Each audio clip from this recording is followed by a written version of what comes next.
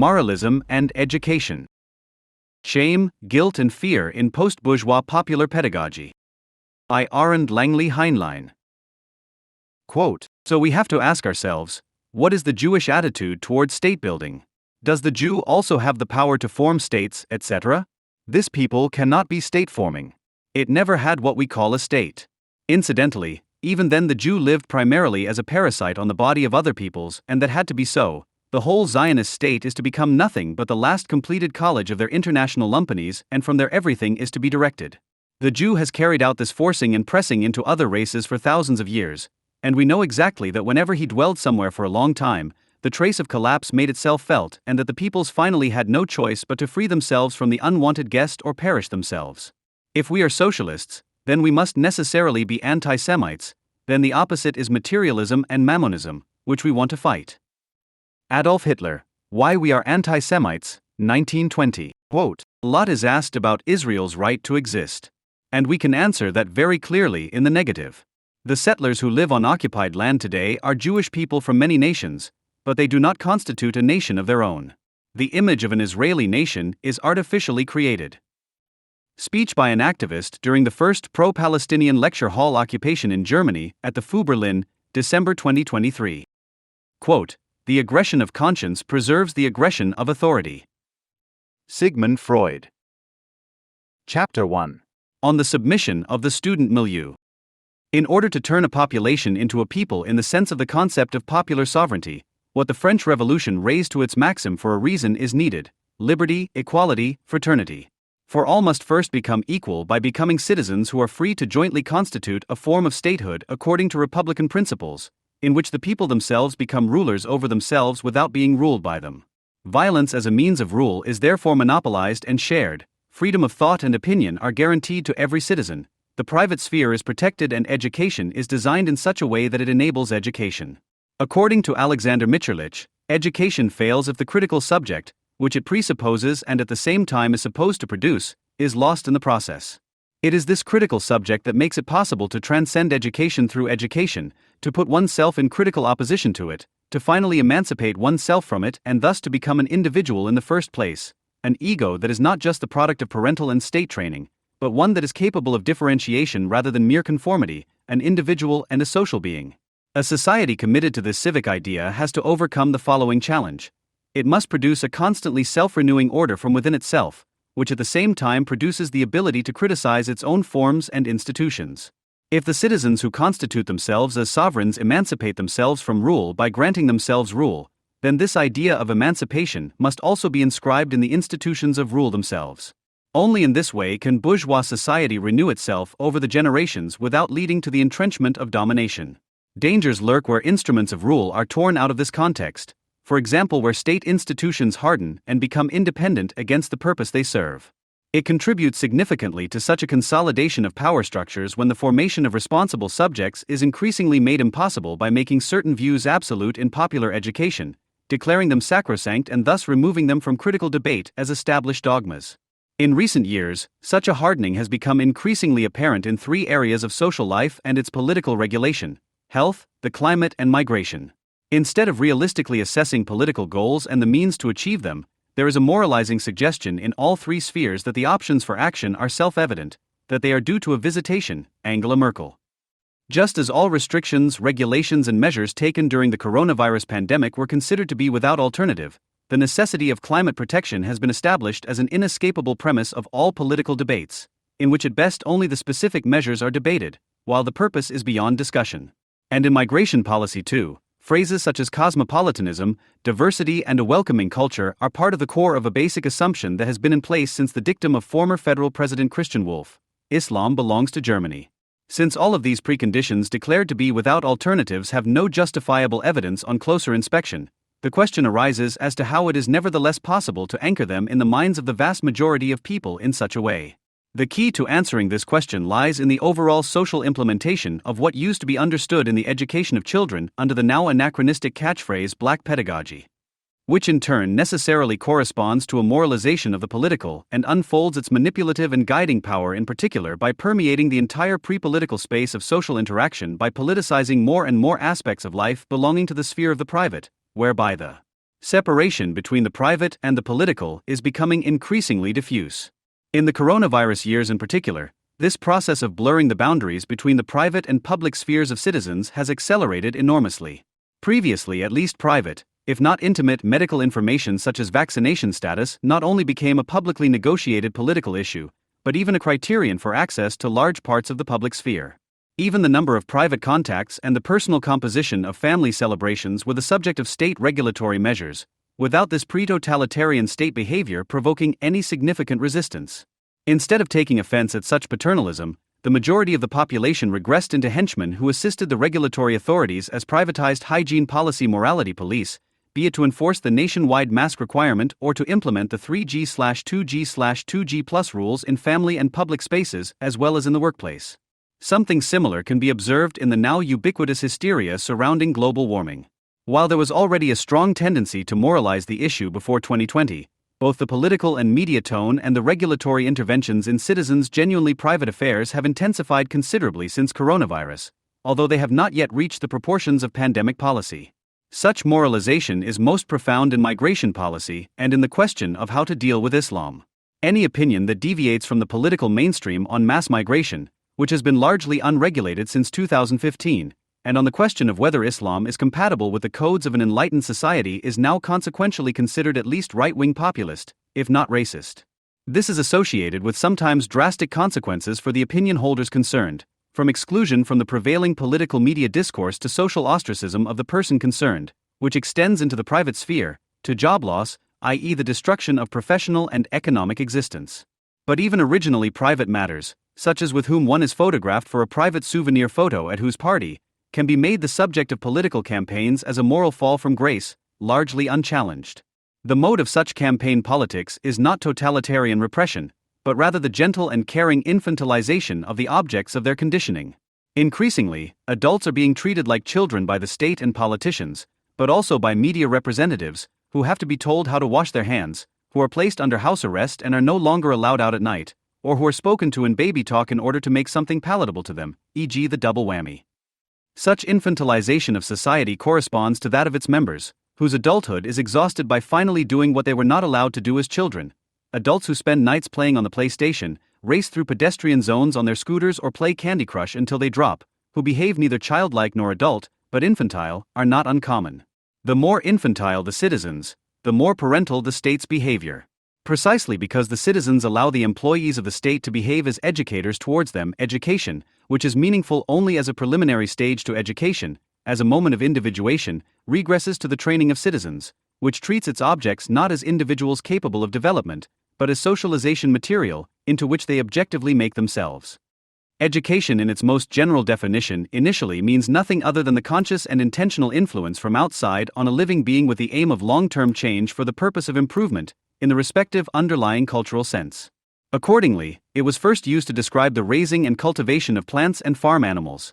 Since ancient times it has also been used to describe the education of people, which is why pupil was long a regular term for pupils of all ages. While an apple tree can simply be pruned, people can be educated by influencing their emotional life. In line with Freud's postulate, it seems that all our mental activity is directed towards acquiring pleasure and avoiding displeasure. Freud's concept of culture refers to the forms of mediation between drive-bound somatic impulses and the respective society, which do justice to the second nature as well as the first, i.e. which not only control or regulate the somatic experience of pleasure or displeasure in cultural activities, such as work, reflection, and artistic production, but also sublimate, redirect, and transform them into productive activities. In this respect, Freud's concept of culture transcends scientific psychology, whose teachings Freud had internalized, towards a theory of culture that reflects nature and society in equal measure. Here the affects still appear to be closely linked to the drives, an understanding that he expands in his work inhibition, symptom, and anxiety, so that anxiety is no longer understood merely as an effect representation of a drive, i.e. not only as a symptom but also as a signal. Freud refers to the psychology of emotional processes, particularly in relation to anxiety, pain, and sadness in infants, thus paving the way for the theory of affect regulation developed by the psychoanalyst Peter Fonagy. As feelings of anxiety, in their various forms, act as the greatest stressor, it is obvious that they are particularly suitable for generating displeasure. Fear-based parenting methods correspond to an authoritarian style of domination. However, Domination cannot be maintained in the long term through fear or the avoidance of displeasure alone if there is no counterbalance in the form of increased pleasure. The sense of well-being of a supposedly right life created by the culture industry, which at the same time deceives people by robbing them of their awareness of the wrong way the world is set up, has expanded into an omnipresent mass deception since the advent of the mass media, especially with the invention of television. However, its lethargic mode, with which it degrades the subjects to passive consumers of culture industry products, has at the same time preserved in people, as Theodore W. Adorno noted in his 1963 essay Résumé über Kulturindustrie, a deeply unconscious mistrust of the world as it is prepared for them by the culture industry. At the same time, its character as a mass deception prevented the intended completion of people's total identification with the order it propagated. For every conventional deception, no matter how sophisticated, always retains that moment of disappointment that enables the deceived to recognize the motive and nature of the deception. However, this distancing moment is disappearing because the post-Fordist transformation of socio-economic conditions and the digital revolution in mass communication have also fundamentally restructured the mode of the culture industry. It is increasingly transforming itself according to the model of a co-working space, in which the promotion and exploitation of ego weakness, which is constitutive of the effectiveness of the cultural industrial regression of consciousness, takes on the form of ruthless self-optimization and self-exploitation. It is only through this that the hyperreality, erroneously stated by Jean Baudrillard in The Symbolic Exchange in Death at the end of the 1970s, has actually been able to be effectively realized in our present. Above all because, contrary to Baudrillard's reasoning, people are no longer passive consumers of the flood of commodity aesthetic images or symbolic sign codes, but rather hyper-individualized and equally reciprocal self-deception has taken the place of mass deception. With the introduction of social media and the spread of smartphones, everyone is potentially also becoming a producer of substitute gratifications that were previously only consumed. In Marx's words, this results in a further social reversal, as the consumption of social media, which has become ubiquitous with the smartphone, now appears to subjects as its opposite, as the production of their own subjectivity. The lethargic effect has been replaced by an activating effect that drives the repetition compulsion, Sigmund Freud, the evidence of which is obvious to anyone who has ever observed themselves or others excitedly scrolling across the touchscreen of their cell phone. The fact that such behavioral patterns also correspond with some research findings at the interface between psychoanalysis and neuropsychology, e.g., the release of neurotransmitters such as dopamine during smartphone use, should not go completely unmentioned here, as the latter forms something like the substrate of human development, the concretization of which ultimately always remains socially mediated. The increasing decline of independence and autonomy as a result of the regression to the level of infantile obedience, Alexander Mitscherlich, is now compensated for by the illusion of comprehensive self-realization of individuals who only appear to be independent in form, who increasingly resemble each other to the point of confusion by imposing their imagined particularity on all sides as a universally valid moral concept, and thus also working towards the comprehensive state care that they help to execute on themselves and everyone else on a daily basis. In this way, it was possible to enforce a nationwide house arrest, known as lockdown, largely without resistance. Because citizens' media use is becoming more and more similar to the behavior of junkies, the softening of restrictive drug laws is logical. As they become less and less mature, they also remain sexually underdeveloped. In the possibility of fluid sexual choice, the latency phase is often made permanent, now even with the legal blessing of Father State, following the passing of the so-called Self-Determination Act. If education is to be committed to the ideal of the responsible citizen, this requires a certain culturally oriented image of man. The child develops into an adult who has been cultivated through education and who differs from the child in his ability to self-regulate his feelings and effects, which enables him to mediate between his own instinctual demands and social conditions.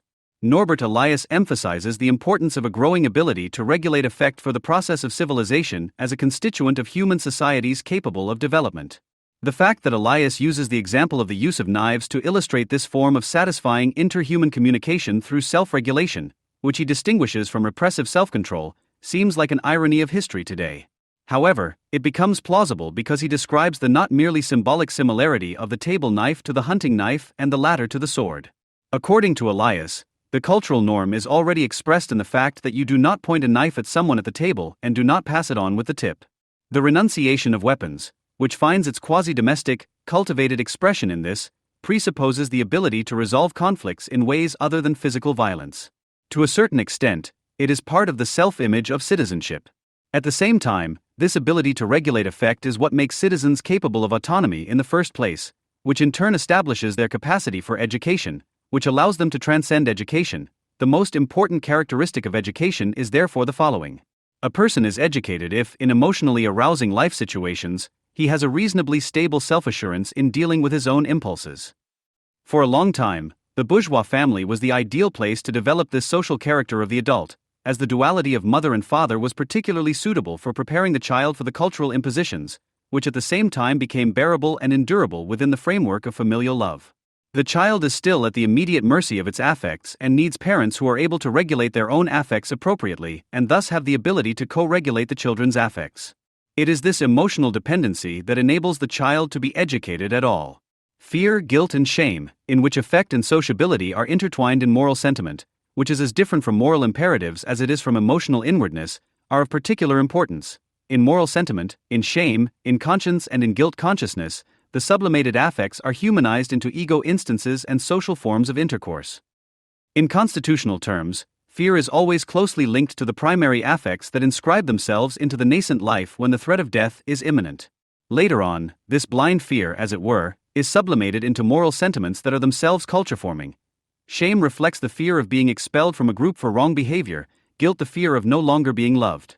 In The Discomfort of Culture, Freud describes how the feeling of guilt is initially conveyed as a fear of deprivation of love via authority and is ultimately internalized through the erection of the superego. Accordingly, culture uses certain means such as guilt fear to inhibit the aggression that opposes it. It goes without saying that these methods are reflected in the cultivation process of education. Feelings of fear, shame, and guilt therefore play a specific role in authoritarian parenting styles, but are ultimately present in all parenting. The assumption that they have been overcome in the current non-violent upbringing in liberal Western societies indicates that the changed way of dealing with them remains unreflected. Guilt, shame, and fear are therefore childlike feelings that contribute to cultivation because they are used to form a conscience. In the process of coping with these feelings, the adult finds a reflective way of dealing with them, through which the capacity for autonomy develops. Only in the context of overwhelming stress situations or pathogenesis do these feelings take over again. Feelings of fear, guilt, and shame play an important role in many mental illnesses, compulsions, depression, addictions. Family structures in contemporary society have changed to such an extent that the adult capable of individuality often no longer emerges. Instead, pseudo-adults develop, equipped with seemingly adult rights, opportunities, and tasks that they are less and less able to cope with. In contrast to adult society, the members of infantile society are less able to regulate their feelings independently. They continue to require co-regulation. Since the infantilized citizen, who can hardly be called a citizen anymore, is easily manipulated effectively from the outside, he is also particularly malleable and susceptible to propaganda, which, unlike ideology, no longer even appears to appeal to adults capable of reflection. This is precisely the basis of the indoctrination that is evident in coronavirus, climate, and migration policy. All it took to implement the unprecedented policy of measures, including the restriction of basic civil and fundamental rights, was to turn a flu epidemic into a global pandemic. By distorting reality with a flood of media images and various worst-case scenarios that could never be derived from the actual disease, a regime of fear was installed based on the threat that any deviation from the norm would result in death by suffocation from a killer virus. However, since not everyone is equally susceptible to this kind of primary fear, social pressure was successively increased on the less rabbit-footed citizens with a flimsy argument of protecting vulnerable groups, potentially dying grandpas whose survival depended solely on the behavior of each individual in compliance with the measures. This kind of fear of guilt, which became omnipresent virtually overnight, was used in politics. Each individual, as a potential carrier of the virus, had become a perpetrator and thus a culprit in waiting. Man had become a virus to man. This meant that the adult ability to reflect on one's own individual guilt or blamelessness was lost. The ability and freedom to make decisions was blocked. Moral sentiments no longer developed. They were replaced by the Freudian fixation of politically desirable feelings of guilt and self-confident shamelessness. This meant that all-round social exclusion in the general lockdown could not only be realized as restrictive political coercion, but also elevated to a moral duty, which most members of the nation of moral world champions executed not only with their typical sense of duty, but also with a German thoroughness that always shows a tendency toward sadism against themselves and, above all, others. This new common asociality was taken to the extreme once again at the end of 2020 with the start of the vaccination campaign. From this point onwards at the latest, shaming was also used across the board. Against all those who were still refusing to comply with the mandatory masks, washing, and social distancing, and who were not prepared to be injected with a new type of vaccine that was only approved in emergencies. The entire republic should point the finger at them, as columnist Nikolaus Blom demanded in Der Spiegel at the time. The subsequent state-imposed segregation was, of course, dependent on society's willingness to participate in order to achieve nationwide effectiveness, but society was not to disappoint the state in this respect. This revealed the far-reaching effectiveness of the population, which had been almost completely subdued by appeals to their feelings of fear, guilt, and shame. Since then, the issue of climate protection has also been increasingly addressed by appealing to at least one of these feelings. For example, almost every natural disaster is no longer viewed by interested parties as an independent phenomenon in terms of how and, if necessary, with which measures one can better protect oneself from this or that weather event in the future, but rather ignoring all specifics, as an expression of an intensifying climate catastrophe that can only be counteracted globally by uncompromisingly limiting global warming. In comparison with the time of the corona state of emergency, the attempt to ignite feelings of fear around climate issues does not, yet, have the same effect because the supposed threat is too abstract and future-oriented. This makes the appeal to people's feelings of guilt and shame all the more effective. This is evidenced not least by a term such as flight shame, a neologism that only emerged around 2017 and is intended to shame all those who continue to travel by air. The fear of social ostracism, which is closely linked to shame, awakens the fear of loss of integrity and recognition that corresponds to the feeling of guilt, a guilt that can only be overcome through compliant behavior. The personal carbon footprint must be balanced, the ecological footprint reduced. The activation of feelings of fear is somewhat more difficult in the migration debate, which essentially only takes place via the detour of a shift in the psychoanalytical sense. The prerequisite for this is the linking of all controversial questions about migration to its opposite, remigration. In this case, fear is fueled by those who are collectively accused of calling for precisely this, the right. As almost every argument critical of migration is not only associated with right-wing sentiment, but increasingly also identified with it, a Manichaean opposition of good and evil with religious connotations unfolds, in which the primal fears of absolute evil can be deliberately played upon. This was particularly evident at the beginning of the year in the excitement surrounding the secret Plan Germany, which is said to have been forged at a conference in Potsdam by 24 previously less prominent critics of the prevailing migration policy. The actual political influence of the conference participants bore no relation to the subsequent public hysteria. The thoughtless talk of a Wannsee Conference 2.0 made the rounds, and the specter of immediate mass deportations was painted on the wall in all its terrifying facets, whereupon commentators from FAZ to SZ to Jungle World raised the anti-fascist protective wall, also known as the firewall, with the last bit of ink, and members of civil society, trimmed for the morally good, flocked to the streets in their hundreds of thousands to avert the allegedly imminent fascist upheaval. The term right-wing is now associated with an immediate appeal to shame, which is intended to convey unambiguously to those so labeled that they could soon no longer be an accepted part of society. In addition, anyone identified as right-wing can quickly be subject to sanctions, even if they have not yet received the certificate definitely right-wing extremist. In cases of doubt, the principle of clan liability also applies. In 2018, for example, a child was denied admission to a Waldorf school in Berlin because the father was an AfD MP. While there were still controversial discussions at the time, proximity to the AfD alone is now sufficient grounds for dismissal. Diakony President Rudiger Skutsch told the Funk Media Group, "Anyone who votes for the AfD out of conviction cannot work for Diakony." And he logically added that these people can basically no longer belong to the church at all, because the AfD's worldview contradicts the Christian view of humanity. The specifically German fight against the right, with its practices of exclusion and shaming, fits in perfectly with the globally influential theories of post-colonialism and critical whiteness theory, which have now increasingly been able to extend their role, which was previously dominant in academia, into numerous state apparatuses in Western nations. What both ideologies have in common is that they also construct a shame and guilt complex in their core content by postulating a historical fall from grace of Christian Western civilization, whose economic and social progress is based exclusively on the exploitation and racist oppression of the so-called Global South, with the historical guilt of countries identified as racially white extending to the present day. In their political agitation, both therefore deliberately use the means of shaming the majority populations in Europe and North America, who are apostrophized as white and therefore privileged. One need only recall the self-humiliating gesture of kneeling down in 2020, after the death of the criminal George Floyd, with which many Western decision-makers, especially in the USA, shamefully admitted their supposed historical guilt to supporters of the anti-Semitic Black Lives Matter movement. The fact that the premise inherent in both theorems, that the Holocaust was only a so-called inner-white conflict, provides a socio-psychological exculpatory function in relation to its own specific history, especially for Germany, which has been made right again, even enables local civil society actors to continue their fight against the right together with mostly Muslim anti-Semites and apologists for Palestinian murderers of Jews. From a historical perspective, the emergence of pedagogy as an independent discipline is not all that old. It is rooted in the age of early liberalism and the emerging bourgeoisie, in the course of which childhood first emerged as a phase of life and development distinct from adulthood. Until then, in the authoritarian and hierarchically structured feudalistic society, corporal punishment was the general punishment of choice for unruly behavior, both for adults and for children who were considered young adults. In contrast, the early Enlightenment proclaimed, in quite different variations, the existence of a moral sense given equally to all people as their natural first nature. Civic education was now to be given the task of awakening this moral sense in children, of developing their social nature in a practical way, so to speak, and of internalizing it permanently by instructing them in virtuous behavior. The focus was no longer on teaching subservient obedience, but on educating children to recognize each other as equally free subjects through the new ideal of equality.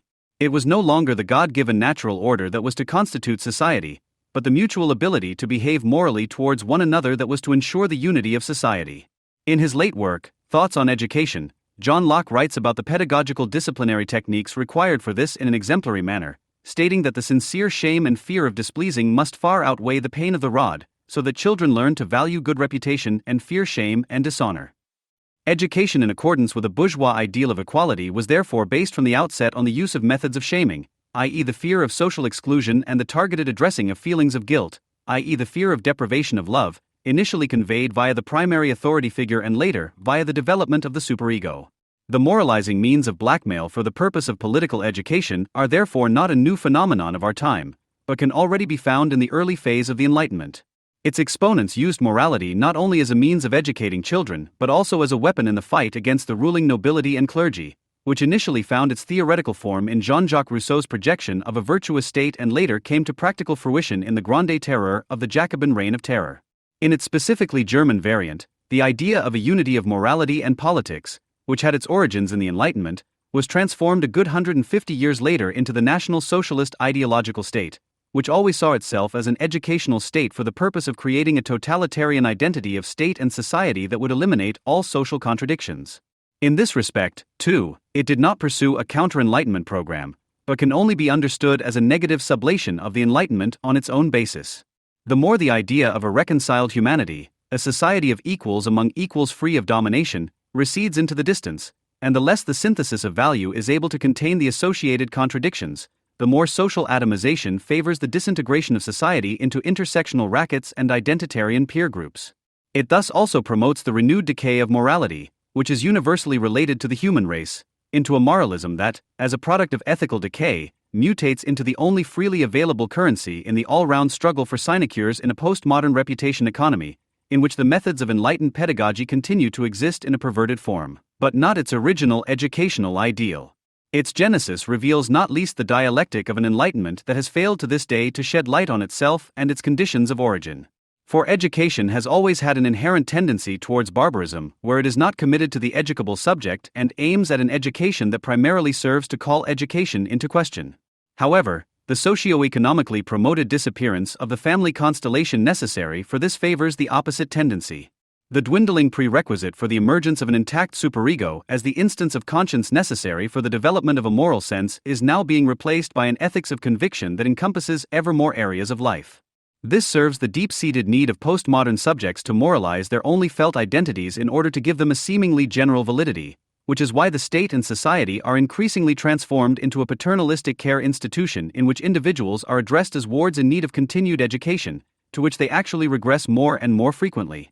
On October 28, 2018, 3 months after the incident, Smith College released a 35-page report by a law firm specializing in discrimination.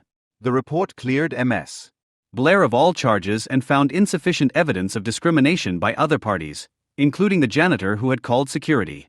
Nevertheless, McCartney emphasized that the report confirmed Omo Knut's lived experience, particularly the fear she felt at the sight of the security officer. Quote, "I suspect that many of you will conclude, as I have, that it is impossible to rule out the possible role of implicit racial bias." End quote. This is despite the fact that the report found that Knut could produce nothing to support the claims she made on Facebook about a long-standing pattern of discrimination. McCartney did not publicly apologize to staff after the report was released, to the dismay of many employees. Instead, Jackie Blair was punitively transferred to another residence hall, where she overheard one student whisper to another during her first week, "There goes the racist." Instead of protecting and exonerating the non-academic staff from the absurd allegations, Smith College decided to subject them to training to explore their racial biases. They were subjected to intrusive, invasive questions from counselors hired specifically for this purpose, such as about assumptions and prejudices about black people from their childhood and family. Faculty members, of course, were not required to participate in this embarrassing inquisition, but were invited to participate in white accountability groups and explore their consciences. Roxanne Hall, Director of Racial Justice at the American Civil Liberties Union Massachusetts and Ms. Knute's attorney, cautioned against drawing conclusions from the exculpatory investigative report because unconscious bias is difficult to prove. For him, the blame for the incident lay solely with the employees, who should have kept their mouths shut about their subsequent treatment. Quote, "It is disturbing that people feel more offended by being called racists than by actual racism in our society," he said. "The accusation of being racist is not comparable to the consequences of actual racism." End quote. The fact that people were threatened, had to give up their jobs, and in some cases fell seriously ill as a result of his clients' completely unfounded accusations did not matter to him. Of course, no one thought that such a denunciatory student had no place on a campus. Instead, Ms. Knute graduated with a bachelor's degree in 2021. Although all major media outlets jumped on the story of the allegedly racially assaulted young student in the summer of 2018, the facts were only set straight by the New York Times after the actual perpetrator had left the scene unscathed and with academic honors. The case of Omo Knute shows how the so-called cancel culture works and what ideological foundations it uses. It also sheds light on the role played by institutions such as Smith College, established media, the internet, and social networks. However, it is also interesting to note that there is increasing criticism, at least of the excesses of cancel culture. The New York Times, for example, which had supported the Knute's campaign 3 years previously, suddenly realized that the incident was not just about racism, but also about power and class. In a detailed report, the paper explicitly defended the campus employees, putting anti-racist activists like Roxanne Hall in a bad light. Even if Donald Trump's removal from office has increased the willingness to deal with the excesses of the campaigns during his 4 years in office, this cannot be seen as the only reason why the case has suddenly come under scrutiny. In any case, it is clear that the way in which the story has been taken up does not get to the bottom of the problem, but rather, through the presentation of those affected and their stories, remains largely rooted in the same mechanisms that made the Smith College case possible in the first place, except that instead of racism, the focus is now on so-called classism. This fashionable buzzword means that people are not exploited and oppressed because of their class, but discriminated against and treated with too little respect. It thus exemplifies the tendency to transform social markers into identitarian ones. Unlike the concept of racism, the imminent moment of truth in the description and critique of social conditions makes the concept of class more useful for understanding the scandal at Smith College, which cost $78,000 a year to attend, more than twice as much as the gross salary of the employees concerned. It also makes it possible to grasp the disdain of the politically dominant new middle class and its exponents such as Hillary Clinton for the deplorables. Nevertheless, the concept of classism remains a misguided one, as it turns social class into an identity marker, which it is not in a liberal meritocratic society, at least to some extent. Class is a social category and not an identity category. Anyone who comes from an educated background, has attended university and has mastered academic jargon is not immune to having to live in poverty. Those who come from the less educated lower class can be successful at school, rise to the middle or upper class through an appropriate education or special skills and, like Omo Knute, be the first member of her family to attend an expensive college. Meritocracy, and with it the promise of advancement through education, has always included disdain for those who don't make it and in the USA, for example, was associated with looking for the reasons for the lack of social advancement of many black people only in the ingrained behavior of the black communities or describing uneducated whites as trash. However, anyone who claims that people should not be discriminated against, i.e. criticized, because of their class, that their lack of education, their resentment and whatever else goes hand in hand with economic misery should not be targeted, is basically neither seeking to abolish class society nor to organize class advancement. This would have to go hand in hand with people overcoming their backwardness and, for example, being the first in their family to receive a full education, possibly going to university or becoming self-employed, working in a qualified profession as a skilled worker, technician, craftsman, etc., and thus acquiring the skills needed to rise from the lower class. The concept of classism, on the other hand, ascribes the predominantly unpleasant characteristics and behaviors associated with social declassification to people as an identity to be respected and not overcome. It is precisely because poverty not only denies people participation in social wealth, but also prevents them from leading a reasonably self-determined life, that it has a negative effect on personality and should therefore be abolished. The tendency to place people with the wrong views under suspicion and, if possible, to oust them not only from social networks but also from their jobs as competition for the best positions intensifies is undoubtedly on the rise. However, as criticism of at least the excesses of cancel culture is becoming increasingly frequent, the question arises as to what extent the latter is able to put the former in its place. It is striking that many critics not only come a long way towards their opponents, but also indulge in fundamental illusions about the functioning of the bourgeois public sphere and its liberal ideal. A good example of this is the Open Letter, in which numerous well-known intellectuals and professors such as Salman Rushdie, Noam Chomsky, J.K. Rowling and Garry Kasparov spoke out in favor of open debate and pluralism of opinion. Quote, "Political movements for racial and social justice are leading to overdue demands for police reform as well as broader calls for greater equality and inclusion in our society, not least in higher education, journalism, philanthropy, and the arts. But this necessary reckoning has also reinforced a new set of moral attitudes and political ideas that tend to weaken our rules for open debate and tolerance of difference in favor of ideological conformity. The forces of illiberalism are gaining strength worldwide and have a powerful ally in Donald Trump, who represents a real threat to democracy. However, the resistance must not harden itself into dogma or coercion, which right-wing demagogues are already exploiting. The democratic inclusion we want can only be achieved if we speak out against the intolerant climate that prevails on all sides." End quote. This introduction alone proves that these intellectuals firstly misinterpret cancel culture as a reaction to the rise of the right-wing populists and secondly have already given in to the political concerns of the representatives of cancel culture to such an extent that meaningful criticism is hardly possible.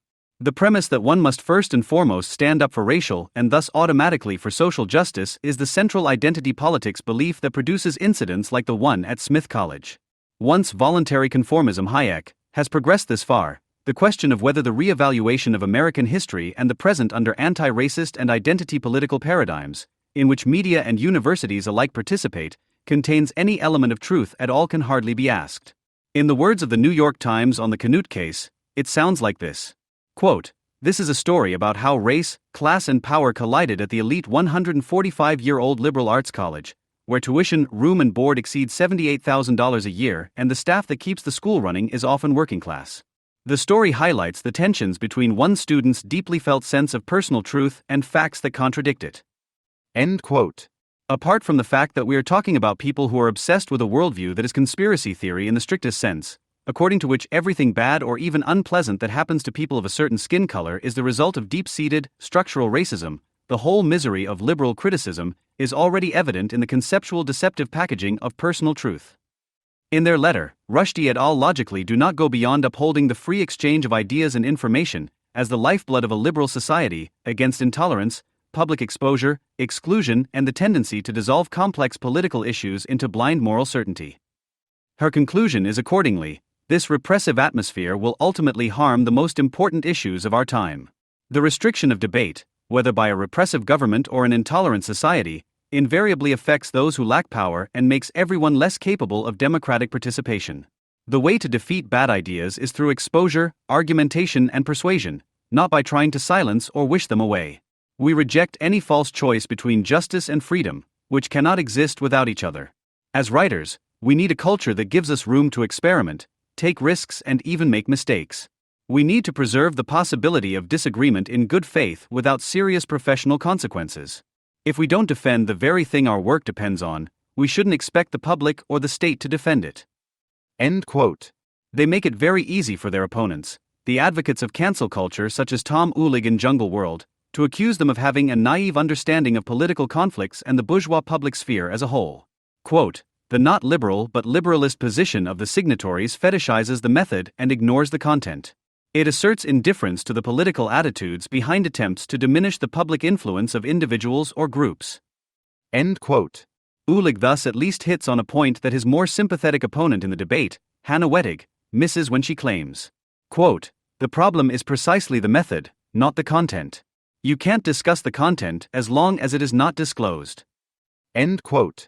This leaves the last word in the debate on cancel culture to Jorn Schultz, who can succinctly proclaim that every hierarchical society is a cancel culture that endeavors to suppress deviations from the norm that are considered dangerous. The leftist bad habit of claiming that every new phenomenon has always existed is paired here with the affirmation of the ugly trait of the hegemonic bourgeois public sphere of not only having been an inclusive, but also always an exclusive event. Uhlig and Schultz are able to make such a splash not least because they are objectively on the side of the current trend of capitalist rule, which is forming itself as a civil society. Habermas, for example, attributed the boom in this term to movements that contributed to the end of the Eastern Bloc.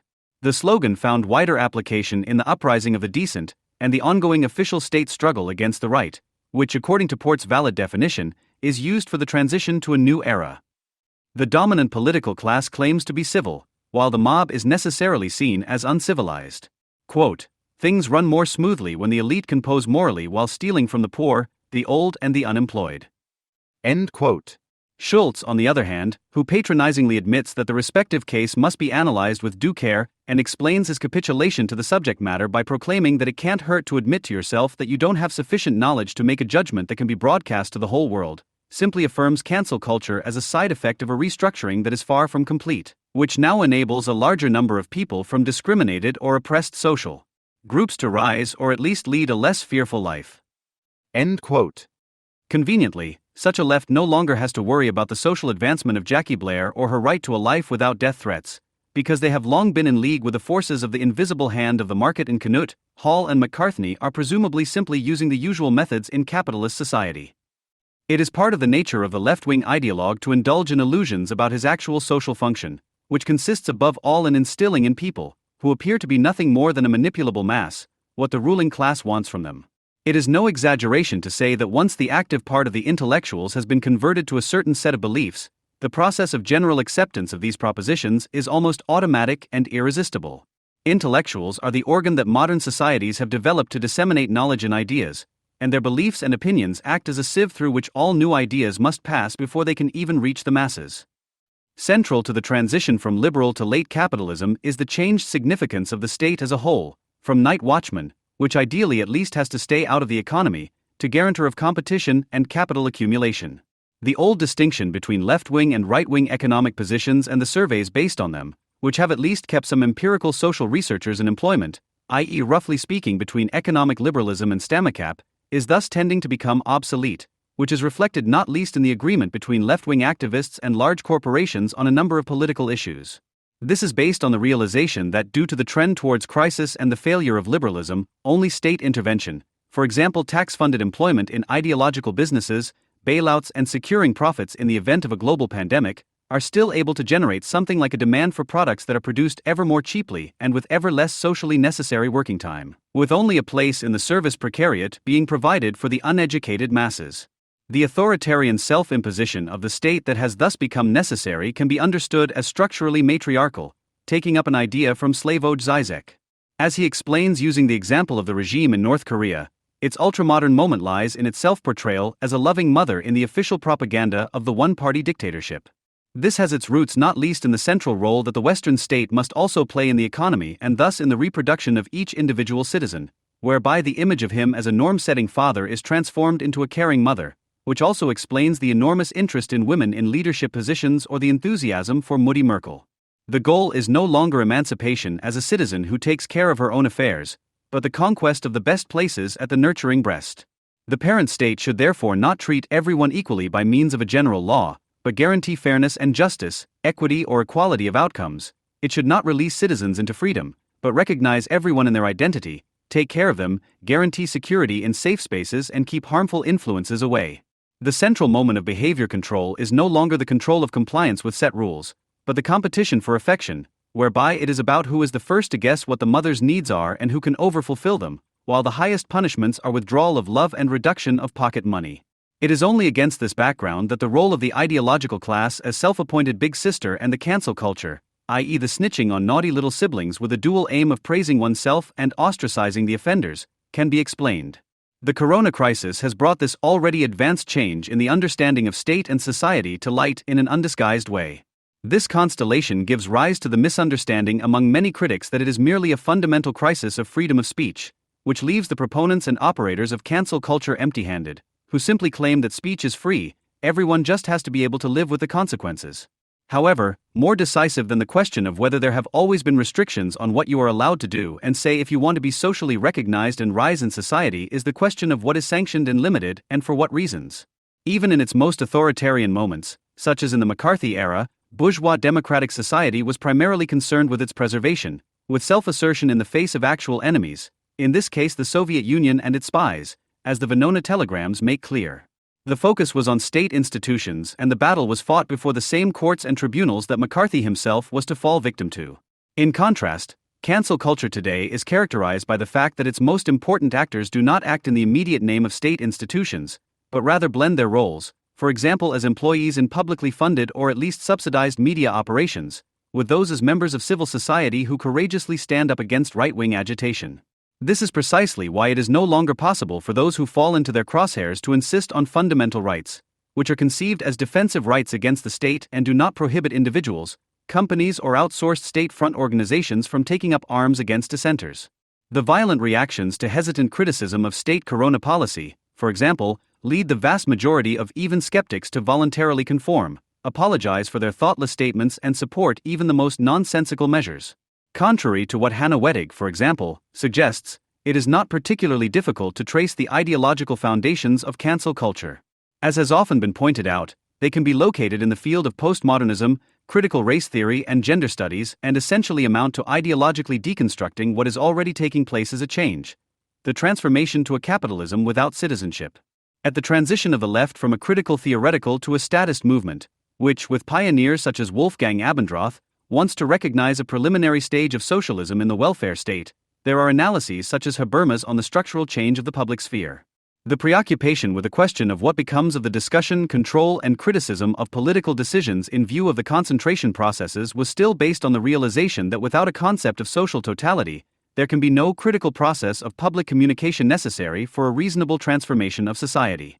In a remarkable concession to the zeitgeist, however, Habermas stated in the preface to the new edition of 1990 that the assumption that society as a whole can be presented as an association on a large scale has lost all plausibility in view of the degree of complexity of functionally differentiated societies and consequently bounces off the realities of the market-driven economic system and a power-driven administrative system, thus calling into question the core of his analysis itself. The basis for the development of the bourgeois republic and the constitutional state is that the private sphere acquires an independent existence. Only against this background is an independent public sphere even conceivable. According to Marx, the French Revolution unleashed the political spirit from its mixture with bourgeois life and constituted it as the sphere of the commonwealth, of the general affairs of the people in ideal independence from those particular elements of bourgeois life. The Marxist critique of ideology takes the idea of the political public sphere and its relativization as bourgeois seriously by demonstrating the inherent contradiction of claiming general accessibility, but neither guaranteeing nor really wanting it, but rather placing the affairs of the state in the hands of specially trained elites and securing them against the political influence of the dispossessed masses. The failure of both liberalism and the intention to publicly establish autonomy by abolishing private property leads to a social situation in which, with incomplete competition and dependent prices, social power is concentrated in private hands. Through the processes of concentration and crisis, the antagonistic structure of society thus becomes a merely coercive context, resulting in the need for a strong state. State intervention in economic processes and in the social sphere in equal measure also paves the way for the opposite tendency, i.e. the transfer of state powers to private institutions. It is only this dialectic of a socialization of the state, which simultaneously asserts itself with the progressive nationalization of society, that gradually destroys the basis of the bourgeois public sphere, the separation of state and society. A repoliticized social sphere emerges between, and as it were, from both, which eludes the distinction between public and private.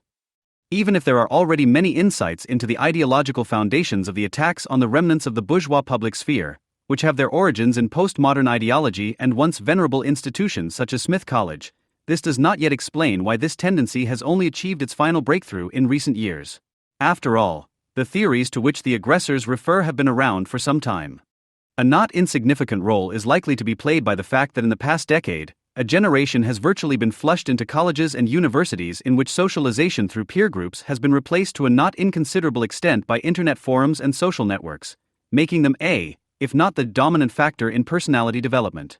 The experience that one can not only be a different person with a freely chosen identity in the virtual world, but can also achieve a multiple of reputation, reach, resonance, and influence, lends considerable plausibility to postmodern identity politics such as the idea of a freely chosen gender. The rules of the game of internet discourse, such as mutual recognition, independence from the social status of the participants, or the free choice of appearance and appearance, are increasingly at odds with the first and second nature of the so-called real world, with its physical, economic, biological, and social limitations, which is seen as increasingly hostile. In this way, a virtualized social sphere is constituted, which not only tears down any distinction between public and private, but is predominantly controlled by concentrated corporations in a way that was hardly imaginable in the 1950s and 60s. The form of what is referred to as cancel culture, which is inseparable from the content, is therefore based on the primacy of the digital, as the term itself reveals. The rules of internet communication make it necessary to radically exclude troublemakers, i.e., to cancel them like the installation of an unwanted computer program. Without this primacy of the virtualized social sphere, the final liquidation of the public sphere in the corona crisis, which has been accepted without resistance by large parts of the population, is simply unthinkable, as this loss seems only marginal to many people, especially younger people, and many may even welcome the fact that they have even less direct contact with real people who are often perceived as annoying. The desire to be spared from unpleasant ideas, harmful influences, dangers lurking in the outside world, and unfriendly contemporaries who might dare to question one's identity, which is already largely realized in moderated internet forums and social networks monitored by censors, where everyone can limit their contacts and influences as they wish, is here encroaching on the remnants of public life in the form of the maternal welfare state. The neurosis of an Homo Canute, who felt existentially threatened and questioned by a harmless conversation with a security officer, her deeply felt personal truth, is elevated to the highest social principle. The panicked fear of being infected with bad ideas or a virus, the spread of which must not only be contained, but completely cancelled, corresponds very largely to this. It is no coincidence that the term new social contract has become established as a central catchphrase for the transformation of society, which is also reflected in the equally popular formula of the intergenerational contract. The imposition already inherent in Rousseau's construction of transforming the interests of individuals into the immediate will of citizens oriented towards the common good accommodates the terror of virtue of cancel culture, which, like Rousseau, wants a democracy without public discussion, and sees its central task as influencing the masses in the right direction. In this respect, the move towards totalitarianism is not expressed by organizing torchlight marches, establishing a police state, or advocating militarism. On the contrary, starting from the virtual world, the social sphere is to be transformed into a re-education institution, in which everyone from kindergarten teachers to social workers, journalists, and politicians who has what it takes to be a capable public educator can participate. The social pact demands an unconditional appropriation. The is absorbed into the citoyen. Rousseau projects the idea of a penetratingly political society in which the autonomous private sphere, bourgeois society emancipated from the state, no longer has a place. Those who see the dispute over cancel culture as merely a problem of freedom of speech or its form overlook the fact that it is a much more fundamental political issue, at the heart of which is the question of how exploitation and domination are not only to be organized or administered today, but also anchored in the hearts of citizens. In the spirit of Hayek's voluntary conformity, it advocates an understanding of state and society that fundamentally contradicts a strict constitution dug in or in marble. Rousseau's democracy of non-public public opinion ultimately postulates the manipulative exercise of force. The common will is always right, it says in the infamous passage, but the judgment that guides it is not always enlightened. It must therefore be presented with things as they are, sometimes as they should appear to it. The reason why Western societies allow themselves to be terrorized by a minority lies not least in the fact that many of their opponents capitulate from the outset or surrender to liberalist illusions. Instead of making a plea for tolerance and pluralism in favor of the operators of cancel culture, we should insist that every political question is a question about the right society and therefore about the truth. However, the increasingly totalizing welfare state of post-bourgeois capitalism can in no way do justice to this claim, which is why it is urgently and increasingly dependent on cancel culture, i.e. the attack on the remnants of a public sphere oriented towards reason. Imagine your 18-year-old daughter comes in and cries because she didn't get the university place she had hoped for. She says she can't imagine why she was rejected. After intense questioning, you realize that tweets and bad jokes about classmates that your daughter posted online when she was 16 must have been the reason for the rejection. She tells you that she must have said some dubious things that could be considered racist. Quite clearly racist, in fact, you realize, using profanity and offensive language. Now think about what rights you have since your daughter is considered racist. After all, the evidence is on the net for all to see. You can't undo things and travel back in time to re-educate her or convince her that her comments were unwise. Of course not. But she was a teenager when she wrote that crap. She wouldn't say something like that today, and she wouldn't secretly think it. But you won't get away with this objection because neither you nor your daughter have a right to a hearing or a trial. The university follows its standards and dictates where it goes. There is no right of appeal. Your daughter does not meet the standards, and that's that. By the way, you must be guilty too. How could you educate her in such a way that these racist ideas get stuck in her innocent head? She was rejected because the university wants to be a safe place for its students that cannot be jeopardized by racist deplorables. Are you going to allow your daughter to infect other students with her vile views? Young people of color, in particular, may have their feelings hurt by your daughter's presence on campus. Admission not granted. Denied. Because this story is not made up and has played out many times before, the trumped-up arbitrariness with which the line between guilt and innocence is drawn should be subjected to criticism here. Take the case of Nick Ruckley, until recently head of a charity, a man who for many years supported young people of all skin colors from poor backgrounds in Manchester. In June 2020, he criticized Black Lives Matter, whose agenda was too radical left-wing for him, and called George Floyd a professional criminal in this context. A Facebook campaign prompted the shareholders of the charity to sack Nick Buckley after just a few days. His comments were apparently too racist for them.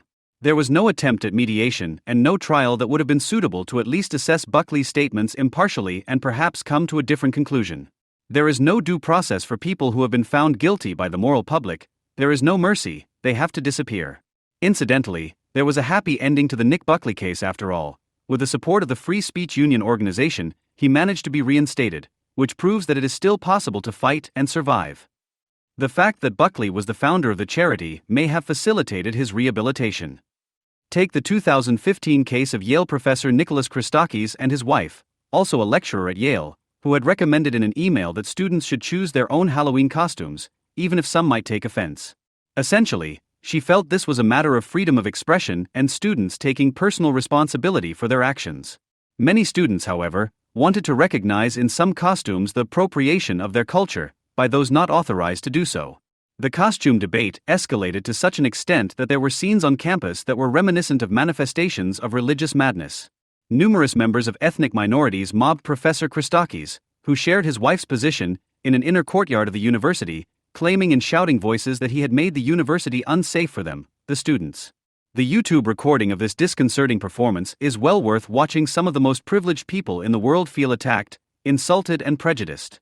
Christakis, who reacted to the accusations with the utmost restraint and understanding and pleaded for a reasonable exchange of arguments beyond criteria such as skin color or gender, had to experience how a female student was protected by a fellow student, a tall and well-trained-looking man, as if his arguments posed a physical threat. Once again, these were students from one of the most prestigious educational institutions in the world. They were enraged beyond measure and, at a certain point, dangerous to the physical integrity of their opponent, because they believed that Halloween costumes had the power to threaten their personal safety and exclude them as racially inferior. It all started with an email from Ms. Christakis, who had urged students to behave responsibly on a completely innocuous issue. Guilty. The Christakis couple eventually agreed to terminate their employment by mutual consent. They received almost no support at all from colleagues or the university administration. These Yale students felt as violated as if they had been subjected to a physical assault. This incident is not an exception either. Similar scenes have been taking place at various universities in the United States and Great Britain for years. It is both a middle-class phenomenon and a cultural upheaval. Graduates from these universities are now employed by newspapers, publishers and media organizations such as the BBC, YouTube, Twitter and Google, and play a key role in shaping public opinion. What began on campuses in the USA and the UK has long since found its way to mainland Europe.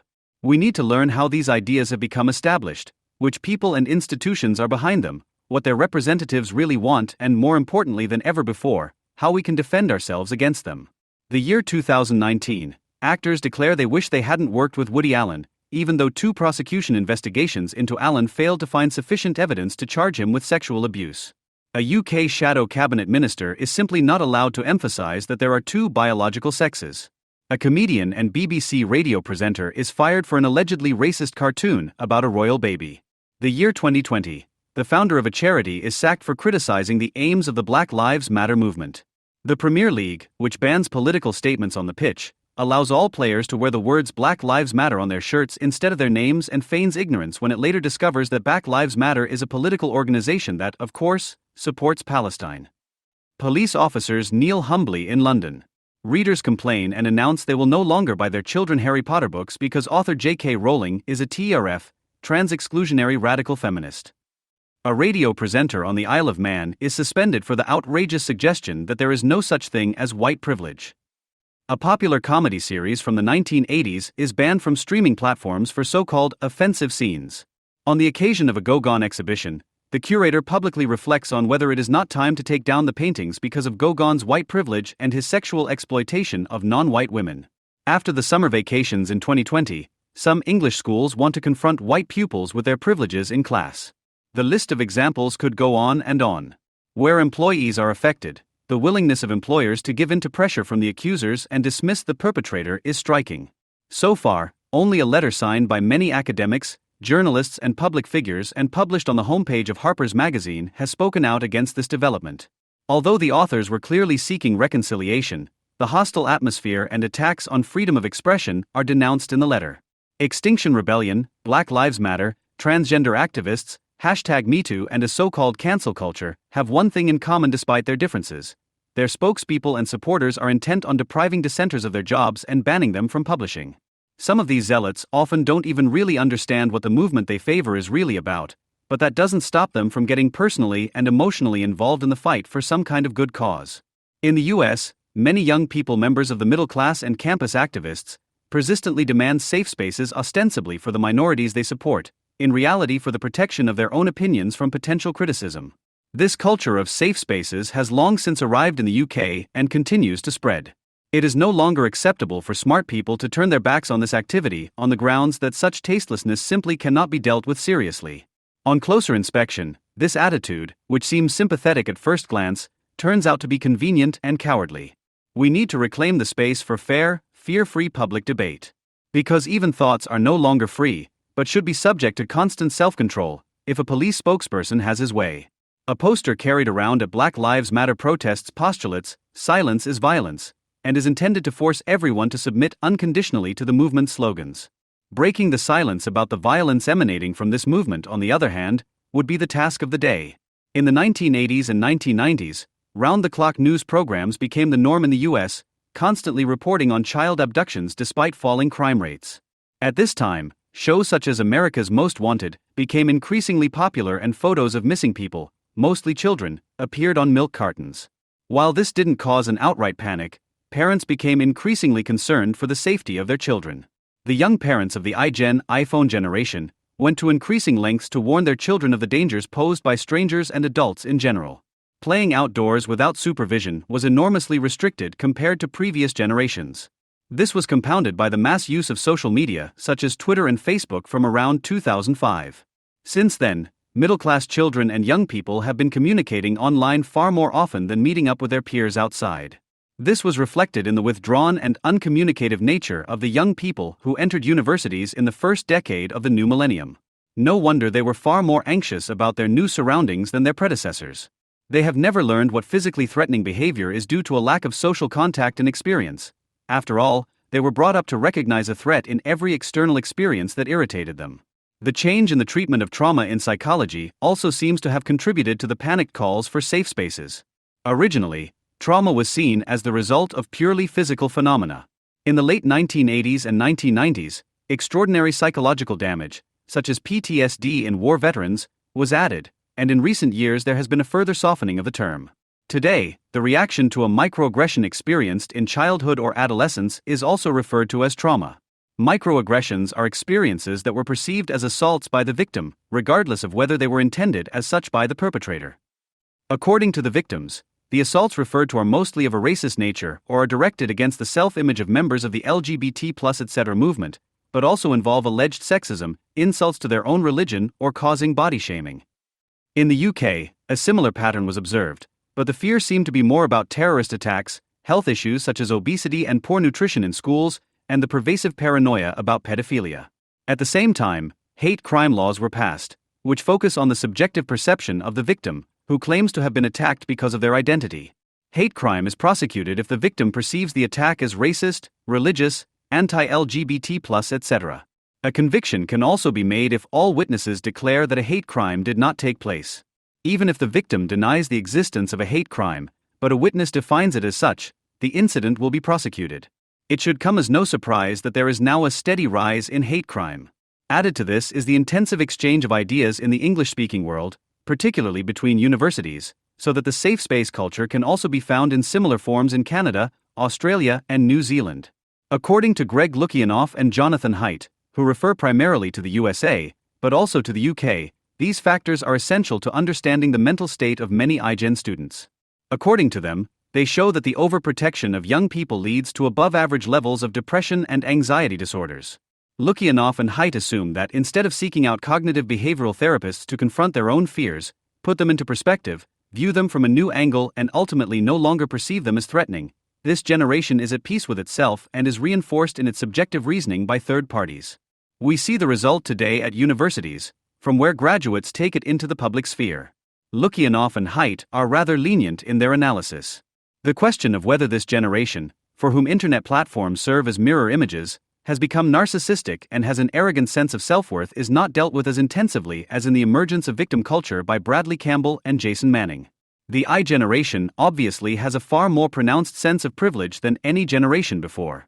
The cynicism with which they spit in the faces of their enemies that they are privileged is revealing. Extreme self-centeredness coupled with an inability to think objectively are their worst characteristics. Purely self-centered argumentation is increasing enormously in the English-speaking world from Stanford to Oxford, while at the same time the possibility of resisting it is becoming more and more restricted.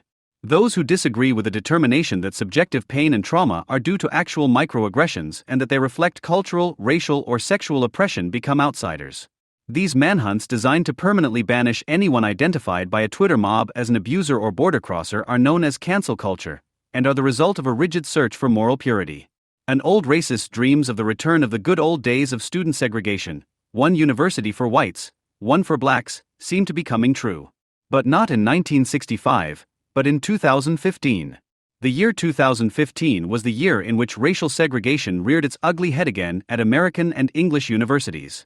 However, based on an absurd subjective logic, it is still considered progressive today. Videos can be seen on YouTube in which white students declare that they consider the segregation of black students to be a fair idea.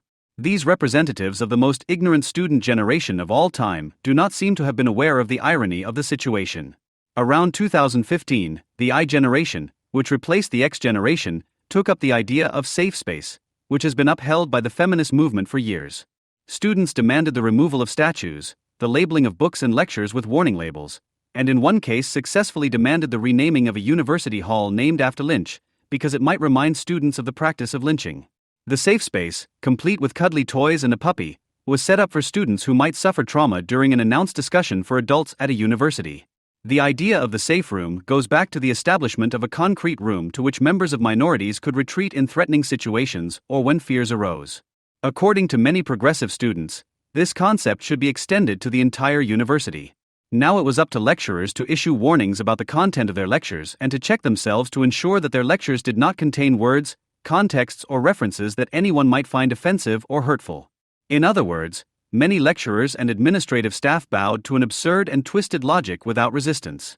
Those who rebelled quickly learned that there was virtually no solidarity in academic circles. The case of the Christakis couple mentioned above speaks for itself.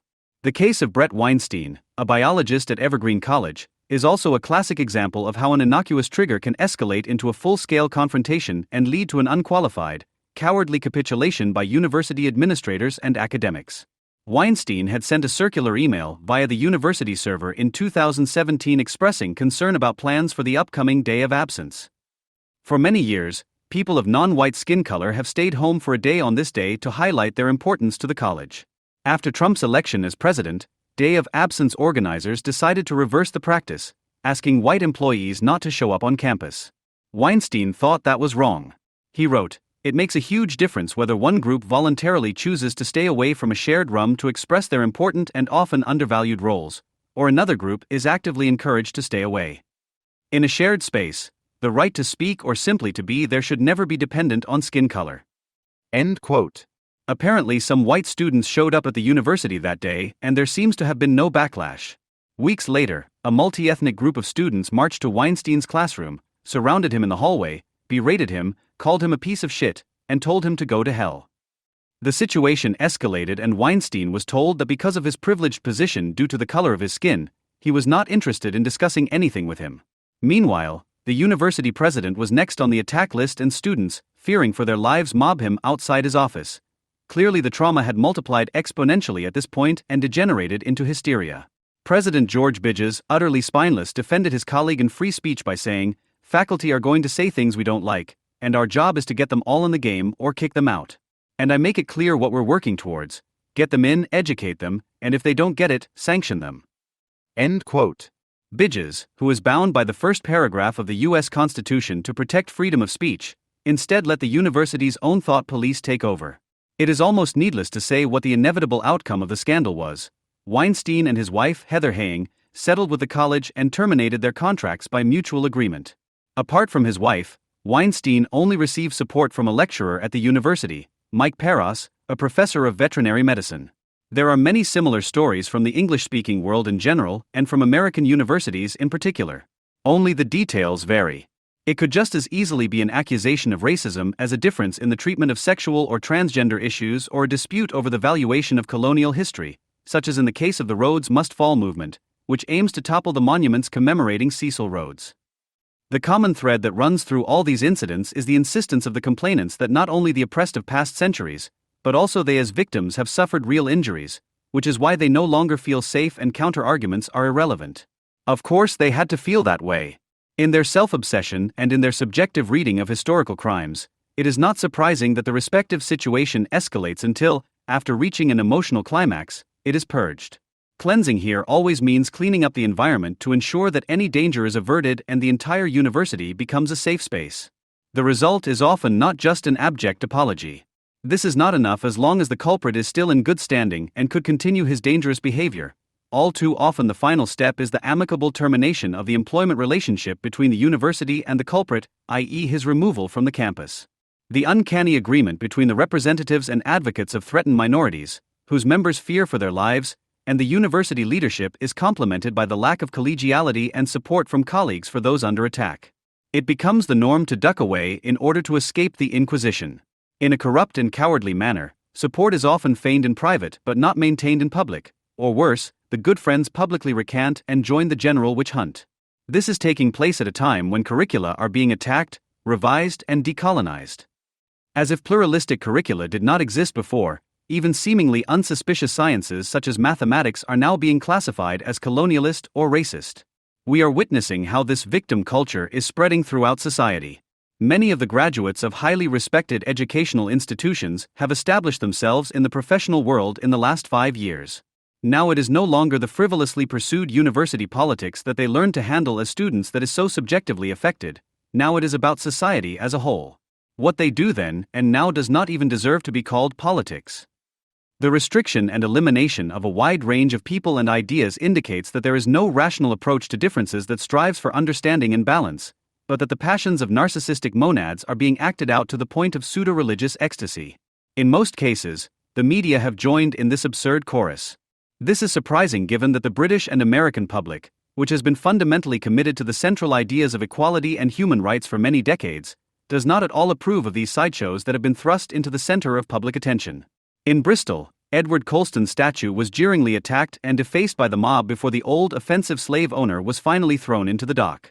Winston Churchill did not escape the wrath of the mob in a coffin hastily built around his statue, and Mahatma Gandhi is already on the list. In Boston, Abraham Lincoln and the freed slave at his feet, who was about to stretch his bent back confidently, fared no better. The two protagonists on the Emancipation Memorial, whose Boston copy was paid for by freed slaves, have to move to the City Museum.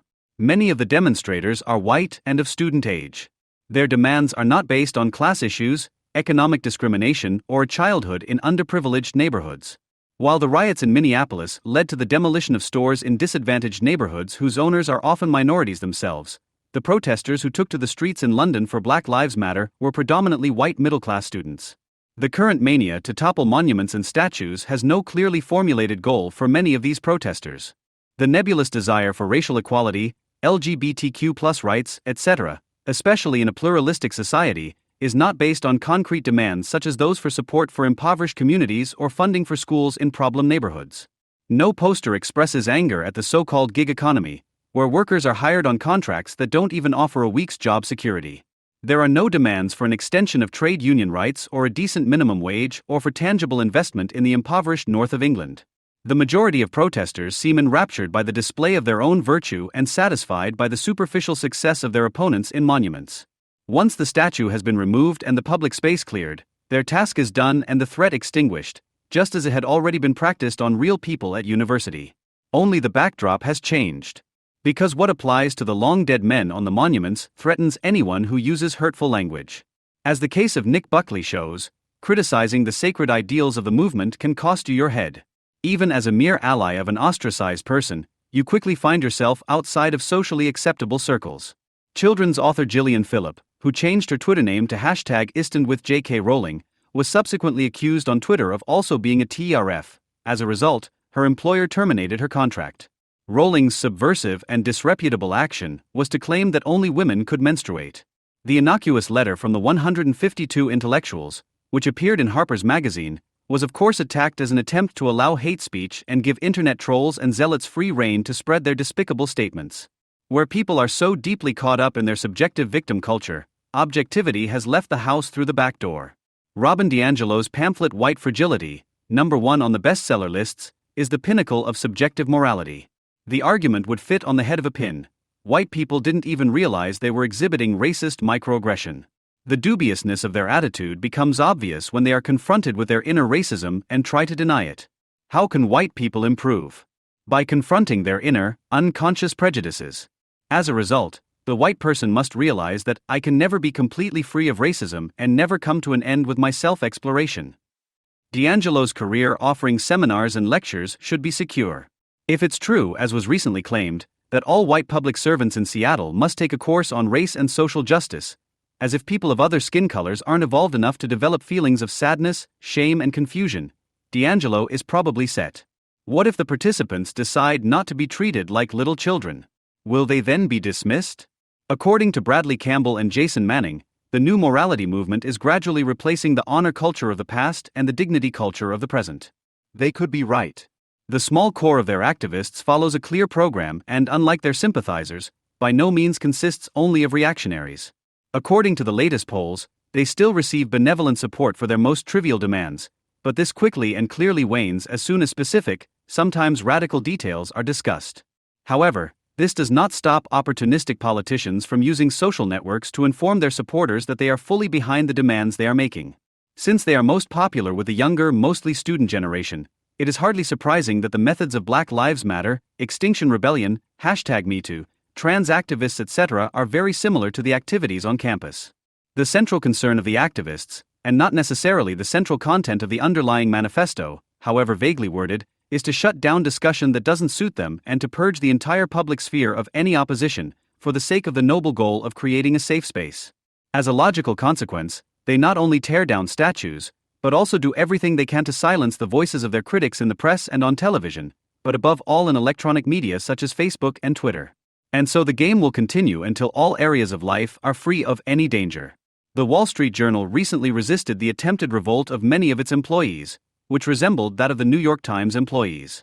This could serve as a model for all those who want to defend themselves against coercive proselytizing and malicious insinuations by individuals or organizations. The point is not to suggest that Orwell's nightmarish visions have come true after all. Nevertheless, we are witnessing a critical escalation in the public debate in the English-speaking world.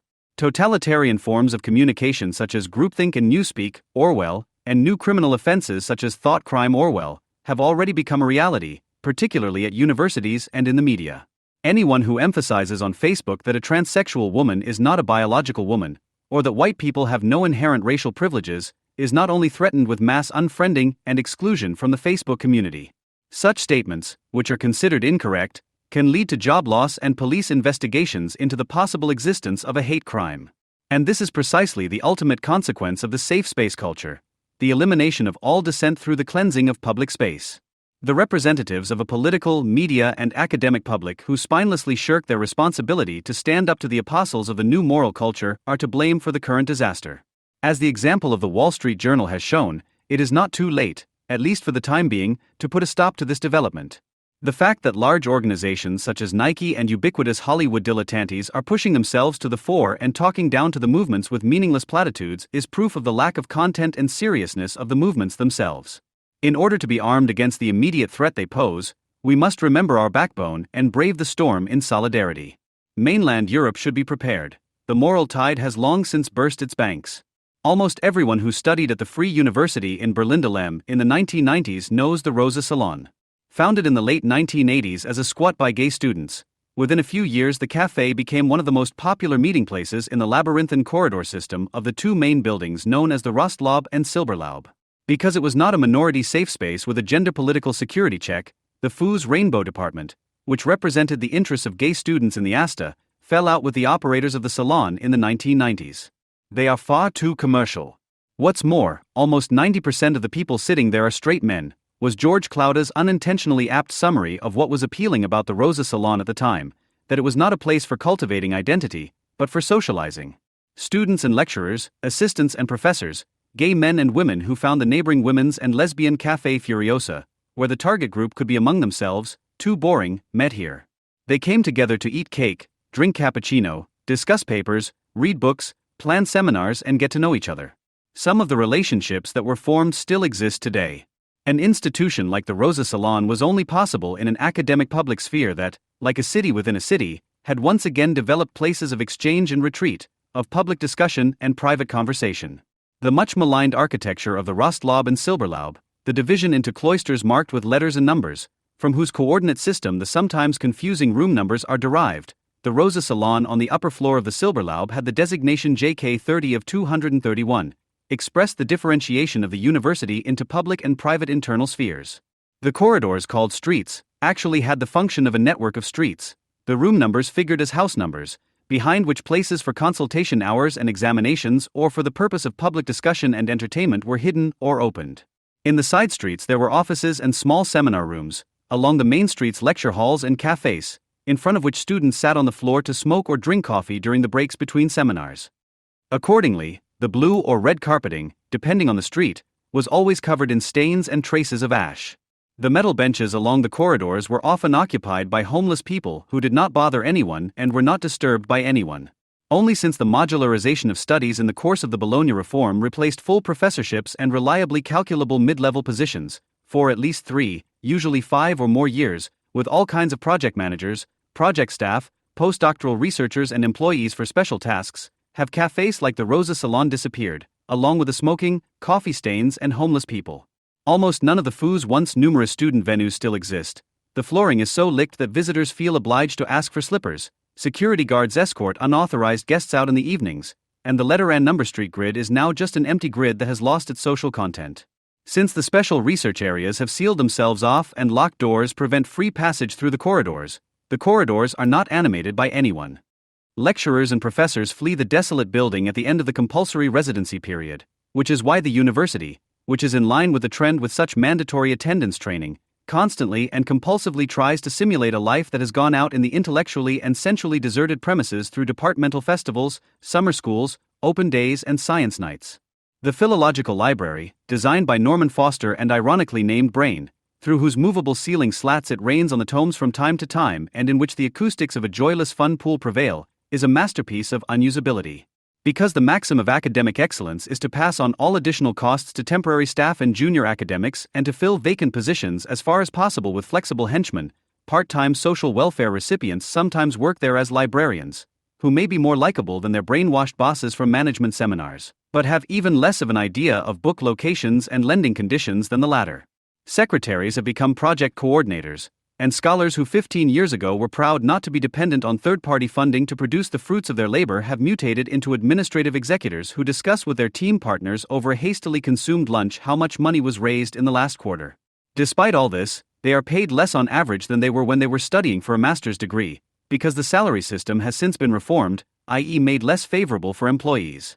The fact that academics have always belonged to the parasitic class has often had surprising, sometimes subversive consequences for as long as the bourgeois institutions halfway believed in their own ideology. Since the clique of researchers and thinkers has been held together by nothing but the fear of being pushed off the office chair by younger competitors, who are always also colleagues, everyone adheres to the maxim better honest than charming when it comes to intellectual work.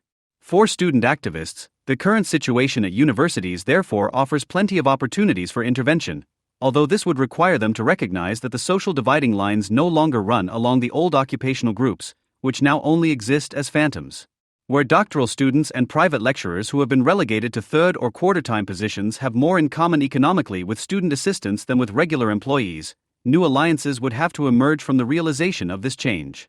The smear theater of graduation ceremonies introduced with a bachelor's degree, at which successful graduates in festive dress accompanied by parents and partners in parodistic Oxford-Cambridge reenactments listen to pompous speeches by their excellences, could be converted into a fun district festival at which the homeless, who have not disappeared from dilemma after all, could treat themselves to salmon and caviar rolls.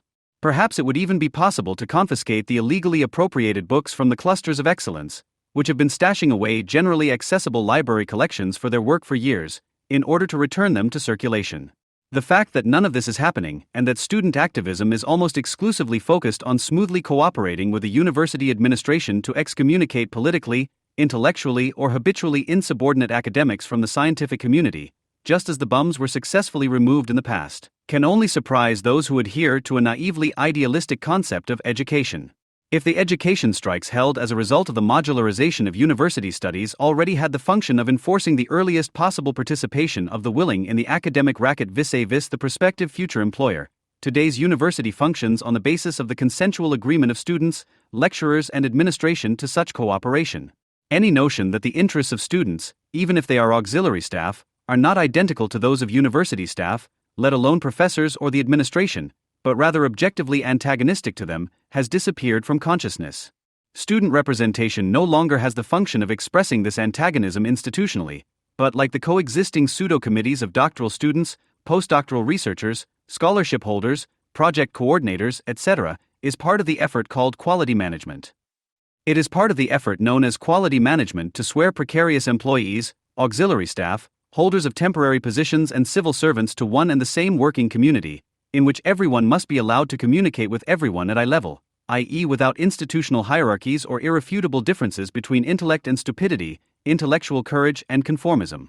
Since the commitment of thought to the concept of indivisible truth is considered Eurocentric and reactionary, and therefore unscientific, there is no longer any factual common ground that holds the scientific community, or at least its disciplines, together, so cohesion must be created authoritatively. This purpose is fulfilled by the incessantly organized workshops, conferences, and circles, which serve less the purpose of scientific communication than the autosuggestive affirmation of identity. However, because the introduction of logos, such as those emblazoned on t-shirts and bags on offer next to the cafeteria at the FU, cannot conceal the fact that competition is becoming increasingly fierce in the face of systematically destabilized employment relationships and the evident irrelevance of text production, especially that which is being churned out by the humanities. The slugging and stabbing must be carried out somehow. Just 10 years ago, this was done through public, often polemical disputes between intellectually, politically, or even just habitually antagonistic opponents. Differences in attitude and demeanor always articulate factual differences, from which sometimes the better one really did emerge as the winner. Today, since there are hardly any opposing schools left at universities, institutions of evaluation and denunciation exist for the purpose of competition, which pluralistically and inclusively invite everyone to volunteer. In fact, the current tendency of student groups and committees to report intellectually or politically offensive lecturers to their alma mater is directly related to the expansion of the evaluation system at universities. The idea of having lecturers, institutes, and departments evaluated on the basis of assessments by students, who are regarded as customers, could only come about after the talk of free competition of ideas proved to be stale and illusory. If, in the intellectual competition, the best only wins in the case of luck, while as a rule the institution asserts itself as the administrator of the given, the assessment of intellectual work can be left entirely to the administration, which in any case no longer has to be carried out by administrative staff alone, but by each individual. This consideration, in which resignation and engagement merge, is the basic idea behind any quality management in the sphere of intellectual work. The link between evaluation and denunciation are portals such as main-prof.de, which was founded in 2005 at the time of the conversion of master's to bachelor studies, and, precisely because it sees itself as a mere service offering, has popularized forms of evaluation of lecturers by students, which at that time was still mostly voluntary. The fact that such service portals have since been criticized within the university as dubious speaks less for an increased awareness of the problem than for the successful integration of forms of grassroots democratic rankings into the now comprehensive system of university evaluation. This is by no means an attempt to institutionalize reflection and judgment in the filling of positions and the evaluation of performance in a comprehensible manner, as the talk of transparency suggests, but on the contrary, the institutionalization of resentment through the generalization of coercion and fear. Endless quality assurance through integral all-round evaluation is the mode of existence of a milieu in which, despite shameless self-congratulation, everyone is potentially interchangeable, in which neither the dissertation nor the habilitation is any longer considered sufficient proof of academic qualification, but everyone is suspected of owing their career to a misunderstanding or coincidence, which is why everyone must constantly prove to everyone that they have the right to live at all, at the expense of the university. The rushed good humor that today marks the facial features of full-time academics instead of unworldly leisureliness is the appropriate self-expression of people who constantly suspect themselves and each other of not being allowed to be what they are, who are ashamed of every primal regulated thought, because it could damage third-party funding statistics, who are constantly afraid of being too slow or cumbersome, but who therefore feel obliged to smile in the face of anyone on whom their own future might depend at some point, people who are capable of anything but free judgment and happy insight. Because the process of evaluation and self-evaluation is about generalization and internalization of coercion and fear, it tends towards spying on its own. The group of anonymous students at Berlin's Humboldt University, for example, who in 2015 published the blog Munklerwatch against the political scientist Herfried Munkler, never pursued the goal of subjecting Munkler's thinking, as reflected in his works and teaching, to a long overdue critique, for which a publicly accessible brochure, which would not have cost any of those involved their careers, would have been the best option. Instead of proving the validity of their judgment of Munkler in a dispute with others, against whom they would have to measure themselves, the group instead used the postmodern relativist jargon from the outset, which is the only desired way of speaking at their university: our identity is irrelevant and every opinion is just a fractal. To prove that they easily outbid their own professors in the production of conformist scribblings. Quote, "We want to analyze and criticize uninhibitedly with you here, so that the broadest possible spectrum of perspectives sees the light of day and illuminates everyone's horizons. We want to educate and sensitize each other. Cooperatively, we can develop a consensus on issues from this blog." End quote. Sensitivity instead of sharpness of judgment, uninhibitedness instead of freedom of opinion, consensus instead of dispute, combined with a commitment to lifelong learning, teamwork, and flat hierarchies. What bothers the students about Munkler is obviously not so much his view of German history. They couldn't think of anything to say about the apocalyptic enthusiasm for German refugee policy that he advocates in the 2017 book The New Germans, written with his wife Marina Munkler. But rather his refusal or inability to make himself the embodiment of those behavioral criteria that are now career-defining at university. His skills in terms of compliance, conforming to unspoken rules, leave a lot to be desired. The blog in which the students urge him to finally update his social behavior and to say the gender asterisk in lectures because anything else is sexist was nothing more than a finger exercise for the blogs with which the same people are now allowed to enrich their university's website as doctoral students or scholarship holders.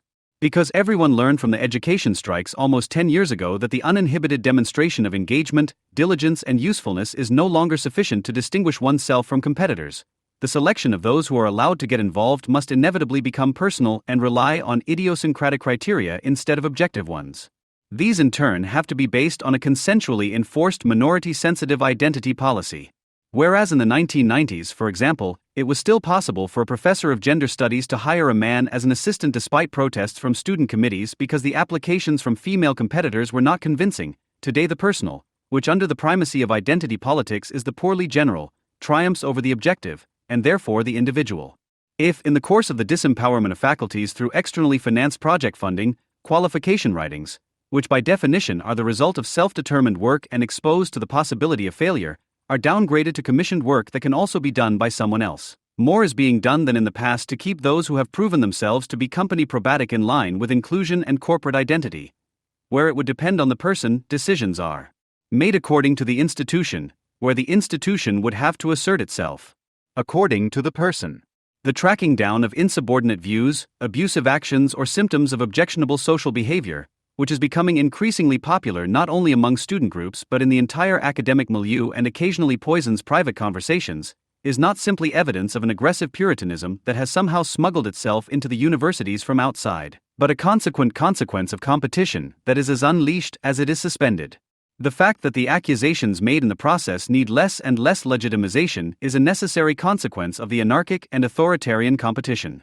The otherwise rather anecdotal fact that, despite the different legal status of school teachers and university lecturers, Concret called on pupils and students in its August issue to report racist, sexist, stupid German quotes from teachers of all kinds as part of a teacher and lecturer watch, whereby prospective block watchers were asked to provide the approximate date of the statement as well as the name and or at least the exact function of the lecturer, underlining the delusional quality that the culture of gossiping, snitching and snitching has now taken on. When exactly something was said or done, whether there are uninvolved witnesses to the reported incident, whether the denounced person is racist, sexist or stupid, or whether the denouncer, whose educational biography is carefully concealed, wants to take revenge for a bad grade, all this is unimportant as long as the name and or the exact function of the accused is published, thus ensuring that someone is denounced.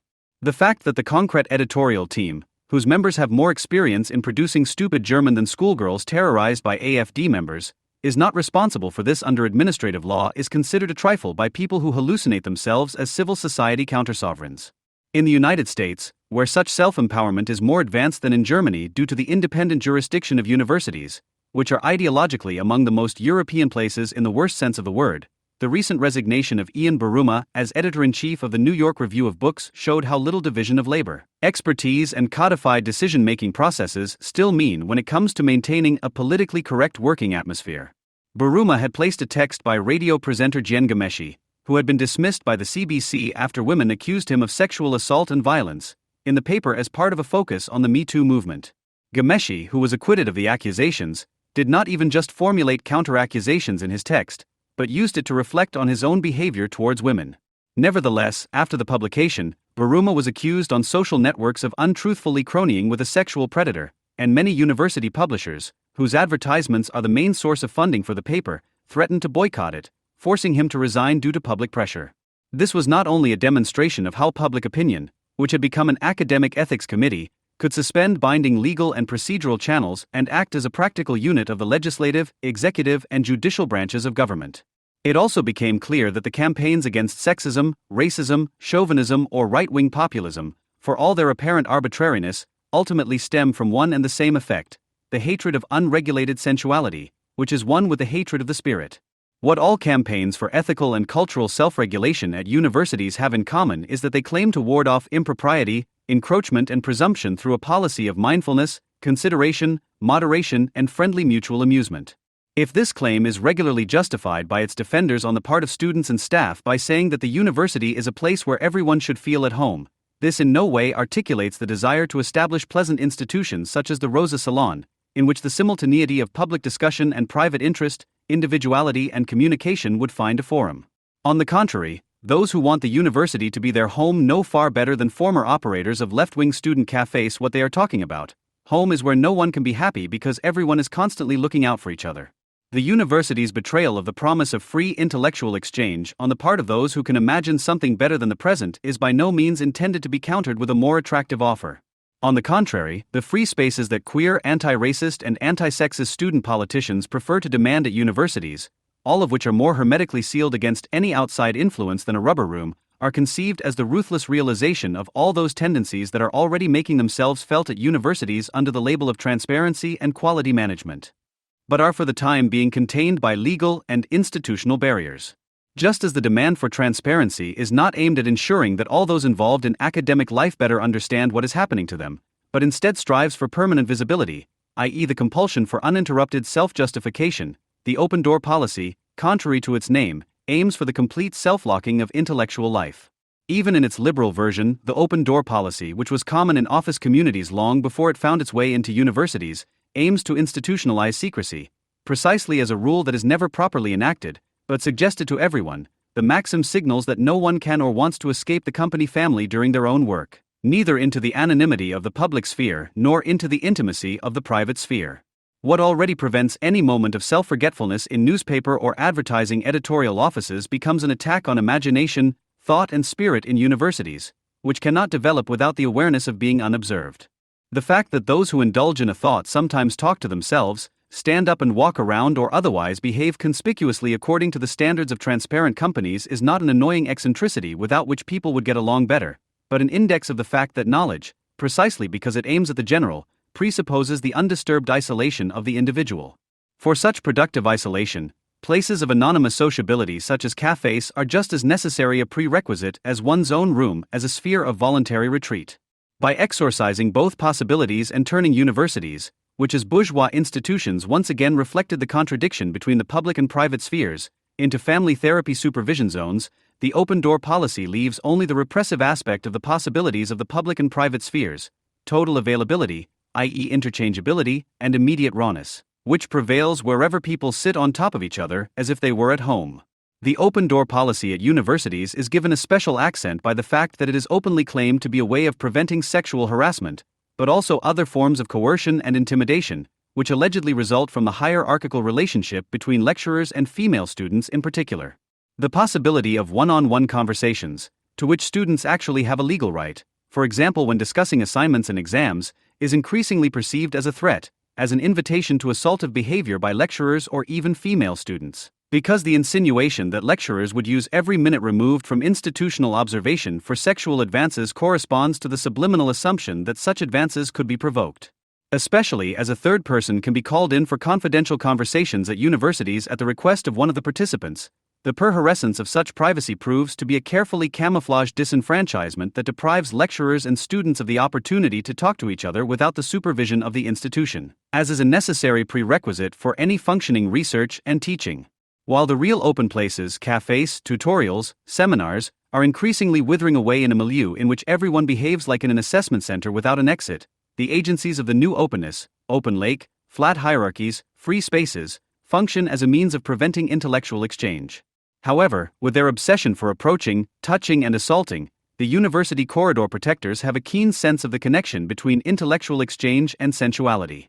The fact that Universities Australia, the umbrella organization of Australian universities, published a decree last summer banning students and doctoral candidates from having sexual relationships with academic superiors is probably the most drastic manifestation of this to date.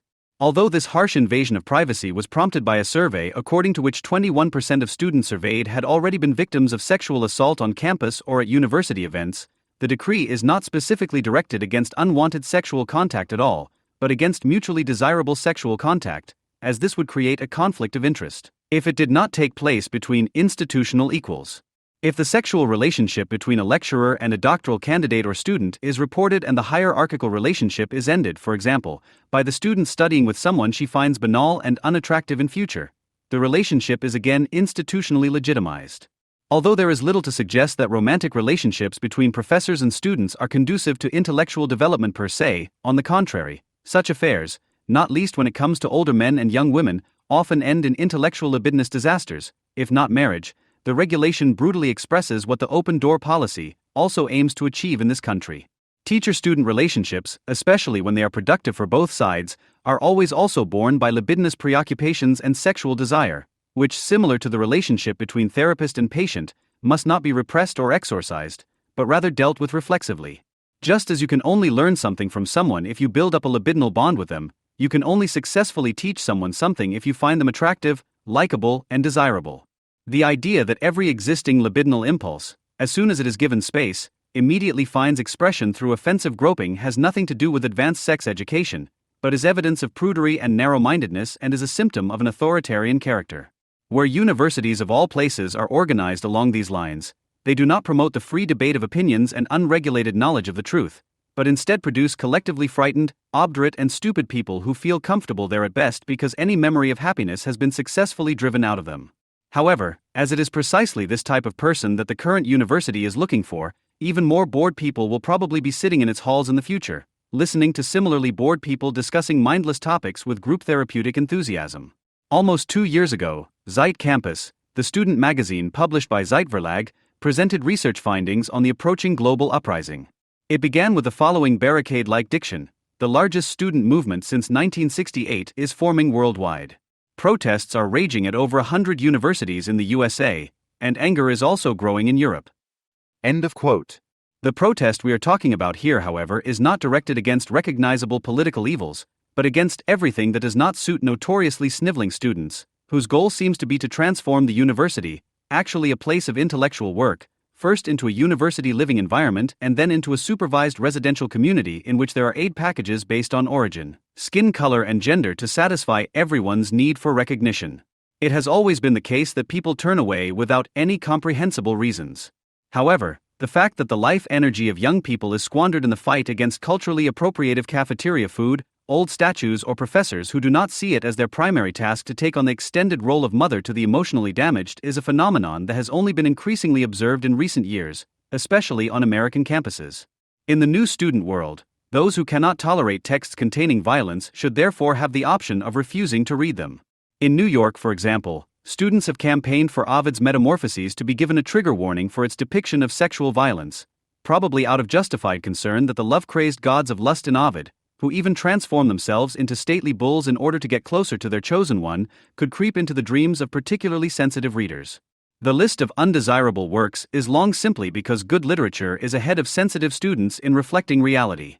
In the meantime, initial successes have been achieved in the student guerrilla war against the reality principle. At various American universities, after grueling experiences with books, arguments, or exams, students can color in coloring books in relaxation rooms with milk and cookies or digest the everyday shock in some other way. These so-called safe spaces are a kind of extended children's room for psychosomatic regeneration. Historical forerunners of such protective and relaxation rooms can be found in care for the disabled. Since the 1980s, there have been so-called snozel rooms in almost every larger home, relaxation rooms equipped with water mattresses and lava lamps to reduce stimuli, where disabled people have the opportunity to calm down with dolphin or whale songs, for example. The absurd idea that healthy people can be triggered by books also refers to medical treatment. The term trigger comes from clinical psychology, where it refers to stimuli that are harmful to therapy and can be useful in the treatment of patients with post-traumatic stress disorder. When students take medical terminology ad absurdum, pretend to be suffering and demand forms of care at universities that are comparable to those in closed psychiatric wards, they are aiming to gain from their illness. They want to force comfort and encouragement for themselves. The imaginary sick abuse the public sphere in order to assert themselves in cases of conflict by means of strategic nervous breakdowns that replace the proverbial elbow. Of course, others are always to blame for the aggressively celebrated suffering. And the more plaintive the tone of the injured, the more reprehensible the disagreeable persons or institutions that are supposed to have caused the misfortune appear. One should be able to assume that the ploy of staging oneself as a victim of evil authorities worthy of care and therefore promotion is seen through and decisively rejected, at least at liberal universities, simply because it is so blatantly dishonest. But this does not happen. Rather, the general tyranny of intimacy and even the blatantly whispered use of one's own psychological defects is becoming more and more commonplace. The flip side of the economic tapping of formerly individual characteristics under the guidance of industrial psychology is the reflex of the harness to play half-dead in a crisis, because that is the only excuse for dysfunction while toiling away. The direct consequence of the continual acquisition of empathy, social competence and appreciative communication by means of company training measures and vulgar psychological advice literature is that people who are trained in industrial psychology lick blood as soon as they realize that the manipulative psychotricks work among the damaged. Although mockery and derision are certainly appropriate when dealing with the snowflake generation, it would be too short-sighted to ridicule the people referred to as pampered exotics who have failed to adapt to reality because they lack the will to fight for survival. For it is precisely the structurally schizophrenic interaction of internalized philanthropic ideology and competitive rage that determines the thinking and behavior of this type of person. The recognition-seeking vulnerability goes hand in hand with the willingness to put it at the service of individual advancement. The agreement with the imperatives of capital accumulation is unbroken. The only new thing is the more or less conscious strategy of the sickly will to assert oneself. Those who today sound the alarm about sexism or racism, especially at universities, and threaten to let go of all inhibitions in the face of even the slightest objection, come from the liberal milieu in which childish defiance against any challenge is stubbornly reinforced at an early age. The aim of recognition-based resource promotion is to enable the offspring to achieve creative, and therefore individually useful peak performances. Regardless of what these children do or say, the fact that they do it is seen by the capital-deformed super-nanny parents as an expression of ingenious self-activity. At the same time, this educationally mercilessly ambitious milieu is permeated by a deep-seated fear of doing something wrong or being swallowed up by the next global crisis. The obsessive fixation on one's own offspring, which wants to give the impression of an empathetic parent-child relationship, is in reality anything but loving. The objective life situation, the competition of all against all, encourages the parents' temptation to compensate for the damage they have experienced at the expense of the children. On the one hand, adolescents are protected in an intrusive manner and thus seemingly spared, while on the other hand, under the guise of education for self-realization, a relentless training of promoting and demanding takes place from an early age, which is in no way inferior to the Protestant ethic, although, in contrast to the latter, it avoids mentioning the achievement motive as much as possible. The illusion of individual independence and grandeur, which is being nurtured today more than ever before and is kept alive with elaborate defense against objective impotence, leaves the subject with a disturbing contradiction between narcissistic desire and concrete wish fulfillment, which degenerates all the more into rage against the world the more miserably the infantile attempt to make reality conform to one's own limitations fails. 30 years ago, the psychoanalyst Ursula Grunert published an analysis of the defensive function of self-pity in the journal Psyche based on her experiences with her patients. The specific nature of self-pity is expressed in the fact that behind the superficially sentimental self-righteousness always lurks the resentful turning away from the environment. Unlike melancholic or sad people, the individual caught up in self-pity remains more comparative and appealing to objects. A patient quoted in the text, who explores the means of fighting in a relationship crisis, sums up the simultaneity of weakness and the need for revenge. If I die, he'll look around. The threat of self-extinction becomes a means of exerting pressure. The patients studied are also dominated by a notoriously situationally inappropriate attitude of reproach, which can be traced back to impotent rage in the face of dependence on the primary object, but which is prevented from being overcome by the aggressive victim attitude. Moments of self-pity, which everyone knows, can undoubtedly have a relieving function. However, the perpetuation of self-pity leads to resistance to enlightenment and the inability to take responsibility for one's own life.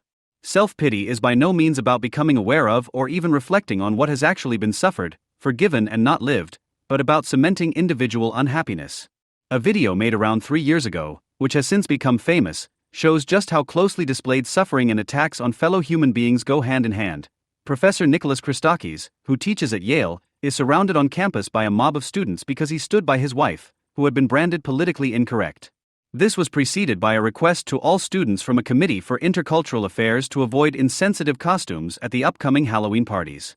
In response to the students' attempt to enforce a politically correct dress code, Erica Christakis, an educational scientist, succinctly replied that visitors to such parties should decide for themselves what to wear.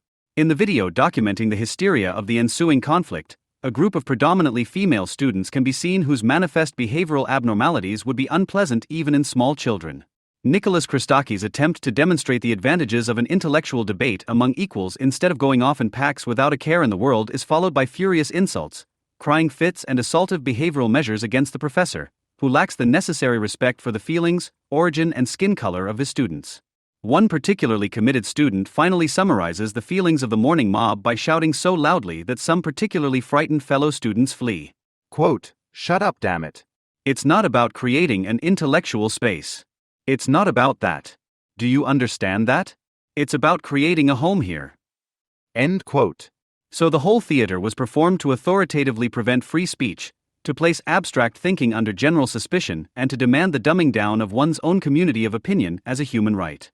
This insistence on the right of the village strongest is reinforced by the fact that many American students live on campus and, thanks to a comprehensive employment and pastoral care program, probably actually believe that instead of studying, they should be offered a home where they can let themselves go around the clock in a way that is otherwise only possible on the sofa at home.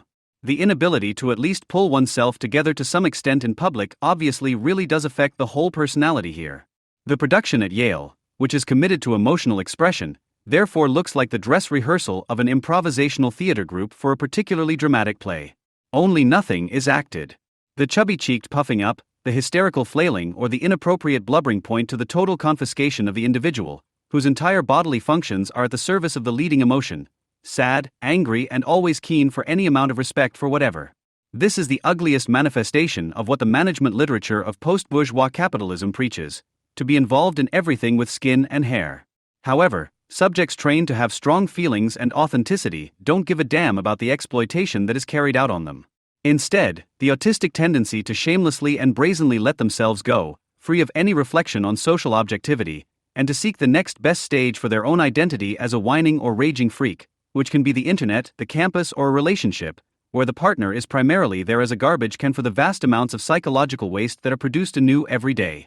But as much as you inflate yourself, as long as you as an individual are part of a society in which competition determines the relationship between individuals, it is inevitable that you will cut a poor figure in comparison with others, even if you constantly emphasize how authentic you have remained in this fake and artificial world by using slogans of perseverance on your own behalf. Thus, the anger is directed against the comparison itself, first and foremost against the beautiful appearance of the competitive society. The claim formulated by the most progressive thinkers of the bourgeoisie to cultivate habitual artificiality, even acting in company with others, because tactful interaction and beautiful appearances are conducive to the education of the individual, even if the friendly customs are sometimes only put on, belongs to a repressed past. Diametrically opposed to the praise of aesthetic and characterful perfection of form, the general expectation prevails today of being admired solely for being a miserable just as you are. At the same time, it is apparently particularly important for the shapeless and contourless emotional bigwigs to demonstratively emphasize their own charmlessness. A recent article in the FAZ on the generation born around the turn of the millennium sums up that penetrating pride of misery in aesthetic matters is no longer a unique selling point of autonomous squatters, who also present their Pippi Longstocking look on the street without a care in the world. Quote, "For most people, it's simply about dressing appropriately and comfortably and showing individuality." End quote. The casual, fluffy look, which for whatever reason is seen as individuality, is of course also supposed to pass as a practical criticism of performance. Quote, "As a reaction to the visually very present ideals of beauty and the pressure that these exert on young people in particular, a satisfaction with one's own body is propagated." End quote. It cannot be denied that young people are increasingly preparing to leave behind every ideal of beauty and every claim to themselves. The students, for example, who have already been mentioned and who have dedicated themselves to the fight against everything sexual, are in most cases immediately visible in their hobby. The stubborn refusal to pay at least a little attention to how one behaves in public and how one walks around has nothing to do with the justified criticism of authoritarian enforced conformity constraints, which only exist sporadically in Western societies. Rather, behind the narcissistic display of all-round satisfaction with one's own lack of pretension lies the resentment against spiritualization and civilization in general, which is shared with the Islamic friends of ugliness. On both sides, whether veiled in black or in a colorful, comfortable, howling look of contentment, the clothing worn down to the rag functions as a costume of attitude. Today, arrogant outsiders are those who hold on to the idea that there is something humane about dressing up for others, even for strangers, and going out in public with the intention of making a witty, charming, or simply sociable impression, instead of spreading themselves out in it as an already outwardly recognizably unpalatable winner. The fight against beauty ideals is also unappetizing because it is primarily waged against women who don't think about slipping into a potato sack out of conviction in order to show authenticity. Publicly complaining about women who are too thin, too made up, and too superficial, who serve men's lust with their confident awareness of being seen, is now the business of anti-feminist moral guardians, who increasingly pass off their destructive intentions as a fight for women's rights or even honestly perceive them as such. In an article for Zeit Online during the height of #MeToo, sociologist Barbara Kuckler called on all women to stop putting on makeup, plucking eyebrows, painting nails, shaving legs, putting on shoulders, shopping and flicking through fashion magazines, and to use the energy this frees up to advance their careers. Her hatred of wasting time on making herself pretty, which she has dedicated to the delusion of achievement, culminates in the ant-like presumption of dictating to women what they should and should not enjoy. Quote, "Conquer the inner pleasure clock that says, 'I want to look great, I enjoy it.' Yes, you enjoy it. But you could also enjoy 1,000 other things if you had been taught them so intensively and with so many rewards from childhood." End of quote. The authoritarian pleasure theorist, who sweepingly accuses every woman who pays attention to her appearance of having been brought up by sexists, can hardly be distinguished from a vulgar Islamist, which is why she has to reaffirm at the end of the text that she is not advocating the wearing of the burqa. Rather, as always when Germans suffer too much, it is about justice. Quote, "The point is that freedom of movement and openness of vision should be distributed symmetrically." End quote. Apart from the fact that it would then probably be more obvious to demand more effort from men in dealing with their own appearance than to demand tristesse and neglect for everyone, her discomfort with civilization goes so far that she is already mentally on the desert island. Quote, "You can't want to wear chic clothes or sexy outfits for yourself. The words chic and sexy have no meaning except in social relation to others. In a Robinson world they would have no meaning. It is clear that if a woman has done this often enough and internalized it deeply enough, she will do it even without a concrete addressee and counterpart, even alone in her apartment and even in an anonymous pedestrian zone in a foreign city." End of quote. The fact that women, and men too, might occasionally find satisfaction in happy self-indulgence doesn't even occur to someone who obviously despises themselves. The aversion to beautiful women in foreign cities is neither new nor original and is not made any less dull by presenting it as vulgar sociological interaction drivel. In provincial or provincially regressive societies, hatred of beauty is always booming. In Germany, for example, the willingness to empathize with islanders for whom the words chic and sexy have no meaning has always been greater than the willingness to take pleasure in the charms of beautiful people. In fact, like the animal world, they are primarily viewed as threatening rivals. Love, lust, and eroticism are supposed to be things whose purity is only sullied by the superficiality of the commodity trade. Because beauty only comes from within, when in doubt, people prefer the domestic smell of sweat to artificiality and grace, in line with a maxim from Heinz Rudolf Kunz's evergreen Dein ist mein ganzes Herz, I need your night smell every morning. And no false eyelashes on the pillows. Women with false eyelashes and bright red nail varnish, who also smoke and drink, only in dirty movies to make them hot before sporty partner sex in a dull relationship, but not in reality, where in this country people prefer authentic bundles of joy who demonstratively carry their flaws in front of them.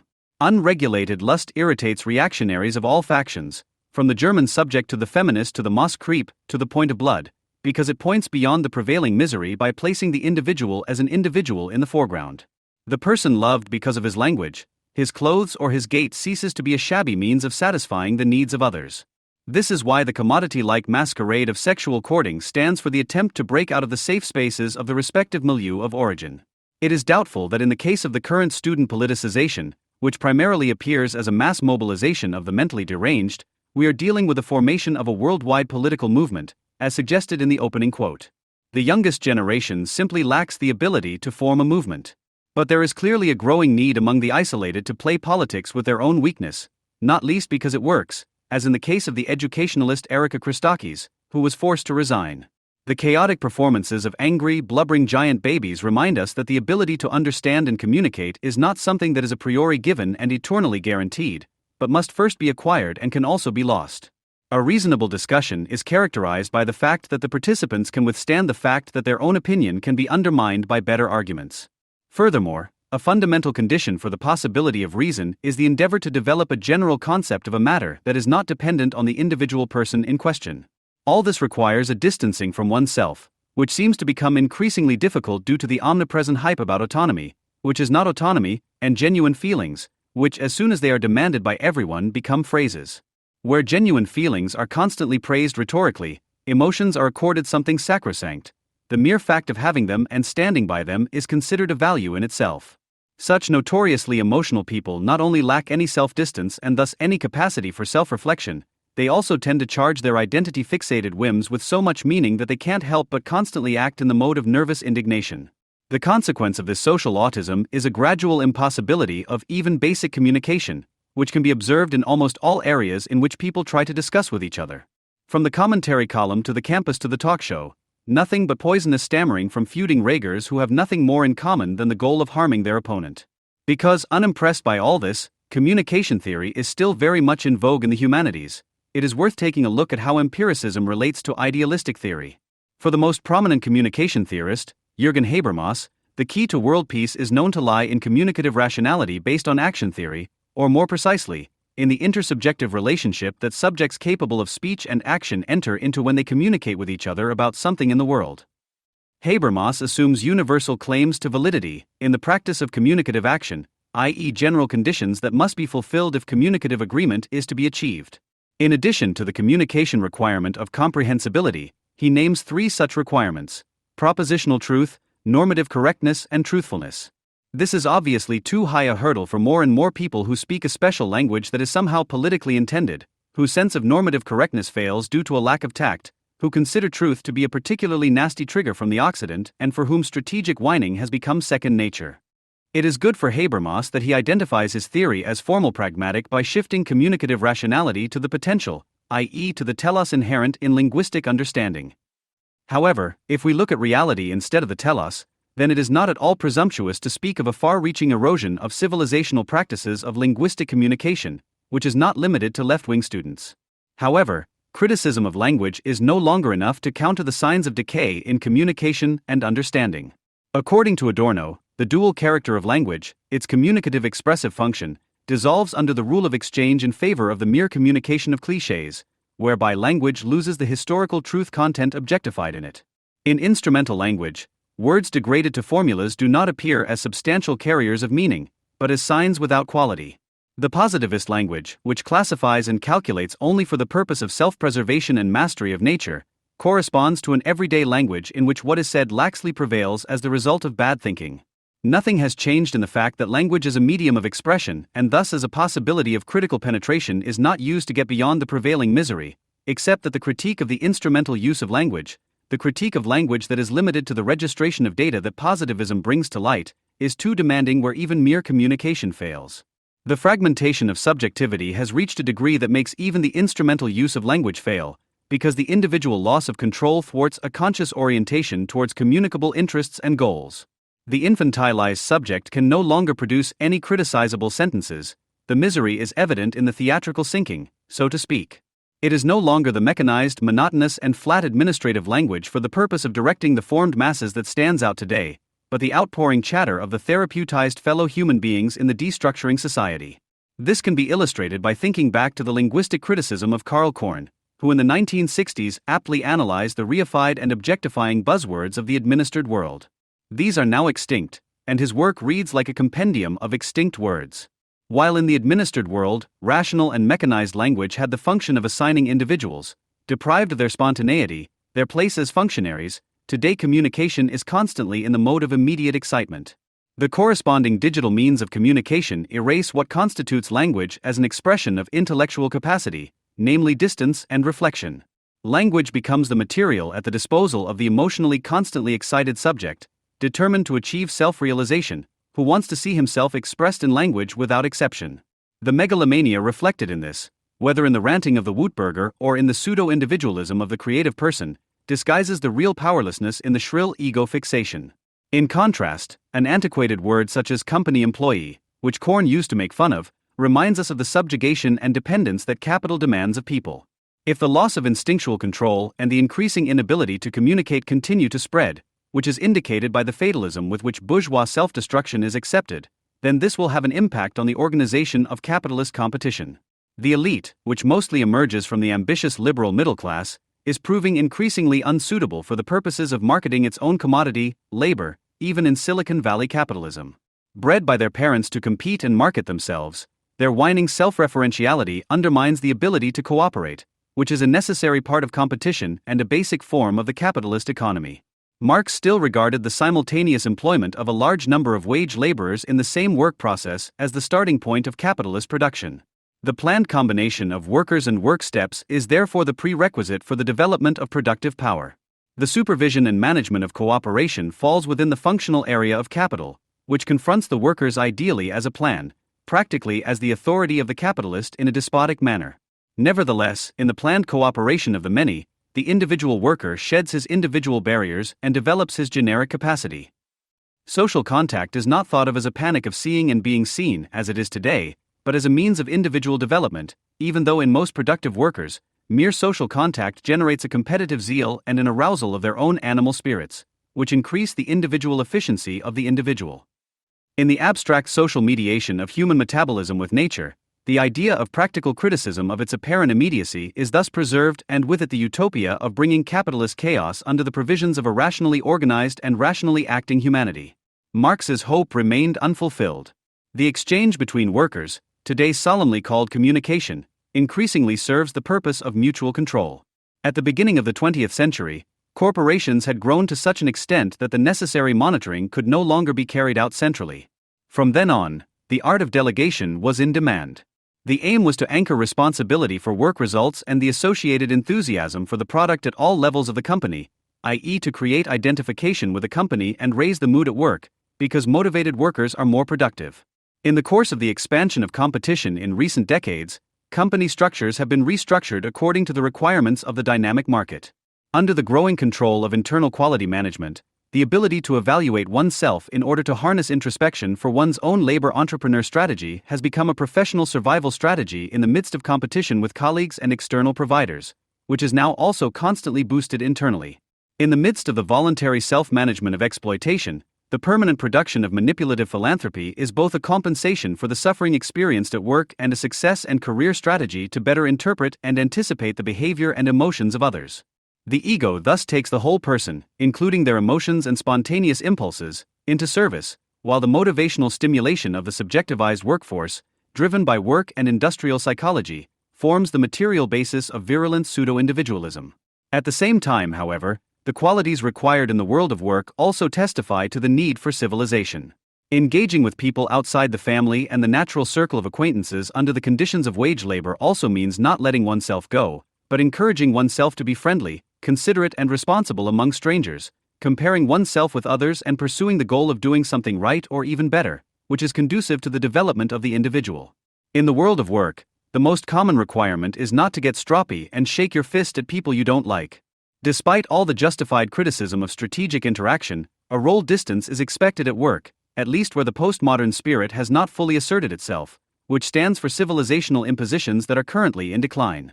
A critique of strategic friendliness in the professional world such as that of David Reisman should therefore be read differently today than it was 50 years ago.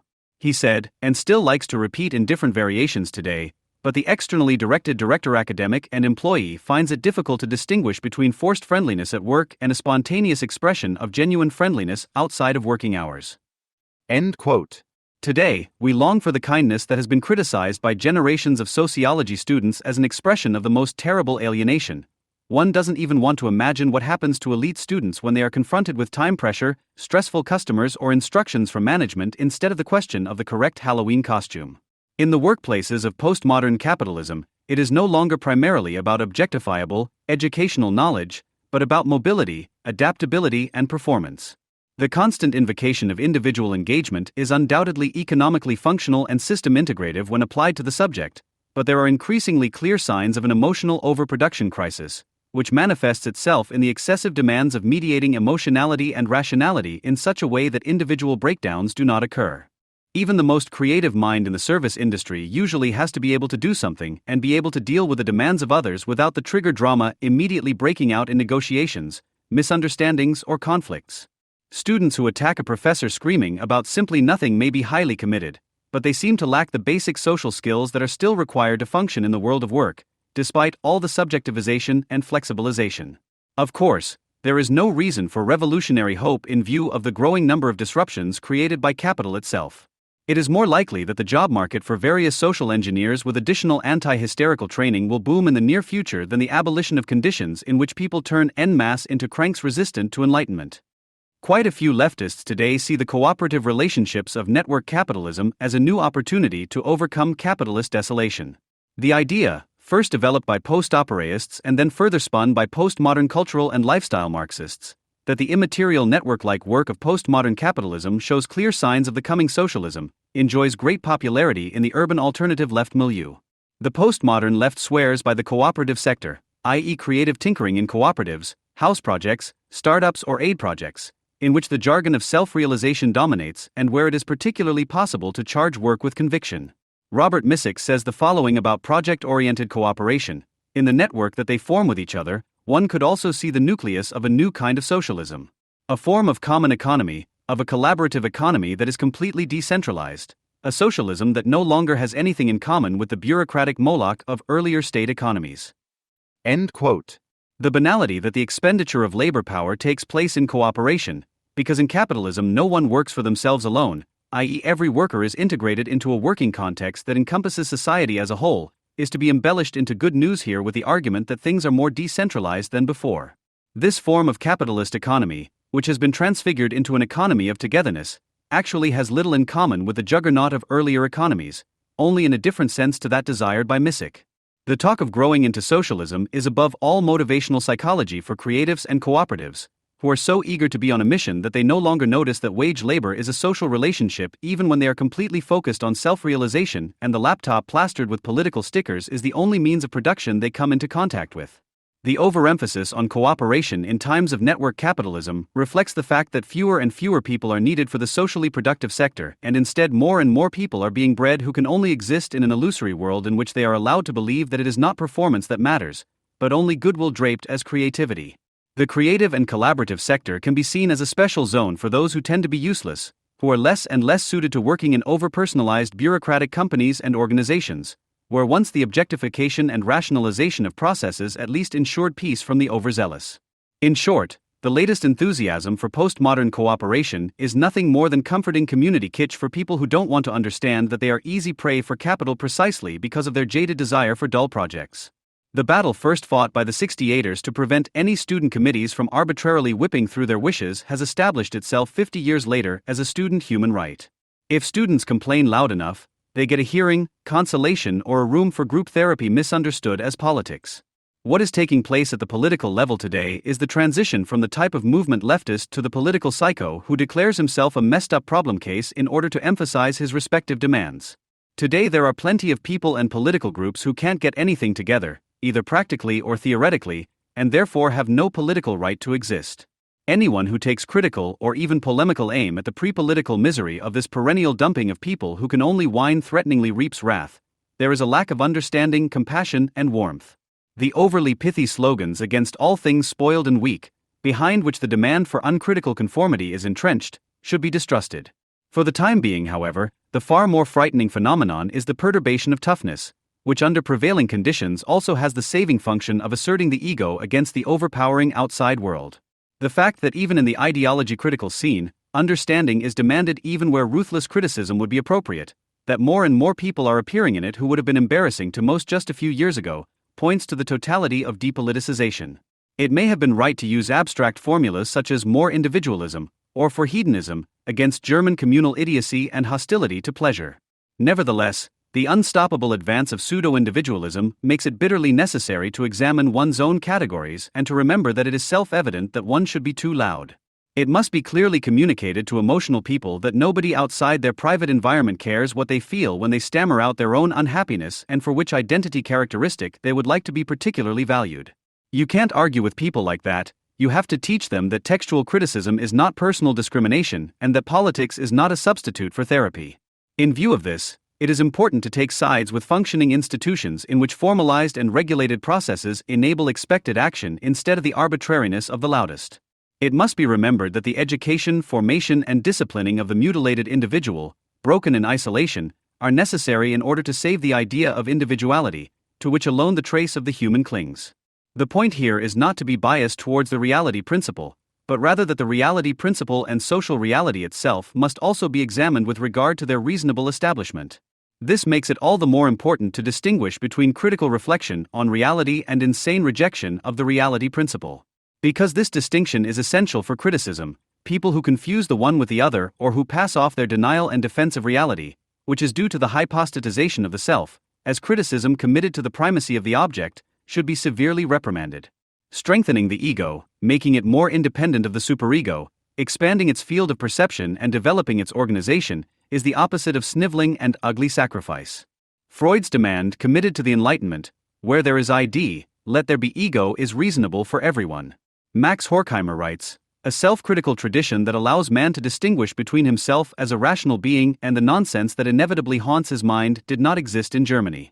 If the individual has delusions, he does not ask about the cause but, like a superstitious savage, about their significance as a bad omen for the future. If the individual has a bad, evil feeling, his mind will not reject or discard this feeling as wrong or unjustified, but will endeavor to reinterpret the bad feeling as a good one, firstly because feelings are considered sacred and secondly because everyone knows that a German is good from the heart and has only become bad through external influences, namely the mind. In recent years, the superstition of one's own feelings has led to the means of satisfying the addiction of talking oneself into collective states of anxiety being confused with the cause of this addiction. The practice of this superstition in the infallible truth of one's own feeling consists in the search for reasons that allow it to be considered reasonable, because only on this condition is it an acceptable and serious advisor. End quote. On July 17, the Wall Street Journal reported what even Germans can no longer deny: Europeans are getting poorer, not only in terms of real purchasing power, but even more extremely in relation to other parts of the world such as North America. European consumer spending, a driver of domestic demand and an important factor for the German export industry, which relies on the European market, is in free fall. The certainty of pro-government circles and the ideological establishment that the EU and the Eurozone are on the right track, not only in comparison to the USA and even more so to the backward British, which has long been devoid of any significant facts, can now only be maintained through self-deception. But the facts are clearly stated in the Wall Street Journal. Adjusted for inflation and purchasing power, wages have fallen by around 3% in Germany, 3.5% in Italy and Spain, and 6% in Greece since 2019. According to OECD data, real wages in the US have risen by around 6% in the same period. According to the International Monetary Fund, the Eurozone economy has grown by around 6%, measured in dollars, over the last 15 years, compared to 82% for the USA. That has left the average EU country poorer per capita than every US state except Idaho and Mississippi, according to a report published this month by the European Centre for International Political Economy, an independent think tank based in Brussels. End quote. The recession in which Europe finds itself cannot be explained merely as a result of the COVID measures or the war in Ukraine, and certainly not by the actions of the helpless German government. It is primarily the expression of a steady political, economic, and strategic decline.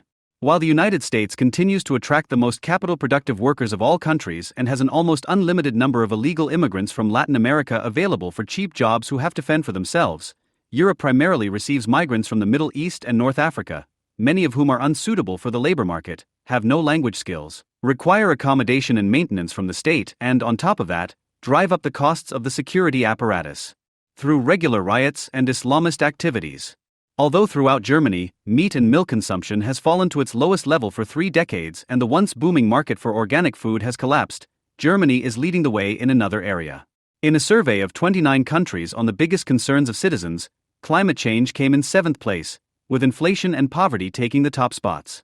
While an average of 16% of respondents across all countries expressed concern about global warming, the figure for Germany was 31%, putting the country in the top spot. The general call to do without and save energy, to at least a meat-free diet, if not a vegan diet, therefore coincides with real impoverishment. Another factor is the constant reporting on the climate crisis, which turns into a catastrophe as soon as the temperature somewhere in Germany surprisingly exceeds 30 degrees in July or August is rainy. If it were up to the experts on weather extremes, tipping ecosystems, the relationship between extreme and average values, the difference between hot days and a warmer climate, i.e. the journalists at public broadcasters, citizens would probably have to be locked in their homes to this day to ward off a killer virus. The suspicion must be dispelled at all costs that so-called climate research, which consists of very different fields of research that are practically impossible for individual scientists to keep track of as a whole, is not exclusively about knowledge, but also about alarmism, competition for attention and research funding. Models that are supposed to predict what is certain to happen in a dynamic and unmanageable system such as the global climate usually have as much to do with reality as some physicists, such as Viola Priesman, have to do with the actual spread of COVID-19 in the population. The war waged so vehemently in the media against deniers of facts over which individual people have no influence, and this obviously includes the climate, therefore fulfills all the criteria of a substitute action. The impact of the capitalist crisis in Germany means that energy and food are becoming more expensive, people are becoming poorer, and reasonably well-paid industrial jobs are becoming fewer. In this respect, the suspicion that, depending on who you ask, the West, democracy, capitalist prosperity, or Germany today and the whole world tomorrow are on the brink of collapse, is obvious to the unclouded senses. After the end of the coronavirus pandemic and after Putin's war of aggression, despite all the arms deliveries to Ukraine, refuses to turn into a secretly longed-for conflagration and world war, what remains is climate change as a rationalization of the fear of the future. The child and adolescent psychiatrist Michael Schulte-Markwart has noticed something. The story of the despondent girls began a few years ago. It came gradually. More and more often, we sat together in our team during supervision and were increasingly confronted with the fact that the majority of girls were not developing and, to put it colloquially, were getting stuck. Patients who left us at a loss in both inpatient and outpatient settings. At some point, it got to the point where I thought, this is a new phenomenon. End quote. In contrast to depression, he describes the symptoms as follows: it starts with them withdrawing. What begins gradually often ends with acute absenteeism, or with a seemingly superhuman effort. In contact, a predominant dimension soon becomes apparent. The girls are deeply discouraged. They describe not knowing how to enter the world. Even worse, they depict a world in which nothing entices, attracts, or is interesting. Their core symptom is fear. This develops into an immense lack of freedom, which repeatedly manifests itself in mistrust or turns into defiance. New things are avoided. Everything is assigned to a dangerous world that the girls do not feel up to. Their ever-growing pessimism paints everything black and they fall silent. Silence, shrugging their shoulders, these are their most prominent body movements. Knowing nothing. not saying anything. End quote. Their downbeat mood looks like depression or even burnout. On closer inspection, you realize that in many situations they are not depressed or burnout at all. Consequently, the therapeutic concepts that have been tried and tested to some extent for these illnesses also fail. Since they do not yet exist, Schuldt-Marquardt first tries to approach the problem analytically, to describe it on the basis of individual cases from therapeutic practice and thus to understand it better. It is therefore obvious to focus on the similarities in the girl's social circumstances. The first conspicuous feature he identifies is the relationship with the mother. Quote, "It could be so simple. Anxious girls follow their successful mothers. They take them as role models and don't have to worry. And this is exactly where the girls get stuck. For them, their mothers are not role models. That is a dramatic finding." End quote. While the children fail to develop a larger inner anxiety-free zone, on the other hand, there are mothers who create good conditions for everyone. They work and also look after the children, the household and the family. Characterized by the demand to meet all the requirements of modern motherhood, they create a perfect image of themselves. The effort involved is worked away again, until what remains is a mother who always puts her own needs on the back burner. The resulting mother-daughter dialogue is also characterized by effort. The girls make an effort to keep up. The mothers make every effort to fulfill their daughters' needs. The drama arises from the fact that they don't do each other justice. Not being able to do justice. In the relationship between mother and daughter, there is a translation error with consequences. The fact that the relationship with the mother has a significant influence on the development of children is, however, no more a new insight than the top challenge facing modern mothers. Balancing family and career.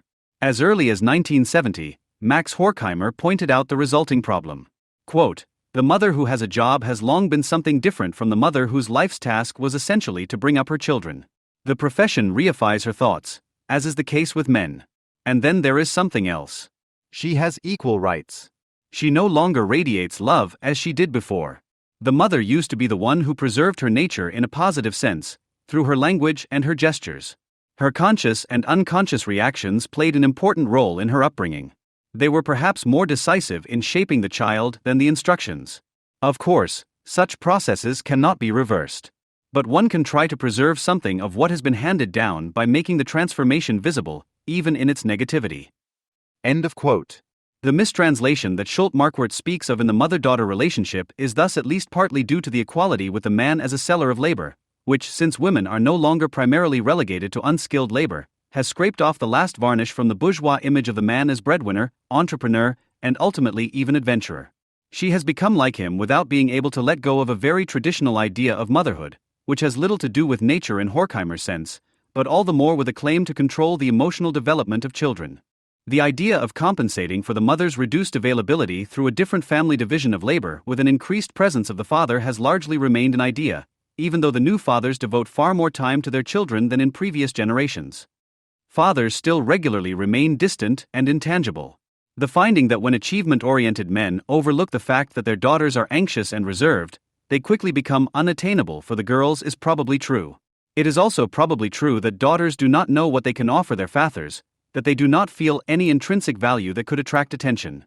However, the fact that the new fathers are also so distant because they no longer emanate a traditionally masculine self-confidence, that they rightly no longer emanate a secret, a promise of a self-confident life, but merely miserable efforts to do the same as the all-round practical mother in emotional terms, makes them so unattractive as fathers, but also as representatives of masculinity in general for their daughters, but also for their sons. If anxious girls cannot find a positive outlook on the world of men in this way, it is hardly surprising that their sexual development also fails. The direct physical encounter with another person is beyond imagination. Sexuality becomes the epitome of exclusion and being excluded. Sex is libidinal, uncontrolled and direct and is considered dirty. What no longer emanates from men also applies to mothers who are anxious to protect their daughters, whose caring attitude often has something germ-free about it. Where Horkheimer, obviously unaware of the fact that the teaching profession had degenerated into a racket, expressed the hope that the loss of education that has occurred could be at least partially compensated for by redesigning the schools, the failure of their socialization is particularly drastic in the case of the despondent Goethals.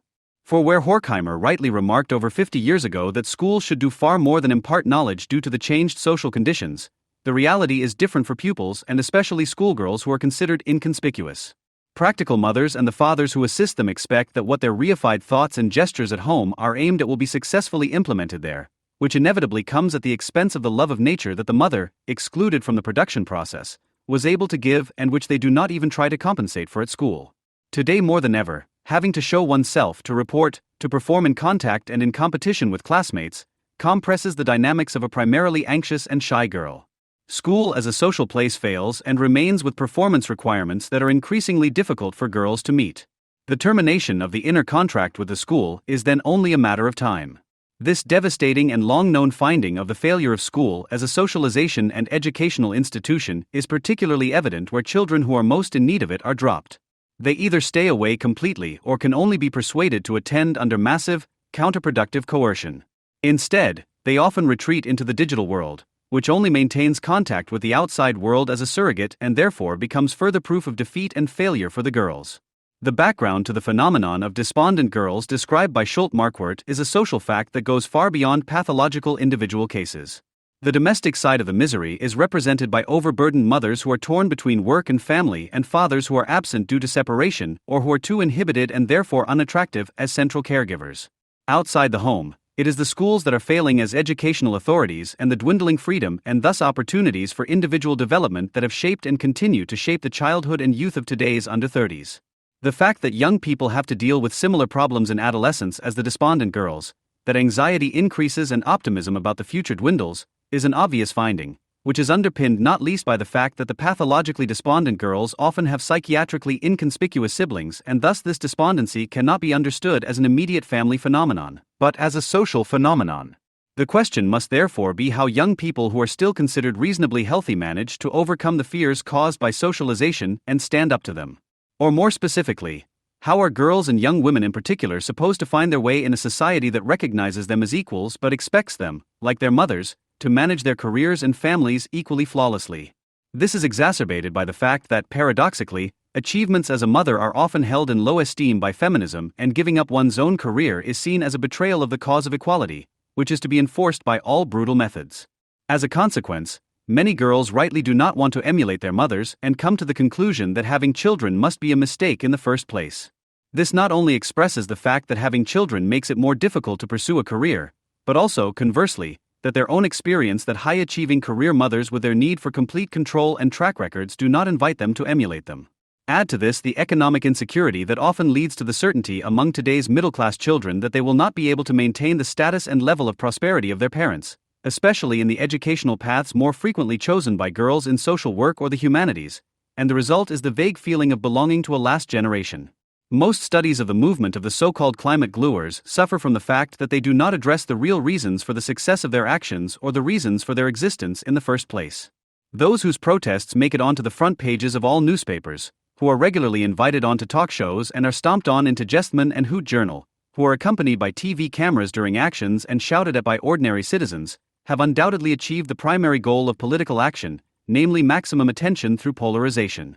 While parts of the public largely understand the aims and at best criticize the methods, others resort to blustering rants and stage journalistic outbursts of rage, such as Stefan Loren from the Rurbaron platform, which deliberately dispense with reflection because the aim is to expose the opponent to a gloating mob. Loren did not stop at this statement. Quote, "Like all authoritarian organizations, it, the last generation, wants to scare people. The constant evocation of the apocalypse is intended to give everyone the feeling that they have to choose between life and freedom." End quote. To set the mood, this had to be preceded by the hammer sentence, "Everything about the group that calls itself the last generation is repugnant," without this finding later being redeemed by anything other than resentment. Loren knows that they couldn't care less if workers are stuck in traffic jams for hours, children don't get to school or sick people don't get to hospital. Most of them are nothing more than self-centered and vain bourgeois children who have been used to having their every wish fulfilled. End of quote. What is being attributed to the last generation here is a purely instrumental relationship to fear, which the activists merely wanted to instill in everyone else in order to push through completely different, authoritarian goals. The fact that behind the annoying activities and the hubris that accompanies them are deeply disturbed people who were no longer able to cope with their fear of life long before they became active is just as regularly missing in the so-called polemics against the climate gluers as at least the attempt to recognize in them the rather similar distorted image of the supposedly normal fellow citizens who are concerned about their freedom. Particularly striking in the text is the completely undisguised, envious hatred of the self-centered pompous bourgeoisie, who have always had it far too good and know nothing of real work because they rely on their parents' money, or billionaires from the USA wearing spending pants, which has always been the biggest problem for so-called liberals in the land of German ideology. Lorenz justified criticism of the proximity between activists and rule snaps accordingly. Quote, "Citizens' children make careers, that's always the case. Activists of the last generation will get well-paid jobs in the media, with NGOs, be elected to parliaments and join the civil service. They will be welcomed everywhere with open arms and will continue to cultivate their undemocratic and apocalyptic worldview in their new positions, preach austerity and poverty, and use their opportunities to permanently poison the atmosphere in society." End quote. This regular last word of German liberalism, which lies to itself about capitalism as a peaceful circular economy that entails an open and democratic society, provided it is not poisoned by harmful, decadent, and above all, external influences, such as reason or criticism, is intended to reinforce the anger of those who shout senselessly at the activists of the last generation during their actions that they have no time and have to get to work. This type of criticism does not even attempt to explain whether the apocalyptic worldview is a means to an end or a preached belief, nor does it have to, as it knows that it agrees with its recipients in their resentment from the outset. According to their self-portrayal, the activists are the last generation that can still stop the collapse of our society. There are still 2 to 3 years left in which we can leave the fossil path of destruction. Such sentences are not written by those who deliberately want to panic others, they are rather the expression of an ideological blindness from which the confessors can no longer escape. If there is talk of a collapse of society and a path to destruction in Germany, then even people who have not studied German ideology and German real history in depth should notice something. In Germany, the country that unleashed the Second World War and organized the Holocaust, but saw the death of the Führer and total defeat as the real calamity, it should actually be impossible to relegate the catastrophe to the future. But precisely for this reason, there is hardly a country in which it is so easy to conjure up the end of the world on all kinds of occasions, from rearmament to forest dieback, from Chernobyl to COVID, from Fukushima to climate change. Basically, the periodically occurring end-time movements are similar in that they are characterized by diffuse fear of the future, regression, weariness with life, and world weariness. In the post-historical age after the end of history, no more upheavals are to be expected, but the radicalization and, at some point, the realization of Wolfgang Port's gloomy prophecy from 1986, the fear of the approaching end is only invoked for the sake of the comforting assurance that the prevailing order will endure until the end of time, however near or far it may be. The strength to carry on and persevere is drawn from the vision of the end of the world, inasmuch as by ostentatiously displaying their own despondency, the individuals mutually assure each other of their dark determination to smash the world to pieces rather than let the butter be taken from their bread and share it with the poor. End quote. Contrary to what Loren believes or Greta Thunberg says, doomsday visions are not propagated simply to panic themselves and others. They serve people in precarious economic or psychological situations in particular to reassure themselves of their own immortality and to draw the courage to carry on. What is striking about the last generation, at least in its self-presentation, is the strikingly large proportion of women for a political movement. Sven Liljenström, initiator of the Faces of Peace initiative, introduces us to 3 activists: Carla Hinrichs, 23 years old, ex-law student and full-time climate activist; Karl Rochelle, 20 years old, ex-politics student and full-time climate activist; and Amy Van Balen, 25 years old, former employee in a tattoo studio and full-time climate activist. According to Liljenström, the activists are not only uncomfortable, they are downright disturbing. If only because they hold up the mirror of inaction to us every day. To take it to the extreme, this mirror is held up to us coram publico by women, and worse still, by young women. It's grating, especially on the mature male ego. End quote. Encouraged in this way, the activists willingly tell him something about their motives. Rochelle says, "And then there came a point last autumn when I realized that I couldn't take it anymore. That I couldn't study and pretend that my degree was still worth anything, in a world that was on fire. Then I listened to a lecture by the people who were on hunger strike in front of the Bundestag. I decided to join in and dropped out of university a month later. Now I'm working full-time for the last generation." End quote. Hinrich says, "I grew up with a great urge for justice. I was already politically active during my school years, back then with Amnesty International. I was then often told that I should study law. After 4 years of studying law, however, I began to have doubts and ask myself, is this now going to make the world a fairer place? Not really. On the contrary, it's getting worse by the day. When I realized shortly before the 2021 federal elections that there was no party that even remotely represented my interests, I knew, okay, it's all or nothing. Now I'm no longer studying law, now I'm applying law. End quote. Van Balen says, the very first time I heard about the climate crisis, I was in 6th grade. We were watching a movie with our geography teacher. I saw this black oil bubbling out of the ground and then covering the sea like a sheet. I remember sitting there and thinking to myself, how amazing, these are much bigger problems than the ones I had perceived in my little world up until then. 10 years later, I realized that hardly anything had changed. At that point, I knew I couldn't wait another 10 years. I then quit my job in a tattoo studio. It's better to have no job than no future. End quote. It is striking that the activists' realization that they cannot get where they want to go by studying or working is sometimes even reasonable. Anyone who studies politics today at the age of 20, for example, can only be told in good conscience that the belief that this degree is worth anything is not realistic.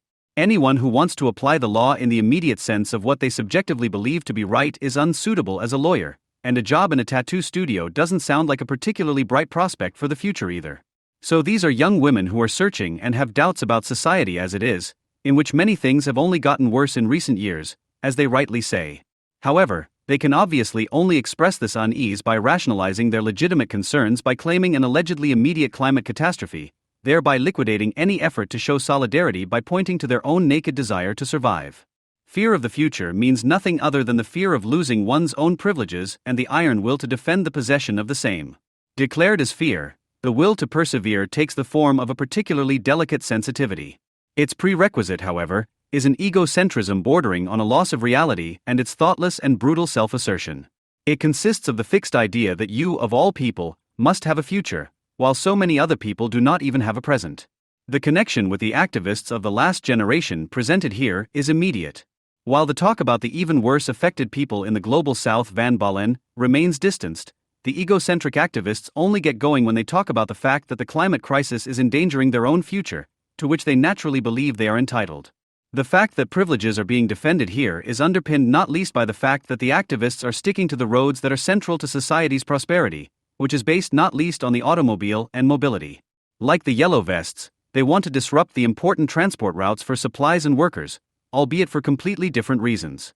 However, sticking as a form of action also means that the climate gluers are directly attached to and holding on to what they actually wanted to protest against, because they must at least unconsciously realize that their prosperity and privileges are also based on this. Interestingly, the activists are also willing to talk about their relationship with their parents. Heinrich says, I am very lucky that my parents support me. They understand that I can't sit at my desk at the moment. Nevertheless, my parents are naturally also very worried. We put ourselves in situations that are not without danger.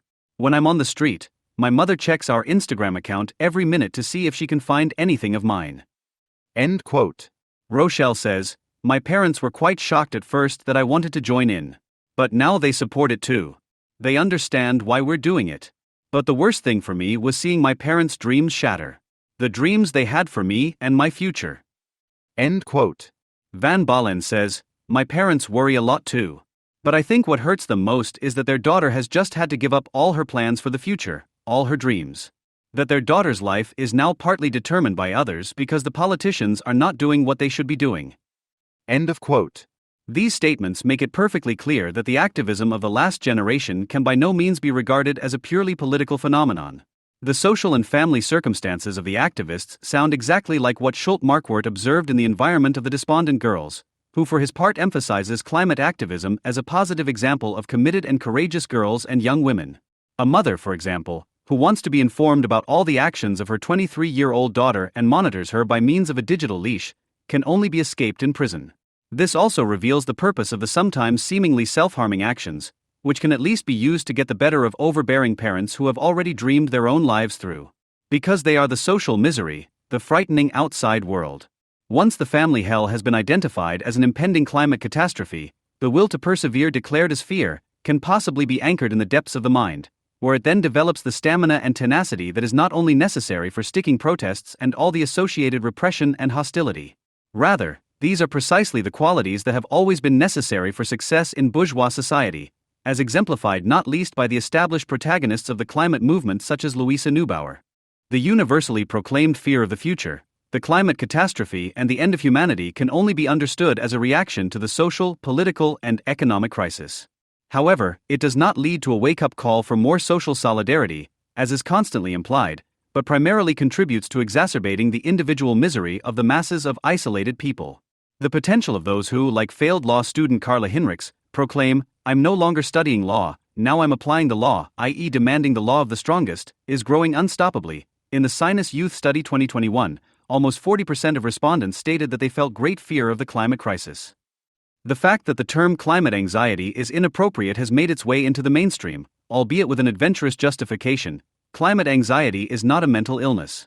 The word implies that it is an illness in its own right, says environmental psychologist Rees. He makes the difference clear by contrasting it with arachnophobia. People with arachnophobia are afraid of spiders, even though, at least in our latitudes, they cannot harm them. This fear is therefore rather irrational and can be treated, for example through confrontation, says Rees. Climate anxiety is different. Here the fear is justified. It does not need to be treated, nor can it be treated at all. If we were to classify climate anxiety as an illness, it would lead to a dangerous pathologization. It would make it seem that we only need to treat the symptoms of anxiety and the problem would then be solved, says psychotherapist Schulz. End quote. It is no longer surprising that an environmental psychologist and a psychotherapist are so careless with their terminology. Fear in the sense of arachnophobia is an idiosyncratic reaction to the sight of a spider that has nothing to do with a social syndrome such as the rampant fear of the future. In the sense of a phobia, a person cannot be afraid of the possible effects of man-made climate change in 40 years' time. If, on the other hand, acute anxiety symptoms occur, these should be investigated and then treated therapeutically. Many of these can be traced back to external factors, some of which could be changed more easily than the global climate, but are nevertheless beyond the control of those affected, which is why it is downright insane from a therapeutic point of view to demand their elimination instead of strengthening the patient. In fact, it is the permanent public crisis mode that not only causes massive damage to young people's mental health, but also leads to the loss of the realization that there are many good reasons for fear. When a growing proportion of young girls develop no curiosity about the world and life and remain despondent at home, while another is obviously only able to mobilize themselves via the detour of fear of the future, when liberals rail against spoiled brats and billionaires from the USA and employees held back by blockades want nothing more than to finally get to their jobs, then there is little reason to hope for better times. The only thing that remains unbroken is the willingness to create collective anxiety within the respective peer group and thus cause new havoc that was not necessary in this form, let alone to this extent. What should be frightening is a social development in which timidity, despondency, and the lack of an idea of a better future lead to the mood in the country becoming so entrenched in the psyche of young girls that they don't know how to enter the world. It's completely horrifying when the rather sad event called The Last Generation celebrates the correspondingly high proportion of women in a heavily feminist manner, instead of even giving a thought to the reasons for the crisis of femininity. On March 18, 2020, the then Chancellor, who did not shy away from pathetic formulas, explained to the Germans for the first time in a video message what she expected from each individual in the fight against the coronavirus. Quote, "Not since German reunification, no, not since the Second World War, has there been a challenge to our country that depends so much on our joint solidarity." End quote. Her appeal, which also reveals a remarkable understanding of Germany's role in the Second World War, already showed the direction of travel in the fight against an opponent that cannot be powerful enough. After all, the dramatic nature of the situation also increases the population's need for protection. Instead of ensuring that the damage to health is kept to a minimum, especially for the risk groups already known at an early stage, the federal government decided to declare that there was no alternative to the lockdown policy and to place the burden of responsibility for the joint political effort on each individual. Since then, critical inquiries have been immediately suspected of quasi-murderous ignorance with the help of a civil society whipped up by the media. The accompanying sound of care not only serves the purpose of mobilization. It is no longer political decisions that are supposed to be responsible for bottlenecks in inpatient care for the sick and elderly, but the private negligence of undisciplined risk subjects who, even without empirical evidence of infectious diseases, are assumed to be potential sources of infection simply because of their morally wrong attitude, wanting to go out together and meet people. However, theories that the government has realized its long-held desire to establish a fundamentally more power-friendly regime are refuted by the apparent overstretching of the dilettanteish political staff. Rather, the urge to perpetuate the newly won power of repression apparently arose semi-consciously and thus all the more effectively with the authorization to rule through, which was enthusiastically supported by a majority. The longer the measures last, the less the elected representatives seem to feel obliged to provide evidence of the effectiveness of the corresponding actions. Concern for their own well-being, as well as the well-being of others, may increase the willingness to do too much rather than too little. However, well-meaning intentions do not explain the consistently high level of support for a completely disproportionate and often completely pointless policy of harshness, which is fixated on incidence figures that provide at best indirect information about the spread of actual diseases. Mistrust of the recently celebrated protective instinct in dealing with the sick and those in need of care is also appropriate because until recently there was no problem with the inhumane detention centers in this country, but the majority of people regard euthanasia as a matter without hesitation. People also seem to be able to live well for a longer period of time with conditions in which the public is completely shut down. Civil liberties are seen as evidence of the state's favoritism, and the panic producers who set the tone in the media decide what happens in people's private lives, whose everyday lives have now been reduced to working during the day, following the omnipresent distancing and hygiene rules like a sectarian ritual, and going back to bed after an evening program, consisting of shock images and dark red incidence maps. This health model, which forces the whole of social life under its primacy and at the same time follows a concept of health that reduces life to vegetation and thus turns into the opposite of itself in its approach and realization, seems to meet with broad sympathy in a society that hardly had any philanthropic plans even before Corona.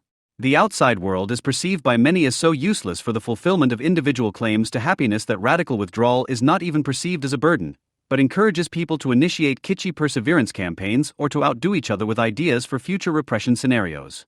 Since health, defined not psychosomatically and socially but virologically, has served as the basis for legitimizing state regulation of private life, moral blackmail has finally supplanted political thinking and any criticism committed to the happiness of the individual. In the debate on the further extension of the Infection Protection Act, CDU politician Ralph Brinkhaus ended his plea for restrictions on freedom with the words, "This law is a law for life." Above all, this means that anyone who sees it differently despises life and is in league with death. A special understanding of democracy is also demonstrated by those selected scientists who have been involved in political decision-making processes since the beginning of the crisis and see it as their job to sell the measures devised as inevitable from an expert's point of view. Of course, they want nothing to do with politics. After all, they are experts, their home is the laboratory and their goal is the progress of mankind. On the ZDF talk show Marcus Lands on April 1, 2021, the frontline virologist Melanie Brinkman, who got excited about potential lockdown deniers, acted as if someone had appointed her as the nation's super nanny. Quote, "It's a bit like my 6-year-old whining and saying, 'I don't want to wear a bike helmet, Mom. I have to say clearly, hey guys.'" End quote. This kind of snotty combination of baby talk and barker tone, which replaces any attempt at argumentative reasoning, has now become the norm, as government politicians call critics of any provenance grouches, and the vaccination a prick. The fact that Ms. Brinkman is allowed to believe that it is necessary and not ridiculous to talk like this is due to the prevailing government practice. In health policy in particular, the preventive paternalistic strategy of addressing individuals as the state's risk agents, strictly committed to the common good, in a motivational pedagogical way has become established. In the course of the general upgrading of health to a guiding ideology, the individual body is the focus of the activating welfare state and a number of industries that profit from lifelong health management.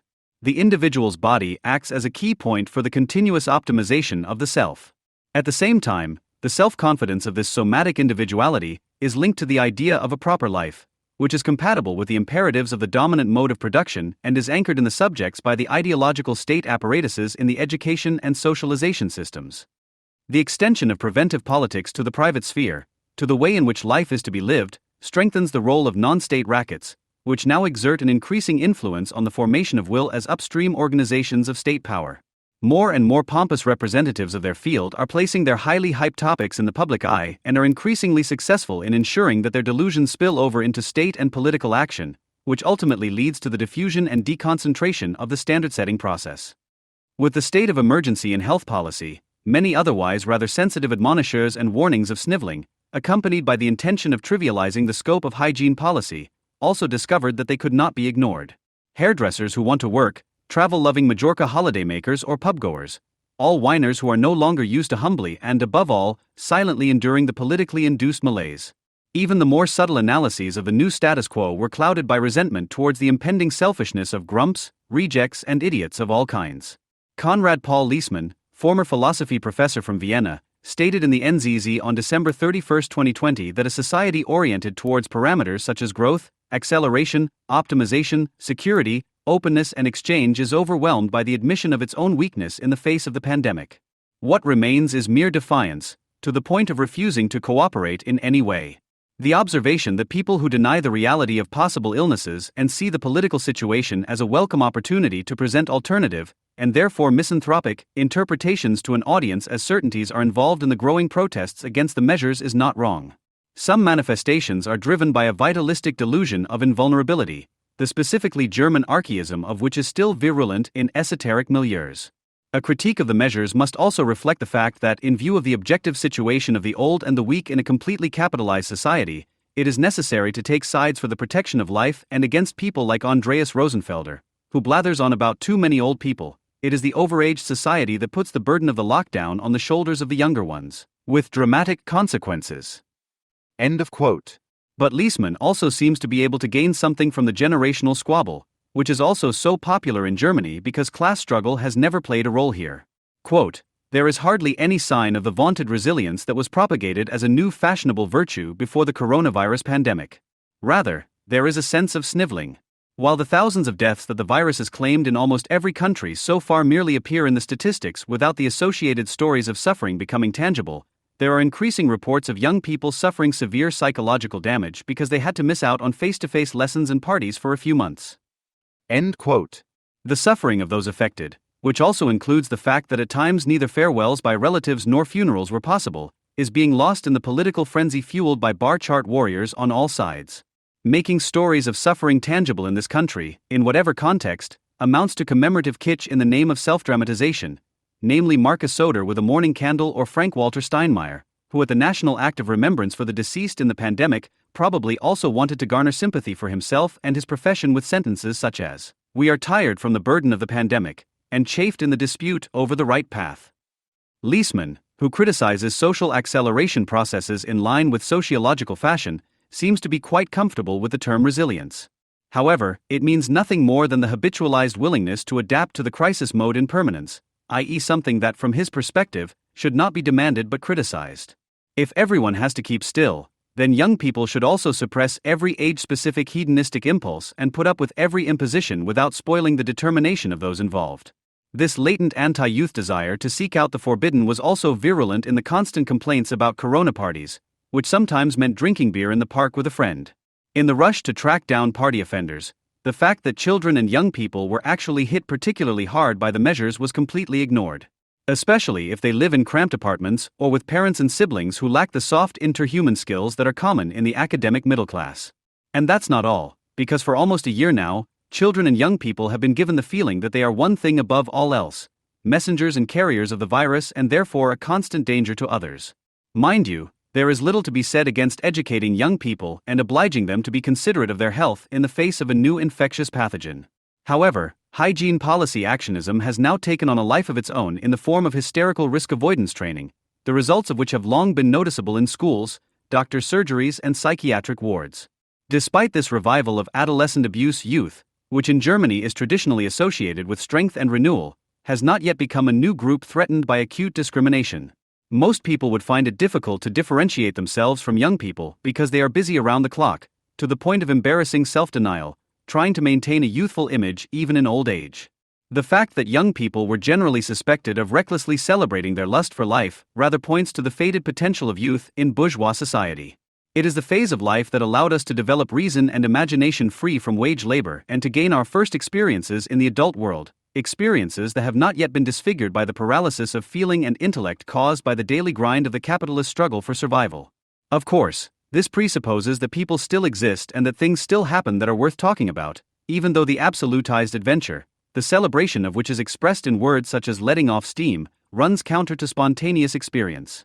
Youthful optimism therefore prompted the grumbling Schopenhauer to advocate a pedagogy of early disillusionment.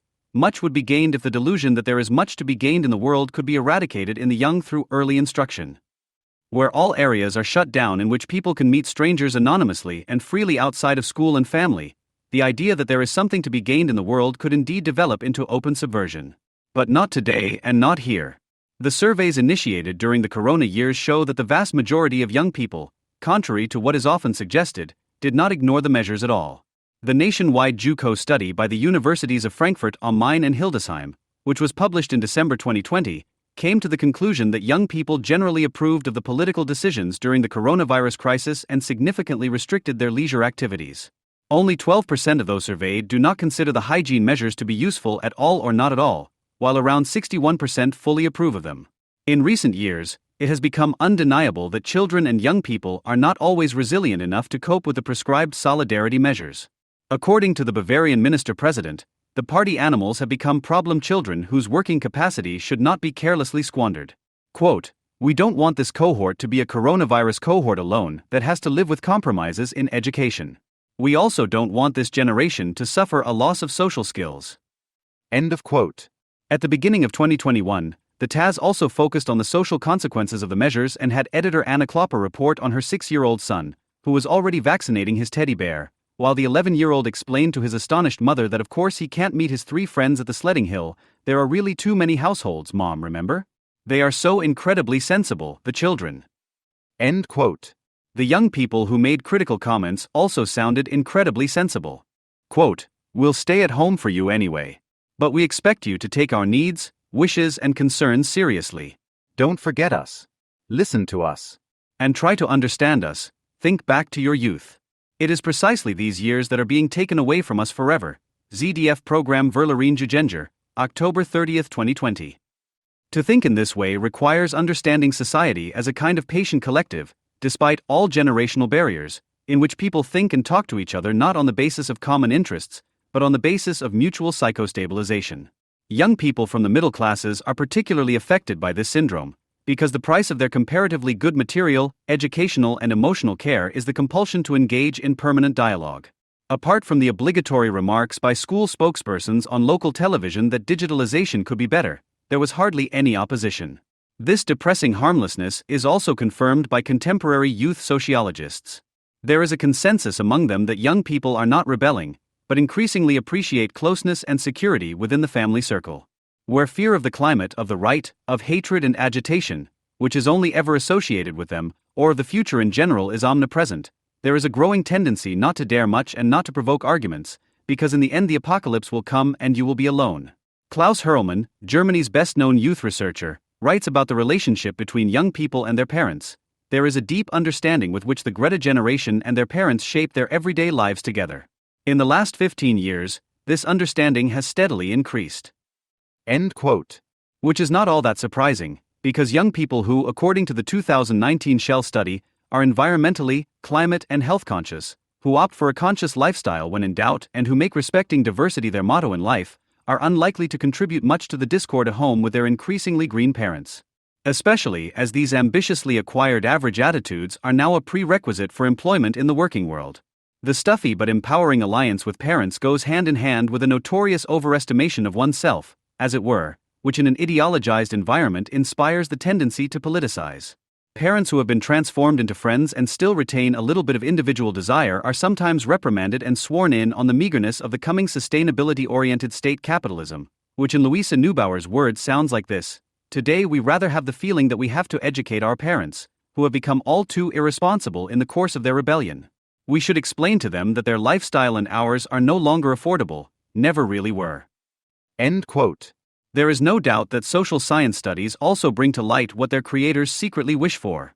However, the fact that the government's current report on children and young people encourages support for youth protests makes it clear that there is no need to worry that this could sometimes be destructive. On the contrary, the past climate protests were by no means rebellions, but rather educationally protected support for the government line. The climate activist slang may be meant as blackmail, but begging parents, teachers, politicians and economic functionaries, with whom they always want to talk, shows that there is no distance and above all, no more anger directed against the compulsion to stumble along in desolation or the permanent stultification that is unavoidable under local conditions. The present is repressed in the anxiety-ridden anticipation of future scenarios. People no longer even use clothing or music to protest against the pressure to conform. Subcultures that fundamentally question the values and institutions of existing society, however superficially and pseudo-distinctively, no longer exist.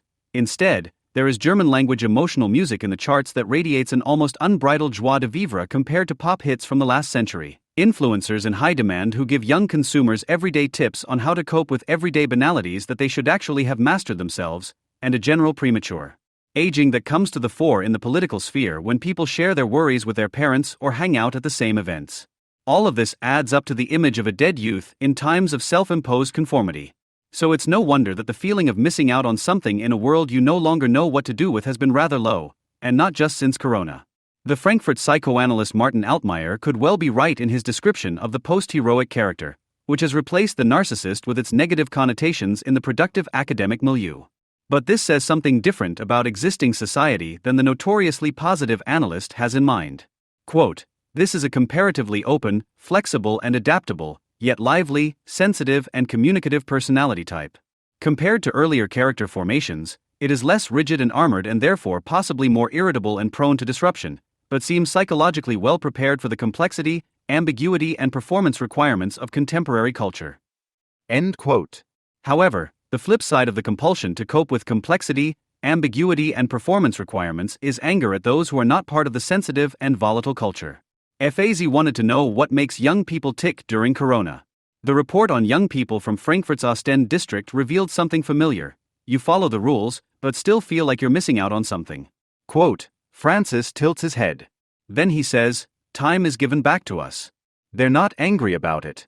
More like astonished." End of quote. Altmaier also confirms the young people's willingness to adapt and advance to what is demanded. Quote, "They are angry at pensioners who break the rules, like the other day on the S-Bahn when one of the group shouted, 'Grandpa, put on your mask.' And at the Corona deniers. The most embarrassing thing of all would be if your own parents were lateral thinkers." End of quote. Sniggering at the strange grandpa in public while cuddling with the elderly at home points to the prevailing social image of old people. In general, the frivolity with which the elderly have been reduced to people in need of protection in recent years is an expression of a compassion that is primarily aimed at empowering the compassionate and maneuvering them into the position of sovereigns, who today call for the unconditional protection of those subject to them and tomorrow call for the right to vote to be withdrawn from environmentalists, and those who lean towards the wrong parties. Narcissism is probably the most popular everyday pathological diagnosis in colloquial language today. It is primarily a moral judgment of a person who does not fit in. The orthodox psychoanalytical narcissism theory texts published at the time by Frank Bockelman, 1971, Klaus Horn, 1973, Thomas Zehe, 1975, Klaus Strzyz, 1978, and others certainly had something else in mind. Even if there was already a strong tendency towards pathologization at the time and an overestimation of the influence of early childhood interaction processes on later functioning in the capitalist system was unmistakable, the largely forgotten writings still provide insightful information today on how capitalized family interaction conditions affect subject genesis in the post-bourgeois age. They were less interested in psychoanalytical sociology of marginalized groups, for example in proving that right-wing young voters have authoritarian and pseudo-rebellious tendencies, which is very popular today, than in proving psychologically, with a view to overall social tendencies, that the subject in the exchange society is not one, but in fact its object. Referring to Freud's concept, according to which identification with the father, i.e. also with his socially preformed subject position, is a prerequisite for successful individuation, the destructuring of the Oedipus complex is at the center of the critique. As a representative of the principle of achievement, the father in the ideal typical bourgeois family had to teach the child not to waste its talents, but to make them useful for productive activity. In the liberal era, the result of the father's coercion to renounce instincts, the internalization of social prohibitions and commandments on the one hand, and the ability to be patient, diligent, and ambitious in competition on the other, promised prestige and success. Degraded to the status of an appendage in late capitalism and deprived of his socio-economic and thus also phallic power, the father today is no longer suitable either as a rival or as an object of desire, no longer challenges the Oedipal conflict and consequently no longer contributes significantly to the formation of a stable superego. According to the authors, this weakens a specific experience, namely living through sometimes passionate ambivalent conflicts in which the social dialectic of domination and liberation appears. It is precisely overcoming such conflicts that promotes individual autonomy and resilience. The superego, according to Freud the representative of all moral restrictions, the advocate of the striving for perfection, also experiences a considerable weakening in the process. At the same time, the failure to identify with the father destroys what was previously considered one of the basic conditions for the development of autonomy, namely the disenchantment of the archaic mother representations. Accordingly, the social character, which Thomas Zehe called the new type of socialization in Pubertat und Narzissmus, 1978, is characterized by a stable primary narcissistic mother bond with a simultaneous secondary narcissistic identification difficulty. The biophysically given, quasi-natural maternal dominance is further reinforced by the socially induced change in the parents' living situation and their interaction structure during primary socialization. In the cramped living atmosphere of the urban nuclear family, the mother is often the only person of reference for the child, whose development is already spatially limited. The urban environment, especially the family kept isolated in agglomerations, repels motor energies, curtails contact with playmates and opportunities to discover a mysterious environment for oneself. End quote. The objective living conditions, the powerlessness in the face of economic laws and overpowering institutions encourage the parents' temptation to unconsciously functionalize the children as stabilizers of their own identity. The child is narcissistically instrumentalized because the maternal caregiver in particular lacks the ability to cope with the world in a satisfactory way.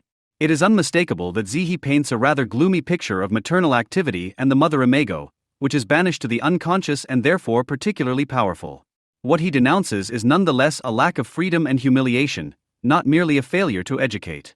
The coercive bond of the unresolved mother-child dyad prevents the child from exploring the world with pleasure and curiosity, which in turn makes the omnipotent mother object subservient to its own claim to omnipotence. In order to immunize itself against disappointment and failure, the child strives to preserve the primary narcissistic symbiosis.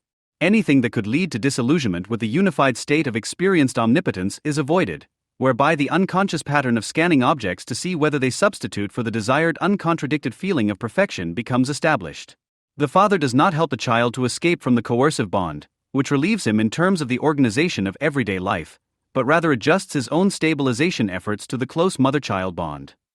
The child's forces of resistance to a possible loss of the symbiosis with the mother are stored in the inner drive dynamics, where they join forces with the ID and are reactivated in later phases of crisis.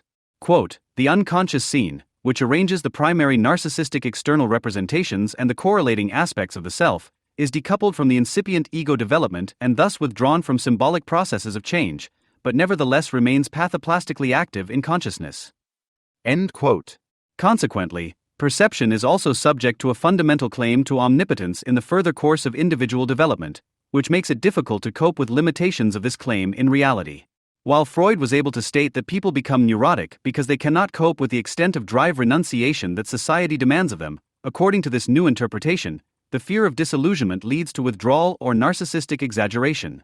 The psychological entity that now comes to the fore, namely as a substitute for the primary narcissistic perfection, but as a substitute that is separated from the ego by a distance, a gap that man constantly tries to eliminate, is the ego ideal. Maintaining the sense of balance oriented towards the original unity becomes the core concern of ego development. It is no longer the conflict between what is forbidden and what is allowed that takes priority, but the longing to be loved and to feel secure. Because the new type of socialization has no fixed character structure, Zehe continues, it is adaptable, but also in need of adaptation. What is functional in terms of consumer fixation reaches its limits where the reality principle is most likely to prevail, at school and at work. Zehe attests to a general lack of motivation among young people, which is encouraged by the fact that the ideology of fair exchange no longer has any independent integrative power due to the obvious functional weaknesses of the market. Young people avoid their parents, despise school and seek regressive experiences of fusion in consumption or intoxication. What is celebrated in the youth cultures of the mods, beats, or avant-gardists, the scene-specific clothing, the music, the events, have long been objects of commodity aesthetically controlled exploitation. The harsh judgment against the oral pinball machine, which wants nothing to do with political engagement and a hunger for education, is probably also due to the fact that the theorists from the progressive academic milieu would have preferred a mixture of Goethe and Dutschke instead. Zehe's concern that the apolitical would lose all motivation in the social uterus of the subcultures was unfounded. The system was able to motivate them towards capitalism after all, which also marked the limits of psychology. The key pedagogical concepts of the negotiation-oriented parenting style that dominates today are appreciation, empathy, and communicative exchange. There can no longer be any talk of fathers withdrawing from the process. The contemporary middle-class father is sometimes more meticulous and diligent than the mother when it comes to familiarizing himself with the child project. In view of the convergence of gender roles, however, there can be no question of the classic triangular Oedipal conflict. As much as the child certainly benefits from caring and always communicative parents, there is a great danger that this same educational ambition, in combination with a widespread fear of life, creates the need for total pedagogization, the effect of which is comparable to that described by Zehe and others. It is precisely the ostentatious invocation of attentive listening and dialogue that permeates the entire educational process that often leads to gentle coercion, to the compulsion to confess. The fact that various mental health diagnoses in children have been inflating for years also shows that they are increasingly the focus of psychosocial control. When they are not at home, the cell phone serves as a long leash for anxious parents to have them constantly available. The extended control mechanisms established as a result of the coronavirus crisis, from homeschooling to party bans, are a massive response to this tendency towards neo-puritanical parenting. The fact that security is valued above all in the family today points to the not only irrational image of a hostile world from which it is supposed to protect. Internally, this manifests itself as the priority of the security principle, while the pleasure principle is limited to the avoidance of unpleasure. Over the past 20 years, a family policy aimed at the expanded and professionalized production of future high achievers has been implemented under the headings of compatibility of family and career, and equal opportunities. As a result, more and more children are spending more and more time in daycare centers, all-day schools and social work projects. Innovative sociological spatial concepts are used to ensure that these institutional spaces prove to be learning laboratories that promote democracy. It is learned early on that courting the favor of state and civil society apparatuses is more important today than paternal heritage. Developments that make it clear that intrafamily Oedipal dynamics are becoming less important or can only be adequately understood in the context of perennial institutionalization. What is also an opportunity, especially for children from lower-class families, nevertheless leads to the decivilization of the entire childhood and adolescence, which is internalized by those already in permanent care. There is hardly any time left for an autonomous, non-regulated engagement with the world, and this is becoming increasingly digital. This dynamic also has far-reaching consequences for children's identification processes, especially as state and quasi-state institutions are increasingly emphasizing pure ideology over content or the teaching of skills, which strengthens the willingness of subjects to join the widespread collective delusions at any time. Phrases such as tolerance and democracy education starts with the youngest children, which sounds harmless, but in practice means that the entire diverse, anti-racist, diverse, eco-capitalist, etc. mainstream program is crammed into them.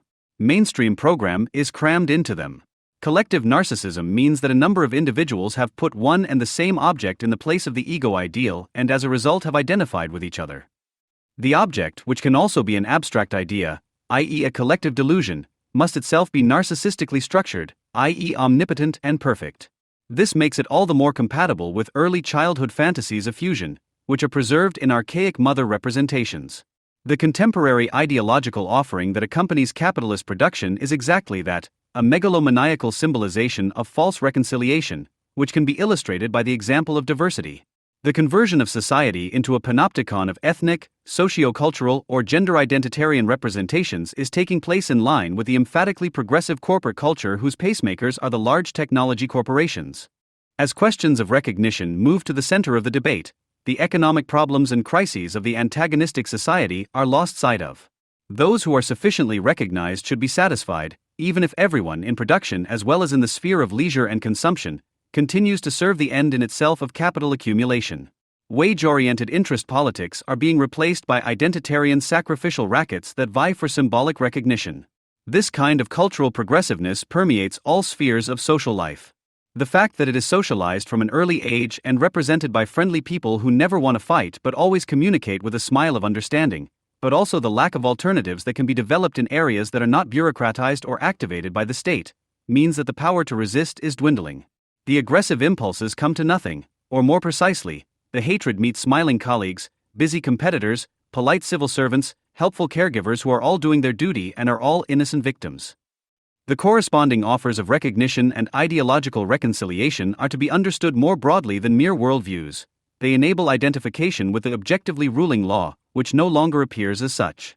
Advertising formats that are no longer about products at all, such as Together We Can from Vodafone, in which slogans are preached to dramatic music and kitschy images that could also be an educational motto. Can we make sure that no one is left behind? Can we outdo ourselves again and again? Can we save the earth before it's too late? Can we get there cleaner? Can we take it further than ever before? Technology and us. Together we can achieve anything. Such a tempting ideal offers the needy ego the opportunity to participate in a perfection that is attributed to the idealized object. It seems tempting to participate in this human project and thus overcome the gap between reality and the ideal, which is the driving goal of narcissistic projection. You want to save the whole world with what you have to do, you call the alliances you forge indivisible, you don't want applause from the wrong side. All this points to the subjective dynamics at work in the realization of objective disaster. According to Janine Shaskets-Mergel, the stronger the idealism of the group celebrating itself as omnipotent, which in late capitalism no longer needs mass ornaments, the more likely the liquidation of the conscience and sense of responsibility of the individual. In the group, the already weakened superego is swept away, so to speak, by the desire to unite the ego and the ideal. It is therefore not only useful on a psychological level to demystify the ideal. Neither identification with the predetermined nor the inability to deal with criticism is specific to young people. The last few months have shown this. Any hint of an impulse to be against it is now defamed as antisocial, selfish, or even potentially murderous. After the #AlesticMcCann campaign attempted to parody the state-moderated and civically and creatively celebrated fear and mutual care, the otherwise so refined society went so crazy that the participants generally felt compelled to publicly justify themselves, and some participants withdrew their contributions and indulged in self-incrimination and gestures of remorse, as we know them from Stalinist show trials. Because the media crowd knows no mercy, with divisive criticism of government and society, they are not only sinning against the community of good people these days, but also mocking the nurses in intensive care units, as if actors were responsible for the labor and wage policies that make hospitals and nursing homes unbearable for everyone. The applause from the wrong side weighed the heaviest. On the right side, however, it no longer even occurs to people that such tactics, which are aimed solely at silencing criticism, betray a tendency towards totalitarianism. However, it was not a silence to some freshly baked opponents of dictatorship thought. After all, Liefers and company were able to explain their concerns in a soothing manner to the noticeably angry journalists on various talk shows. The then Minister of Health Jens Spahn, who patronizingly called for a dialogue afterwards, seems to have hit on one thing in particular for a reason. Quote, "What really bothers me, however, is the frequently asserted thesis that we have a media in our country that is aligned and only applauds the government." End quote. Actor Ulrich Mathis also revealed that he was annoyed by the videos. Quote, "But the call for them to be professionally ostracized is scandalous. I throw myself in front of my colleagues, whom I criticize for their videos, and say, this should not be allowed." End quote. Theatrically pointing out that criticism should not lead to punitive actions in professional life is already considered proof of a civilized culture of debate in Germany. However, the fact that such self-evident facts need to be emphasized at all is evidence of the complete opposite. A few days later, on April 28, 2021, the Tagesschau reported to the relief of those who won't be watching Tatort anytime soon that the Office for the Protection of the Constitution is now also increasingly targeting lateral thinkers. As there was previously no drawer for them, the constitutional protectors refer to the new area of responsibility as delegitimization of the state relevant to constitutional protection. The delegitimization of the ruling state, however successful, was once a task of the more critical left. The latter, however, raves humbly about China or begs for even more lockdown, the solidarity lockdown of course. And the good old ideological critique? It is also afraid, namely of applause from the wrong side. Whether with regard to Islam, the ecological restructuring of society or the health emergency policy, people are increasingly staring at the angry ones on the fringes instead of ruthlessly criticizing what is being pushed through with the support of the majority to the detriment of all.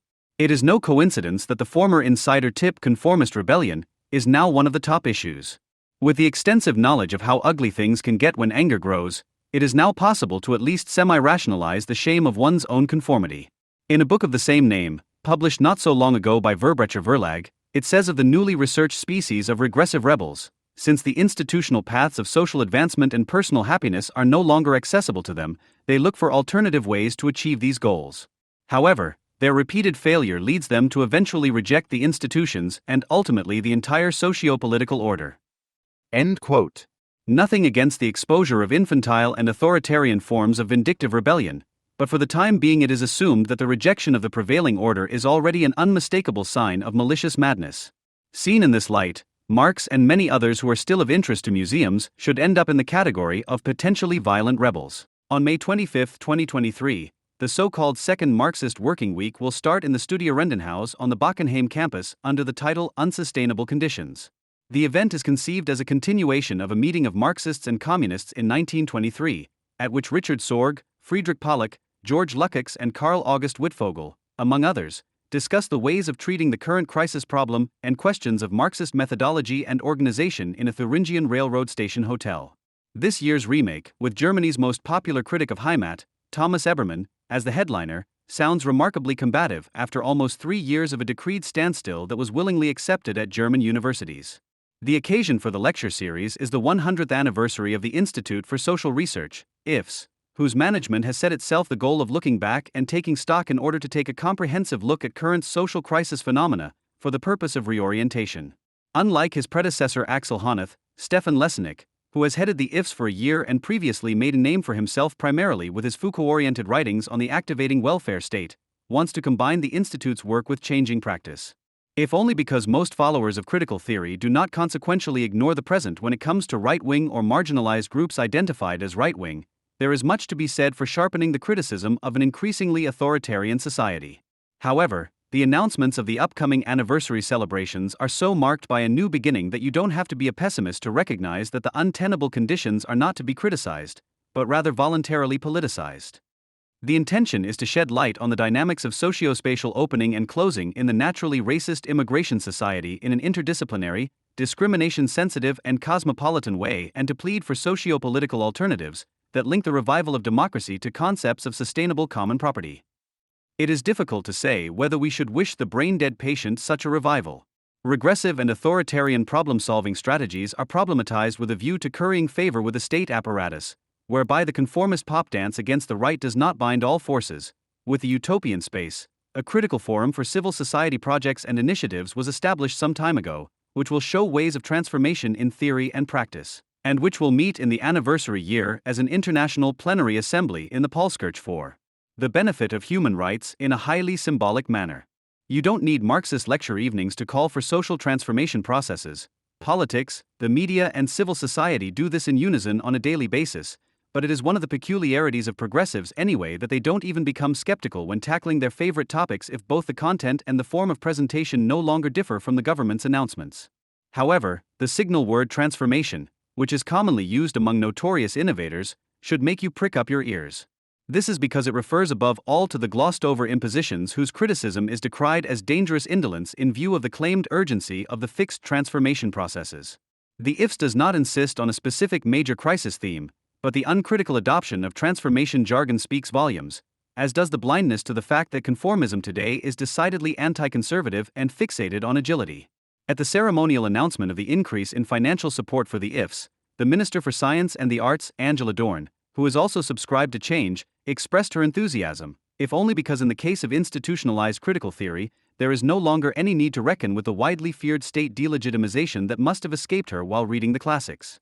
Quote, "Since Horkheimer, Benjamin and Adorno, the IFS has been part of a philosophical tradition that is not content with interpreting the world differently, but also wants to change it. We urgently need such institutions."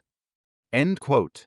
The working alliance between the state of Hesse and the IFS holds potential for all kinds of projects in the future. The effort of the concept, which was still essential for Hegel in science, is certainly no longer one of them. Now that I'm in Frankfurt, explains Lessenich, I have to throw around terms from critical theory. End quote. This may also be exhausting, but it no longer has anything to do with what Hegel was concerned with. If Lessenich uses terms from critical theory at all, then only to immediately dismiss them. He no longer wants to speak of a context of delusion that needs to be seen through, but rather of a context of entanglement. Such terminological maneuvers eschematize the historical and ideological historical references whose reflection was still considered indispensable by Theodor W. Adorno and Max Horkheimer. With his casual tone, the ambitious critic today distances himself from the conceptual rigor of Adorno in particular, which is perceived as too odd, not only as too complicated and obsessed with detail, but above all as too negative. The equally dramatizing and activating jargon of transformation that dominates public discussion is contrary to the critical destructive work that Adorno associated with Karl Kraus. According to Adorno, a historical situation in which people make what is heteronomously imposed on them their own business in order to be able to live at all, is conducive to polemics. Where subjects conform to circumstances and sometimes subjectively radicalize the objective delusion in the state of their lack of freedom, criticism begins with language.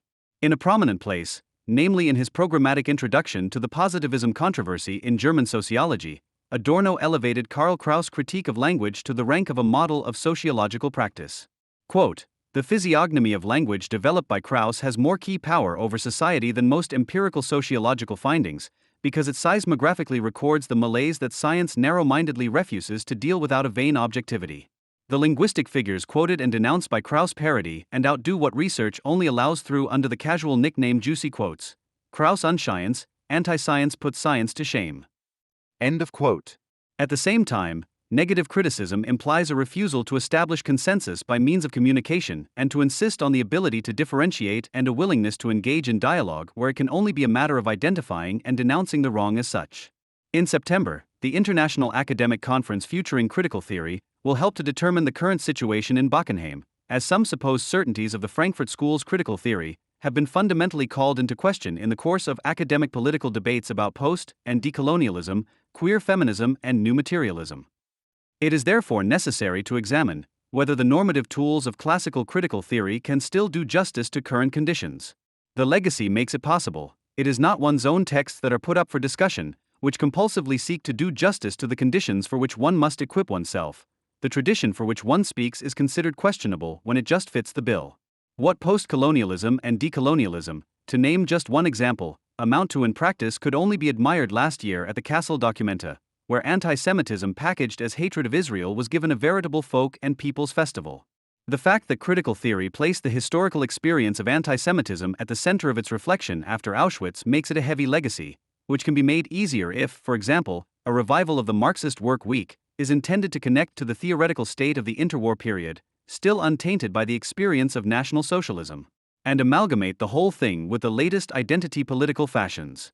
In his book No Longer Normal, Society on the Verge of a Nervous Breakdown, Stefan Lessig calls for everyday conservatism to be overcome. The post-National Socialist society is still seeking its salvation in the establishment of a normality supported by the middle classes. That's how anti-German people are in Frankfurt-Bockenheim. In the second half of the last century, pride in the national production community, the feeling of being the hub of the world and an open-mindedness towards the folkish were indeed still characteristic of the mass consciousness, especially in the provinces. Politics was oriented towards the wishes of the mostly angry little man, who stubbornly defended what he knew against any change and emancipation efforts. However, the criticism of chauvinism came 30 years too late. Today, people are no longer even told what to say in a class-compromising way for reasons of social peace. In postmodern capitalism, in which permanent disruption is proclaimed as the new normality, they are told across the board that insisting on habits is fundamentally problematic.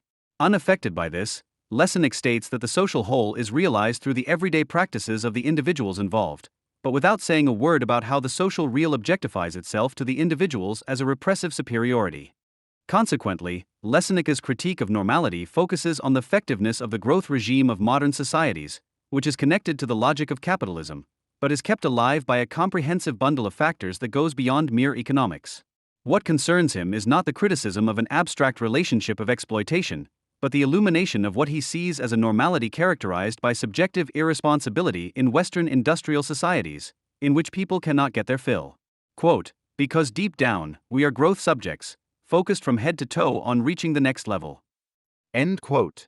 He is primarily concerned with subjective factors, social habits, and collective constructions of need, because he wants to change them.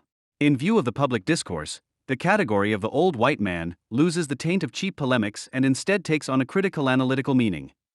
Thus, people's age, gender, and skin color are sufficient to attribute privileges to them regardless of their position in the production process, the pompous criticism of which amounts to strengthening minoritarian group identities whose regulatory systems are often far more repressive than the hypothesized general pressure to normalize. But the sociologist is under no illusions. Quote, for it is precisely those sociostructural positions typically occupied by light-skinned, heterosexual, older men that have been associated with privileged resources under previous conditions of social normality, both in material and symbolic terms. End of quote. Any opposition to moralism and interference is interpreted as effective rebellion. Thus, Lessig considers the negation of gender language to be a conservative cultural struggle, and the existence of the activism referred to as cancel culture is denied. Lessig's proposals for the realization of a different, completely transformed society invoke the state, which should steer and dictate, even and especially where there is talk of a policy dedicated to the organization of social participation. The form of politics supported by activists amounts to the consolidation of the discourse sovereignty of those who already set the tone as civil society, while such a decivilization of the state conversely implies an intensified integration from above Adorno by the state apparatuses. Economically, Lessig turns against disruptive financial capitalism, which has created the illusions of normality that are eroding in the present. He wants to heal the crisis of capital with the help of a democratized economy of managing scarce goods. Scarcity is seen as a given, and the contradiction between the technical possibilities and their capitalistically intended use is ignored. Lessig accuses people who even pose the social question of clinging to outdated relations of production in which the contradiction between labor and capital is central. The expansion of the tertiary sector and the outsourcing of production have in fact meant that the sphere of production no longer appears as the arena of the political, but at least in the post-industrial centers, the sphere of distribution and consumption, in which morally correct shopping is supposed to serve to save the world. The voluntarist view of the world is reinforced by the change in the form of work in post-industrial society, in which the formerly separate spheres of work and leisure are increasingly blurring into one another, and the exploitative character of wage labor is being repressed in the face of emancipation, self-development, and creativity, as is the political sovereignty that guarantees the conditions of accumulation and whose executors in the authorities only maintain a friendly tone as long as goodwill is shown in lifelong applications. As a result, consumers are forced into political substitutes, which have the advantage that they can become the social avant-garde by means of a shopping list or Twitter shitstorm.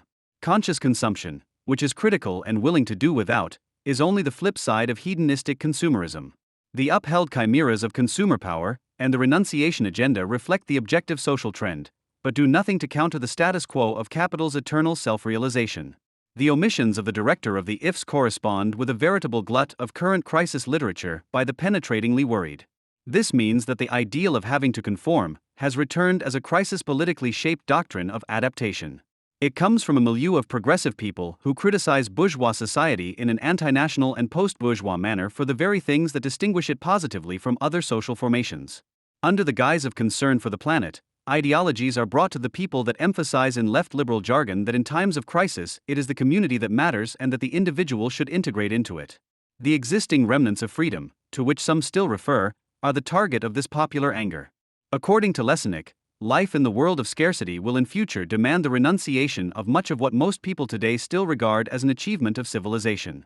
All of this no longer has much to do with critical theory because it stood for the defense of freedom, which it considered only possible under social conditions of unleashed abundance of goods. It is part of human nature to divest oneself of the coercive mechanism of natural compulsion, as which nature confronts him, although he himself is a product of natural history. This gives rise to the dual character of man as a nature-dominating natural being. If, for Adorno, the delusional context of progress transcends itself and the devastation wrought by progress can at best be made good by its own forces, today we decree as authoritatively as without alternative what people will still be allowed to do in the future, but above all, what not. And so that what Lessig proclaims as right and wrong can be enforced, he immediately and completely abruptly replaces natural compulsion with state power, whose active intervention he cloudily glorifies as the transition from planning to speculative rationality.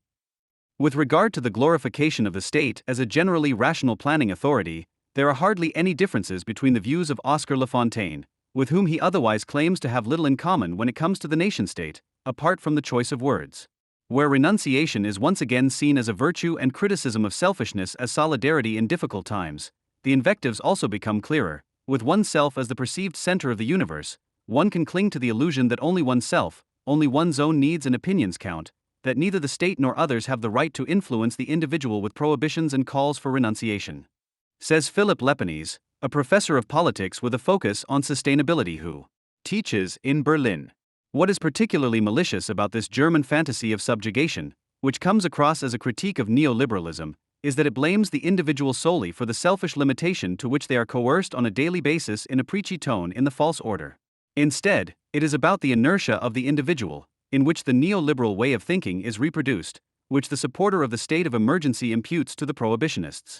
In his book Anpassung, Leitmotiv der nächsten Gesellschaft, the sociologist Philip Staub also wants to use a positive concept of adaptation as an example. In view of the current crises, society needs to be reoriented from individual self-development to collective self-preservation. Necessity is the mother of invention. The abandonment of the principle of the limitless development of the subject implies a perspective of liberation, because by renouncing progress, the late modern subject is also relieved of responsibility for the project of social perfection that has become implausible. End quote. The rumor against the allegedly excessive love of freedom of the individual, which does not confront autocratic subjectivism with its social mediation, but rather patterns it in a popular pedagogical way, goes hand in hand with partisanship for technocratic crisis resolution strategies.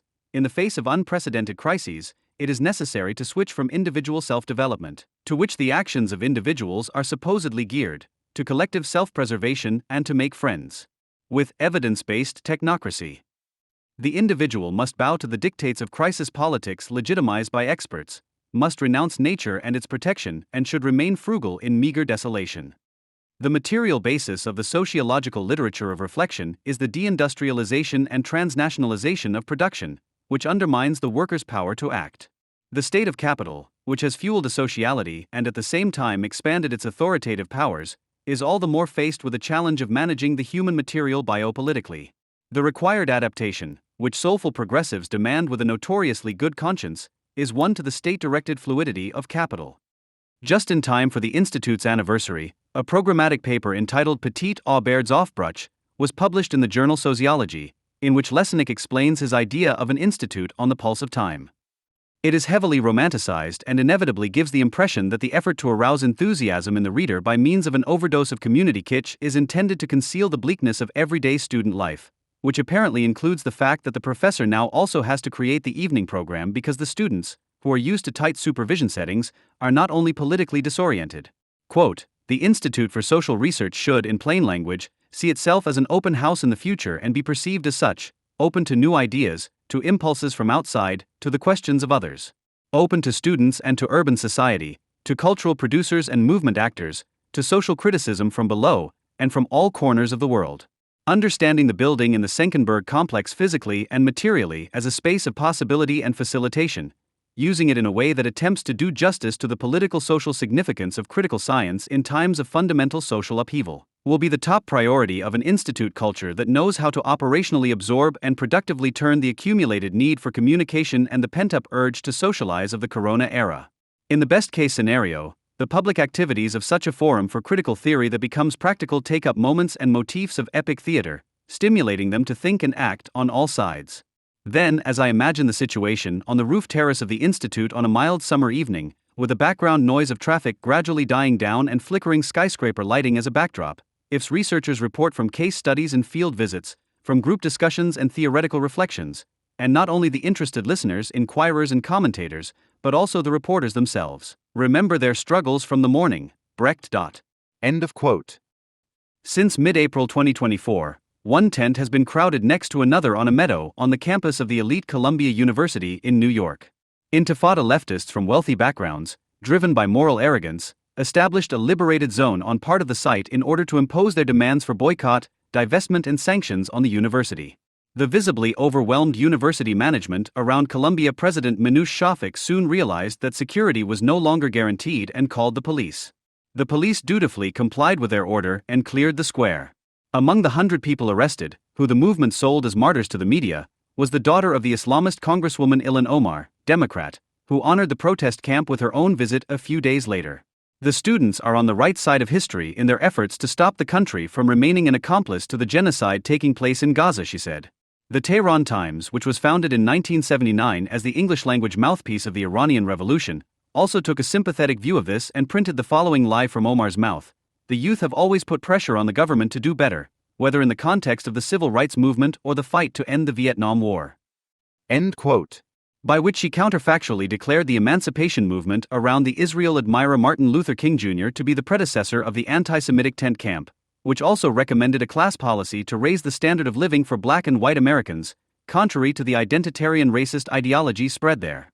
The comparison with another anti-war protest at American universities, in which students called for a strike in Chicago, among other places, and held up posters stating that they did not want to support any government that went to war, as well as denouncing economic sanctions against Nazi Germany as warmongering, is much closer.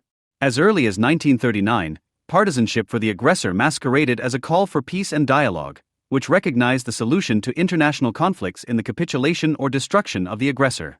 The protests at Columbia University soon spread to Yale, New York University, and other universities. They attracted the sympathy not only of the Islamic Republic of Iran, but also of almost the entire global left. The gatherings constituted enclaves of the axis of resistance, which openly expressed their agreement with those forces who felt shortchanged in the imperialist competition and wanted a seat at the table themselves. Even during the Second World War, according to Adorno in Was bedeutet, Aufarbeitung der Vergangenheit, support for the counter-imperial forces was expressed in the slogans of the Western plutocracies and the proletarian nations. The solidarity marches for the detainees turned into demonstrations in the middle of New York for the destruction of the Jewish state under a slogan that demanded what the first direct Iranian attack on Israel still failed to achieve thanks to massive missile and drone defense. We say justice, you say how? Burn Tel Aviv to the ground. The crowd recommended that Jewish students return to Poland, not coincidentally the country where the National Socialists operated their extermination camps. Then as now, the blindly murderous saw in the victim the persecutor who desperately drove him to self-defense. The videos from that night of April 20, 2024, which immediately went viral on social media, forced a U.S. president to make a statement who is targeting both Jewish voters and pro-Palestinian young voters in the election at the end of the year. In this situation, Joe Biden probably mirrored Donald Trump's reactions to the 2017 March of the Radical Right in Charlottesville, when he criticized hatred, bigotry, and violence on many sides and, after condemning white supremacists, often omitted in the media, spoke of very fine people on both sides. In keeping with this equidistance, Biden condemned both anti-Semitism and those who don't understand what's going on with the Palestinians, thus following the language of his administration, which can no longer say a word against the exploding and increasingly threatening anti-Semitism without immediately issuing a firm warning against Islamophobia and racism. Donald Trump, who was leading in the polls in almost all key swing states, picked up on this theme and referred in his criticism of Biden to the torchlight procession at which the crowd chanted, "The Jews will not replace us." This was ridiculous compared to the riots and anti-Israel protests taking place all over the country. Trump informed his successor, who had repeatedly cited the prevention of another anti-Semitic and racist march like the one in Charlottesville as the motivation for his candidacy in 2020. On April 19, 2024, the activists, whose victim status had been reinforced by the police action, once again occupied Columbia University, which had been declared the People's University for Palestine, in large numbers. With the help of banners, some of the illegal settlers proclaimed their affiliation to equally illustrious and grotesque identity politics groups such as Lesbians Against Genocide or Hindus for an Intifada. People wearing headscarves and FFP2 face masks eagerly listened to some lecturers who had been dismissed from their university posts on grounds of anti-Semitism speak about settler colonialism and genocide. To loosen things up, movement dyslexics twitched to popular Arabic rhythms and talentless poets recited their politicized verbal garbage. In between, there was an invitation to a collective Islamic prayer in which LGBTQ+ activists were called upon to submit to Allah, the one God. Michael Powell aptly described the peculiar scenario in The Atlantic as a mixture of Woodstock and Intifada. When asked by Powell, who was on campus the following day for research purposes, what would happen to Israelis if they lived under the rule of a theocratic fascist movement, an activist concerned about her anonymity replied that Israelis should check their privilege. But on April 21, there was a sudden midnight commotion. "Attention everyone, we have Zionists here at the entrance to our tent camp," warned an activist wearing the wrap of the murderer of Jews, Arafat, around his head.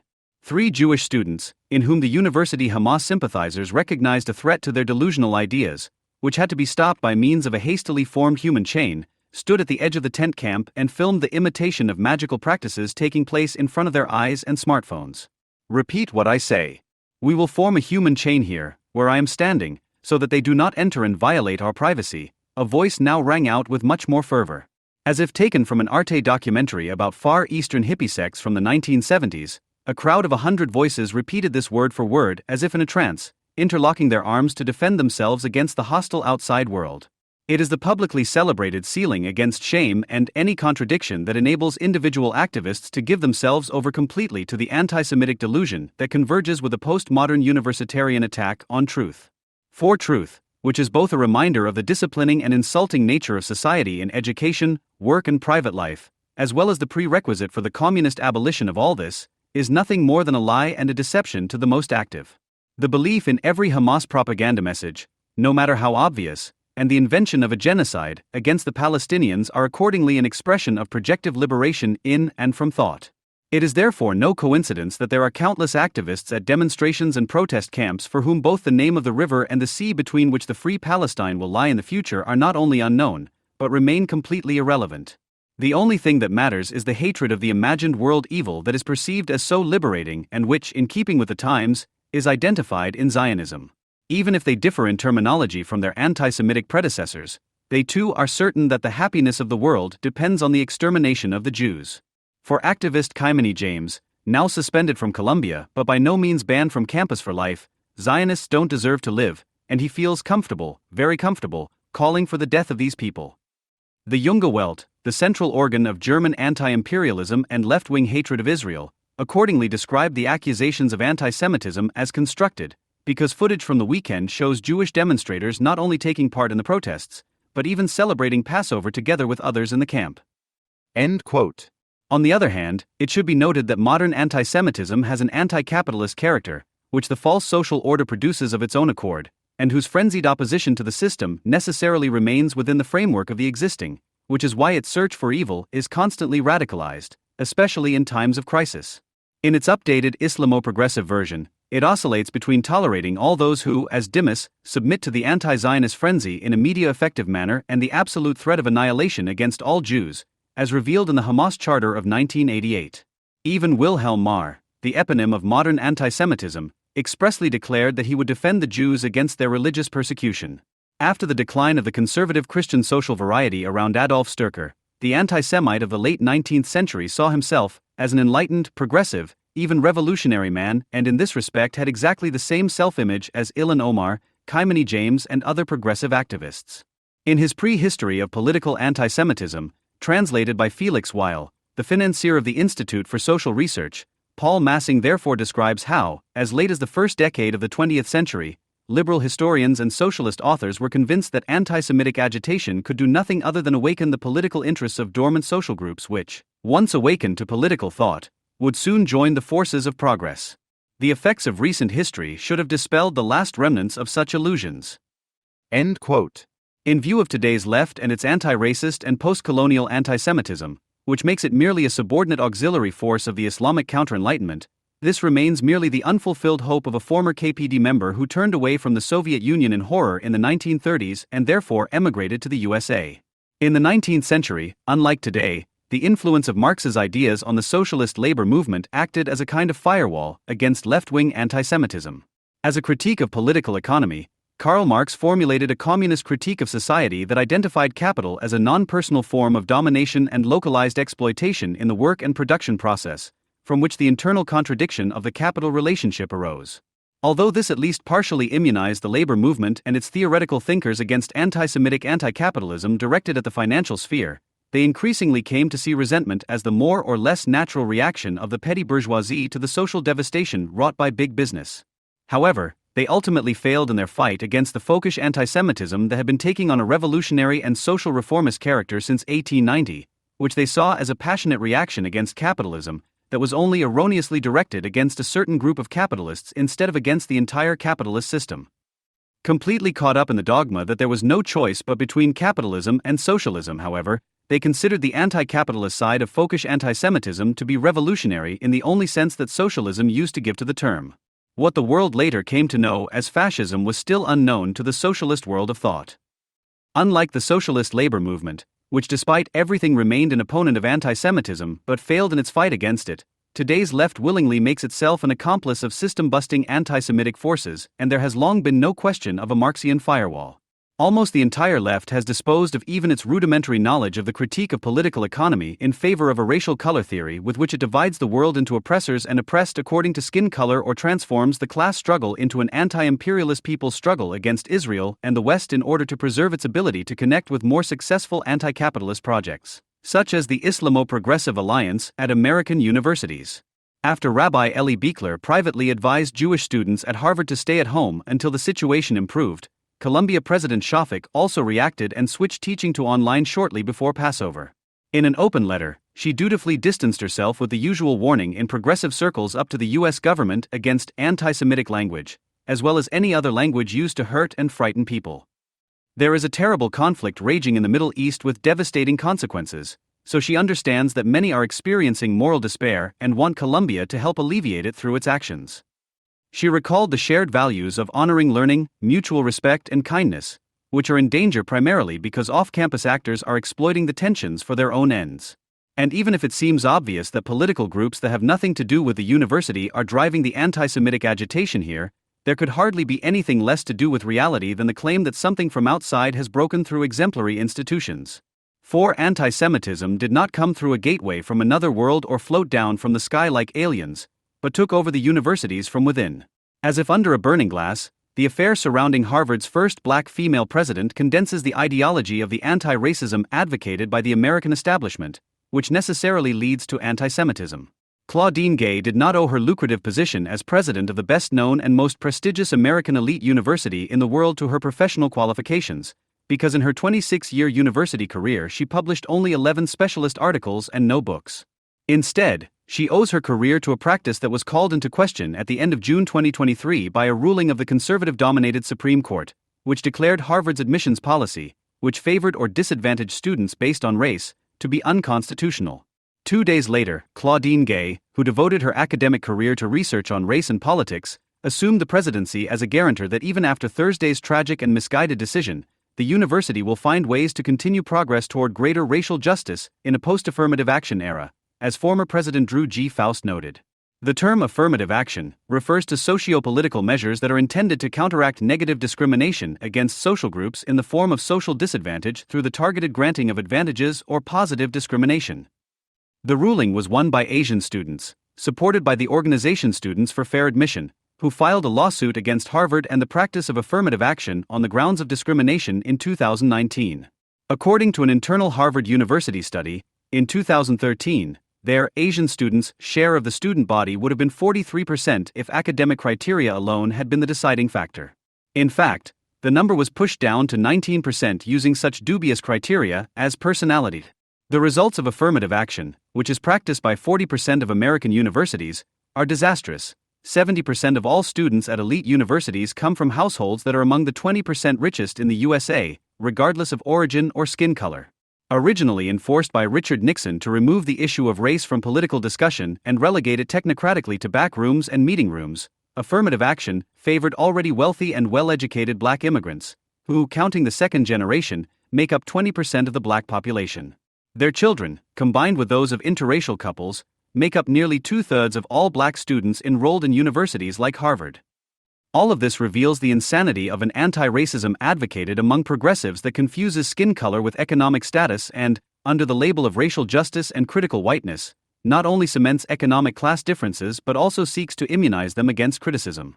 The American Civil Rights Movement, which initially focused on the abolition of segregation, but ultimately, together with trade unions, pushed for the economic improvement of the underclass, operated under conditions that guaranteed an annual economic growth rate unthinkable today due to high profit rates. This created a progressive, if not socialist, vision of the future in people's minds, which coincided with a real rise in the standard of living of black Americans between 1945 and 1975.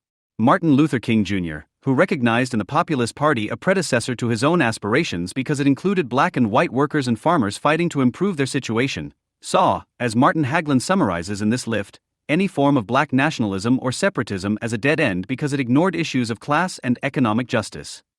Since most black Americans belong to the underclass, it was class politics not limited to them that helped them the most. To this end, King sought an alliance with the unions that was completely colorblind, focusing not on race or identity but on the common interest in better jobs and higher wages, while at the same time opposing the racism that existed in the union at the time. In the crisis of the 1970s, triggered by the falling rate of profit, it was not only the income level of black Americans that stagnated. In general, the hope for a better future gave way to the pessimistic struggle of all against all, which found its ideological expression in critical race theory, among other things. One of its most prominent representatives, Derek Bell, denied any progress achieved by the civil rights movement. For him, equality before the law and the abolition of segregation could in no way overcome the legacy of slavery. On the other hand, he called for historically marginalized people to benefit from group rights enforced by the state. Unconsciously, this anti-racism executes mechanisms of a capitalist society that has reached its own limits and is producing fewer and fewer winners and more losers. Instead of raising the economic status of the individual, one now strives for a fair distribution of wealth between the races, which can also be achieved with a general lowering of the average standard of living for all, as long as only whites lose more than blacks. The anti-racist best-selling author Ibram X. Kendi openly states, quote, "Racial inequality or discrepancy exists when two or more racial groups are not on approximately the same level." End quote. Therefore, for him, discrimination based on skin color does not always mean racism. Quote, "The crucial question is whether discrimination creates equality or inequality. If it creates equality, it is anti-racist. But if the discrimination creates inequality, it is racist." End quote. In an earlier edition of his bestseller, he put it even more succinctly: "The only antidote to racist discrimination is anti-racist discrimination." End quote. In this statically imagined world, in which even the general raising of living standards is excluded, the loss of one becomes the gain of the other. In order to combat white privilege, wealth must therefore only be transferred from the economically better off group to the disadvantaged. In her article, "How Did the Jews Become White Folks?" Karen Brodkin-Sachs argues against the alleged myth that the Jews in the USA owe their rise to themselves alone. In reality, government measures after the Second World War were behind this, which favored them as whites at the expense of the excluded Black Americans. Even if Kendi avoids this topic in his book, his anti-racism must be directed against the Jews. Quote, "As soon as Kendi's argument is explained in more detail, it also becomes obvious in what an unpleasant way the Jews find a place in it. If they are particularly rich, or even assumed to be, this can only be attributed to their unfair favoritism. This is the origin of the poisoned idea that Jews are the beneficiaries of hyper-white privilege." End quote. Anti-racism thus expresses domestically what post-colonialism accuses Jews of on a global scale: they are white and therefore oppressors. Unsurprisingly, universities, where both ideologies form a symbiotic unity, turn out to be breeding grounds for anti-Semitism. In this respect, it is also clear that the camps at the universities must clearly be understood as a continuation of the Black Lives Matter protests.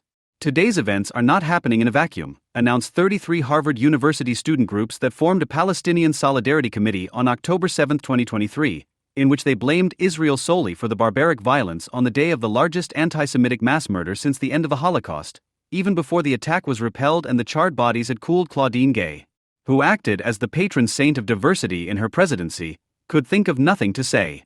Even Congresswoman Elise Stefanik, Republican, who asked her on December 5, 2023, during a hearing on anti-Semitic demonstrations and riots at numerous universities whether it was against the rules of conduct at Harvard to call for the genocide of Jews, did not allow herself to be tempted to make a statement against anti-Semitism. Instead, her answer, which has since become a catchphrase, was, "It depends on the context." Whatever the context might be in which it would be possible to call for the killing of blacks, Asians, trans persons or any other group other than Jews at Harvard without being immediately and forever expelled, Claudine Gay would have liked to have been asked, even if Stefanik's reply that these were unacceptable answers across the board, which is why she had to resign immediately, was absolutely right. Significantly, however, this disastrous performance did not bring Gay down. As late as mid-December, the management committee demonstratively backed her. It was only when, due to her inability to speak out against anti-Semitism, numerous journalists and academics took a closer look at Gay's short list of publications and immediately found numerous clear cases of plagiarism, along with other breaches of the rules according to which all students at Harvard must write their papers, that she appeared unacceptable to those responsible. In addition to the content of the statements, it is devastating that an institution that claims to educate the elite of society was headed by a person who was unable to think for herself or even adapt wording that was undoubtedly provided to her by lawyers for a hearing in Parliament. Despite the display of her boundless stupidity, Gay grinned during the questioning as if she were intellectually superior to any Republican congresswoman, if not the entire Congress. The suspicion that the academic achievements of such a person could not be very good was therefore quite obvious. As is usual in plagiarism hunts, the affair, which was carried by rather fringe, conservative media such as the Washington Free Beacon and described as a smear campaign in the liberal mainstream media, was largely limited to the violation of formalities of unattributed citations and inadequate paraphrasing. Few are also concerned with the content of the publications and how Gay managed to rise to the top of Harvard through a series of inconsequential papers. The academic work of Claudine Gay is limited to providing uninteresting insights into the narrow subject matter of African American political opinion and representation, which is exactly what affirmative action promotes, namely mediocre academics at best who proclaim what the orthodoxy demands. Even in the world of affirmative action, the color of one's skin is of little use to those who do not conform, as two examples show. In 2007, at the age of 30, the economist Roland Fryer was the youngest black academic ever to receive a tenured professorship at Harvard. Unlike Gay, however, he not only has recognized, read, and cited publications, but his publications contradict the prevailing ideology when it comes to assessing the reasons for the persistent poverty of black people in the United States. Unlike Fryer, those who build their careers on affirmative action, i.e., academically mediocre blacks from wealthy families, have absolutely no interest in improving their economic situation, as this is the reason for promoting their careers in this respect. Fryer was brought down by a #MeToo affair led by Gay in 2018. In 2019, law professor Ronald Sullivan was forced out of office after it was revealed that he was part of Harvey Weinstein's legal team defending the movie mogul against multiple charges of rape and sexual assault. The students were outraged, claiming that Sullivan's presence alone made them feel unsafe. His defense, in which he sent an email to all students reminding them of the principle that even the most unpopular defendant deserves proper legal representation, was in vain. Gay also called Sullivan's explanation inadequate, and his contract was not renewed, to the delight of the students. Although the administration and the progressive public stood behind her, Gay, appearing as a persecuting innocent, had made too many enemies and had too little substance to show for the affair. She had fallen into a well-laid trap in Congress, Gay wrote after her resignation in a guest editorial for the New York Times. She herself had failed to say clearly and unequivocally that calls for genocide against the Jewish people are abhorrent and unacceptable, which, after all, can happen. She is the victim of a campaign that is merely a single skirmish in a broader war aimed at shaking public confidence in the pillars of American society. End quote. Contrary to what she thinks, however, Gay is undoubtedly right that someone like her could advance to such an important post has more than shaken confidence in a central pillar of American society, for which, along with a few other universities, the name Harvard in particular stands. While Gay publicly pities herself as a supposed veteran of a war and can count on the support of anti-racist activists, for whom even the most influential person is the victim of social discrimination by a racist mob, Ibram X. Kendi, because of the color of their skin, anti-Semitism has been raging not only, but especially since October 7, 2023, especially at the elite universities in the USA, which feeds on an Islamic progressive alliance. Its distinguishing feature is the constantly used word Zionist, with which it believes it can blur the trail to anti-Semitism. After all, it sees itself as progressive and on the right side of history. But everyone knows what that means. Rachel, interviewed by Powell for The Atlantic, reported how she received an email from the lesbian organization Lionles shortly after October 7, informing her that no Zionists were allowed at their events. The reason given was, white Jewish people were and are always the oppressors of all brown people, and when I say the Holocaust was nothing special, I mean it. Sophie Arnstein in turn told him about how she had said in a seminar that Jewish life was important. As a result, the complaints against her hostile Zionist beliefs increased. On 26/4/2024, the day Kimani James was banned from Columbia University's campus, Democratic Congresswoman Ocasio-Cortez, a progressive figurehead whose constituency is in the Bronx and Queens boroughs of New York City, made an appearance. She was effusive in her praise of the students. In their justification of why they are not anti-Semites, progressives refer to the group Jewish Voice for Peace, to which Junge Welt also refers when it comes to absolving the protest camps of accusations of anti-Semitism, because some members of this organization have nothing better to do than celebrate the liberation of Jews from bondage on the campus occupied by Hezbollah fans. The group, whose advisory board includes Judith Butler, Noam Chomsky and Naomi Klein, has managed like no other to stir together folkish blood and soil ideology, anti-modern love of the flow and Mao's "let 100 flowers bloom" in such a way that the result is the wet dream of all anti-Zionists. Quote, "We imagine that the Israeli prisons and detention centers will be emptied and dissolved.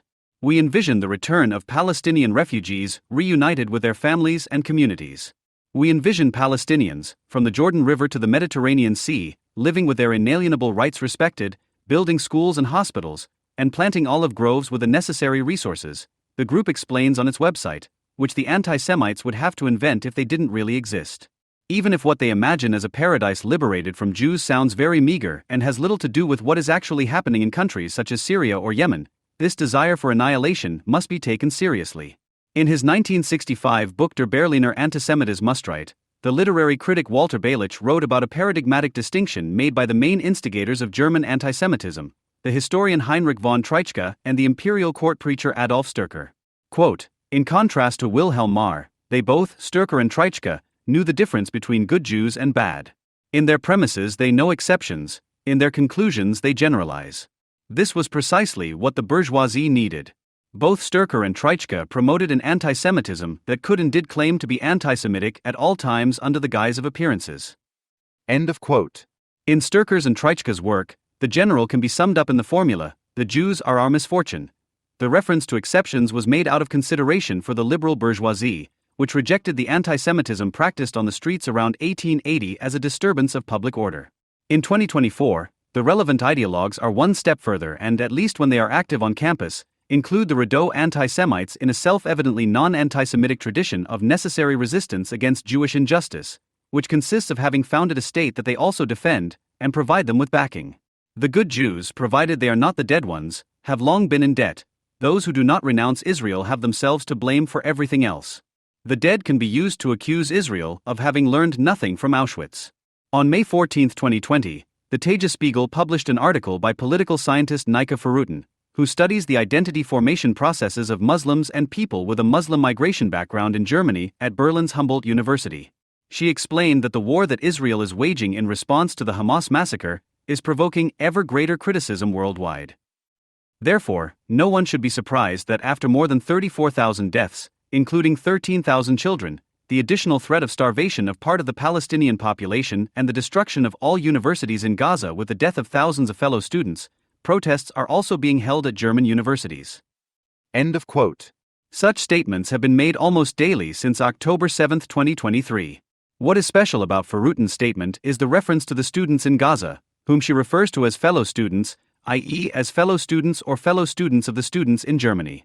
Farutin has thus not only affirmed the campus occupations organized since spring 2024, especially in Berlin, by students together with people from outside the university in protest against the Israeli genocide against the inhabitants of the Gaza Strip, but at the same time suggested that solidarity with fellow students from Gaza, where the universities have such beautiful names as Al-Aqsa University or Al-Azhar University, where there have never been protests against Hamas or the Muslim Brotherhood, which is omnipresent in the academic sector, is not only a student duty, but also a tradition.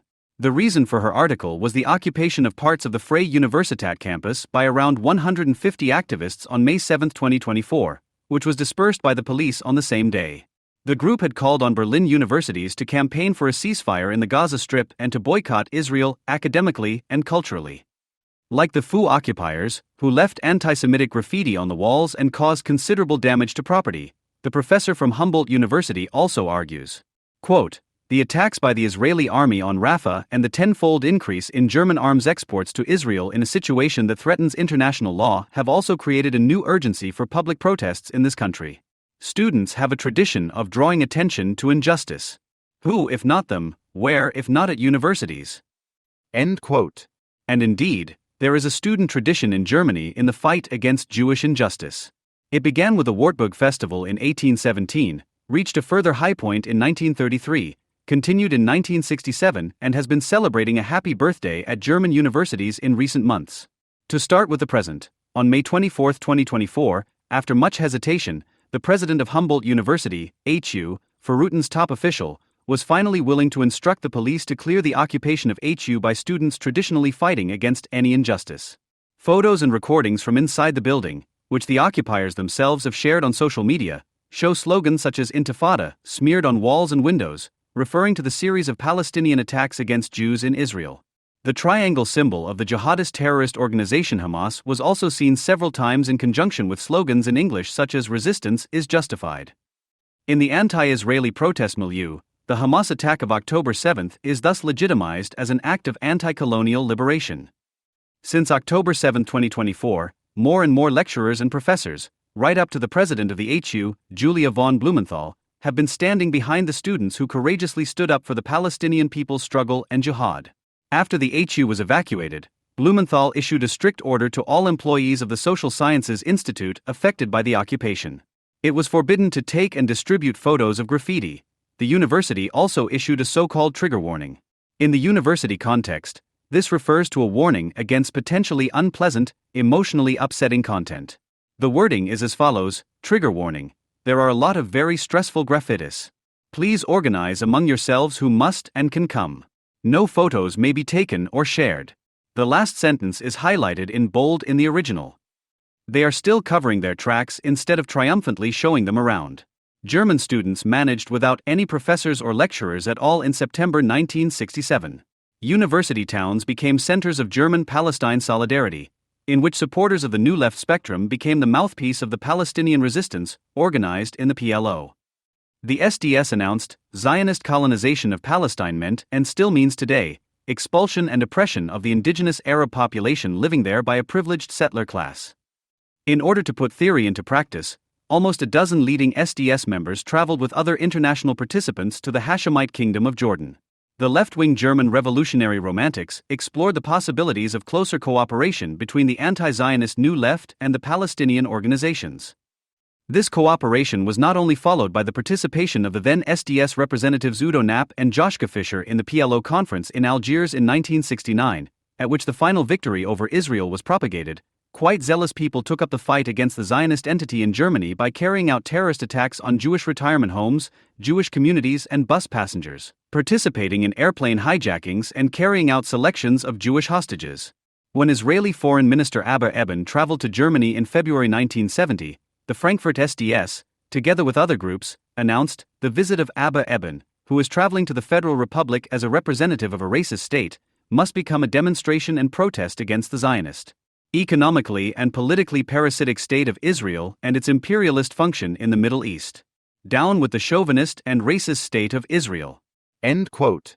In 1933, there was no longer any room for compromise between students and professors, as was explained at a council meeting of the HU from an authoritative source, full of responsibility before history. Quote, at the beginning of April 1933, the National Socialist-controlled German Student Union implemented the campaign against the un-German spirit throughout the Reich in Berlin alone with more than 900 posters on which they propagated their central statement: our most dangerous adversary is the Jew, and those who are in bondage to him, and 12 theses. The pamphlet culminated in the demand: we demand the German university as a stronghold of German national identity and as a place of struggle based on the power of the German spirit. End of quote. Verrutten is not a Rideau anti-Semite. She only has full understanding for Rideau anti-Semites who, in the tradition of 1933, protest today as they did then against the injustice of Jewish omnipotence. As befits an official of a state with integrity, she eloquently condemns slogans calling for Israel to be wiped off the map and does not even want to rule out that there is something else behind the harsh criticism of Israel. But then comes exactly what the German public likes, namely the distinction between the Jews who were persecuted and murdered in the past and the cheeky Jews living today. The persecuted good Jew existed in the past, and the confession that this persecution was a great injustice cannot be repeated often enough. For the cheeky Jew, terms such as occupation in violation of international law and right-wing extremist government, which are considered to be unsuspicious, have long been used to distinguish between centuries-old and continuous resentment against Jews and criticism of a partially right-wing extremist Israeli government and an ongoing occupation. Because the majority of Jews in Germany and around the world still do not submit to the UN or German social scientists, but back Israel in its struggle for survival, Verrutten acts on behalf of many others like von Treitschke, who did not want to have meant his good Jewish colleagues when he spoke of the misfortune that the Jew meant to the world. Today, the good Jews have shrunk to the figure of the eternal critic of Israel for left-wing and liberal doubters, as represented by Moshe Zimmerman, for example, who answered questions from the busy anti-Zionist Stefan Detjen and wanted to see the pogrom of October 7 contextualized.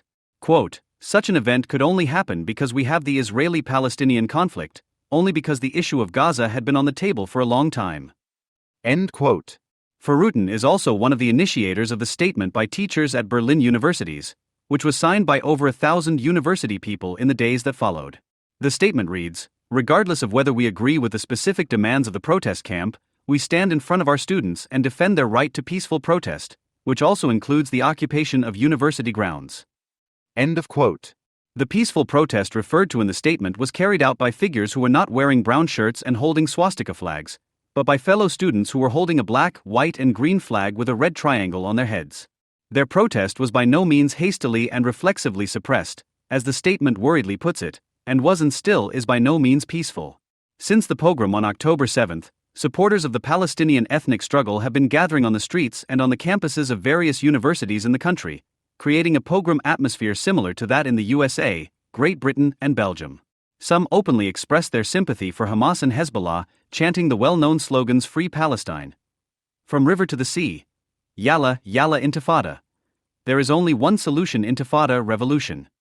These slogans de facto mean Jews out, or let's go to the Jewish pogrom. During the various actions, Jews and people who professed to stand up for Israel and against anti-Semitism were consequently also threatened and sometimes physically attacked. In the USA, the 69-year-old American Jew Paul Kessler, who took part in a demonstration for Israel, democracy, and freedom at the beginning of November, was beaten to death by a participant in a pro-terror demonstration.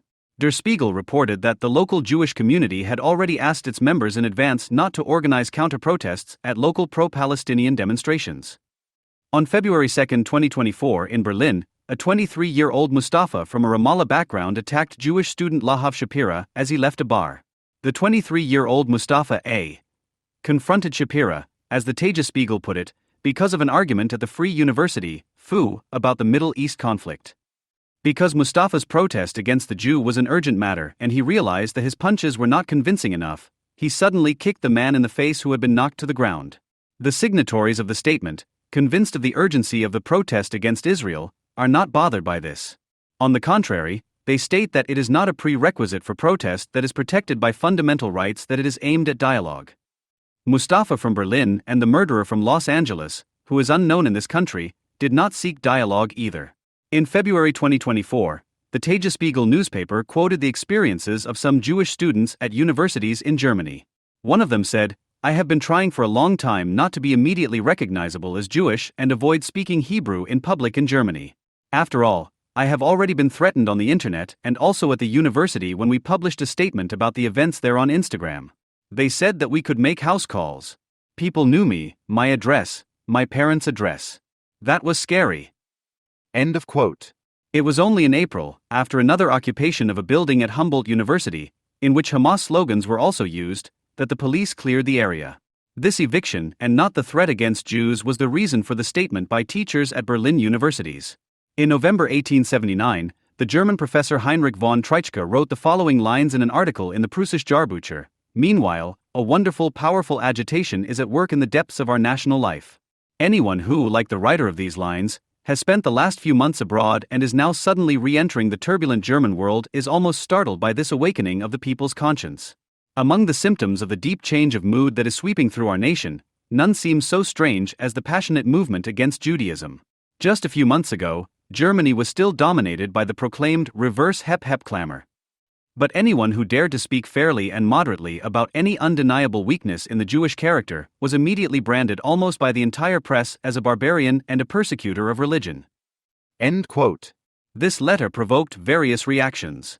This was followed by open letters, and a year later, in November 1880, the declaration signed by 75 professors and other public figures. The declaration stated that in various places, especially in the largest cities of the empire, the racial hatred and fanaticism of the Middle Ages has been revived and directed against our Jewish fellow citizens. Like an infectious plague, the revival of an old delusion threatens to poison the relationships that united Christians and Jews on the basis of tolerance in state and community, in society and family. End of quote. The declaration concluded with the words, "There is still time to confront the confusion and avert national dishonor. The artificially inflamed passion of the crowd can still be broken by the resistance of prudent men. Defend in public declaration and calm instruction the ground of our common life. Respect for every creed, equal rights, equal sunshine in competition, equal recognition of diligent endeavor for Christians and Jews." End of quote. It was mainly Jewish intellectuals who appealed to the public in Imperial Germany. They received support from Wolfgang Mommsen and several other professors, and even from some rectors of German universities. Only a few professors from German universities joined Treitschke, and he was soon regarded as morally isolated. It is remarkable that the defense against anti-Semitism at the universities was successful at a time when political anti-Semitism around the court preacher Adolf Sturcker reached the zenith of its power in the German Empire. The so-called anti-Semitic petition initiated by Bernhard Forster, Max Liebermann von Sonnenberg, Ernst Henrici and others in 1880 had been signed by almost 250,000 people by 1881.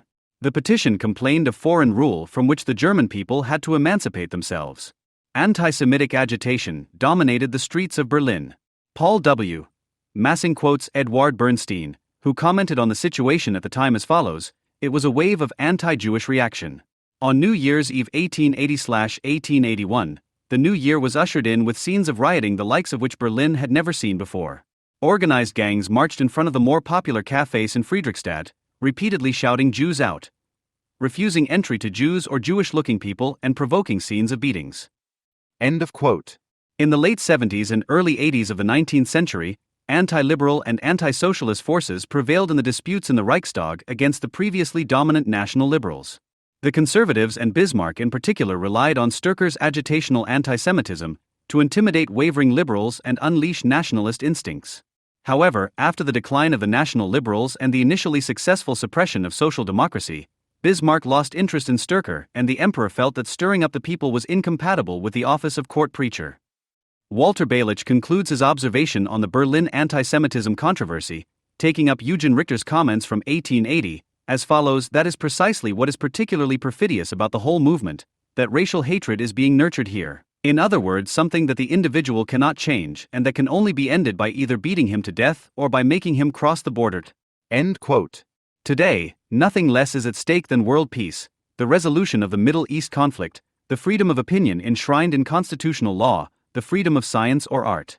The solution to the Middle East conflict is immediately linked to the Jewish state, a power that is seen as a threat even in government circles, which is causing the whole region to slide further into a spiral of violence. Baerbock, promoting wildfires, breaking international humanitarian law and the law of war. Freedom of opinion, freedom of science and art are always considered to be at risk when warnings are issued about anti-Semitic agitation in the cultural sector and at universities, and attempts are made to force it out of the public sphere. This then leads concerned state-funded cultural workers and administrators to express their concerns in open letters and statements. The misfortune that threatened the Germans in many ways after 1945 thus still had something to do with the Jew even after Auschwitz, but unlike in the pamphlets from the 19th century, the Jew is no longer named directly, just as little as one would confess to being anti-Semitic today. Farutin is concerned about the artificial silence at universities, which is due to the fact that many lecturers and professors have tried to exclude world events surrounding Israel and Palestine from the seminars, for fear that there could be controversial discussions with anti-Semitic or racist undertones. If an artificial silence settles over great injustice, this could lead to the cauldron bursting and terrible things happening, suggests the academic from Berlin. Rideau's anti-Semitism is therefore not only a material expression of the worldview that there is an urgent need to resist the injustice of the existence of a Jewish state, but also a consequence of the fact that the universities are officially standing up for the integrity and academic freedom of Jewish students and teachers. This echoes the concerns of Treitschke, who was also outraged by an imposed silence and saw the uprising of the anti-Semitic mob on the streets in the 1980s as a necessary setback against this unnatural state of affairs, which he identified in the present impotence of the press. The little man, however, can no longer be talked out of the fact that the Jews write the newspapers and therefore had an urgent need to beat up Jews and smash windows. But back then it wasn't about the heroic people in the Middle East, but, as Bernstein noted in his history of the Berlin workers' movement, about the defense of German idealism against Jewish materialism. Like von Treitschke, the signatories of the statement encountered opposition from the academic sector. This was also the case at the beginning of July 2024, when professors at German universities published an open letter entitled, "Due to Current Events, No Place for Anti-Semitism at Universities." The letter was signed by over 1,000 professors and teaching staff at German universities. After all, the participants in riots at universities who are concerned about human rights are by no means isolated, as von Treitschke was back then. In May, the Federal Education Minister Bettina Stark-Watzinger reacted to the events at universities in an interview with the Rheinische Post and formulated what should be a matter of course for a representative of a civilized nation. Quote, "The massive riots of the past few days must be a reminder and a warning to us. We must be consequent in combating incitement against Jews and the glorification of terror. Exmatriculation must also be possible in particularly serious cases. Jewish students must be able to feel safe at our universities." End of quote. The minister's opinion did not have any concrete consequences. In fact, her ministry was not only concerned about the Rideau anti-Semites, but also about the support they received from confused figures from the teaching staff at German universities. This led to an internal exchange of views within the ministry on the possibilities of taking legal action against the signatories of statements of this kind.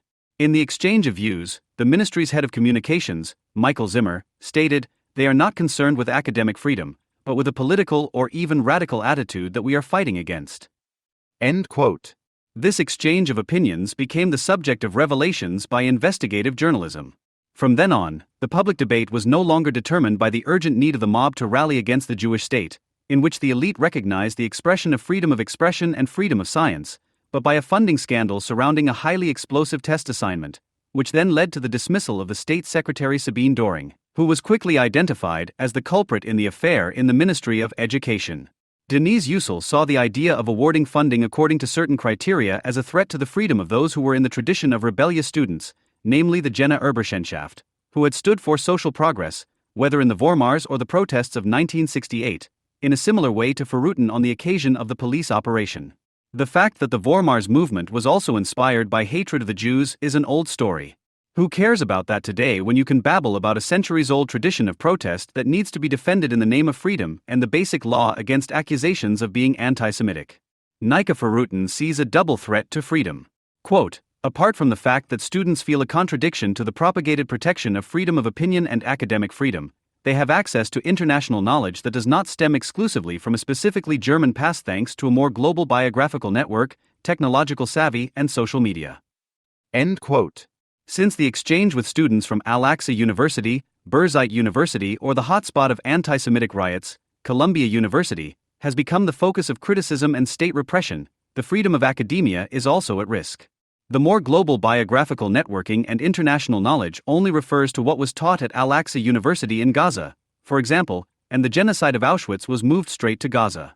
For Foruten, the protests against the Jewish state are, as it were, burned into the students in question by their tradition, which is why their autochthonous resentments should be regarded as the premises of academic work. Their protest against war, occupation, humiliation, hunger and death, accordingly means solving the Middle East conflict without Jews, which has not yet been fully accepted in the academic world. Being the avant-garde that they have already sprayed their message on the walls of the occupied institutes using Hamas symbols.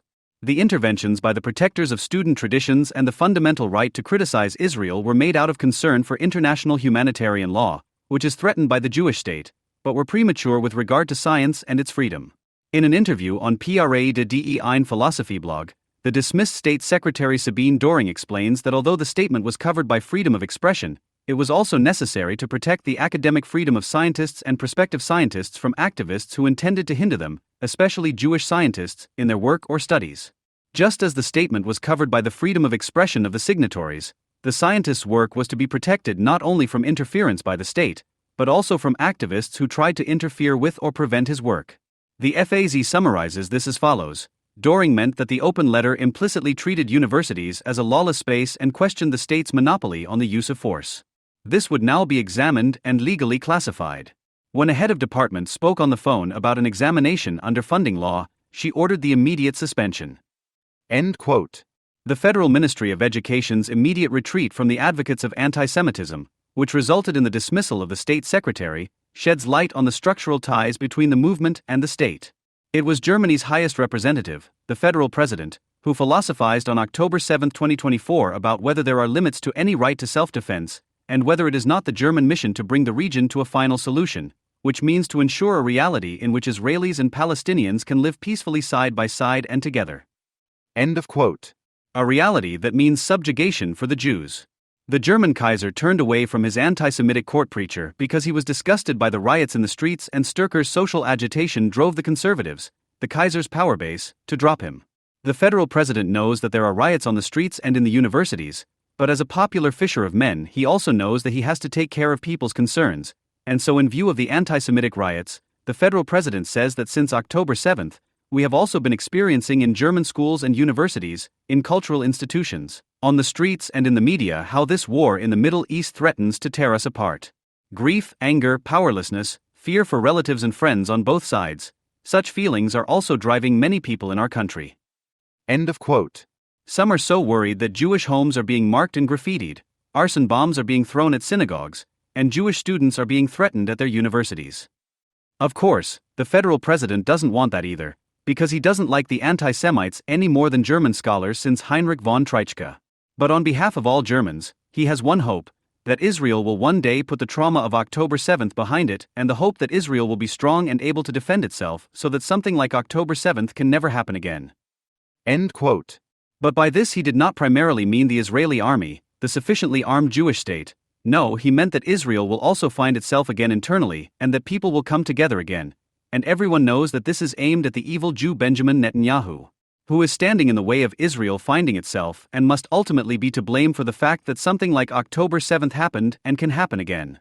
In February 2024, the cover of Zeit magazine showed a German Palestinian woman wearing a hijab and a Palestinian scarf with a double flag and as a lead quote, her message rounding off the look, "I don't think it's right that people are only focusing on October 7th. The indifference to the victims of October 7th, disguised as the ability to differentiate, serves the sole purpose of launching an attack against Israel with as much impact as possible. The mood has also long since changed in the leading media, even on the occasion of the liberation of 4 Israeli hostages by the IDF on June 8, 2014. The focus was on the Palestinian victims in the spirit of the Zeit cover girl, for example in Der Spiegel, where Muriel Kalish started with the following teaser under the headline Bloody Liberation. In a special operation, Israel rescued 4 hostages held by Hamas in the midst of civilians. In return, the military cut a swath of devastation through a refugee camp, and probably killed hundreds of Palestinians. Hamas' calculation, which knew that the Israeli army would only be able to respond to the invasion with war, worked. As long as Israel sticks to the necessary goal of defeating Hamas and freeing the hostages, the army has no choice but to attack the infrastructure in Gaza that is geared towards entrenching terrorists, whereby civilian casualties cannot be avoided. However, these can always be presented to a world public notoriously critical of Israel as proof of genocidal intentions. However, the fact that things are going so well that the entire international community is abandoning Israel, and that countries such as Spain, Ireland and Norway, where anti-Semitism is not yet an official state religion, are acting as if it were, must have surprised even those responsible for October 7 who were spoiled by solidarity. The mood in the protest camps at U.S. universities, where unconditionally pro-Palestinian students have been staging themselves as a grassroots democratic people's court against Israel for several weeks, was correspondingly exuberant. They are obviously enraptured by their own propaganda. They are all well-behaved students who, encouraged by constant encouragement from the progressive chic crowd, form themselves into a tinkering, redundantly roaring and clapping mob of agitators against Israel. Their events give the impression of sectarian incantation rituals in which the same old bullshit slogans are repeated over and over again. Islamic mass prayers were also part of the spectacle, the form and content of which amounted to a publicly celebrated affirmation of collective submission. No wonder, then, that the Iranian revolutionary leader Khamenei felt addressed as the patron saint of the student revival movement and assured those kneeling down in a letter that they were on the right side of history. Palestine embodies pure innocence in these group excesses of redemptive anti-Semitism. That the Israeli response to October 7, which was joined in and celebrated by ordinary Palestinians, is described as genocide is a grotesque reversal of the facts. Genocidal intentions are indeed being pursued by the population of Gaza, the majority of whom long for the destruction of Israel. This is borne out by polls, but also by the fact that there is no revolt against Hamas, which has been forced onto the defensive by the IDF. The hostages are also being held captive in the middle of residential areas, and there is no evidence of solidarity with them on the part of Palestinian society. In this, too, it is inheriting National Socialism. There is as little talk of normal Palestinians today as there was of normal Germans after 1945. It did not take long for the first activists to gather in tent camps at German universities. Here, too, the form of the setting points to the occupiers' blackmailing political understanding, to which hardly any limits were set. No one should be spared from their harassment and threats. Hanna Vehler, president of the Jewish Student Union of Germany, stated with regard to the last few weeks that Jewish students are often no longer able to enter their universities without fear. According to Vehler, the threatening scenarios and experiences of exclusion reminded many of the accounts of Nazi survivors. Her cautious reference to National Socialism is no exaggeration. The conquest of public space, which became a Jew-free zone, was an essential and openly declared goal of the Nazis in the early phase of their seizure of power. The red triangle with which Hamas marks its enemies and which is now emblazoned on building facades and professors' doors in Berlin testifies to how serious the situation is. The protest campers leave no doubt that October 7 is not enough for them.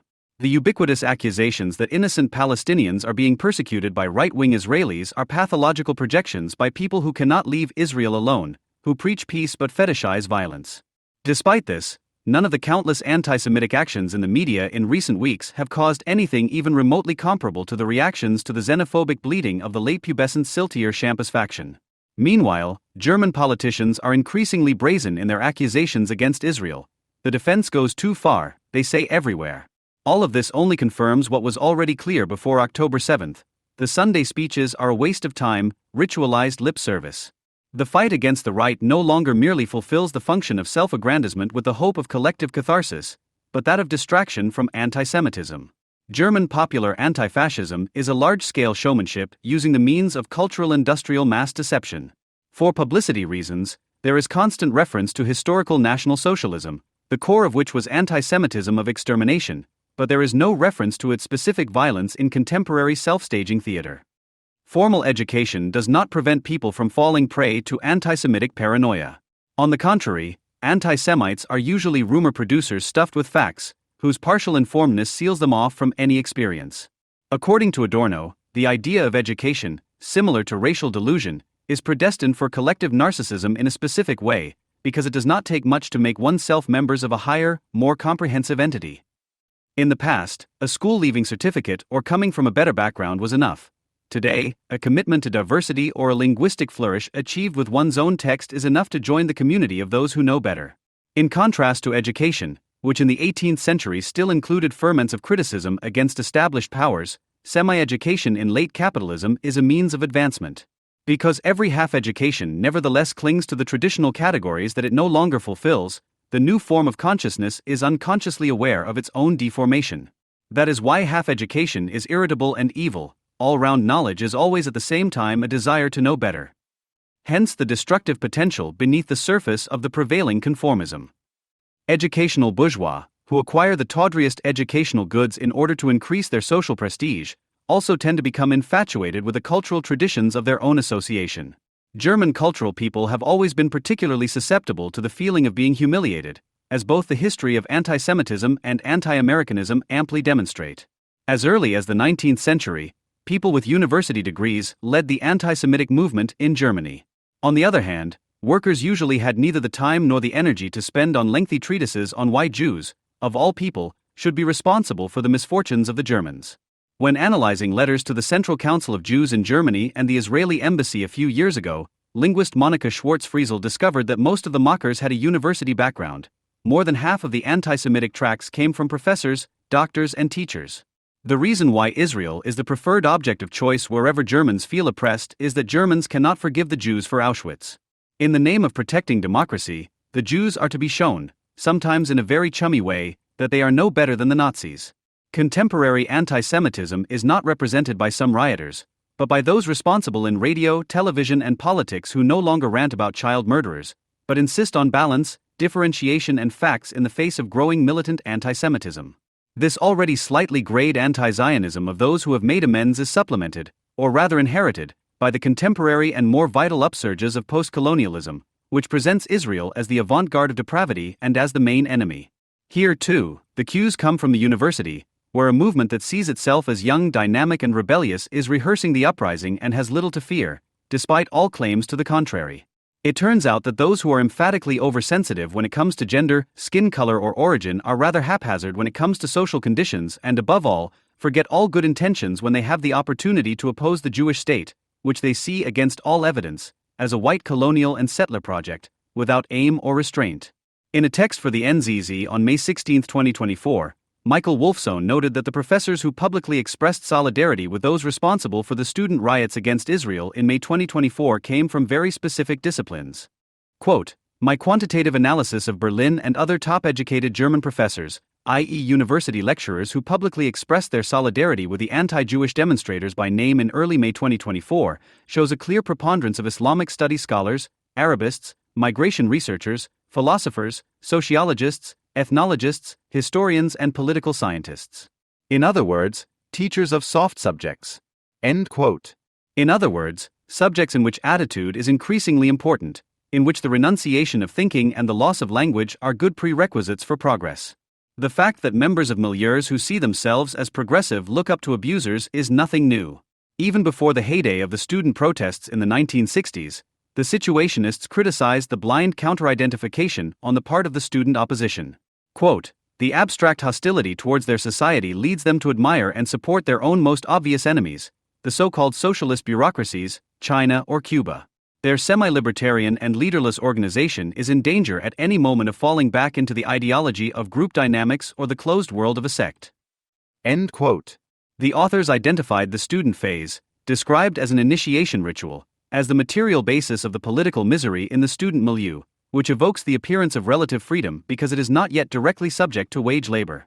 While proletarian youth enters into open exploitation and is immediately individuated in confrontation with the social totality of commodity slavery, students in the shielded biotope of a university have the opportunity to perfect a lifestyle between bohemia, culture, and political activism, but at the price of esoteric stultification. Because the student is happier than anyone else to be politicized. Politics here is not passionate criticism, but milieu-specific followership. With imbecile pride, he takes part in the most ridiculous manifestations. In contrast to the student hedonism attacked by the situationists, the politicizing Palestinian milieu is dominated by an incomparably bleaker mixture of the cult of sacrifice and an equally infantile and militant aesthetic, watermelon and machine gun.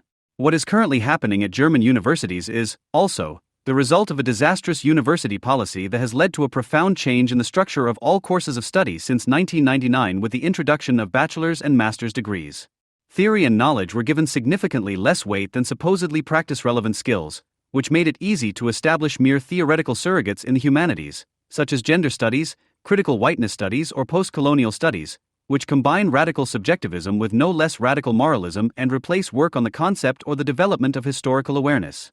Those who, on this basis, are constantly busy concentrating on the choice of the right pronouns, the careful designation of sexual deviance and the slightest signs of structural racism, no longer even notice that the slogan "From the river to the sea" demands a Palestine in which Jews have just as little right to live as in all the Arab states surrounding Israel. In view of this permanent politicization that clouds our consciousness, the question arises as to what kind of professional practice, outside of state-funded projects to promote a politically correct attitude, can make contemporary studies possible at all. They are hardly suitable for the role of small cadres in the functional hierarchies of factories and offices, as mentioned in the situationist text.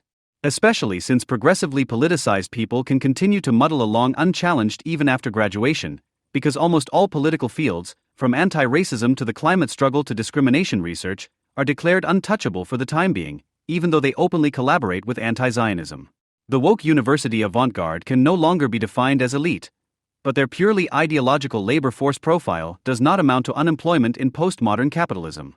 The progressive worldview under the banner of mindfulness, diversity and variety is valued in corporate psychology as a source of motivation for dull but contented toiling and operates as marketing in global capitalism to the outside world, which is why politically conformist attitudes are celebrated as a never-ending sacrificial service. The anti-Semitic mobilization cannot be adequately explained by the specifics of contemporary studies. Islam plays a decisive role in these uprisings, and university political activism against Israel is objectively in the service of Islam. Political Islam uses the Arab-Israeli conflict to agitate Muslims in the West. Woke Westerners are welcome as useful idiots. On the West End campus of Goethe University, the Hamas support group resided on campus for almost a week at the end of May, next to the Adorno Memorial placed there. As the scene idol Judith Butler has already been awarded the Adorno Prize by the city of Frankfurt, it would come as no surprise if the Palestine Collective were to be presented with the trophy in the coming years. However, they are unfamiliar with Adorno. On a poster put up in the camp, the Frankfurt School has been replaced by the Palestinian School. One should not get too attached to the term Frankfurt School, especially as today's representatives of critical theory have little to contribute to demystifying contemporary regression with their attempt to revive musty left-wing activism and give it the traditional theoretical label. However, it should be known that the last time the work of the Frankfurt School was thwarted and replaced, it was the Gestapo that closed the Institute for Social Research in July 1933 for anti-state endeavors and drove the last of its often Jewish staff into exile. If there is such a thing as a Palestinian school today, then it is the school of Jew hatred. Critical theory is considered a provocation by its 11 because its founders placed the critique of anti-Semitism at the center of their work.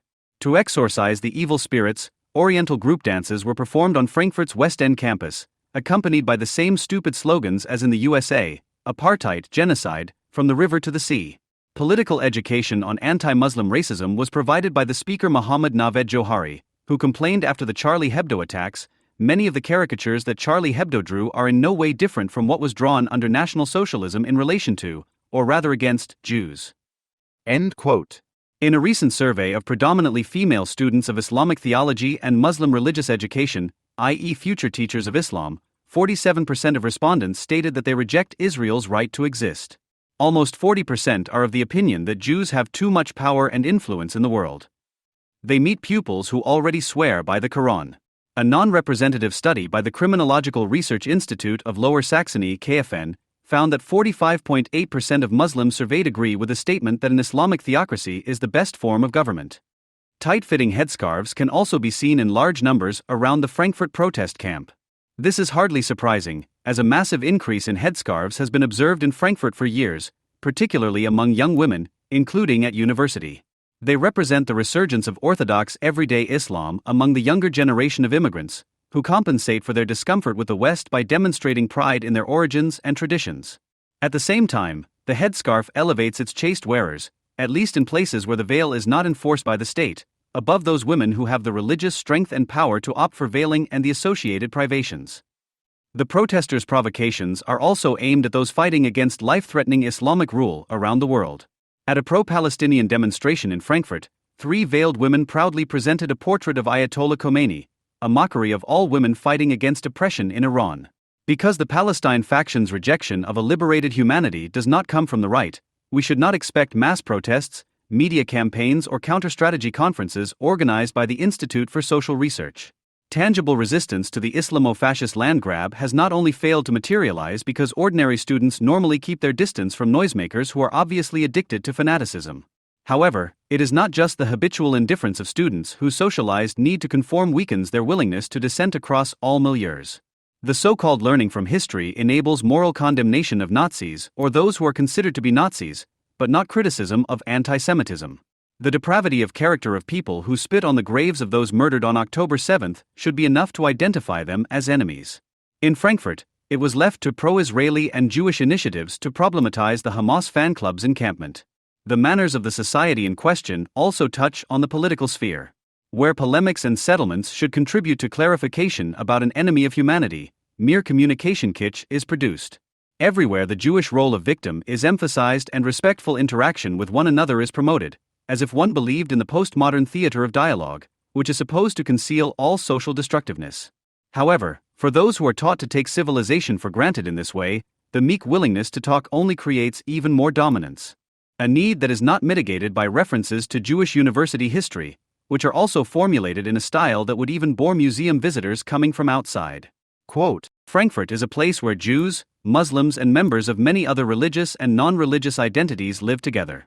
Our university owes its existence largely to the influence of Jewish personalities.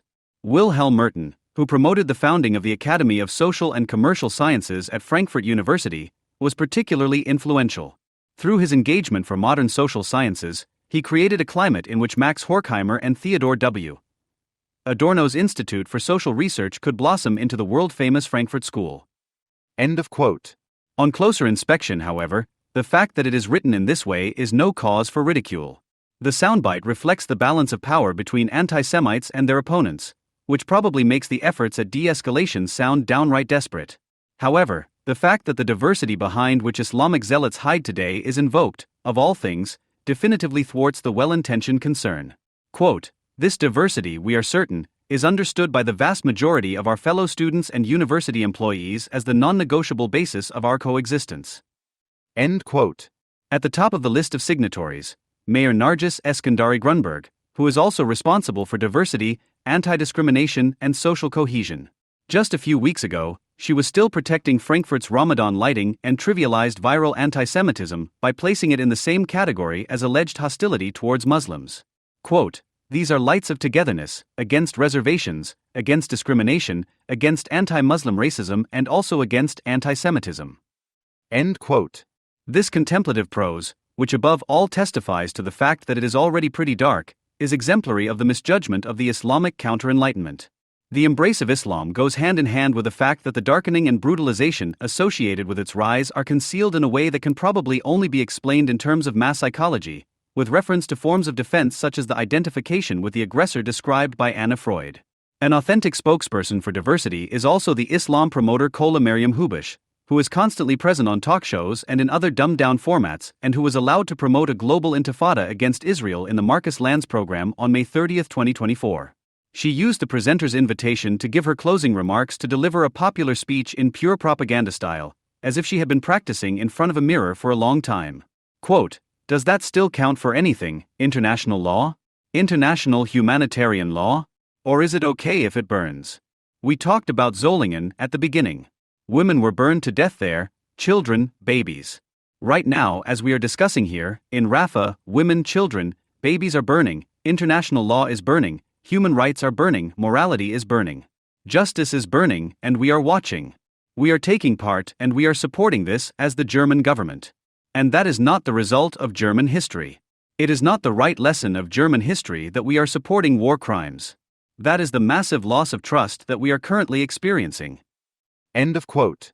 The fact that the Jewish state, which has been accused of racist murder, should not only burn down Gaza out of pure vindictiveness, but also the moral foundations of the world in its entirety, that Israel should be identified as a world disaster in a television program popular with the academic middle class, is an advance that at least irritated the other guests a little. However, the expert on interreligious dialogue, who is active in the Islamic Ahmadiyya sect, has an immediate connection to the image productions of public broadcasting. When it comes to the war in Gaza in the leading media, destroyed houses, desperate people and authentic voices, together with Hamas figures and critical comments from concerned people, become a demonstration against the Israeli war every evening, without even the slightest journalistic intention of keeping in mind why and against whom Israel is waging this war. Hubush, who is still active on the Hessian Broadcasting Council, can see herself as the voice of a growing mass of people who are all too happy to present themselves as victims at a time when Islam is vehemently pushing its way into the public eye. From the outstretched tawhid finger of a German national soccer player, to online mobilized caliphate demonstrations for caliphates and the growth of counter-societies, to the bloodlust against critics of Islam, as recently in Mannheim.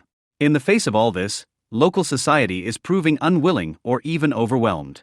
Not even in the name of individual human rights is it possible to counter the Islamic lust for power, which routinely acts as persecuting innocents.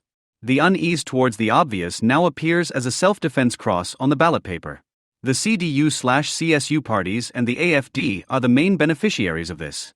However, when in doubt, the CDU/CSU allows the Greens to dictate the issues. The barely conservative parties are not bothered by orthodox everyday Islam, and as soon as it is opportune, they generalize on the topics of migration and deportation, thereby also affecting those who have nothing to do with the current violence or even its victims. In the AfD, criticism of Islam fades in the face of the constant production of ugliness, while the folkish wing of the party sometimes takes a liking to Islam as long as its executors only victimize people in other countries. However, this defeatism should not surprise anyone, not in a party that is prepared to collaborate with Russia, China, and Iran out of pure hatred of the West.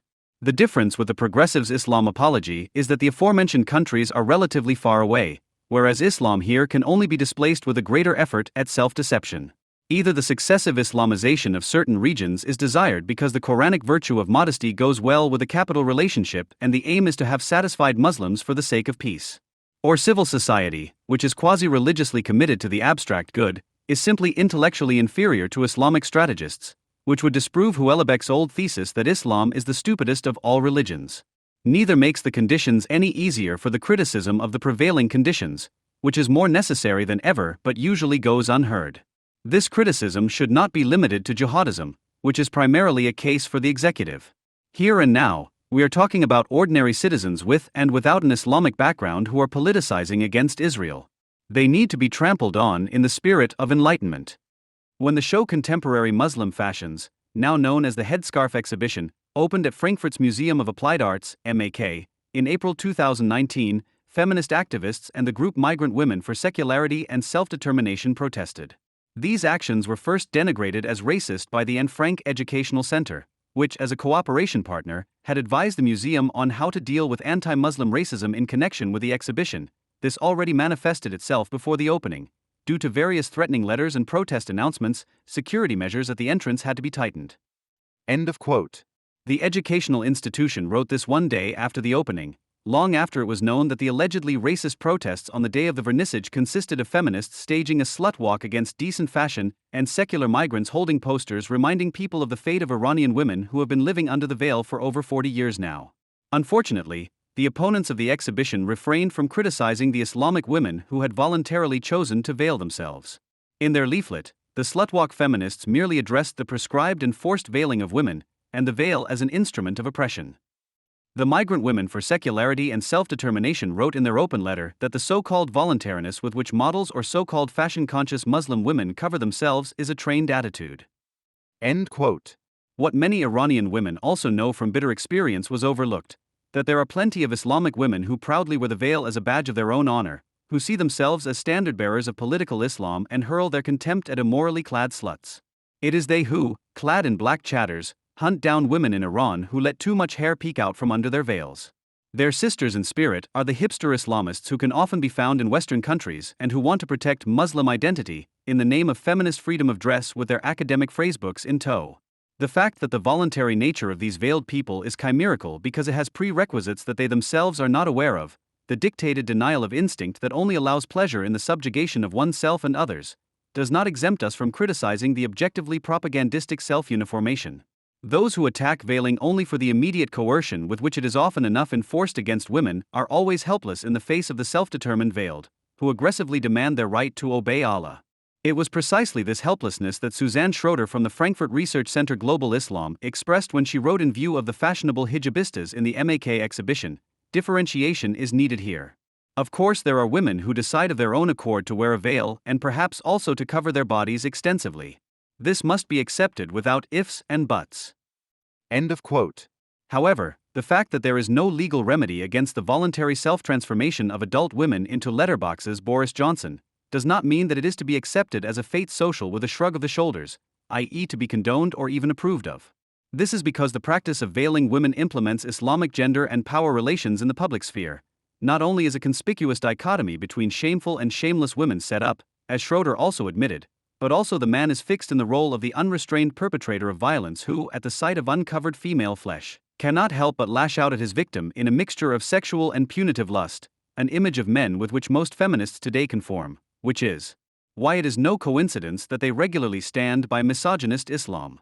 Naming this higher mission, in which the proudly veiled are on their way, instead of declaring all veiled people indiscriminately to be victims, was done by the exhibition organizers themselves, albeit not with critical intent. One of the text panels stated, "The increased visibility that Muslim women experience when they wear a headscarf leads some of them to see themselves as having a responsibility to act as ambassadors for their religion or their own community, especially in countries where Muslims are in the minority." End quote. The critics of the exhibition have gone easy on this very female front of Islamism instead of attacking it. We refrained from rubbing their noses in it at the time. Also because the furor surrounding Suzanne Schroeder's conference, the Islamic headscarf, symbol of dignity or oppression, had opened up a new arena. A student initiative called Uni gegen Amarkin Platz für Anti-Muslimischen Rassismus, University against AMR No Place for Anti-Muslim Racism, which was made up of the now usual university jumble of queer, post-colonial, intersectional, and Islamist students, used the hashtag Schroeder_Rouse to stir up a debate against the event and demanded the professor's removal from university life. On the day of the conference, however, only a pitiful crowd protested against the racist event. The only remarkable thing was that it was not a mob of Islamic men who loudly demanded the chaste covering of their sisters and daughters, but rather a female-dominated group of people, with heads covered and without headscarves, who stood up for the veil, i.e., the very people that the opponents of the exhibition had already avoided criticizing as much as possible. Remarkably, Sana Hubush was also among the demonstrating conference opponents, protesting against an event at which her sister Kola Maryam was allowed to stand on the podium as one of the main speakers. The participation of headscarf advocates like her would actually have been the only reason to criticize the event, and so the ASTA's feminism officer at the time, Fatma Kesser, rightly expressed her irritation in an interview with Deutschlandfunk Radio, that Suzanne Schroeder invited Dr. Dina El Omari and also invited Kola Maryam Hubush. "I wouldn't invite these people. The ASTA is perhaps a little more radical than Suzanne Schroeder." End of quote. However, Schroeder insisted on a diverse conference program, perhaps because she knew that this was the only way to guarantee public support, which she actually received. After the conference opponents had disgraced themselves as a ridiculous bunch and both the University Presidium and the ASTA as well as numerous commentators in the leading media had backed Suzanne Schroeder, it looked, at least for a short time, as if Frankfurt was not too good a place for overtly pro-Islamist activities. After the political summer break, the Students Against Racism campaign at Goethe University, which now calls itself Students Against Right-Wing Agitation, did everything it could to prove otherwise.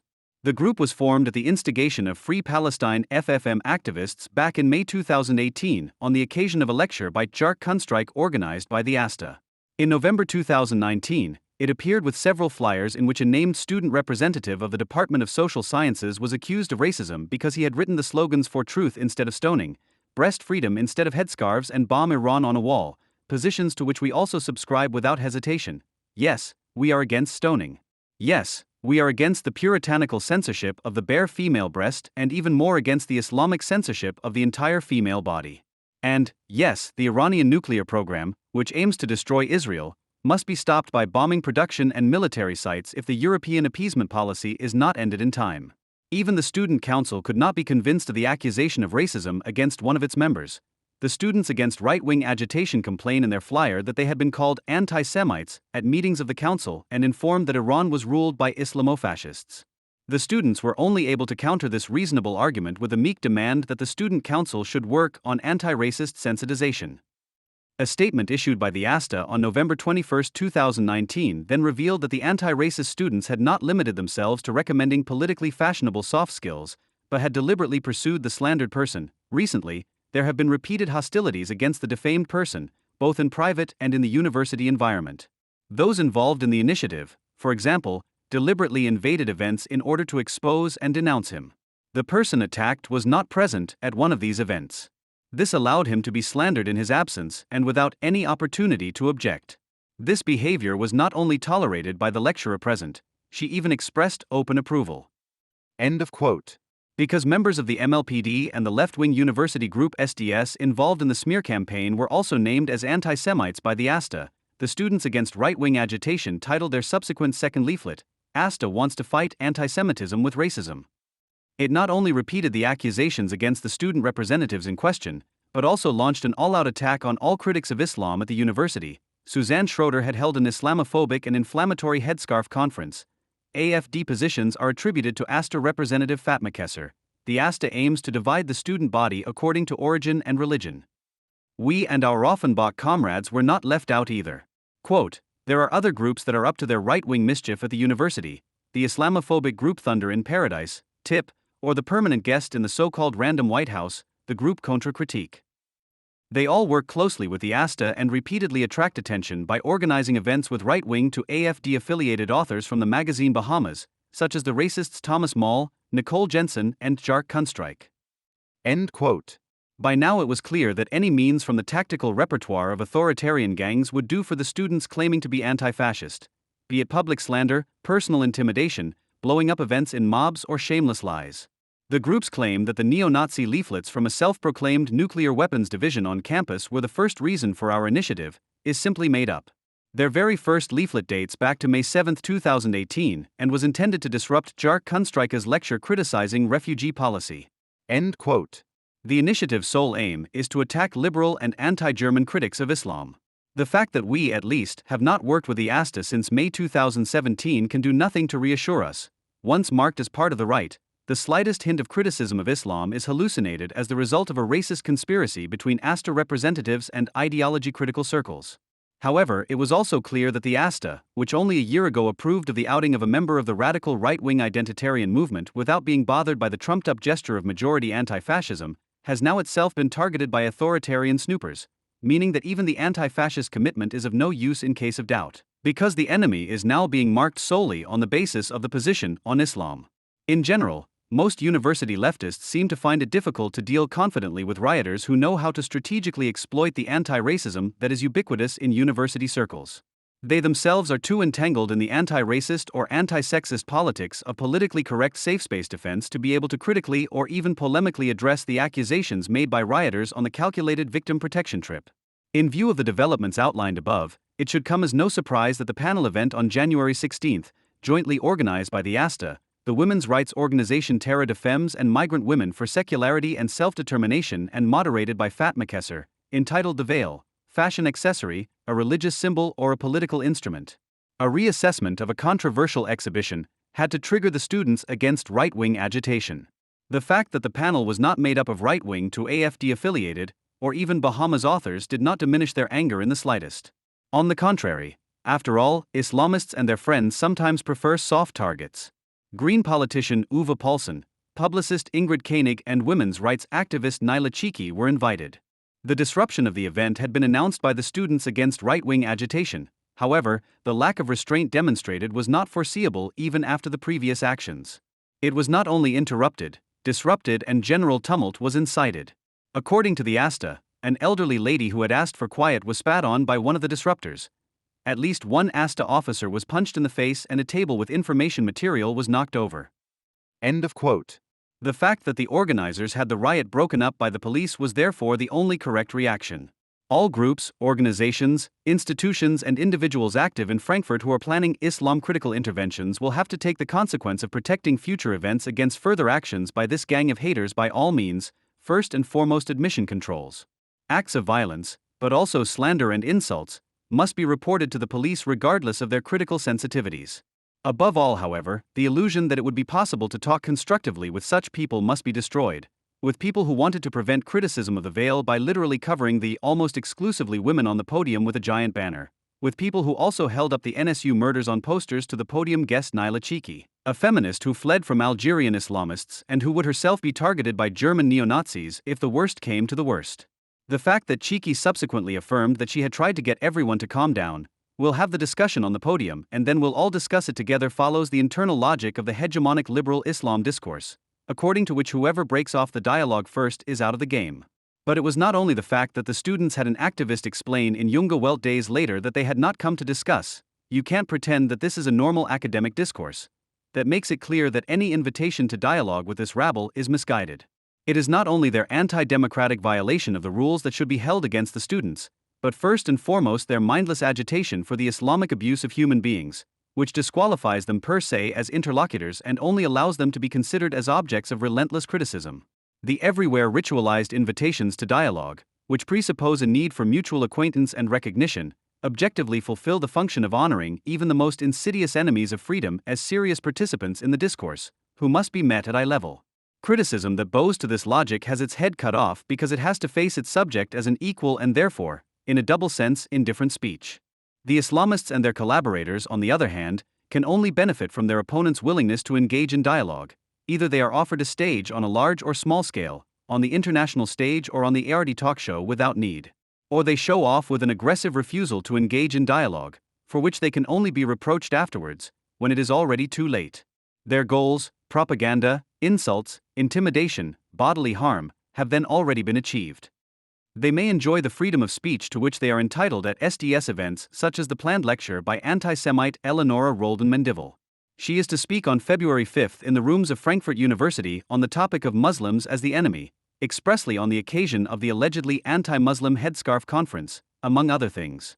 It does not seem sensible to us to work towards relocating the event, which would also be creepy outside the university, nor will we intervene on site. Anyone who allows Islam-loving left-wing authoritarians to explain the world to them is below all standards and cannot be reached, at least not by us. However, where anti-Semitism and Islam are to be criticized, they should be thrown out without hesitation, just as urgently needed measures against Islamic veiling practices, first and foremost the ban on the veiling of girls, should not be discussed with such people, but only enforced against them. On January 22, 2019, a group of masked Antifas stormed a lecture in clinical psychology at Frankfurt University in order to out a student as a member of the radical right-wing identitarian movement. It went like this. The self-proclaimed campus protectors noisily entered the lecture hall, exposed the student in question by name and distributed a flyer that not only gave the name and address of the perpetrator, but also encouraged all other students, as it were, to show the student, who was now the focus of popular anti-fascist anger, what to make of right-wing extremist actors at a chance meeting. For this triumphant public demonstration of a single student, including the accompanying call for violence, the heroically fighting riot squad probably expected a good portion of recognition from all observers of the goings-on. After all, with this action against the highly dangerous psychology student with an identitarian obsession, they once again prevented the armament of the Fourth Reich or worse. Anyone who rebels against the right today can expect to receive applause from all sides, especially at Frankfurt University, where right-wing extremists are above all one thing: exotic people that nobody really likes. However, to the annoyance of those who had hoped to mobilize the majority against a single individual and to score some hero worship in the end, this time there was promptly a gentle criticism of the maneuver. Apparently, not everyone present was enthusiastic about the antisocial action, and shortly after the incident, the Psychology Student Council also published a statement on Facebook in which it dutifully spoke out in favor of resistance against right-wing extremist groups and movements but against a political practice that disregards the basic rights of political opponents, such as the right to physical integrity. Thus condemning the attack. As expected, she immediately had the digital wing of the radical university left on her back, who doggedly defended the outing in numerous comments with the same old larmoying drivel. Due to their lack of enthusiasm for left-wing fist law, the student council was engaging in perpetrator-victim reversal, and it was dismaying that they were more outraged by an outing action than by a fascist as a fellow student, and so on. Above all, the student council, which according to its own statements knew that there was a right-wing extremist psychology student, but had not yet discussed how to deal with the troublemaker, was accused of failing to take action. Overall, the numerous comments expressed the conviction that the mere presence of a student who is organized in the identitarian movement poses an acute danger to the life and limb of all non-white fellow students. not to mention the threat of fascization of the university. Tom Ulig, who works at the Anne Frank Educational Center, showed particular solidarity with the victims of the right-wing extremist perpetrator, who have so far only been suspected, by immediately recognizing the marketing potential of the whole affair and taking the opportunity to advertise one of his employer's projects as obtrusively as flyer distributors on the Zeal who usually only work for stores or cults. Quote, "This is an organized neo-Nazi whose inhuman ideology your fellow students should not be ignorantly exposed to. If someone needs help or has experienced discrimination, I would recommend turning to professional counseling centers, such as the Response Counseling Center a few blocks away, instead of looking for help from fellow students who, as shown here, are so concerned with protecting perpetrators." End of quote. In the face of the sometimes nagging, sometimes complaining Wutberger under their at least halfway reasonable post, the Facebook moderation of the Psychology Student Council finally gave in and repeatedly apologized for not taking action against the incriminated student themselves, as if it was the student council's job to regularly subject every single psychology student to an attitude check and inform the community of good students in the event of right-wing deviations. Shortly afterwards, the ASTA, which always kowtows to the anti-fascist discourse power, also published a statement in which it condoned the storming of the lecture. The assertion that a right-wing student in psychology exposes others non-stop to her inhuman ideology is an obvious contradiction to the practice of political outing. After all, an identitarian who actually aggressively propagated her right-wing views at university or harassed fellow students would not need to be snooped on as a private individual in order to be outed. Almost all of the offenses listed in the flyer by the right-wing extremist offender have nothing to do with her role as a student, as well as being a member of the IB and taking part in demonstrations. It talks, for example, about her boyfriend, who is in the AFD, and attending Nazi music concerts. This voluntary reenactment imitating the Office for the Protection of the Constitution is only necessary because the attacked student attends lectures at the university but has not yet made any significant political appearance there, and there are probably good reasons for this. Just how popular right-wing radicalism is in Frankfurt was exemplified in January 2015, when an attempt was made to organize a Pegida demonstration in the city. The approximately 70 participants had to be protected by the police from a good 15,000 counter-demonstrators. You can't tell anyone with half a brain that the majority conditions on campus are supposed to be less favorable for the left-wing community. According to Antifa, the fact that the outed student dared to come to campus wearing a t-shirt of the Italian Casa Pound fascists is therefore more of a threat to herself than to others. This is because the university is not seen by the hegemonic left on campus as a public space in which civilized manners apply instead of the law of the jungle, but as a kind of extension of one's own residential community, in which Antifa has house rights qua moral superiority and can deny people the right to be there at all, not only because of their behavior, but also because of their wrong mindset.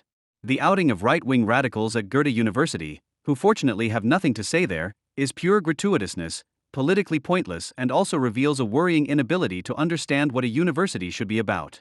Unconsciously, the actions of the crew of denunciators sounding the alarm were probably not driven by the noble motives they themselves have stated, but by completely different ones.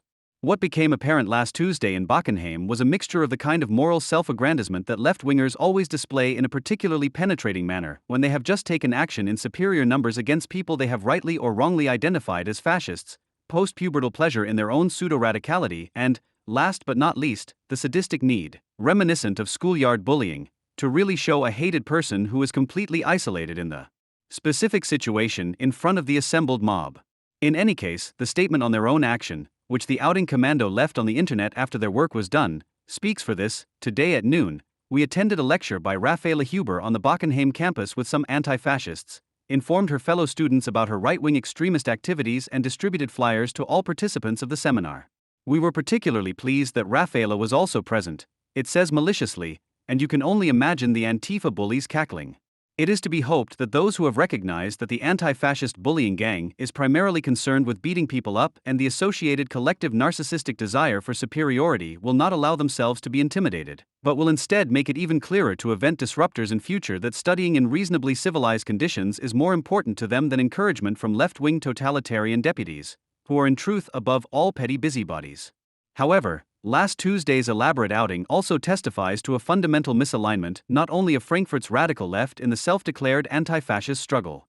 Anyone who lives in Frankfurt and wants to get involved with fascists who aren't already largely politically dead and therefore largely keep their views to themselves at university and elsewhere shouldn't go after local IB members, but should either move to the east, where there are areas for anti-fascist adventurers where practical anti-fascism might make sense, Because at least you are dealing with an opponent who has to be taken seriously, or take a closer look at the local Islamist scene, which is incomparably more active and larger in Frankfurt than the milieu of the identitarian movement.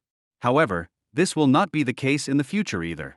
Not only because this would require a political analysis of the present that would have to go beyond moralistic alarmism against AfD and company. Moreover, the practical criticism of Islam fascism would not only not be capable of winning a majority, but could also mean that instead of an isolated woman, we would have to deal with people who actually represent a danger. The anti-Semitic massacre by Hamas and other Palestinian groups and individuals on October 7, 2023 has triggered mass protests, not against attacks on Jews, which have also increased massively in this country, but in barely concealed, if not open sympathy for the acts of violence, which are glorified as an act of anti-colonial liberation. A Manichaean and authoritarian movement has re-emerged, which is called pro-Palestinian, but whose speeches, slogans and proclamations are aimed exclusively at delegitimizing the only Jewish state and destroying it as such. In typical German tradition, after the academic hatred of Jews in the 19th century, the hasty de-Jewification of German universities under National Socialism and the anti-Israel agitation of the student movement of the 1960s, academic institutions are now at the center of modern anti-Semitism for the umpteenth time in German history. More than 100 years after Hitler's fundamental speech on anti-Semitism, left-wing activists today agree with the Führer that Jews, wherever they may live, do not live or reside, but dwell, that is, since they are incapable of being a state or a nation, they cannot exist otherwise than illegitimately. What incites the hatred of anti-Semites is the very existence of the Jews. This is why the question of the right to exist is raised solely for the Jewish state, and for no other. It is only the State of Israel and its military that have stood up for the defense of the Jews worldwide since the last attempt of the anti-Semites to liberate the peoples from the unwanted guest, i.e. the Shoah and the expulsion of the Jews from the Arab states. Even those who generously grant Israel the right to exist are clearly unwilling to accept that Israel itself determines what is necessary for their security. The anti-Semites do not stop rationalizing their projective hatred. While the National Socialists, in addition to their delusion of an overpowering secret Jewish world conspiracy, also went to great lengths to denounce Jews as racially inferior and to classify them as Slavic or even African subhumanity, today's anti-Zionists hallucinate the Jewish state as a white settler project. After the end of the actually existing colonial states, the Jewish state of all things is supposed to be the last colony, i.e. the last parasite on the body of other peoples, Hitler. While Hitler's anti-Zionism moves back and forth between the antinomy that the Jews are incapable of forming a state on the one hand and that the Zionist state threatens to direct everything and rule the world on the other, current anti-Zionism from the left oscillates between the postmodern new edition of the folkish doctrine, that Jewish people from many peoples cannot establish their own nation, and the equally postmodern abstract universalism of Judith Butler, who, on the contrary, accuses Israel of still clinging to particular ideas of state and nation as the supposed last state in the world. Regardless of contradictory rationalizations, people are united in their hostility towards Israel. Leftists run after the Islamist bloc at demonstrations, shouting Allahu Akbar like the murderers of October 7th. They are completely oblivious, because history, structures, the economy, interests and contradictions no longer feature at all in the schematized worldview. Instead, media excitement, self-righteousness, self-victimization and a lust for destruction prevail, resulting in the regressive folkish utopia of a Palestine free of Jews, from the river to sea. Anyone calling for free Palestine today is aiming for the emergence of an Islamist Palestine instead of a Jewish state. After the failure of the anti-colonial freedom movements, which brought forth authoritarian states or mafia-like rackets, jihadism combines the anti-liberal rhetoric of the fascists with the anti-imperialism of the radical left. As left-wing, anti-capitalist and queer-friendly as the Palestinian movement in the USA, Canada and Europe appears on the surface, it has plenty of allies. It dances to the tune of Islamism, which is state-organized and materially supported by Qatar and Iran in particular. Palestine will set us free, is the current variant of the redemptive anti-Semitism of authoritarian folkish longings.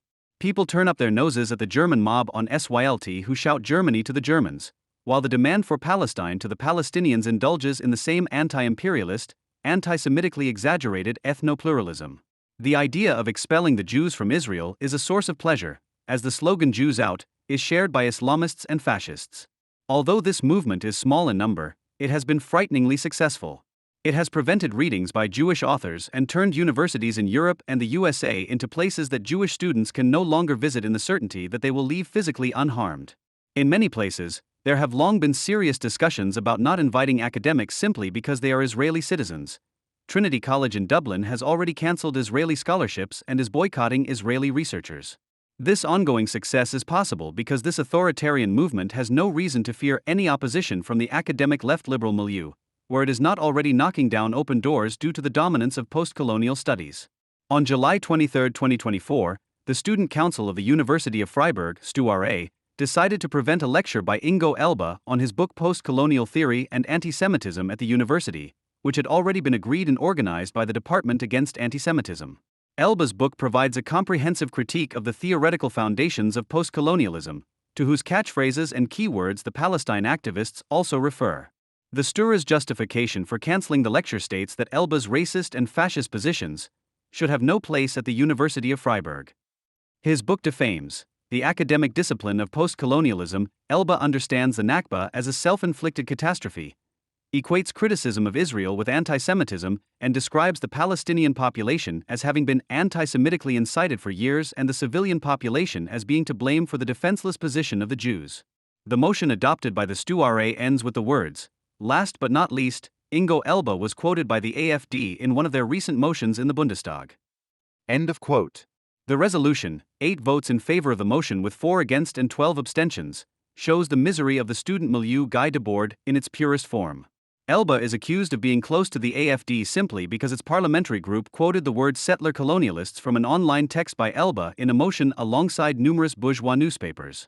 The StuRA does not notice how close the authoritarian Palestine movement with slogans such as Free Palestine from German guilt is to the folkish AfD and its revisionist ideology of the cult of guilt.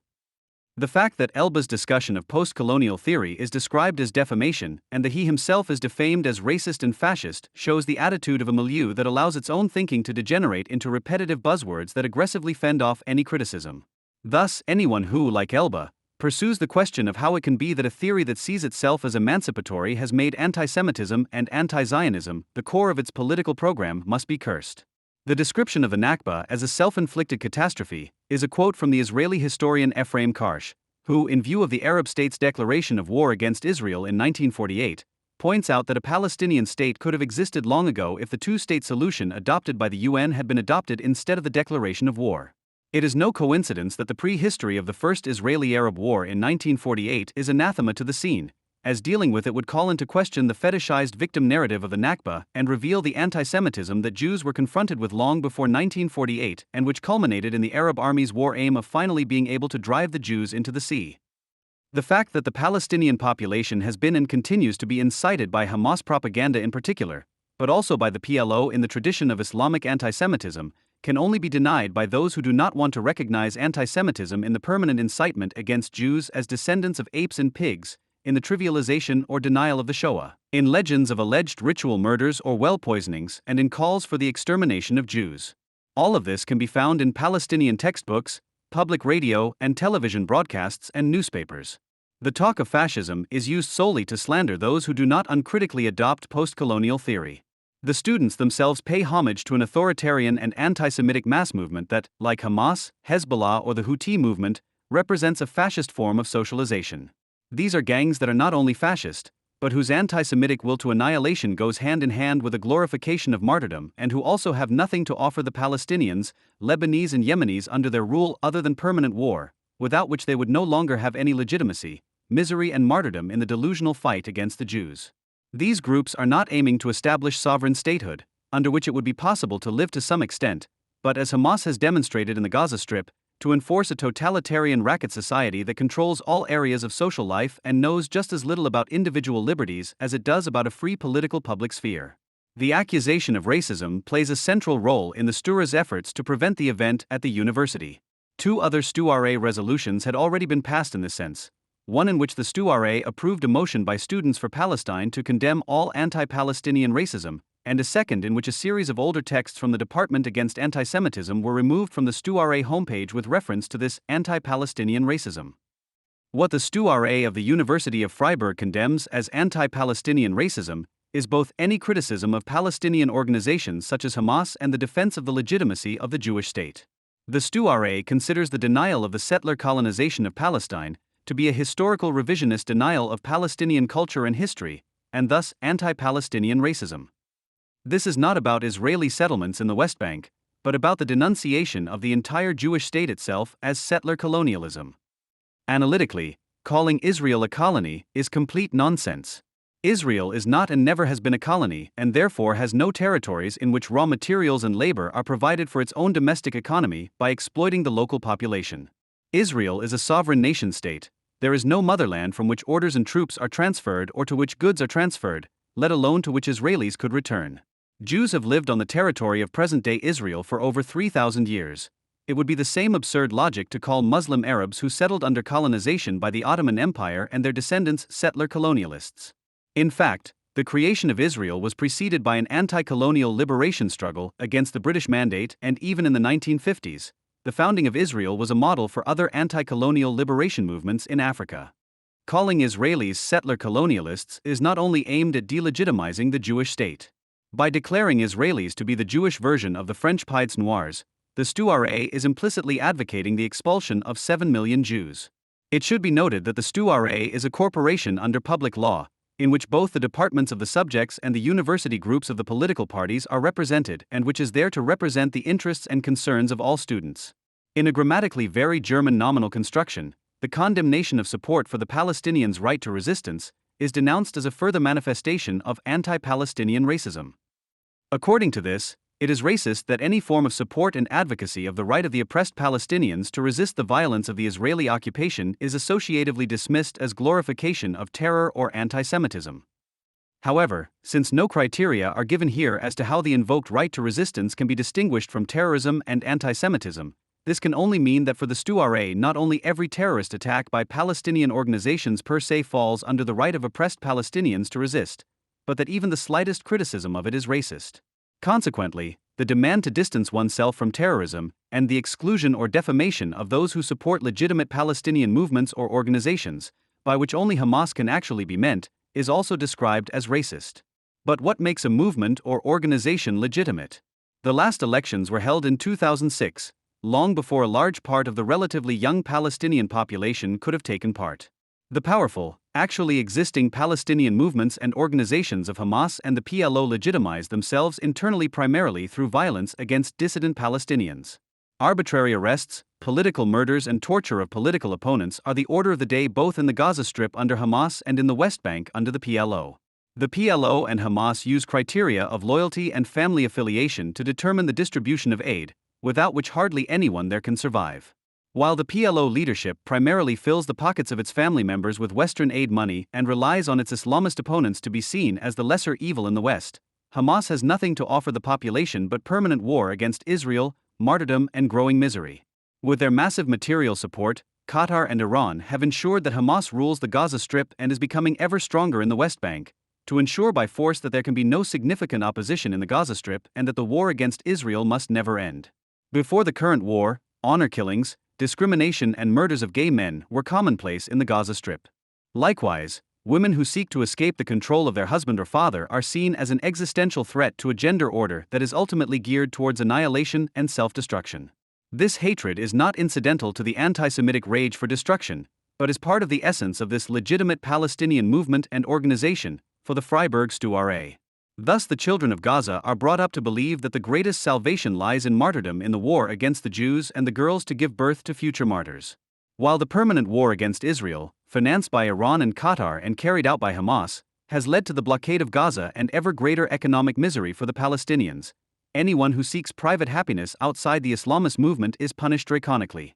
Gay men are seen as an existential threat to a violent male horde that promises salvation only in anti-Semitic murder and martyrdom. When some Western queers for Palestine claim today that queer Palestinians will only be free once Palestine is free, i.e. Israel is destroyed, then the freedom they means nothing other than the death of Palestinian queers. It is quite remarkable that an anti-Semitic, homophobic and misogynistic organization like Hamas, so much for what is called pro-Palestinian in this country, is not only ennobled by the Freiburg Stouare as a legitimate Palestinian organization, but also immunized against any criticism with the obviously instrumental accusation of racism. If the Stouare declares that it wants to prevent the exclusion or defamation of Hamas supporters, it is excluding those Palestinians and defaming those who have fled from Hamas and are living in exile in the West and who want a lasting peace with Israel. The very German Stouare of the University of Freiburg, which speaks on behalf of the entire student body, considers any criticism of Hamas or other Palestinian organizations to be racist across the board, while any violence against Jews or Israelis is legitimized as resistance against settler colonialists in the manner of anti-Zionist post-colonialism, and criticism of it is denounced as racist. The Freiburg student body should consider whether the Stura's anti-Semitic resolutions are also made in its name. It is an oft-repeated truism that the dead cannot defend themselves and are therefore used for all kinds of shenanigans. And Frank, who was murdered in Bergen-Belsen, is no exception. In recent years alone, all kinds of grotesques have been performed using her name. Deutsche Bahn attracted nationwide attention when it announced in October 2017 that it wanted to name the ICE trains in its new fleet after famous figures from German history, including Anne Frank. However, the scandal quickly died down again, after critics pointed out the tastelessness of naming a train of the successor to the Reichsbahn after a Holocaust victim. Deutsche Bahn ruefully relented in February 2018. Germans can now travel on Karl Marx or Konrad Adenauer trains with a clear conscience. Things were decidedly less agitated when, in 2015, Schauspiel Frankfurt allowed Redouan Abdellaoui to declare Anne Frank a Palestinian and the Israelis the new Nazis in a brochure for the annual Überleben program. Quote, "Back then, it was and who had to live under a hostile regime. Today it is children in Palestine who find no place for joy, fun and love in their world. The whole world looks on impotently as genocide is committed there." End of quote. On the other hand, there has so far been no objection at all to the fact that an Anne Frank educational institution based in Frankfurt, which operates nationwide and is active in numerous schools, companies and authorities, has been trivializing Muslim anti-Semitism, defending the Islamic veiling of women and downplaying anti-Semitic hatred of Israel for years while wasting public money, all in the name of Anne Frank. The educational institution recently proved that not only dead Holocaust victims are not safe from being instrumentalized by persuading Auschwitz survivor Trude Simonsohn to share a podium with Sana Hubish, an activist from the anti-Semitic Free Palestine FFM group, which supports the BDS movement and dreams of a third intifada. This is by no means a slip of the tongue. Nor is the educational institution simply blind to Muslim anti-Semitism and anti-Zionism. At least since the renaming of the former Youth Meeting Center to Educational Center in 2013 and the accompanying change of focus, away from the confrontation with National Socialism and the memory of the Holocaust towards anti-racist empowerment against all forms of discrimination, the offensive immunization against criticism of Muslim anti-Semitism and the closing of ranks with Muslim political activists have been firmly part of the program. The tabooing of criticism of Islam is carried out entirely under the banner of the fight against the right. The fact that the funding pots can only be accessed by hunting down the specter of populism, feared by the left liberal power elite, makes this course seem plausible. Nonetheless, the flattening of a critical concept of anti-Semitism to this end is disgraceful. In the introduction to the 2017 anthology Fragile Consensus, Antisemitismus Bildung in der Migrationsgesellschaft 5, published in 2017, Maron Mendel, the director of the educational institution since 2010, and co-editor Astrid Messerschmidt write, "A nationalistic worldview continues to form the guiding ideology of anti-Semitism." End quote. The anti-national worldview of supranationally active radical Muslims must logically be considered incompatible with anti-Semitism, or at least alien to it. Ummah does not equal nation. Anti-Semitism is first and foremost a mechanism of exclusion that becomes effective in national collectives. Quote, "For example, the dichotomization between Jews and Germans, which is still common today, implies that the former are excluded from the group of the latter and are considered non-German." End of quote. Brought down in this way to a structural phenomenon of national communities that can be described in terms of group sociology, anti-Semitism can easily be said to be related to anti-Muslim racism. Quote, "Such violations of the principle of equality can currently also be observed in the exclusionary views of parts of the population that are addressed as Muslim or Arab." End quote. Because the educational institution considers itself committed to the fight against anti-Semitism on the one hand, but also claims not to work in an ascriptive or culturalizing way, it faces a dilemma in view of the existence of Muslim anti-Semites. Quote, "Target group-specific educational work against anti-Semitism with and for Muslims carries the risk of placing the entire group under general suspicion. On the other hand, anti-Semitism among Muslims seems to have developed independent and differentiated characteristics that require their own forms of educational intervention." End of quote. The aim must therefore be intersectionally informed educational work that takes note of the simultaneity of anti-Muslim, racism, and anti-Semitism.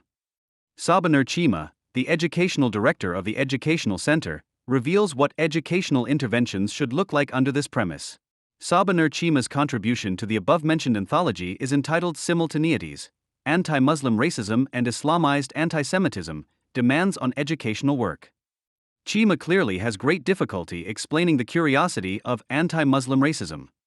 She herself provides the necessary assumption for such an absurd construction of an indissoluble link between religious affiliation on the one hand and phenotypical and cultural characteristics on the other. According to Chima, people can be recognizable as Muslim asterisk on the basis of certain markers of difference, appearance, name, language, etc. But Chima then fails to provide a racial definition of Muslim language and Muslim appearance. These Muslims, however recognized, are Muslimized from the social dominant position of white Christian/atheist Germans or Europeans. This is what Chima calls the racist reduction of a person to their religion. In fact, this Muslimization is not an invention of racists, but the result of this self-Islamization of Muslims by means of a multiculturalist policy of recognition, which promises public support and special rights to those who are clearly positioned in the canon of cultural identities. The overlooking of multiple affiliations lamented by Chima is thus not a new practice of anti-Muslim racists, but a consequence of a logic of identity politics, according to which cultural affiliation trumps social status in all areas of public life. The comparatively high level of identification of European Muslims with their religion is, with all the known, fatal consequences, also the result of this culturalist dispositive. Those who draw the Islamic ticket subsume themselves under an ummah that is hallucinated as omnipotent and whose overestimation of itself increases even further due to the permanent courting by the state and civil society. Identification with Islam also results from the desperate desire to reduce the socialization experienced as individual inauthenticity to a tolerable level, in the clearly outlined community, which follows a misanthropic but stupidly simple and eternally valid set of rules. The imposition of individuation within a deregulated society can be split off as a corrosive attack on the seemingly authentic collective of beliefs that is identical with itself. It is not far from here to the anti-Semitic declaration of the enemy. Anyone who targets this ideology and its representatives for criticism and diagnosis, a specifically Muslim form of modern anti-Semitism in terms of its genesis and course, is accused of anti-Muslim racism by Sabah Chima, regardless of the fact that there are buyers of Islamic identity across ethnic or racial boundaries. Quote, "It is already noticeable in the linguistic designation that Muslim or Islamic anti-Semitism causes a group attribution, the Muslims, and formulates a suspicion, Muslims are anti-Semitic. Ultimately, this group construction follows a racializing logic in which being Muslim is not read as a religious affiliation, but is ethnicized." End of quote. Such nonsense, which dispels any suspicion that the author is at least attempting to make a logically coherent argument, can only be believed because it has the quality of a quasi-religious mantra with which the discursive taboo on Islam is given scientific consecration. If the very predication of Muslim or Islamic causes a racist group attribution, then according to the same illogicality one would place all Christians under general suspicion by speaking of Christian anti-Judaism or declare all Muslims to be artists with a remark about Islamic art, a particularly hair-raising idea in view of the bleak state of the Islamic world. Chima's apparent anti-essentialism is also an embarrassment, however, because she is completely unconcerned about the racist construction of Muslim anti-Semitism and makes reference to an essentially European anti-Semitism, without, of course, warning against a general suspicion of Europeans. Chima makes use of the bag of tricks of post-colonial theory here. Whether it is about Islamic misogyny, Islamic homophobia, or Islamic anti-Semitism, reference is always made to the danger of cultural racist essentialization in order to explain misogyny, homophobia, or anti-Semitism in the next step as an import from Europe, which in the course of colonialism was imposed on the actually and originally philanthropic and tolerant Islam by the essentially Orientalist West. Accordingly, according to Chima, the essentially European anti-Semitism was merely adapted to an Islamist semantics. Instead of speaking of Muslim anti-Semitism in a racist and essentializing way, one could at best identify an Islamized anti-Semitism. Islamized anti-Semitism is a genuinely European phenomenon that works with the same anti-Semitic myths and transported stereotypes that can be detached from their original cultural and religious context in order to supplement or modify enemy images existing elsewhere. End quote.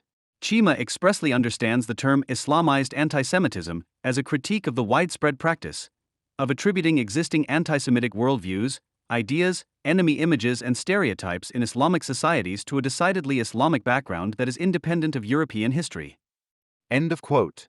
She adopted the term from Islamic scholar Michael Kiefer, whose 2002 book Anti-Semitism in Islamic Societies popularized the theory that Zionism was the cause of Islamic anti-Semitism and that the Jews themselves were therefore to blame.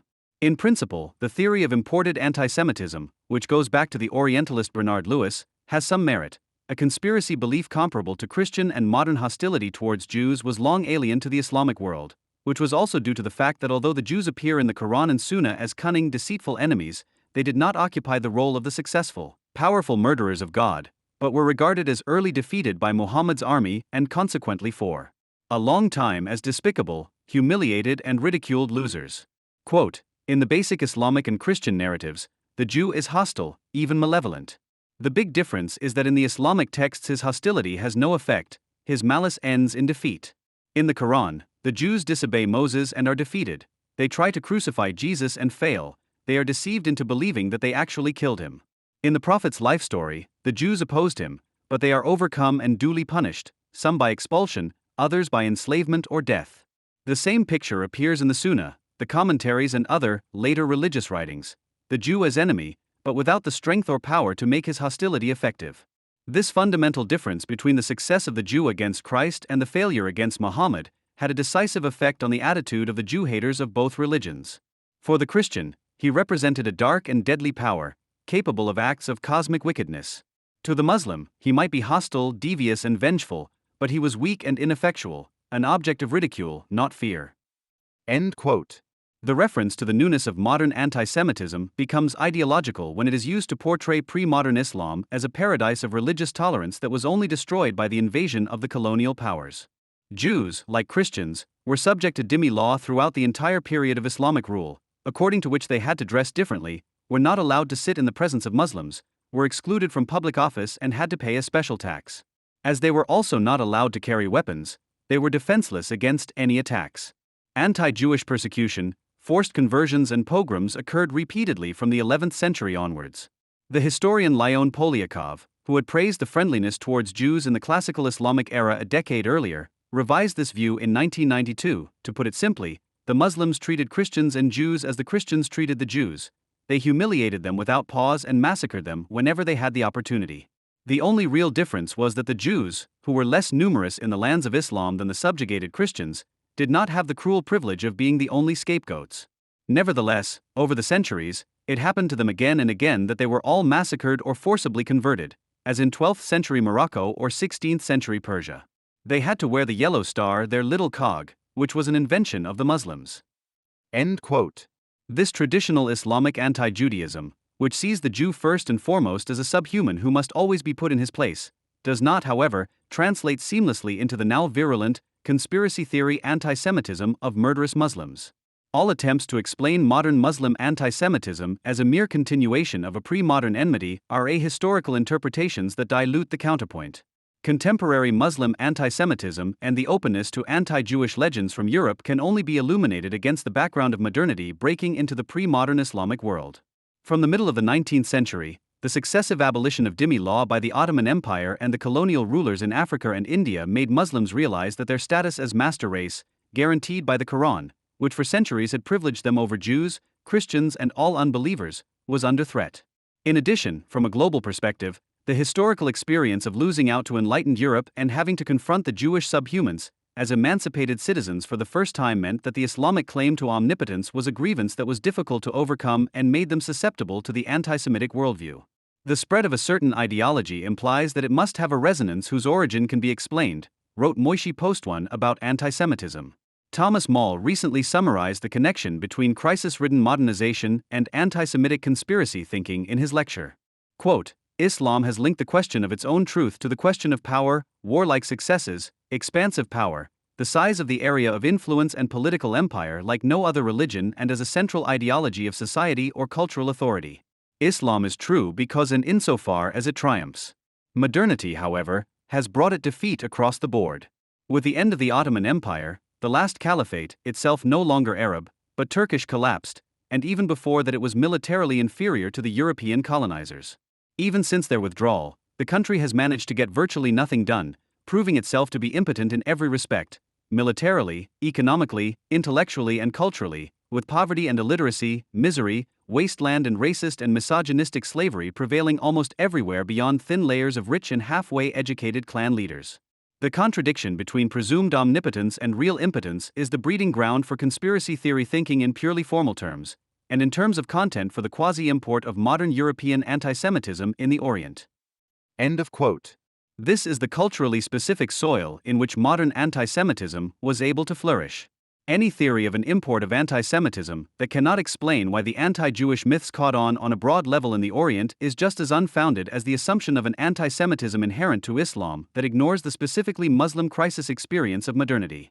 And if, instead, anti-Semitism is causally attributed to the state emancipation of Judaism in the form of the Israeli nation, this simply expresses the demand that the Jews should be thrown back to their dhimmi status in order to combat anti-Semitism.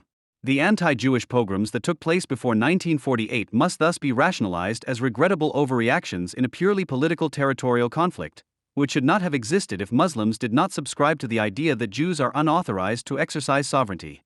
The fact that Jews figure as objects of hatred in this respect is also linked to the attack of modernity on the substance of traditional Islam. The unsuitability of Islamic law for the demands of modern sociality plunged the Muslim world into a crisis of legitimacy that could only have been contained by never fully separating religion and state. The internalization of the divine law that is characteristic of Judaism and enlightened Christianity was blocked by the political character of the Islamic religion. Islam is only fully realized where its law, which is essentially criminal law, is not only observed individually, but holds territorial power. Judaism, on the other hand, which has known how to distinguish between private ritual and secular law since the diaspora, brings with it the possibility of modern statehood, while at the same time preserving religion. In the Islamic anti-Semitic worldview, the Jews thus appear as threatening personifications of modernity and civilization par excellence, who want to withdraw the holy Arab earth from the law of the Prophet, whose validity has already fallen into crisis. The anti-civilization, modern anti-modern effect forms the core of anti-Semitic resentment and, in the case of Muslim anti-Semitism, is aimed at secularization, which is perceived as dangerous Judaization. The recent upswing in Muslim anti-Semitism, which dates back to the 19th century, is consequently not linked to a nationalist worldview, as the educational institution generally assumes with regard to hostility towards Jews. The expulsion of around 850,000 Jews in the course of the decolonization of the Muslim states could still have been interpreted as ethnic cleansing for the purpose of nation building. However, the triumphant advance of radical Islam and its peculiar anti-Semitism, which has lasted for almost 50 years, is ultimately aimed at destroying the nation-state. It began in a phase of erosion of nation-state structures. With the end of the Fordist production system, the wave of globalization set in, strengthening supranational actors over state attempts at control. This weakening of the nation-state hit the Arab world, which hardly knew any state-independent structures, particularly hard. Arab nationalism lost its role as a guiding ideology and was replaced by Islamic revivalism, according to which only the unification of the Ummah could prevent the Jews and their American helpers from plunging the Muslims into ruin. In this respect, Muslim anti-Semitism is an anti-national ideology that reflects and accelerates the objective disintegration of nation-states. To speak of a specifically Islamic genesis and manifestation of anti-Semitism without denying its character as a general crisis phenomenon of modernity presupposes that anti-Semitism is not understood as a suprahistorical cultural characteristic. Although Chima suspects any talk of Muslim anti-Semitism of being essentialist, she herself does what she accuses critics of Muslim anti-Semitism of doing, namely culturalizing anti-Semitism, albeit in the opposite direction. She wants anti-Semitism to be understood as an original European cultural asset that could be exported everywhere like a Goethe edition, the steam locomotive or spaghetti bolognese, without even asking how the respective demand comes about. By Europeanizing anti-Semitism, it loses the universal historical perspective, in which alone the particular can be grasped in the general. In her zeal, she misses the fact that her argument is truly Eurocentric. Muslims are merely passive recipients of cultural imports or victims of discrimination incapable of action. Because Chima wants to coddle Muslims as innocent lambs at all costs, what must not be cannot be, that it basically does not even require historical analysis to recognize the existence of Muslim anti-Semitism, which is brutally evident to anyone capable of experiencing it. For Chima, however, there is not only no Muslim specificity, but also no disproportionate problem. Quote, "The existence of anti-Semitic attitudes in Islamic societies and among German Muslims must not be denied, while at the same time there is no significant correlation between being Muslim and anti-Semitic attitudes." End of quote. Anyone who suspects mere resistance to facts here underestimates the willingness to blatantly lie, which is one of the prerequisites for employment in the state-funded political education sector. Only recently, a study of schoolchildren in the Rhineland revealed that Jews and homosexuals are rejected more often by Muslim pupils than by atheists and Christians, who achieve almost the same rates.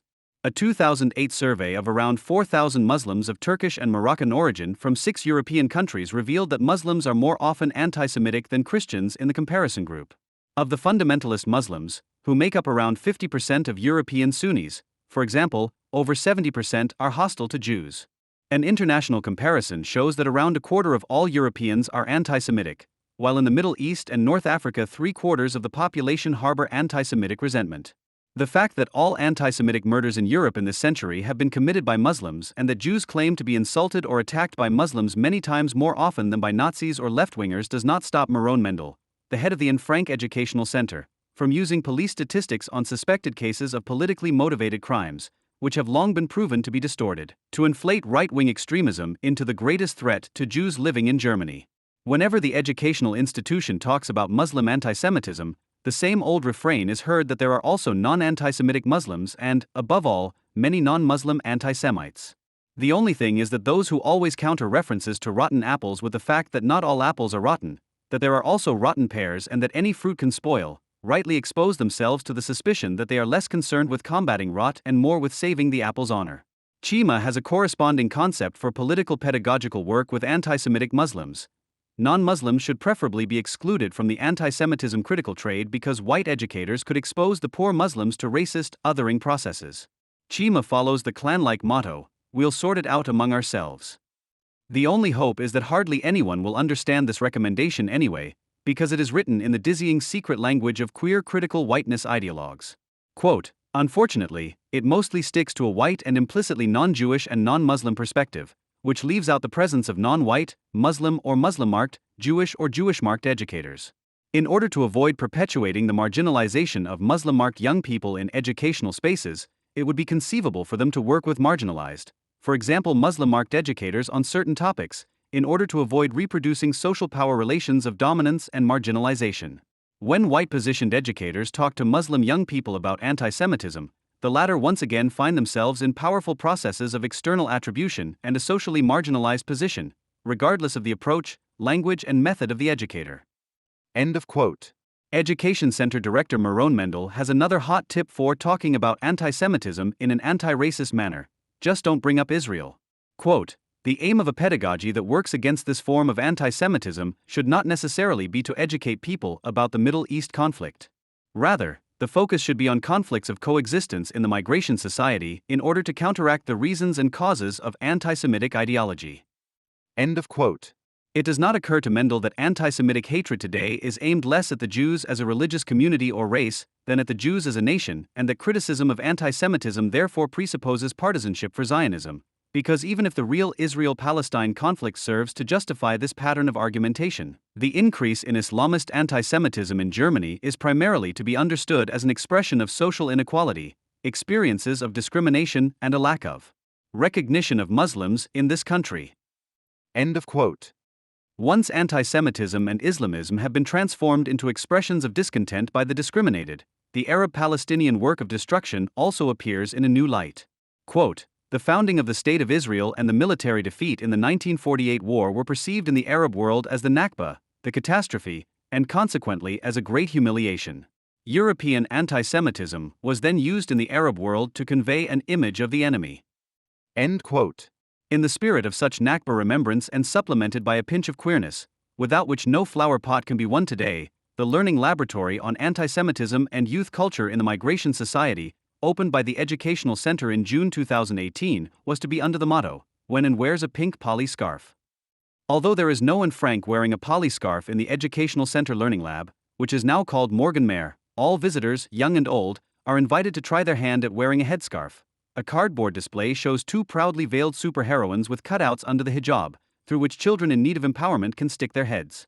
Children wearing headscarves are blatantly part of the educational institution's work. When a Steinbach primary school included a general ban on head coverings in its school regulations in May 2018 in order to counter the practice of veiling girls, an anti-racist Islamic shitstorm broke out against the school management, in which the Anne Frank Educational Institution also got involved. In its press release on the case of the headscarf ban at a Hessian school, the educational institution declared child victims of the misogynistic veiling practice to be victims of racism, for whose sake it was necessary to stand up for the children's headscarf. Perfidiously, Maron Mendel added an accusation of anti-Semitism to the charge of racism, because a school policy that bans the wearing of headscarves or kippahs in class sends out a completely wrong signal at a time when people in Germany are attacked because they wear kippahs or headscarves. Although there had been no mention of Jewish pupils who might be affected, and the intention of the ban to prevent children from wearing veils was unmistakable. At most, the school should be criticized for banning harmless baseball caps and kippah out of false caution towards the advocates of Islamic impositions, instead of explicitly and exclusively banning headscarves from the classroom, a caution, however, which, as the shitstorm proves, ultimately did them no good anyway. "The headscarf belongs in the classroom" is a motto that the educational establishment adopted years ago. If that's not enough for you, you can ask the question, does Islam belong in our daycare centers? The title of a 2017 Educator Symposium. 53. Meanwhile, the educational institution is spreading headscarf propaganda on all channels, sometimes with an anti-sexism video from the Muslim Brotherhood channel Al Jazeera, at other times with a film by the comedy troupe Die Daddletater, which, according to its own information, is waging an outrage jihad in the name of the satirical caliphate. In a publication edited by Sabiner Chima, Germany's Islam mascot Kola Maryam Hubush is allowed to claim that honor killings have nothing to do with Islam and that, from a feminist point of view, the headscarf offers a great opportunity to escape the male gaze and regain sovereignty of interpretation over the female body. Most recently, the educational institution took an offensive stance against the headscarf ban for minors demanded by the feminist organization Terra de Femmes. You would think that people who see themselves as progressive would keep as much distance as possible from an association that wants to avoid talking about virulent Islamic anti-Semitism, that spits on the freedom of women and girls as soon as the Islamic veil is at stake, and that makes common cause with Islam advocates such as the Hubush sisters or Kubra Gumaseh. In reality, however, the educational institution is a popular catch basin for anti-German politicized people with a matriculation background. You might blame it on the low demand for people who have learned nothing except a few power phrases against anti-Semitism, but still have to make a living. Nevertheless, the young adjutants of Chima, Mendel and the like are themselves responsible for keeping the educational institution free of pro-Zionist anti-Semitism opponents. As long as they keep their mouths shut about Islam and dutifully play the left-wing anti-Semitism game, the store is a good career springboard for them. Take Leo Fischer, for example, who is now an employee of educational institutions and for whom it has already paid off never to have attracted attention with a Muhammad joke in his Titanic days. He was also one of the speakers at the conference The Opposite of Good Anti-Semitism in the German Left, organized by the enterprising Tom Uhlig, which surprisingly included Karen Stogner in the program alongside the usual suspects such as Floris Biskamp or Mika Brumlich, who otherwise criticizes the intersectional insanity that the Bildungsstaat stands for in spades. The icing on the cake of the conference was the closing panel with, among others, Jutta Dittfurth, who, although she is quick to attack anti-Semitic wankers or take to the streets against BDS at every opportunity, does not let Israel solidarity get in the way of the left identitarian fight against the right. In the run-up to the Frankfurt mayoral election, she described the independent candidate Volker Stein as an AfD friend who incites against migrants *, women and friends of Israel. In fact, Stein had only recently stated in a press release on the occasion of a planned Palestinian demonstration, "The police must take decisive and tough action. There is no place for Jew haters and flag burners in Frankfurt." End of quote. Despite this, Dittfurth recommended in her warning call to vote instead for Janine Whistler, for example, a proven anti-Zionist who agitates against the Jewish state at pro-Gaza demonstrations and is a member of the pro-Islamist Marx 21 platform. Dittfurth thus fitted perfectly into the program of the conference, whose motto she had already anticipated. According to the invitation text, the aim was to address left-wing hostility towards Jews within the framework of a solidarity critique. Solidarity against the right, which does not stop at either red or green anti-Semites, unites headscarf friends and left-wing anti-Germans. They work together against racist Islamophobes and, more recently, against old-fashioned left-wing anti-Semitism, which it is now right and proper to target. It seems that the less left-wing anti-Semitism there is in its classic form, the more it is talked about. The anti-Zionism of socialist splinter groups has long since become generalized as criticism of Israel by the political and social mainstream. In practice, left-wing anti-Semitism means armed struggle against the Jews and their state, side by side with Arab Islamic terrorist groups. This business is now being conducted by the state, by Iran collaborators, who are joining forces with the Islamic Republic against the USA and Israel, and by Palestine financiers, who are filling the war chests of Hamas and Fatah. Theoretically, left-wing anti-Semitism meant the delegitimization of Jewish self-defense, which was initially anti-imperialist and ultimately anti-national. This attitude has been consensus at the latest since the German Bundestag no longer knew any parties when it came to condemning Israel's defense against the Mavi-Marmara invasion. The Steinmeiers and Gabriels, who want to undermine Jewish sovereignty in the name of the anti-national fight against the right and for open borders, are doing the rest. This mainstream anti-Semitism that has grown out of the left is dangerous insofar as it supports the Islamic anti-Semites who are violently aiming for annihilation. However, the respectable critics of anti-Semitism from the Anne Frank Educational Center do nothing else when they help to take Muslim hatred of Jews out of the line of fire with a few speeches on regressive criticism of capitalism and problematic anti-Zionism. The sweets on San Ali had barely been distributed, and for a moment it seemed as if the rest of the country was shocked by this, when there was already agreement on the solution: prevention. On October 9, the Amadou Antonio Foundation complained in the Rheinische Post about the lack of prevention against anti-Semitism. 2 days later, Joseph Schuster also called for more anti-Semitism critical education, and on December 18, Family Minister Lisa Paus met with various initiatives to prevent anti-Semitism. Prevention seems to be the political panacea for all anti-Semitic incidents at school, in public, or anywhere else. You can compare it to globules: helps against everything and does nothing. The reflex to call for prevention plans and convene educational conferences, even after the most brutal pogrom of the past 80 years, presupposes that anti-Semitism is misunderstood as a pedagogical problem. The fact that today, even in the context of political education, the focus is on prevention is also due to the growing importance of prevention in society as a whole as a means to the end of degrading people to risk politically objectified forced consumers of state politically orchestrated care. If it were of any use in the matter of anti-Semitism, one could overlook the state political education for behavioral conformity. However, in the case of passionate anti-Semites, measures based on dialogue and understanding not only achieve nothing. They set the wrong priorities and trivialize the danger posed by anti-Semites, especially as they are able to act more and more aggressively in view of the indecisiveness in the West. Their numbers have been growing continuously for years, largely fueled by a headless and haphazard integration policy, whereby not even the fact that anti-Semitism and current prevention efforts are growing at the same time is irritating.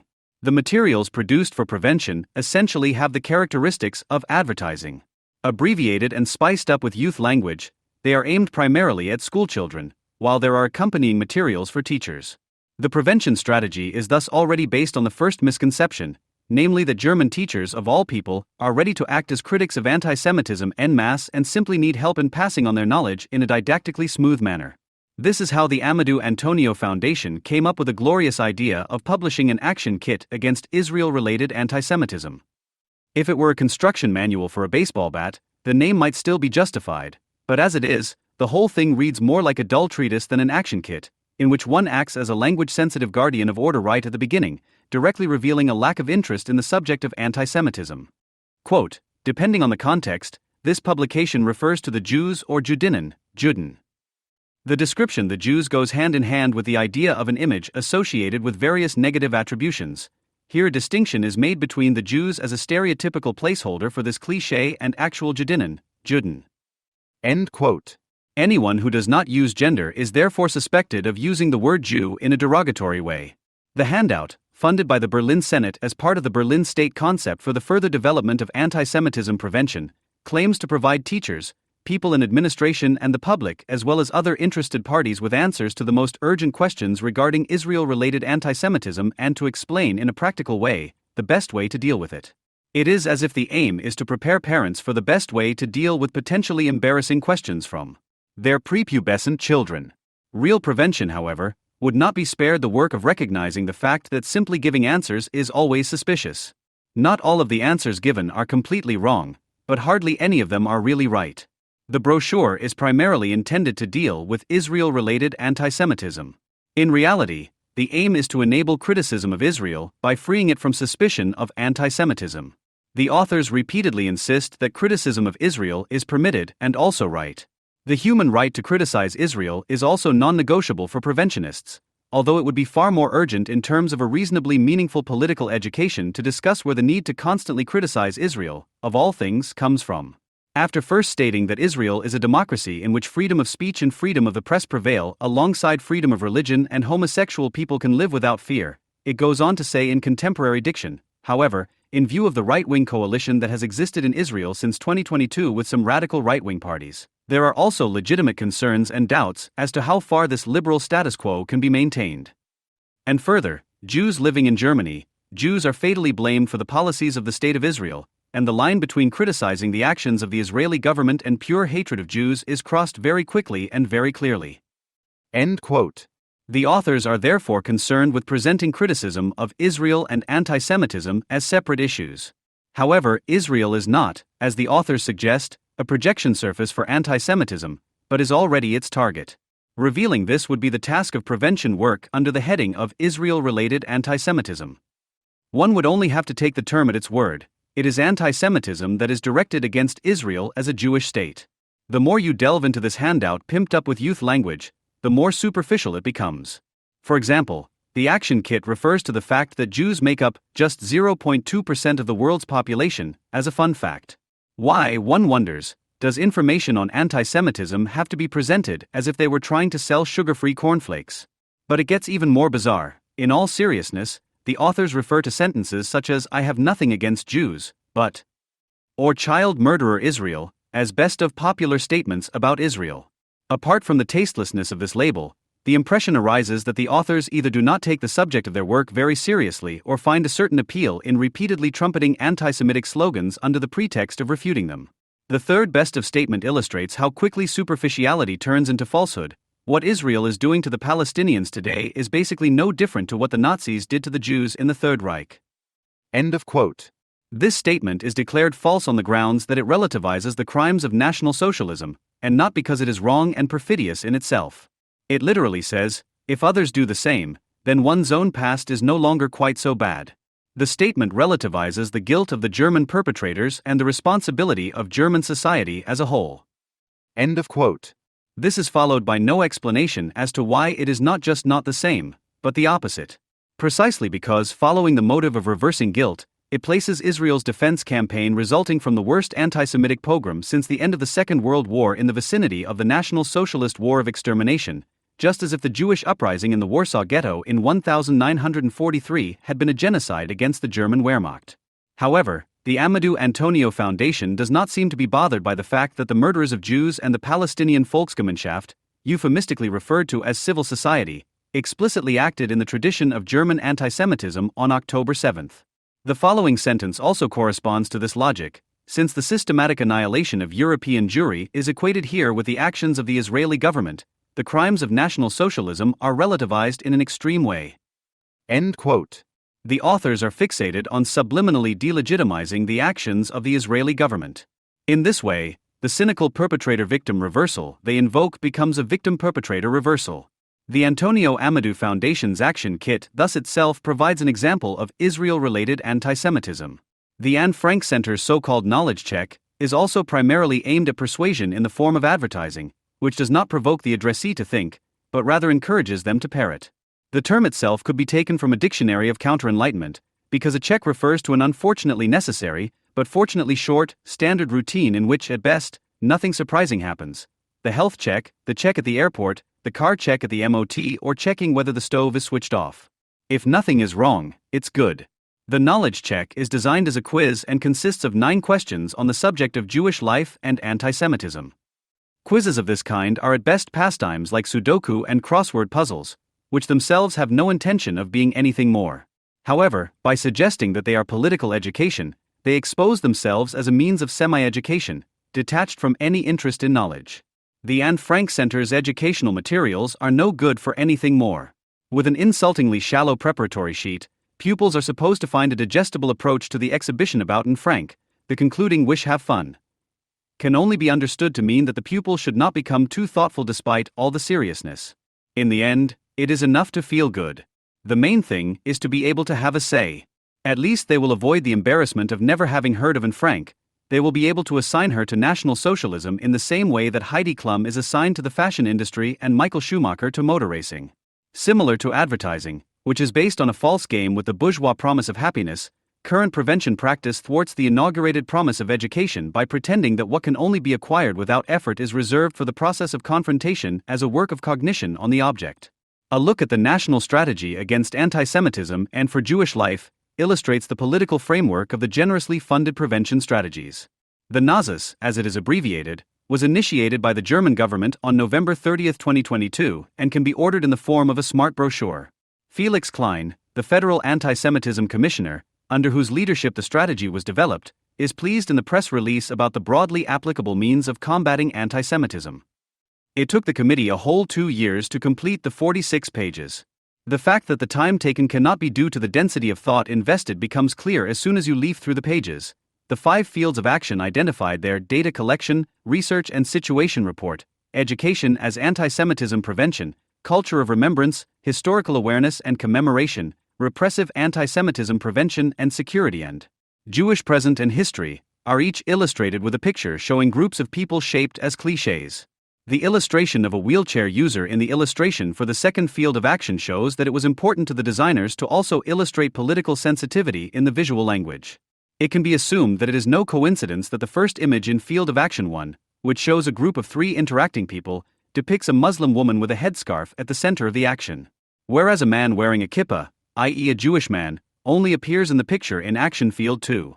There he is the only one on the left of the picture, drawn in color, towering over 3 seated figures, to whom he is talking imploringly with a pointing stick, which can also be recognized by a speech bubble, while only empty thought bubbles hover above the seated people. Apparently they themselves do not get a chance to speak. It is also remarkable which fields of action the pictures illustrate. The woman wearing a headscarf stands for data collection, research and situational awareness, and the Jewish man wearing a patina stands for education as anti-Semitism prevention. This obviously conveys the idea that the Jews have the task of educating the population about anti-Semitism, with the help of a pointer, while data collection, research and situation report, with the Muslim woman indicates who has the knowledge and the authority to interpret it.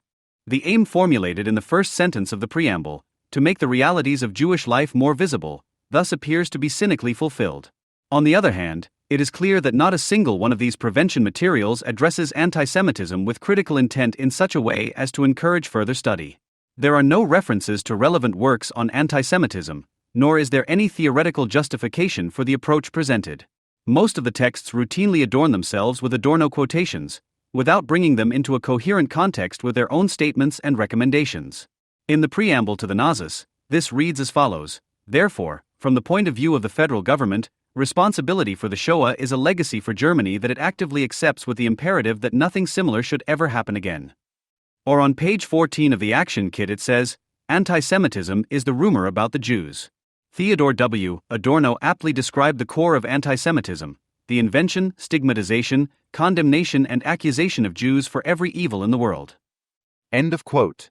Such a citation degrades Adorno's statements to staffage and the criticism of anti-Semitism to a political cultural asset of linguistically sensitive sages.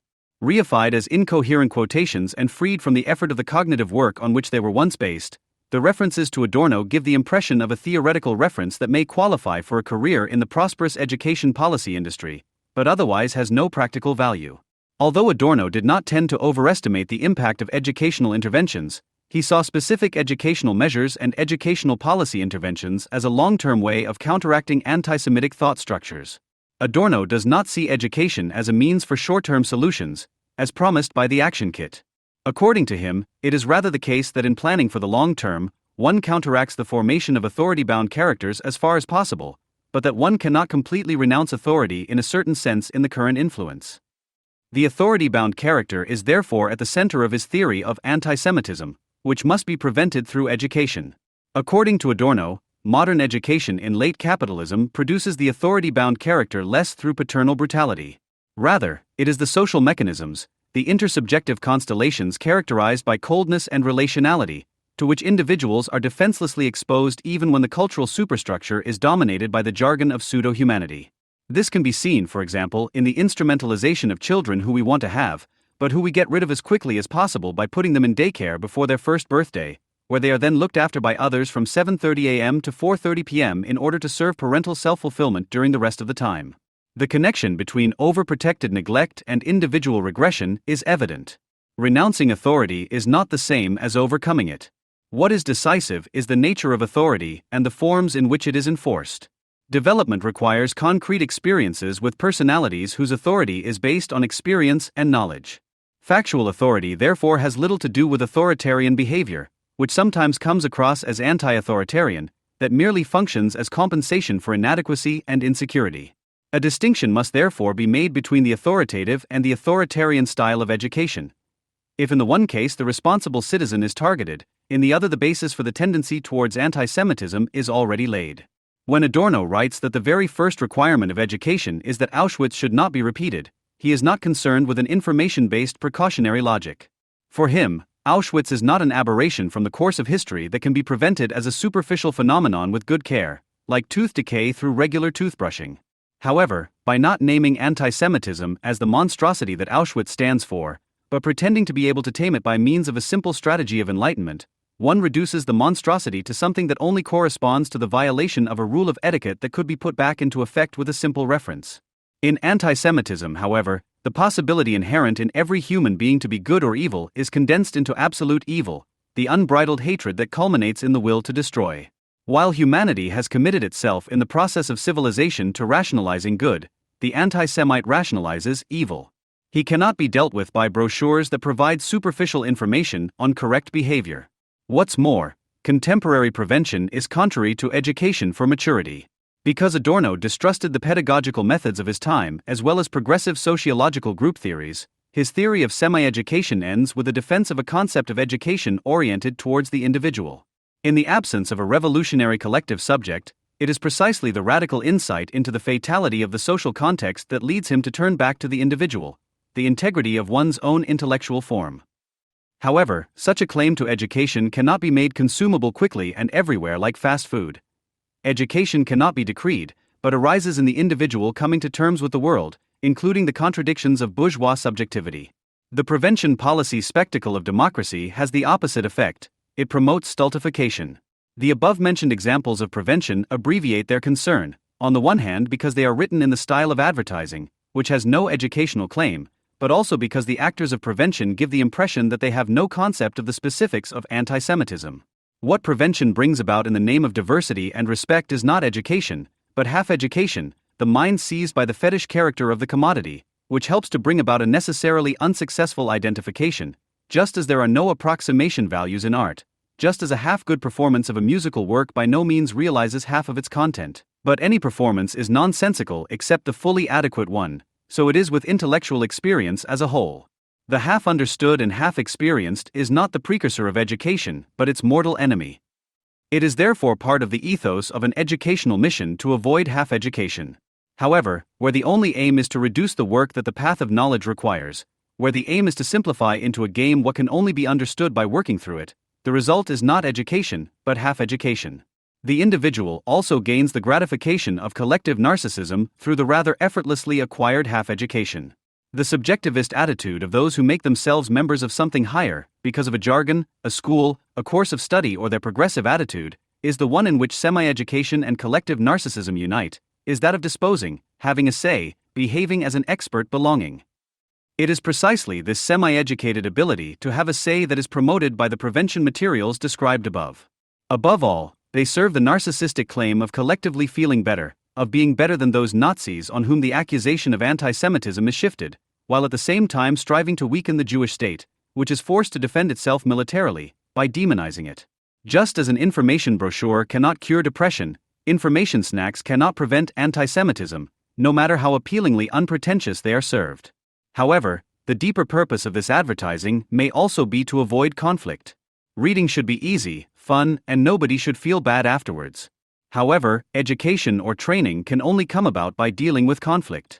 Only when such conflicts are successfully overcome does something like a strong ego emerge in contrast to an authority-bound character. This also avoids any confrontation with pupils in whose Islamic milieu of origin anti-Semitism is virulent and who are therefore resistant to any attempts to set boundaries. In order to be capable of such a confrontation, however, teachers would also need to be willing and able to deal with this conflict. But teacher training does not prepare teachers for this, and politicians, who do not want to frighten the growing political communities, do not even want this conflict, which is unavoidable in the spirit of enlightenment. Education after Auschwitz is about promoting autonomy, the power of reflection, self-determination, and non-participation. Education that is committed to this claim can dispense with prevention in the form of advertising as well as feel-good anti-fascism, which does not even succeed in banishing the flag of the Palestinian counter-revolution from its ranks. It was aimed at self-awareness. Turning to the mature subject. But you can only educate people to maturity if you are educated to maturity yourself. Ultimately, The primacy of prevention must be interpreted as a symptom of an educational crisis for which the increasing contradiction between culture and education can be held responsible as a side of their subjective appropriation. Education, which is charged with projecting and working towards a different reality against the persistence of the conditions that made Auschwitz possible, is at least weakened if this mission is never institutionalized and instead culture and educational institutions are gradually infiltrated by Islamic characters who are largely bound to authority due to their socialization and also bring with them a manifest anti-Semitism. Education is also becoming obsolete in an increasingly infantilized society, which is replacing the responsible adult citizen more and more with a state-supervised welfare recipient.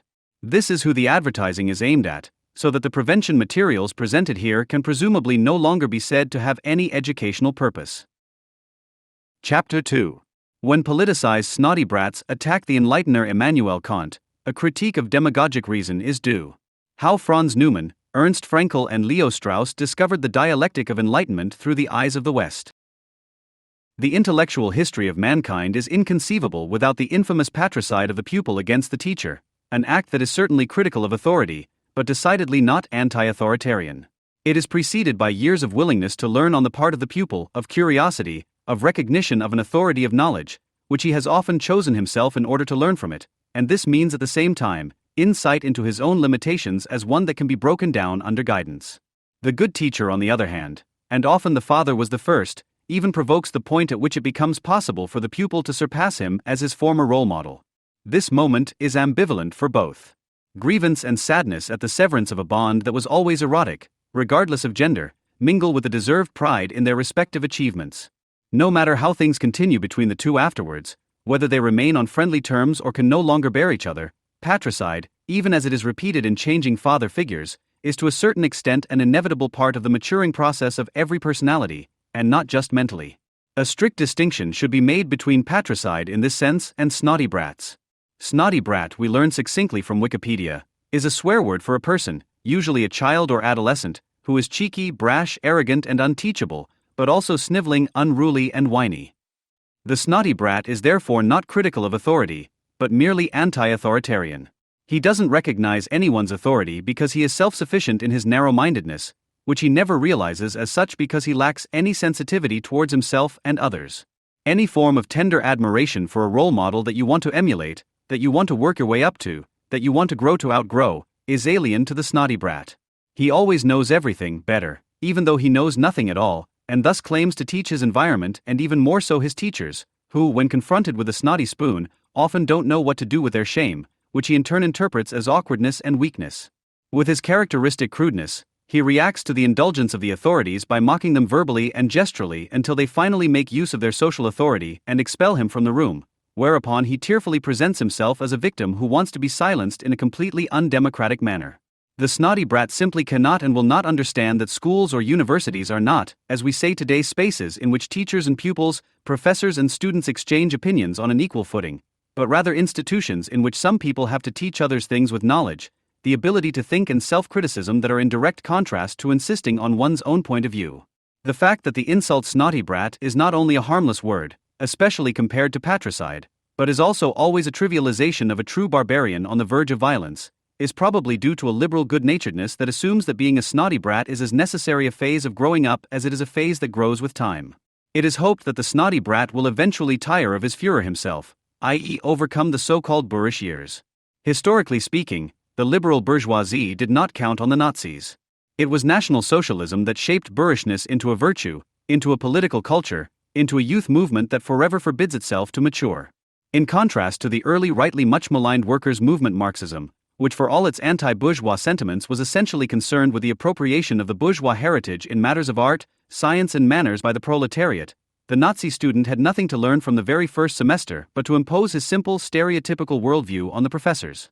Book burnings, the purging of unpopular literature from libraries and the replacement of humanist teachers with third-rate fellow educators are therefore the inevitable consequence when the previously merely revolting snotty-headedness and with it laziness and stupidity, opinion and megalomania actually gain political power. However, the politicizing snot-spoon turn, which from then on tended ever more tangibly towards barbarism, is by no means a unique feature of the so-called right. In the course of its history since 1968, the New Left, whether authoritarian dogmatic or anti-authoritarian and dogmatic, has hardly missed an opportunity to confirm Habermas' verdict of left-wing fascism. Even where schematic thinking has been translated into almost non-violent, ostensibly creative and subversive forms of protest instead of tenor or militant fetishism, a continuity in the display of inhumanity can be observed, ranging from the assassination attempt against Adorno to the gossip intervention of some critical whiteness activists in February 2014 against a professor at Berlin's Humboldt University, whose introductory lecture for first-semester students of educational science was to be subjected to the creative will of the bigots from the outset. Ancient authors such as Aristotle and Plato did not even need to be read because they did not criticize the slavery of their societies, nor did Rousseau and Kant because they were racist and sexist ideologues of colonial rule. Instead, the professor should have given the students the relevant literature of post-colonial studies to read.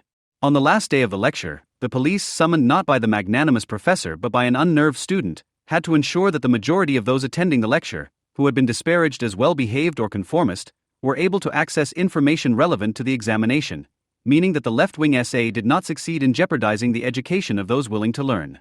By rationalizing the anti-bourgeois effect in the demagogic reason to hold the historical enlighteners responsible for the failure of the Enlightenment and the transformation of bourgeois society into barbarism, the classical forms of thought and practice of the New Left have always formed their barbaric unity.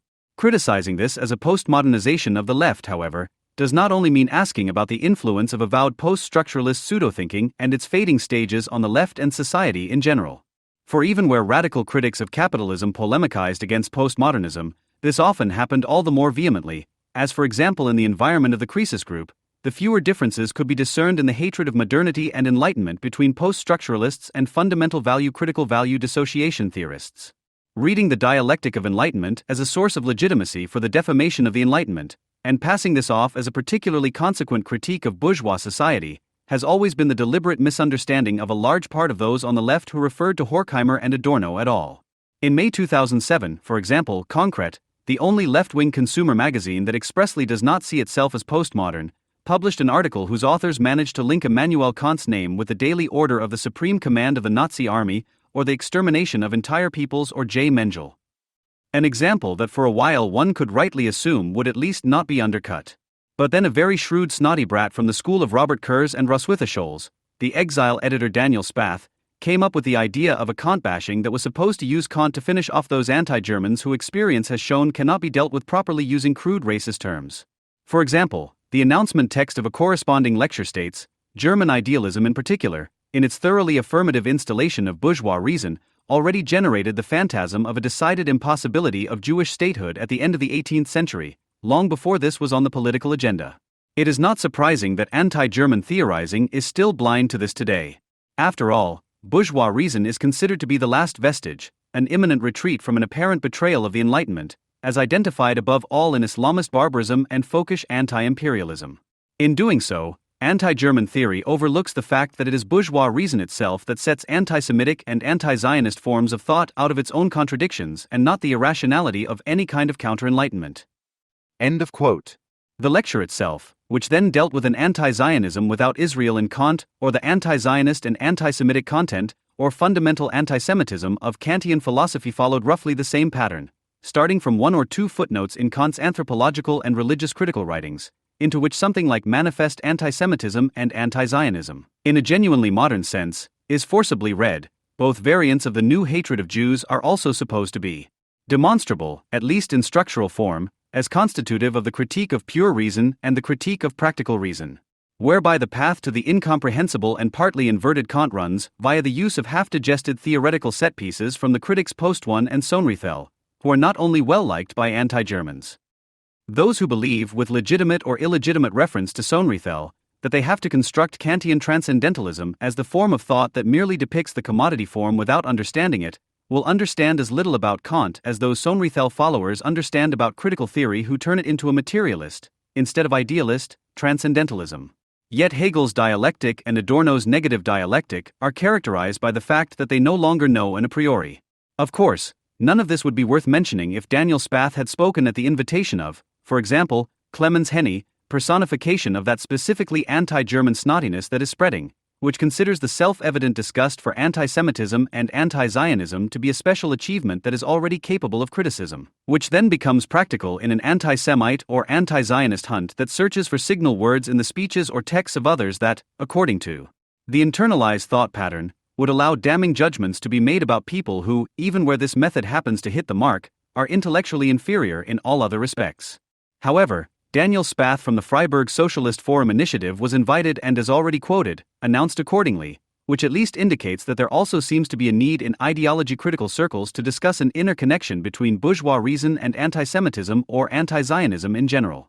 Criticism therefore involves a principled attitude towards more than just historical authors and texts, which consists of only examining them for compatibility with one's own worldview, which is currently considered to be true, instead of patiently engaging with the respective object and, if necessary, allowing oneself to be seduced by it in a good sense.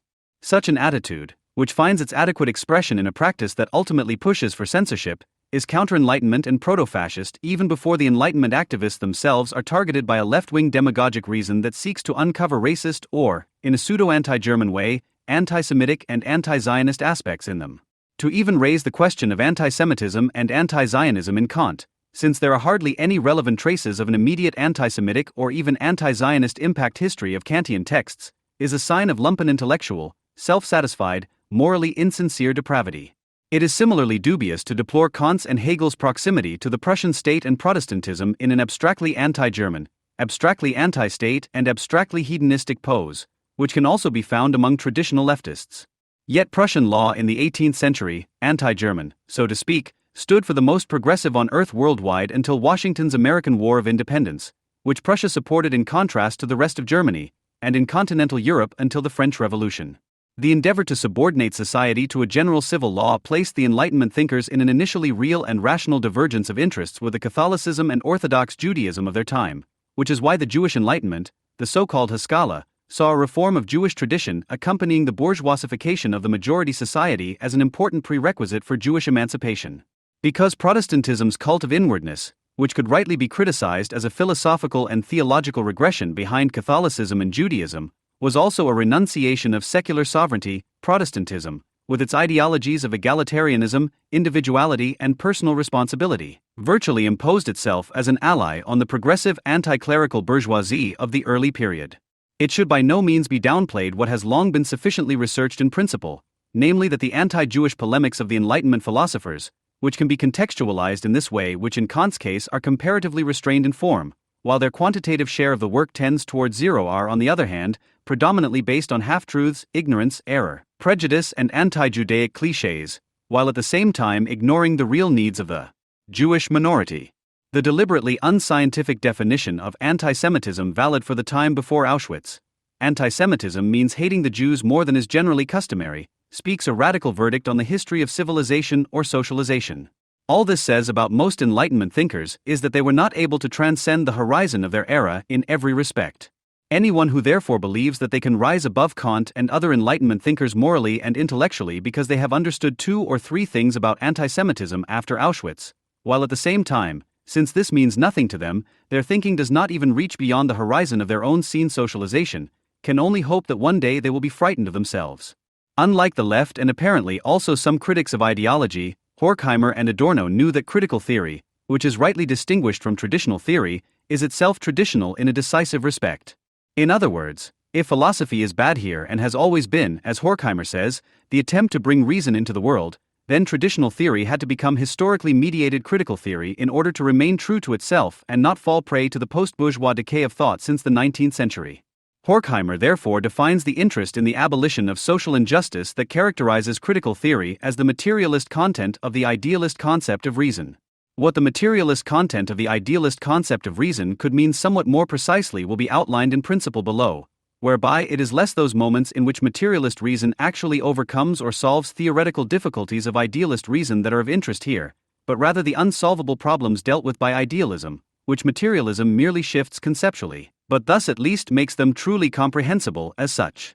For example, Marx's categorical imperative to overthrow all conditions in which man is a degraded, enslaved, abandoned and despised being is usually quoted without the decisive sentence that immediately follows it, circumstances that cannot be better described than by the exclamation of a Frenchman at a projected tax on dogs. Poor dogs. They want to treat you like humans. The sentence is decisive because, contrary to what it might seem at first glance, it is not the content of the categorical imperative that is polemically illustrated, but its form, the categorical and thus the objectively reasonable, that unfolds. According to Marx, the Frenchman's judgment of conditions, or more precisely, his condemnation of them, is not based on normativity or moral claims, however comprehensible they may be. The condemnation of reality is understood as its best and therefore only adequate description. The fact that Marx naturally presupposes the unity of theory and critique of the object, analysis and judgment in reason, initially identifies him as a traditionalist. Positivism and postmodernism, on the other hand, are anti-traditional as two still relevant and complementary manifestations of the post-bourgeois decline of thought. If the positivist credo, according to which an unreasonably arranged world could be depicted objectively, neutrally and free of judgment by means of reason, corrupts the concept of reason itself, then the postmodern approach to the world is from the outset an irrational or purely instrumental rational encroachment that professes the irrationality of its purpose. The empowerment of a particular subjective arbitrary will as the a priori of action and thought. The fact that the question of truth arises empirically as a pure question of power, a problem that even Nietzsche treated ambivalently, is ignored here and affirmed and doubled there, when thinking worthy of the name recognizes in it nothing other than evidence of the prevailing unreason that seeks to make a particular out of the right general, namely the denunciation of the false, as a false general. For Kant and Hegel, there was still no question that the world outside of thought, society, should be rationally organized, which is understood to mean nothing less than the reconciliation between the individual, the particular and society, the whole, the general. However, while Hegel tends to focus on the realization of reason in the ideal state that has become material and thinks of reconciliation as the subsumption of the particular under the general, Kant's categorical imperative is closer to the concept of reconciliation in critical theory, at least in this version.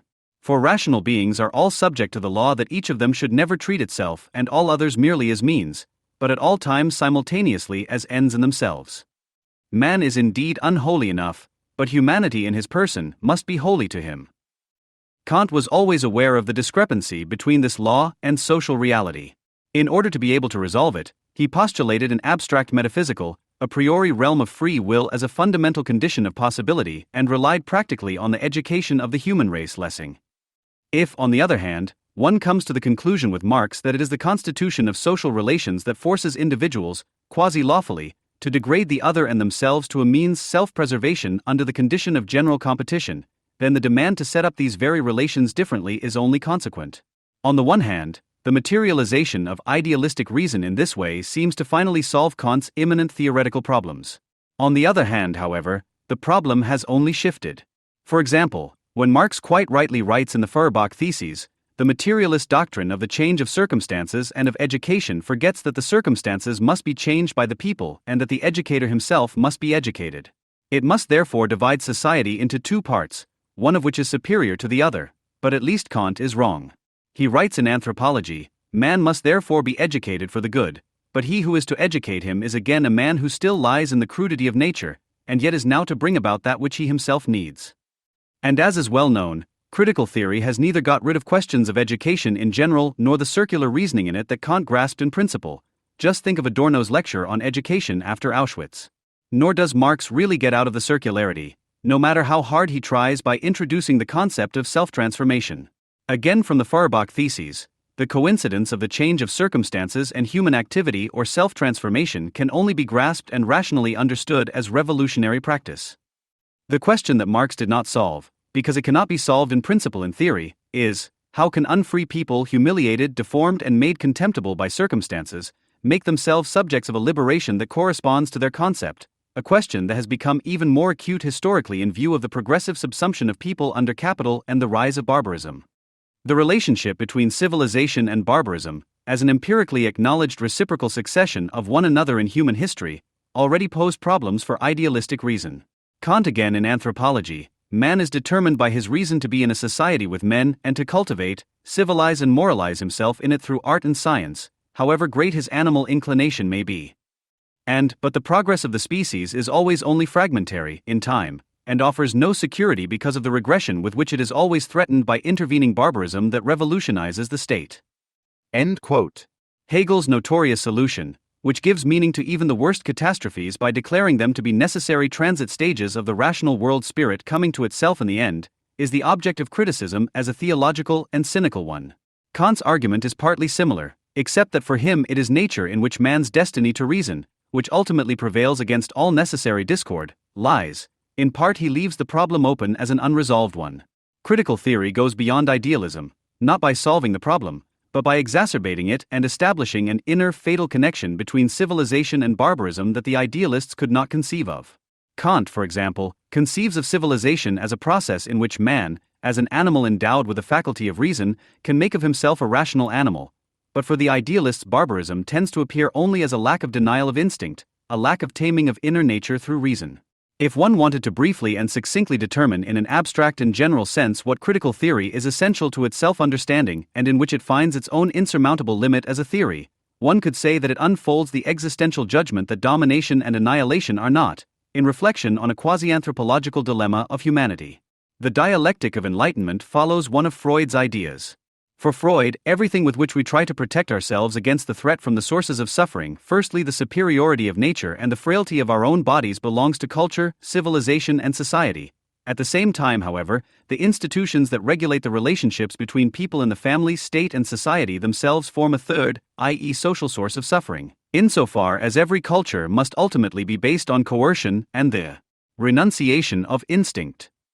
Not although, but because Freud denies the possibility of a society that completely renounces coercion and drive suppression, taming aggressive, social destructive drives, overcoming the natural lack of desire to work, it appears to him to be a decisive question of the fate of the human species whether and to what extent it is possible to reduce the burden of the drive sacrifices imposed on people, to reconcile them with the necessary remaining ones and to compensate for them.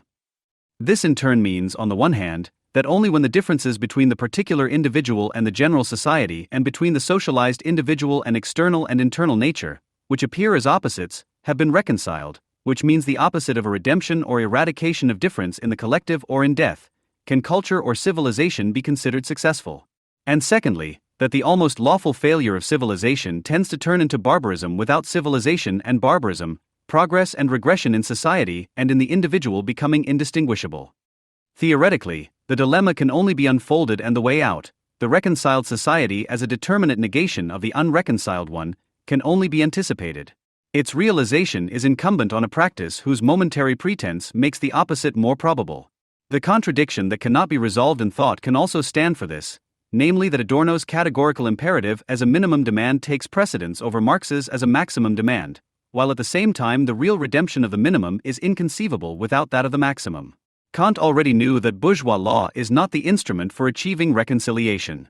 And precisely because he makes a strict distinction in the metaphysics of morals between law and morality, the doctrine of law and the doctrine of virtue, one thing never occurred to him: the moralization of law. Admittedly, such an interpretation may seem obvious, insofar as Kant places the doctrine of virtue, however plausible in detail, developed from the categorical imperative above law, which is inherently deficient.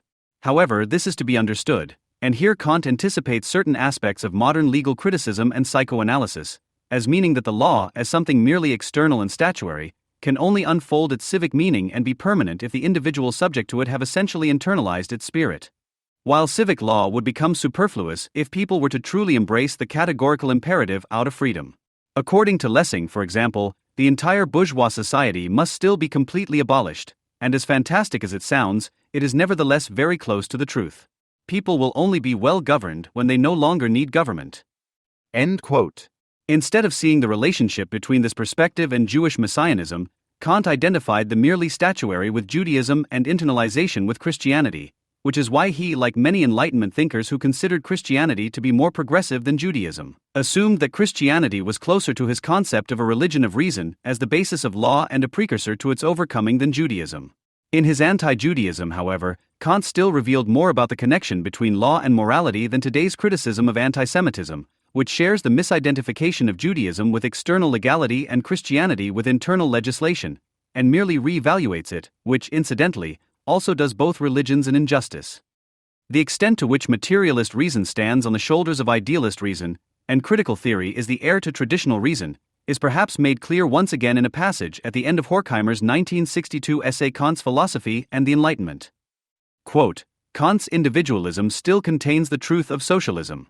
While the East, against which Europe wants to assert itself, has, so to speak, exorcised the Kantian heritage from socialism, the West possesses in it the idea of social justice in its most sublime form. According to Kant, freedom and justice are so inseparable that he, like his predecessor Rousseau, questions the ownership of land. In the preliminaries to the doctrine of right, we find the sentence, "But all men, in so far as they are at the same time on earth, must therefore also be in a collective general possession of the whole surface of the earth, i.e., in a possession that springs from the united will of all, for otherwise the will of one would come into conflict with the will of the other and one would deprive the other of his place. Consequently, the disjunctive general possession would be dissolved contrary to the innate right by this lack of unity." It is true that socialism, which does not mean the fulfillment of the individual, as its founders intended, becomes totalitarian barbarism. On the other hand, individualism that is unable to move on to social justice is in danger of regressing into totalitarianism. The unity of freedom and justice is at the core of Kant's philosophy. The general endeavor to ensure that the Enlightenment is fully embraced in its sense, and not least, that it takes effect very seriously in education, could rightly be called overcoming the past. It would be a guarantee that it will not be repeated. End of quote. To think and act in such a way that Auschwitz is not repeated, that nothing similar happens, that is the imperative. It is not deducible, but immediately evident. Every person who is not completely dehumanized will agree that there must never again be anything like Auschwitz. The question remains as to what would follow from this in concrete terms, as a possible practice at the moment. For the answer to this question cannot be derived from the imperative itself, which prescribes the utmost without at the same time confronting it with an analysis of what happens on a daily basis. Identifying the origin of the imperative in negative dialectics is therefore either completely superfluous, a whiff, or urgently necessary, as an intervention that only becomes comprehensible in the precise context of Adorno's formulation. According to this, Hitler imposed the new categorical imperative on people in the state of their lack of freedom, which is therefore as resistant to its justification as the given nature of Kant once was. To treat it discursively would be sacrilege. In it the moment of the addition to morality can be felt bodily. Bodily, because it is the abhorrence, which has become practical, of the unbearable physical pain to which individuals are exposed, even after individuality, as a spiritual form of reflection, threatens to disappear. End of quote. To make the state of their lack of freedom recognizable, to pronounce the disappearance of individuality in the critique of society with certainty, that is the content of the entire book, at the end of which this categorical imperative stands. In this way, the negative dialectic makes clear the actual recalcitrance of the categorical to its justification.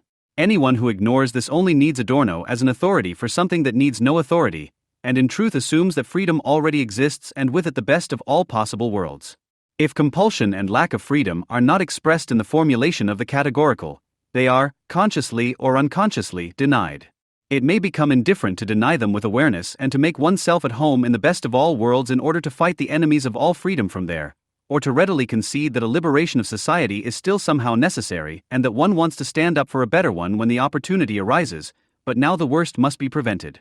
The illusions about how to prevent it arise to the same extent that the state of lack of freedom is suppressed. This can be studied in anti-fascist realpolitik, which once put aside all questions of revolution and criticism in order to wage the fight against fascism and forge the broadest possible alliance. Their argument, however, was that the fascist leaders and organizations were oppressing the German people. They simply did not want to admit that the crisis in society opened up opportunities for individuals to affirm their own lack of freedom in an unprecedented form. Better to be dead than not to be a slave, Karl Kraus. It was precisely at this point that critical theory finally parted company with Marxism, and sought to clarify with all true methods of knowledge, from Marx's critique of political economy to Freud's psychoanalysis, what every Popular Front propagandist had to deny: National Socialism really did fulfill the collective power fantasies of those who were powerless as individuals, and they diligently invested their drive energies in the extermination project. And the reality of this fulfillment could be ignored because the crisis itself was not perceived as a crisis of capital, i.e., as an all-encompassing potential for destruction that encompassed the innermost attitudes of individuals. Instead, it was rationalized, in a one-sided reception of Marx, as the result of a policy of the ruling class that had been enforced against the will of the people. The Popular Front thus proved to be a huge effort to ignore the persecution and extermination of the Jews. After the fiasco of the anti-fascist engagement, something of its false consciousness lives on in an altered form.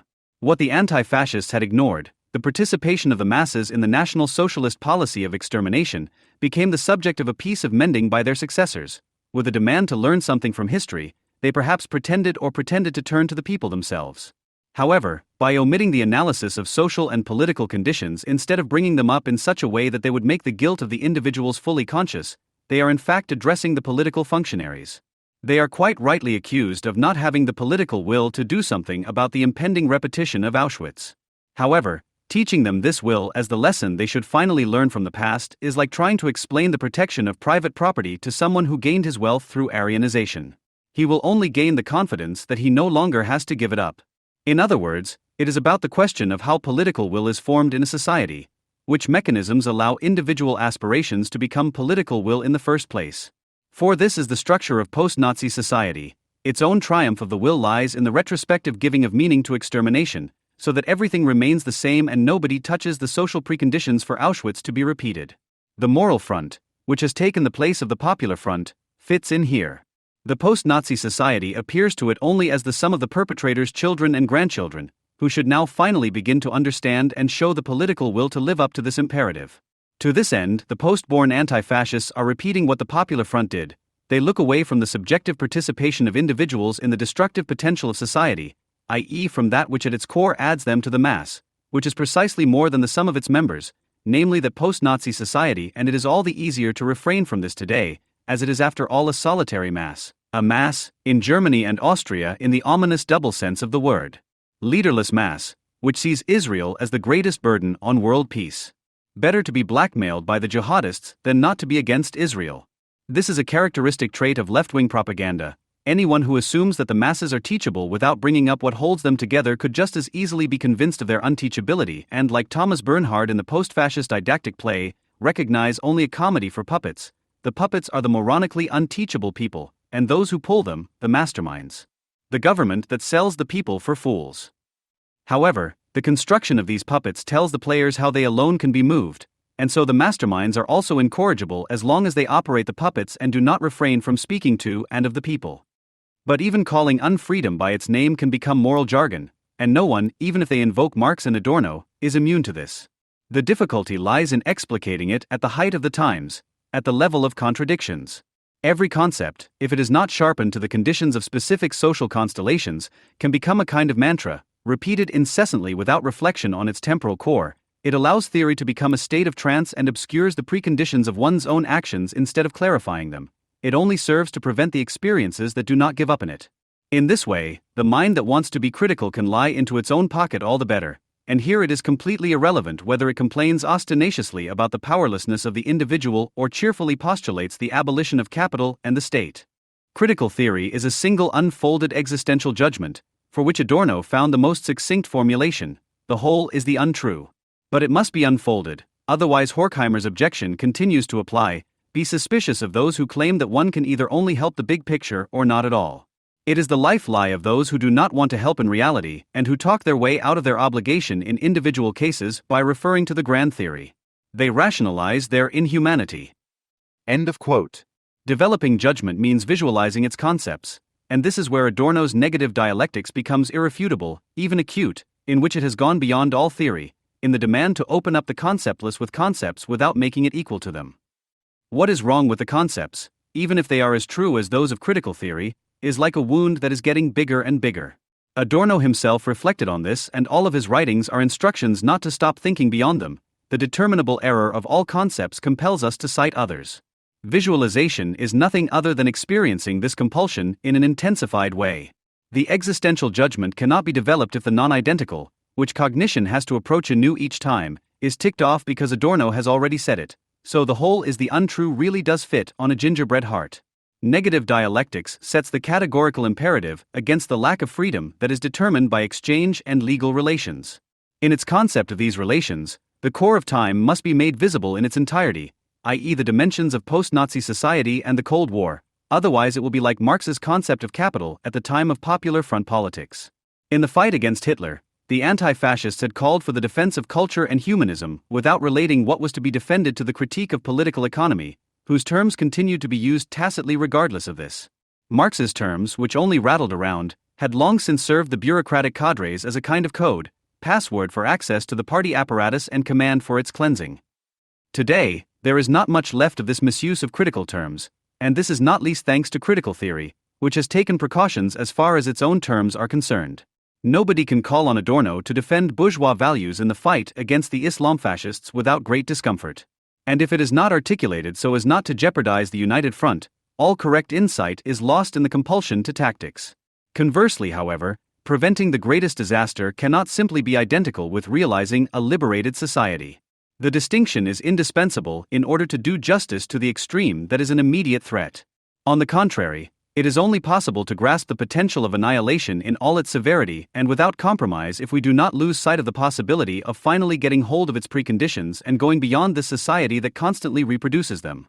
Otherwise, it tends to be trivialized. The ubiquitous talk of values is the epitome of such trivialization, and the liberated society becomes a utopia without consequences.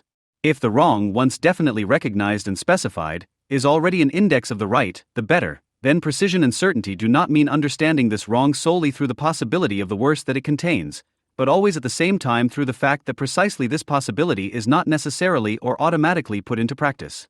In an unfree society, freedom is initially only negative and means doing everything to ensure that this extreme is not done. But this also applies to the concept of exchange and capital relations. In the awareness of the state of exception, no critique worthy of its name can exhaust itself in exposing the law as what it really is under all circumstances, an integrated and integrating moment of capitalist relations.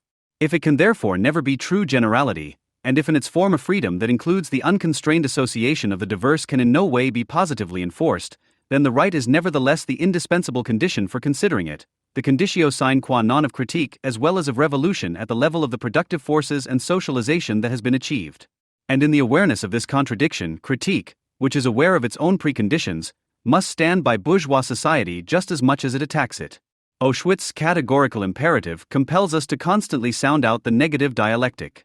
In a certain sense, this means nothing other than relating critical theory to itself under changing conditions, so that its own variously developed insights do not cease to illuminate each other.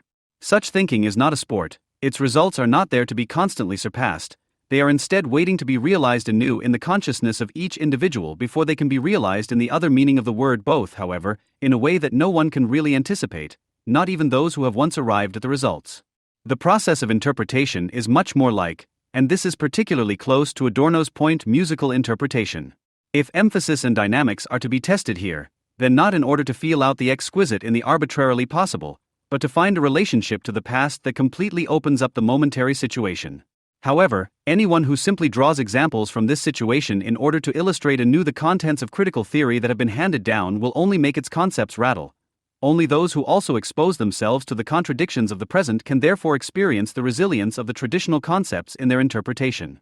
The need to explore negative dialectics applies today more than ever to questions of law and the monopoly on the use of force. The threat posed by Islamist gangs and regimes, the establishment of Sharia as counter-law in the territories they control, force us to insist on the law as a whole and in each individual case, and at the same time on the fact that it is a primal phenomenon of irrational rationality, as such promotes inequality and preserves terror, that those rackets with their counter-right only assert themselves because they operate on a basis that was created by the generality of law. The contradiction, which is already present in Adorno, would have to be sharpened, the contradictions in thinking would have to be taken further where he left off.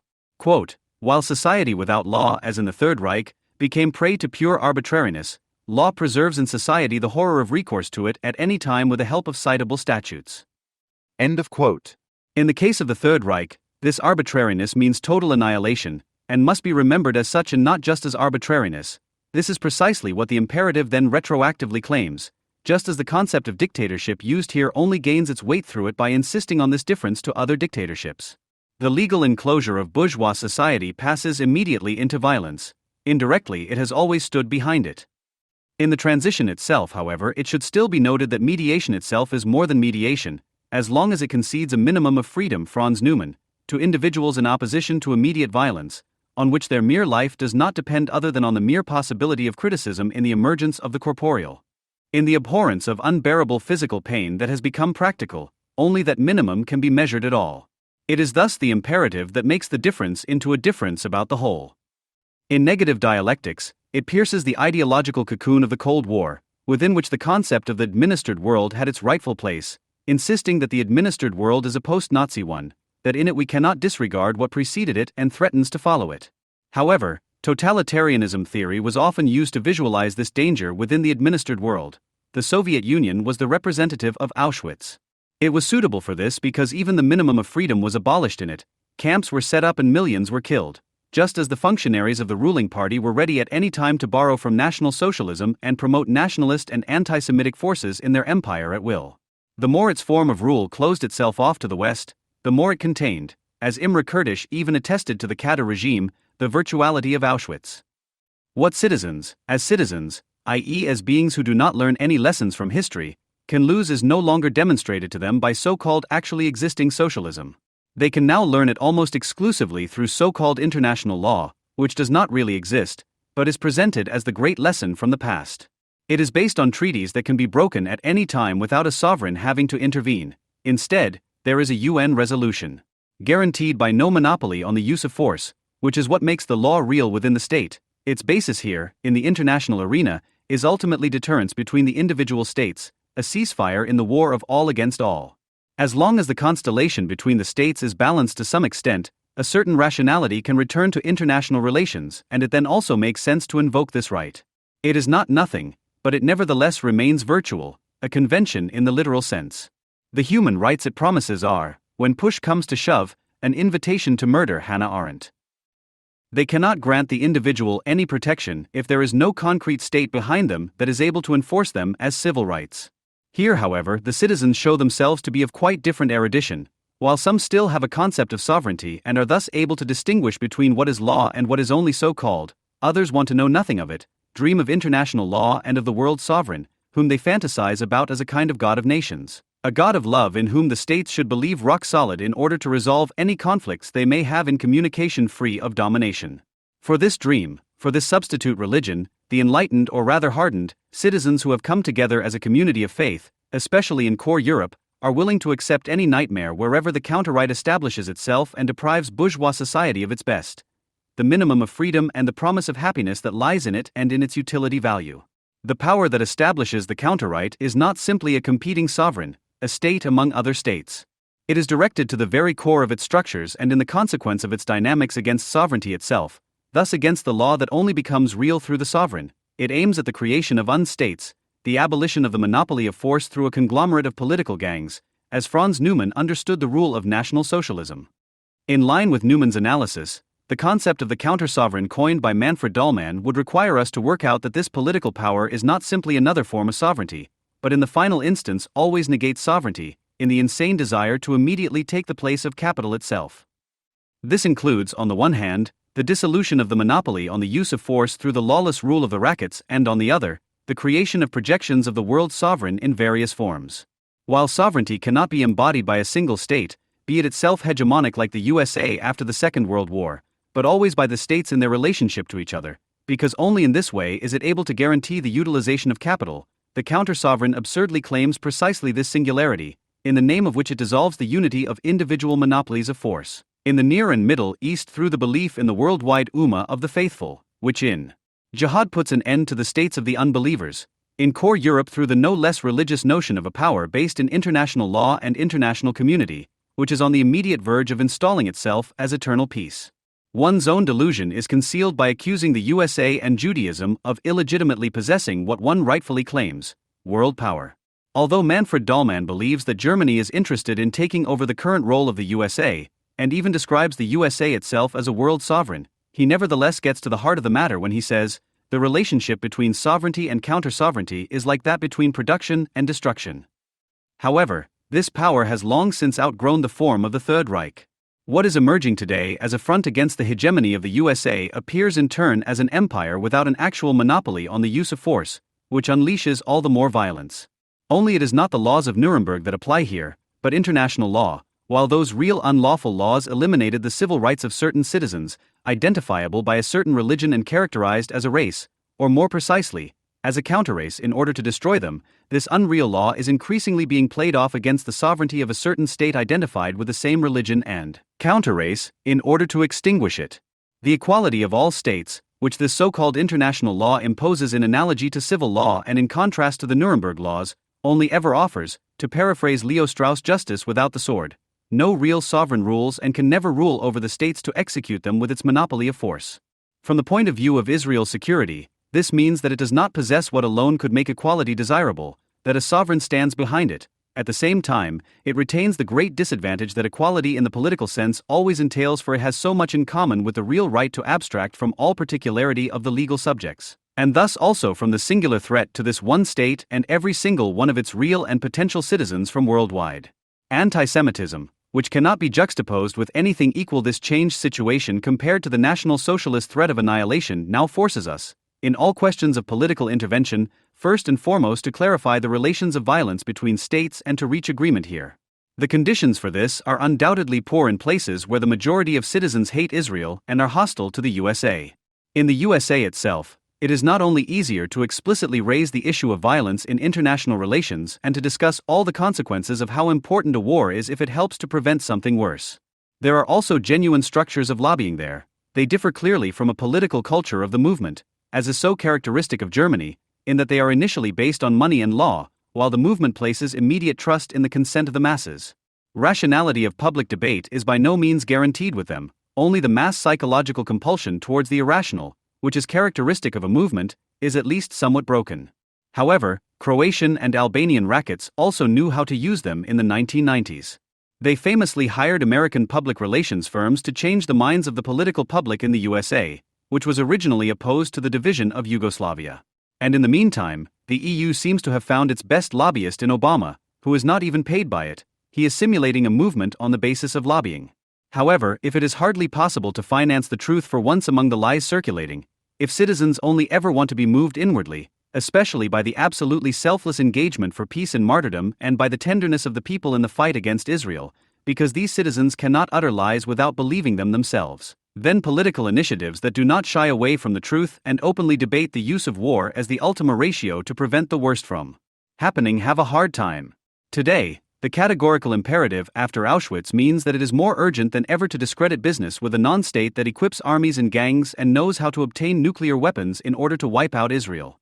The only problem is that it is all the easier for what is urgently required to become a moral appeal that is self-sufficient and political activism that comes to nothing when the blindness of international law is simply accepted and the ultimately decisive question of violence is concealed for tactical reasons. Everywhere appeasement threatens appeasement, even in Israel itself.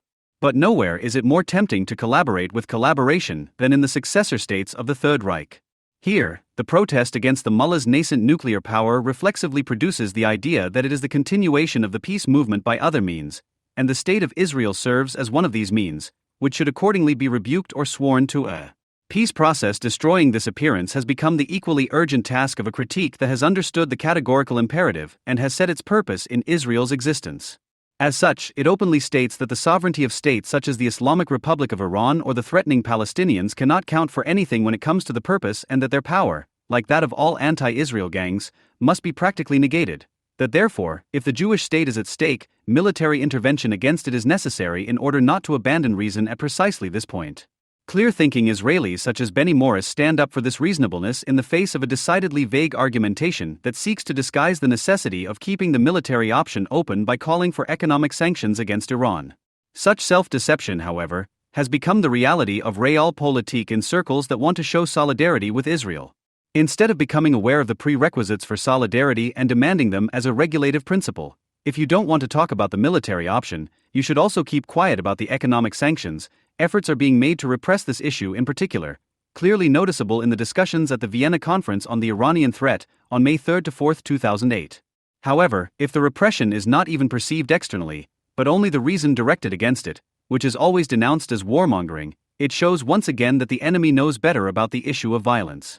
But how can anything be done about the human chain, to which stupidity and infamy once again join hands, for example in the Declaration Congratulations and Concerns on the 60th anniversary of the founding of Israel, Fr. April 18, 2008, which follows on from the former manifesto of the 25, and was signed by Mika Brumlik, Halo Funk and Claudia Roth, among others. For or against the West, Carl Schmitt named the alternative in 1932 when he stated that the Weimar Constitution is two constitutions and that the time had now come to choose between them, recognition of the substantial contents and forces of the German people or retention and continuation of functionalist value neutrality with a fiction of equal opportunity for all contents, goals and currents without distinction. End quote. He considered the minimum of freedom, as granted to the individual by functionalist value neutrality, to be almost finished, while the forces of the people were clearly asserting themselves. it was a fact that plebiscitary legitimacy is currently the only remaining, recognized system of justification. A very significant and rare kind of authority is now needed. Quote, it can arise from various sources, from the effect and impression of a great political success, from the remnants of a pre-democratic era that may still exist, or from the political prestige of a secondary democratic elite, of which today's organized parties are usually only a surrogate or a caricature. End quote. However, the plebiscitary methods and questions of the left differed so much from those of the right that, under the impression of great political success, it took an authority like Hitler, who Schmidt may once have regarded as a caricature, to complete the turn against the West, equipped with the existing residues of a pre-democratic era and the trust of the neo-democratic economic elite. Before 1933, Franz Neumann was an almost typical representative of German otherworldly thinking. His pronounced reformism did not want to locate itself in the West and had no concept of what was happening in the East, in the Soviet Union. So he was drawn to Carl Schmitt's political theology. How else could he have saved his model of a collective democracy, his political theory adopted from Karl Renner, Otto Bauer and Hugo Sinsheimer in the crisis, without breaking with the constitution of the Weimar Republic? A few months before Hitler's appointment as Reich Chancellor, Neumann himself told Schmitt that the substance of the Weimar Constitution could not be the order of a bourgeois constitutional state. Quote, I believe that we will agree on this. It can only be an order based on freedom and property, but which is supported and should be maintained by the cooperation of all creative circles of the people. End of quote. What Neumann wanted to agree with Schmitt on was evidently a kind of democratic fascism or libertarian corporative state, in his case with a particular emphasis on the status of the trade unions. The fundamental rights provisions of the Weimar Constitution contained the basis for the establishment of a social constitutional state whose goal is the realization of social freedom. Social freedom means that the working class wants to determine its own fate. End of quote. But it should remain with fate, i.e. with the state. Only let the sovereign be a true social democrat. One who is committed to caring for the working class and to taming capitalist exploitation interests in their interests, because market forces can no longer be relied upon, since the economy has entered its monopolistic and crisis-ridden phase. This is how Neumann wanted the German constitution to be understood, as Article 153(3) clearly states, property is an obligation. Its use shall at the same time be a service to the common good. The only question is what this best interest would be and who exactly would have to decide on it.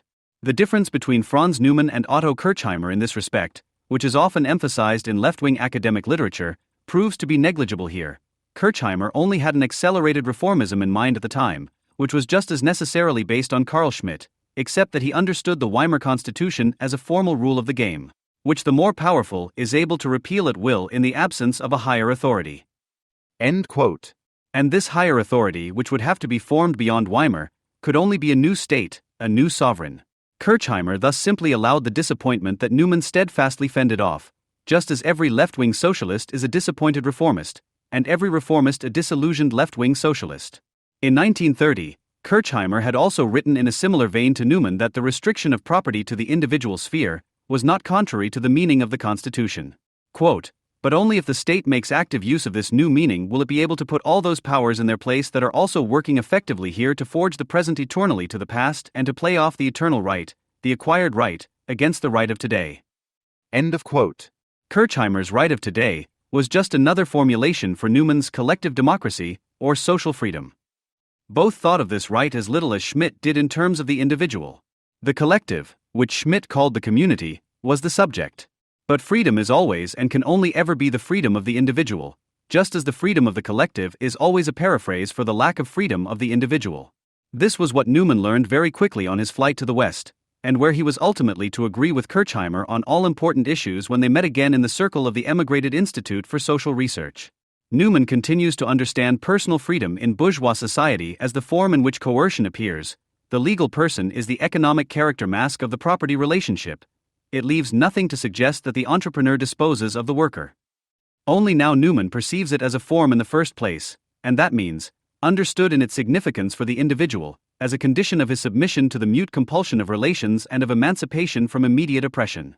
Not seeing it precisely in this ambiguity and contradiction may appear to be a more radical critique, and is in fact the opposite, a transition to barbarism, which the individual would like to eliminate with a capital relationship and regain direct access to his or her body. Critique is immune to this through self-reflection.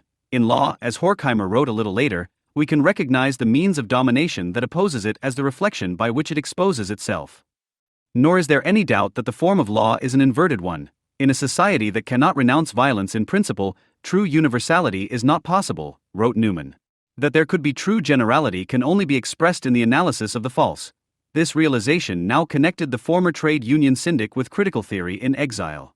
Even before Horkheimer and Adorno developed the contradictions of reason in the dialectic of enlightenment, he had already developed those of law. It contains on the one hand objective law, i.e. the law established by the sovereign or at least attributable to the sovereign power, and on the other hand the claim of the legal subject. In other words, on the one hand the denial of the autonomy of the individual and at the same time its affirmation. End of quote. This contrast can only be maintained, as Newman's analysis shows, if on the one hand violence and the law are regarded as constitutive of the state, and on the other hand the individual in his isolation, in his abstractness, is taken as the starting point and not the collective, be it that of the working class, which is exploited through the freedom of the individual. The formal and negative generality of the law in liberalism not only enables capitalist predictability, but also guarantees a minimum of freedom, since formal freedom is two-sided and thus also grants at least legal opportunities to the weak. End quote. To deprive the individual of precisely these opportunities is what Schmitt's political theology boiled down to. His own concept of collective democracy was once also designed to achieve this, as Newman must now recognize. His self-reproaches about his loyalty to the SPD and the trade union, he practically only left the field when the SA stormed his office in May 33, also affect his theoretical writings. And at the same time, something of the nameless feeling of guilt of the survivors comes through in them. Newman was of Jewish origin. For the 100th time he asks himself the question about the nature of Germany. Why I love the country so much and yet loathe it so much. Perhaps it is a feeling of guilt that runs deep. How often after 1933 did I ask myself where my responsibility for National Socialism actually lies? Because I believe in collective guilt, but then I can't exempt myself from it. I saw with my own eyes how dishonest the SPD was in the months from July 1932 to May 1933, and not only then, and I said nothing. How cowardly the union bosses were, and I continued to serve them. How dishonest the intellectuals were, and I kept quiet. Of course I can justify it with the United Front against National Socialism, but basically I was afraid of being isolated. And I had great examples, Karl Kraus, Kurt Tucholsky. And I have always considered the Socratic point of view to be correct in theory, that the true intellectual must always be a Matoki, a stranger to every political system. So I took part in the sellout of the ideas of the so-called German left. Certainly my contribution is small and the politician will view my attitude ironically. But can the decline of the SPD and the rise of the National Socialists only be seen as a political problem? Were there not moral decisions to be made? I made them too late and still not radically enough. End of quote. But Franz Newman made them, and with a radicalism that from the outset went far beyond the anti-fascism of the other leftists in Germany.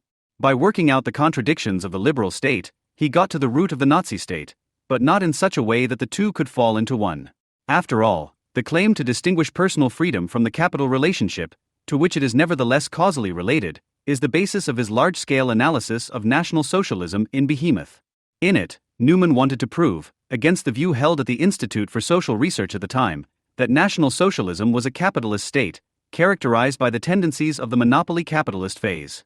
However, as is the case with proof in critical theory, the implementation of the theory brings to light something other than what is to be proven. Thus Newman, against his actual intention, came to the realization that National Socialism was capitalist and anti-capitalist at the same time.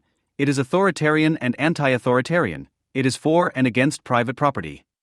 As much as Newman tried to derive this dual character directly from the replacement of competitive capitalism by monopoly capitalism, a look at the political structures in Hitler's Germany, which differed from all other political forms of monopoly capitalism, such as those that developed in the USA, did not allow such a derivation and made it necessary to clarify the intertwining of capitalist and anti-capitalist formations, and that meant unlocking the inner dynamics of the war of annihilation. Ernst Fraenkel, like Newman once committed to German social democracy and his partner in the Berlin law firm, had presented the first ever fundamental analysis of National Socialism with the dual state, and Newman referred to his friend's study in many ways. Seeing things through the eyes of the West did not necessarily require the experience of exile.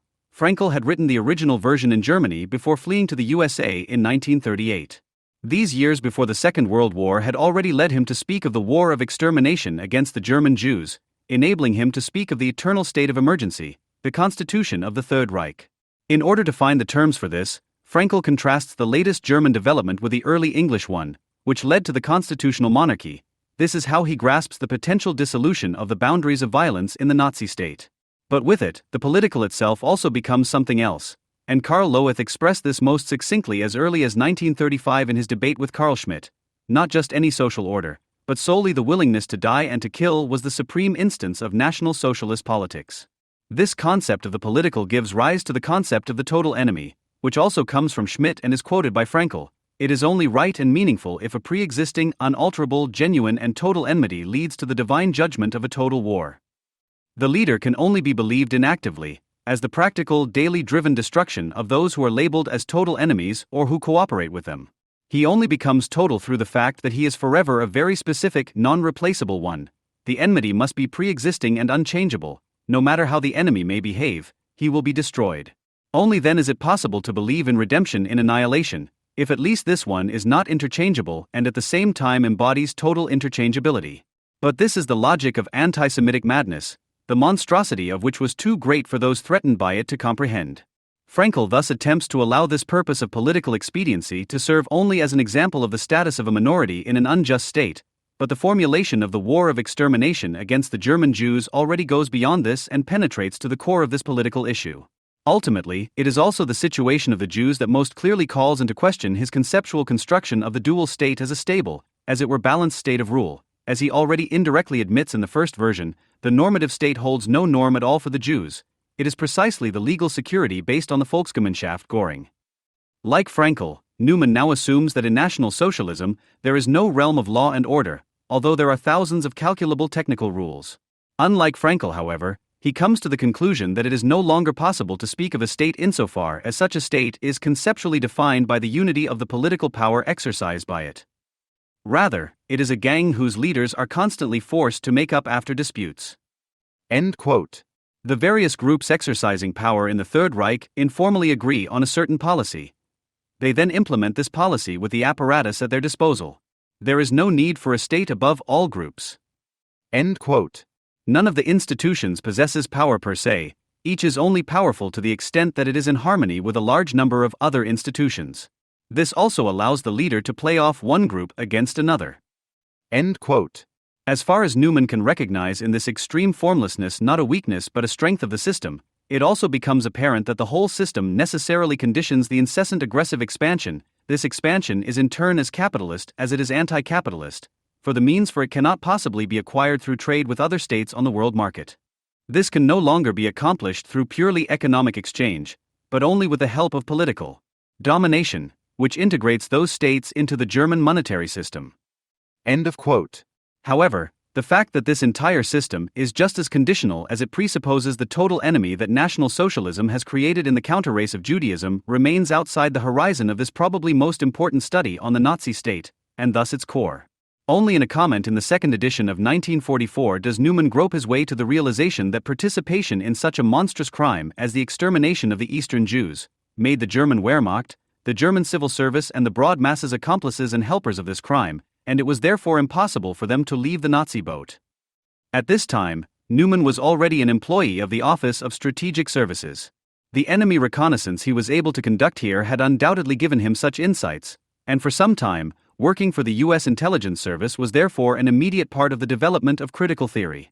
As little as the weapons of critique can do without the critique of weapons, so clear is the need to see with the eyes of the West and not just speak of liberalism and democracy.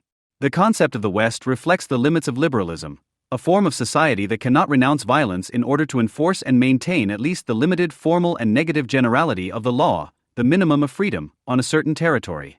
Starting from the West means nothing other than knowing that this generality and this minimum is always concretely bound to the power and supremacy of certain states to be determined. Those who do not allow themselves to be marketed true freedom and universality by the West, however, need it all the more to their own astonishment. In his book, Newman refers to the symbolic meaning of the two monsters Leviathan and Behemoth in Hobbes. His Leviathan is the analysis of a state, that is, a system of political coercion in which remnants of the rule of law and individual rights are still preserved. In contrast, his Behemoth or the Long Parliament, in which he deals with the English Civil War of the 17th century, describes a non-state, a chaos, a state of lawlessness, rebellion, and anarchy. In contrast to Hobbes, Newman explicitly mentions the version of the Jewish legend according to which Behemoth and Leviathan kill each other. Then the day of justice has come. Newman was really not interested in mysticism, and so he probably imagined it a little differently. The Allies could, through their victory in Germany and not least with the cooperation and influence of the intellectuals of the Institute for Social Research, first and foremost create the conditions for true generality in the defeated Germany, if only to make a resurgence of National Socialism, which Newman still considered possible long after the capitulation, impossible. What happened instead in the course of the bloc confrontation in Germany, or rather, did not happen, then made it almost impossible for Newman himself to do justice to his own insights gained in Behemoth, that is, to finally realize that the extermination of the Jews formed the unity that had held the Unstat together until the end. Just as the constellation created by the Cold War could be understood as depoliticization in the precise sense that the victorious Allies were unable and unwilling to finally realize what kind of enemy they had defeated. In this situation, Newman was in danger of falling back into the reformism of the pre-1933 period, but the experiences and insights he had gained could no longer be taken back. His new writings clearly show an inner helplessness, especially the large-scale essay on fear and politics, which nevertheless contains remarkable questions. Friends and colleagues report resignation in the last years of his life. We had the feeling that he had reached a dead end and did not know how to overcome it. He seemed to despair of his theoretical work. He had said that for him theory could no longer be the theory of the development of humanity towards freedom in the Hegelian sense. If this moment disappeared, then the lifeblood of his theoretical work had been struck. His son, who lives as a street painter in San Francisco, says of him, he was defeated. End quote. Perhaps a time will come when Heidegger will be remembered mainly because, without him, Leo Strauss would not have been who he was and became. Emil Fackenheim once said this about the early years of Leo Strauss. Instead of Heidegger, he could also have mentioned Carl Schmitt, who once helped the 32-year-old to win a Rockefeller Fellowship on Hobbes with an expert opinion. Strauss had experienced the Weimar Republic, as he later wrote, as the sad spectacle of justice without a sword. The fact that this sad spectacle threatened the Jews in particular, however, strengthened Strauss all the more in his early engagement for Zionism, which he had begun in the spirit of Herzl and Jabotinsky. The question of where this impotence of liberalism came from forced itself upon him, and it was this that drove him to engage with Carl Schmitt early on.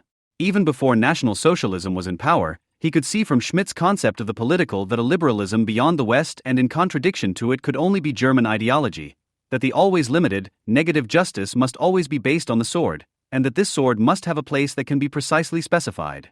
He quotes from the sayings of the fathers in the Mishnah, "Were it not for the fear of government, men would devour one another alive." Fear means fearing something specific, but in the Weimar Republic, fear prevailed and Heidegger and Schmitt ultimately set out to turn this fear into politics. In other words, to determine who the total enemy is that is to be devoured alive. Being and time and the concept of the political, however, were still content to speak of being toward death and readiness for death. But even then Strauss knew how to listen carefully, more carefully than Newman and Kirchheimer.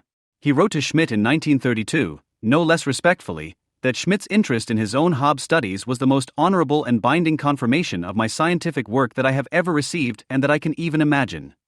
He owed Schmitt the realization that liberalism negates the political. It has not eliminated it, but only concealed it. It has led to politics being pursued by means of an anti-political mode of speech. For Strauss, however, the negation of the political meant something else from the outset, to the same extent that he understood that anti-Semitism could be such an anti-political mode of speech with which politics could be driven within liberalism. He wanted to reclaim the political through Zionism. This emerged from all his experiences in 1931, when he had already been working for several years at the Hochschule für die Wissenschaft des Judentums in Berlin and was considering the possibility of a habilitation at a German university. Quote, "With the shameful nationalization of all good things, and thus also of science, the fact is not indifferent that if I were asked what nation I was, I would answer, Jewish and not German. I could leave no ambiguity about this in a possible habilitation, and that would increase the difficulty that the habilitation of a Jew already has in itself." End of quote. Zionism was the truth of the state and society of liberalism. This meant that Strauss no longer had to be a German, i.e., he did not have to wait for the Nuremberg laws. In 1944, Strauss became a citizen of the USA. He visited Germany once after 1945. Strauss's attitude to Zionism is defined by an awareness of what must be learned from modern Jewish history, that it provides the best demonstration, a living proof, of the necessary and hence permanent limits of liberalism. But recognizing the limits of liberalism does not mean abandoning it. Certainly Strauss's turn to Zionism did not amount to a simple rejection of modern Western liberal democracy. Strauss never ceased to regard it as still the best modern political option available to Jews, even in Israel. So Strauss had already arrived in the West before he even left Germany. Just like his friend Gershom Scholem, Zionism had brought them there as quickly as possible. Through Moses Mendelssohn and Hermann Cohen, Strauss learned to understand Judaism as a religion of reason, and this often explained Judaism's unprecedented affinity for Western-oriented politics, which Strauss was not afraid to express to the black civil rights movement. They have to appeal to principles which were not their own, their ancestors in Africa, but which they learned from their oppressors. This is not an altogether negligible difference, which should be stated by someone who does not want to beat around the bush. Leo Strauss, Why We Remain Jews. However, the separation from German ideology took place in another area, even before 1933. It was not least Carl Schmitt who had drawn the young Strauss' attention to Hobbes. He taught him that the real possibility of the physical killing of people by people constituted the political. According to Strauss, however, liberalism, secure and trapped in a world of culture, forgets the foundation of culture, the state of nature, i.e. human nature in its dangerousness and endangerment. Schmitt goes back against liberalism to its originator, Hobbes, in order to find the root of liberalism in Hobbes' explicit negation of the state of nature. End quote. By closely following Schmitt's argumentation, Strauss is able to appreciate the whole contrast to Hobbes' political theory, and in doing so, he may have even enlightened Schmitt a little about his own theory. Strauss discovers the founder of liberalism in Hobbes, who was notorious as an apologist for absolutist monarchy. This 17th-century English philosopher of the state had geared his every political thought towards preventing the violent, above all the torturous death of the individual, because this death was the greatest evil. The right to secure naked life, in which Hobbes' natural law is resolved, has the complete character of an inalienable human right, i.e. a claim of the individual that precedes the state and determines its purpose and limits. It differs from developed liberalism only in that it knows and sees what the liberal civilizing ideal has to fight against, not merely against corrupt institutions, against the evil will of a ruling class, but against the natural wickedness of man. End quote. Strauss is far from reflecting on this anthropologizing view himself. He is not even interested in the fact that it could be a projection. He does not want to admit that certain social conditions created by the original accumulation of capital are fantasized as an eternal human substance. But the precision with which Strauss traces the argumentation in Leviathan reveals precisely this, that the war of all against all, the state in which man is a wolf to man, is not about wolves in a pack, but about commodity owners on the market or about states on the battlefield or at the conference table. In the way in which Hobbes defines the state of nature, Strauss also recognizes the central difference to Schmitt. While Schmitt's polemic against liberalism also characterizes the depiction of the state of nature, Hobbes proves to be the founder of liberalism in the mere description of the state of nature. For Hobbes, it is the state of war of individuals. For Schmitt, it is the state of war of groups, especially of peoples. And according to Schmitt, it is part of the nature of the political association that it can demand readiness for death, from members of its own people. By quoting precisely this passage from the concept of the political, Strauss also casts the harshest light on Hobbes, who only ever demands a conditional obedience, namely an obedience that is not in contradiction with the salvation and preservation of the life of this individual, for the safeguarding of life is the ultimate reason for the state. In a very similar vein, Newman emphasizes the preservation and defense of human life in Hobbes' concept of the state and speaks of a right to refuse obedience, admittedly only granted individually. The emphasis, as the times demanded, is on sovereignty, lawless power, the demand for a state power independent of the fighting groups. But freedom is emphasized, albeit weakly. End quote. In his second letter to Schmitt from 1932, a fundamental criticism is therefore already apparent. Strauss insists on distinguishing between authoritarianism and nationalism, almost as if he wanted to win Schmitt over to a new conservatism directed against National Socialism. The ultimate foundation of the right is the proposition of the natural evilness of man. Because man is evil by nature, he therefore needs domination. But domination can only be established, i.e. people can only be united in a unity against other people. The tendency towards isolation, and thus the friend-foe grouping of humanity, is inherent in human nature. In this sense, it is destiny.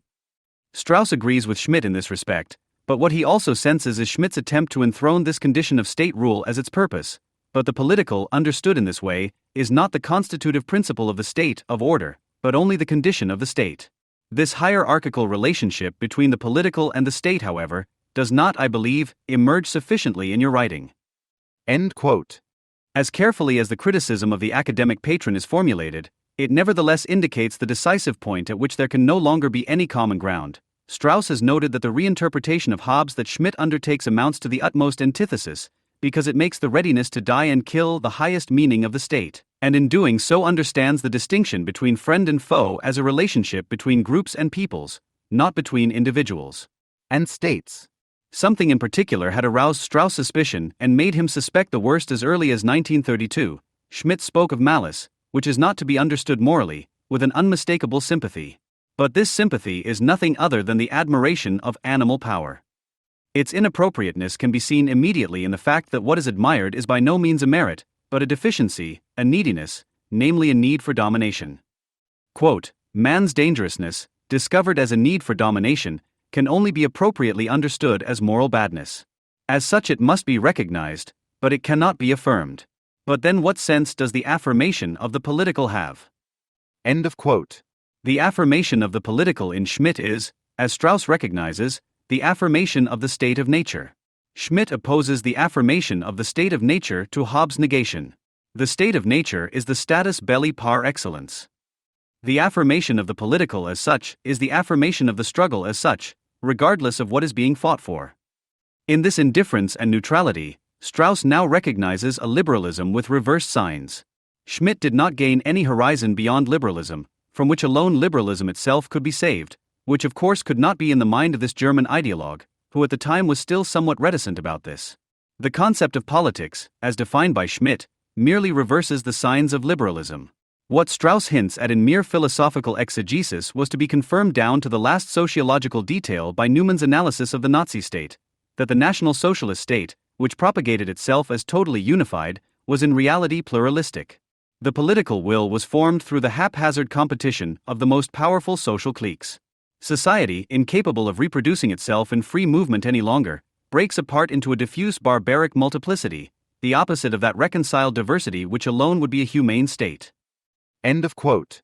Liberalism refers to this humane state as its promise to the same extent that it also always offers the possibility of realizing the barbaric multiplicity of the state of destruction.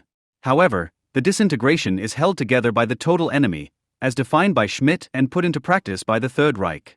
It was precisely the singularity of the Nazi state, which Newman as well as Adorno, Horkheimer and Marcuse shied away from, that Strauss was finally able to express. National Socialism was the only regime that ever existed, which had no other clear principle than a murderous hatred of the Jews, because Aryan had no other clear meaning than non-Jewish.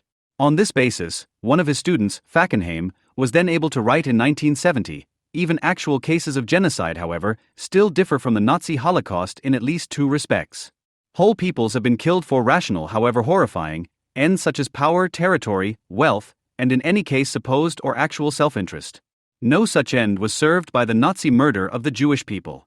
It was annihilation for the sake of annihilation, murder for the sake of murder, evil for the sake of evil. End of quote. With this catastrophe of the political in mind, Strauss ultimately sought a position that would not be absorbed into liberalism, but would make its salvation possible, a horizon that Hobbes had also needed for the foundation of liberalism. But unlike Hobbes, Strauss did not want the wickedness of human beings to be understood as natural, not as innocent wickedness, and so he turned to Jewish theology, in particular the pre-modern Jewish philosopher Maimonides, and to the Greek philosophers of the polis. The exegetically methodology of this thought, which focuses strictly on the interpretation of texts by Spinoza and Hobbes, Plato and Aristotle, and yet owes much to contemporary experience, means that no immediate conclusions can be drawn about contemporary politics. In this, Leo Strauss is perhaps only comparable to Scholem in that he develops the philosophy of Judaism as a mere historian of traditional philosophical, political, or theological argumentation, through its precise interpretation that accentuates the contradictions. Quietly but steadily and irreconcilably, Strauss polemicizes against the political theology and existential ontology of the Germans, while Jacob Taubes or Emmanuel Levinas, for example, remain attached to Schmitt and Heidegger precisely in the form of the questions they raise on a grand scale. In 1934, Levinas formulated a critique of liberalism that does not seem far removed from Strauss. But ultimately he merely added a second shepherd to the shepherd of being, as Heidegger defined man after 1945, and participated in the repression of everything that constitutes the state. It is not unimportant to know, and this is perhaps the European experience of the 20th century, whether the egalitarian and just state in which the European finds his fulfillment, and which it is necessary to establish and above all to preserve, emerges from a war of all against all, or from the irreducible responsibility of one for the other, and whether it can ignore the uniqueness of the face and love. End of quote. Similarly, Taubes eliminates the contrast between Hobbes and Schmitt. Against both, he also invokes love, the epitome of internalized redemption, and thereby loses any concept of sovereignty. At the same time, Strauss clarifies the contradiction of modernity in astonishing proximity to Adorno and Horkheimer's dialectic of enlightenment, to the extent that the systematic effort seems to succeed in completely liberating man from all non-human bonds. Doubt grows as to whether the goal is not fantastic, whether man has not become smaller and more miserable to the extent that systematic civilization progresses. It is therefore hardly surprising that he defines the situation of Judaism with a figure of thought related to the dialectic of enlightenment. The Jewish people and their fate are the living witness for the absence of redemption. This, one could say, is the meaning of the chosen people. The Jews are chosen to prove the absence of redemption. End of quote. Strauss also speaks of the self-destruction of reason, but he wonders whether it was not the inevitable result of modern rationalism as opposed to pre-modern rationalism, especially Jewish medieval rationalism and its classical, Aristotelian and Platonic foundations. In this he again resembles Hannah Arendt in that he refers emphatically to pre-modern rationalism and the freedom of the ancient polis and steadfastly ignores the necessity of going beyond this and thus bringing up the driving force of modernity. He is as little interested in the capital relationship as he is in ancient slavery. In contrast to Arendt, who turned away from Zionism and kept her distance from the Jewish religion, Strauss needs Athens and Jerusalem in order not to lose his mind in modernity. For him, the two together first represent the unity of the West, which must not be abandoned. His Zionism and his correct assessment of National Socialism were based on this to the end, which also saved him from totalitarian theoretical equations. Last but not least, he maintained that communism has not become what National Socialism always was, the prisoner of an anti-Jewish ideology, but it makes use of anti-Jewish measures in an unprincipled manner when and where they appear expedient. End quote. In many respects, it is to be wished that the disciples of Leo Strauss, many of whom today form the neoconservative circles of U.S. politics, had paid more attention. Nevertheless, it remains astonishing that someone who actually spent his entire life interpreting only Hobbes and Maimonides, Aristotle and Plato could become a point of reference for neoconservatism at all. Strauss was able to do so, not because he continued the teachings of Carl Schmitt and translated them into American, as a popular misunderstanding would have it, but because he broke with them at a decisive point and was no longer prepared to think beyond West and East. Anyone who reads his texts can learn step by step that the West is only a term for the attempt not to lose reason, within the unreasonableness of the whole, and to defend it with the means of political violence. The law has a hard time. It is not only repeatedly called into question by overzealous politicians, the revenants of the free law school or culturally sensitive judges who regard an Islamic migration background as a mitigating circumstance in the murder of women. The accusation of right-wing fetishism is also regularly heard from the left-wing anti-German regulars table. Anyone who insists on the rule of law and does not consider beating up AfD politicians to be the ultimate in anti-fascist politics is naive at best, indulging in illusions and ignoring the structural violence of the system, as Herbert Marcuse recently called it again. In fact, he is even making himself a stooge for a new fascism. After all, as much as we believe we have learned, Hitler did not come to power through a coup, but through free elections in accordance with the law. Left-wing criticism of the law is now only occasionally as crude as that of Heiner Müller or Konstantin Wecker. Müller's thoughts on law and justice were primarily focused on the Mercedes Star, the Deutsche Bank on the Europa Center and the tooth gold of Auschwitz, i.e. big business and exploitation. Wecker wrote in the 1980s, Yes, madness creeps through the night, and calls itself law and calls itself power, in the name of madness. Much more popular now is the talk of the irrational rationality of law, the indignation that it allows individuals to act according to their mere interests, or the complaint that law wants to be post-revolutionary, but is therefore anti-reflexive and anti-revolutionary. However, there is still a great left-wing and left-liberal need to criticize rather than defend the law in the face of a clearly pronounced social unease with the rule of law, the enthusiasm for summary proceedings and the advance of Sharia courts, be it in the form of Rosa Luxemburg Foundation workshops, monographs, anthologies, brochures or the establishment of chairs for the critique of law, as was recently the case at Bucerius Law School in Hamburg. Christoph Menke, who is often attributed to the ominous third generation of critical theorists, even declared in his widely received Schurkamp volume Kritik direkt, Critique of Rights, from 2015 that he wanted to highlight and exacerbate the crisis of bourgeois law. Anyone who does not want to take part in this general condemnation of the law, especially under the current circumstances, can be accused of being the loudspeaker of an unrestrained will to optimize the West, as if such an improvement were not entirely desirable, and of being on the way to the new home of the German state. Just how far the universal stultification and disinterest in truth and reading have progressed in the meantime is shown not least by the fact that Franz Neumann, of all people, the legal expert of critical theory, is repeatedly used to underpin the resentment against the law. The trouble is, Neumann is at best of limited use as a cue for a fundamental critique of law. After all, he dedicated the last 20 years of his life to the defense of civil law. This is probably one of the reasons why Neumann is often not cited, quoted, or argued. The internal logic of social networks, where the relevant accusations are particularly popular, does the rest. There, it is less about logic and persuasion than about volume, attitude, and letting off steam. With this in mind, many of the new critics of the right generally limit themselves to a mixture of name-dropping and bluster. Nevertheless, there is probably another reason for mentioning the name Franz Neumann. It can conceal the fact that the fundamental critique of the right that many of the new autonomists who now adorn themselves with the label left-wing anti-German seem to have in mind has a completely different mastermind. His name is Carl Schmitt. Franz Neumann was also once fascinated by Schmitt. After the November Revolution and a brief period as a council communist, he joined the SPD, where he belonged to the moderate wing. From 1927, he ran a law firm in Berlin together with his friend Ernst Fraenkel, working primarily for the trade unions. After Franz von Pappen's Prussian strike in 1932, Neumann even became legal counsel for the SPD, which he also represented in court against Hitler and Goebbels. Even then, however, belonging to the left was no guarantee of sound judgment. Neumann and Schmitt not only exchanged letters, but were also well acquainted with each other. Neumann's friend Otto Kirchheimer had written his dissertation with Schmitt, when Neumann himself had long since completed his doctorate in the early 1930s and was one of the well-known trade union lawyers. He took part in a seminar on constitutional theory at Schmitt's Berlin School of Commerce. He wrote a seminar paper on the legal concept of an economic constitution, which was included in his brochure Koalitionsfreiheit und Reichsverfassung.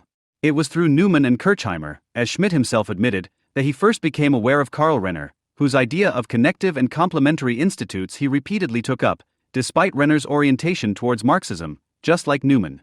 There were good reasons for this mutual attraction between Schmitt and Neumann. Neumann's often mentioned reformism of the Weimar period was not in fact based on a glorification of the law. Instead, it was based on a misjudgment of the Weimar balance of power and the constitutional compromise of the time, which Neumann simply overestimated. Thus, the individual fundamental rights in the Weimar Reich Constitution stood quite incoherently alongside those of a collective nature, the so-called social rights.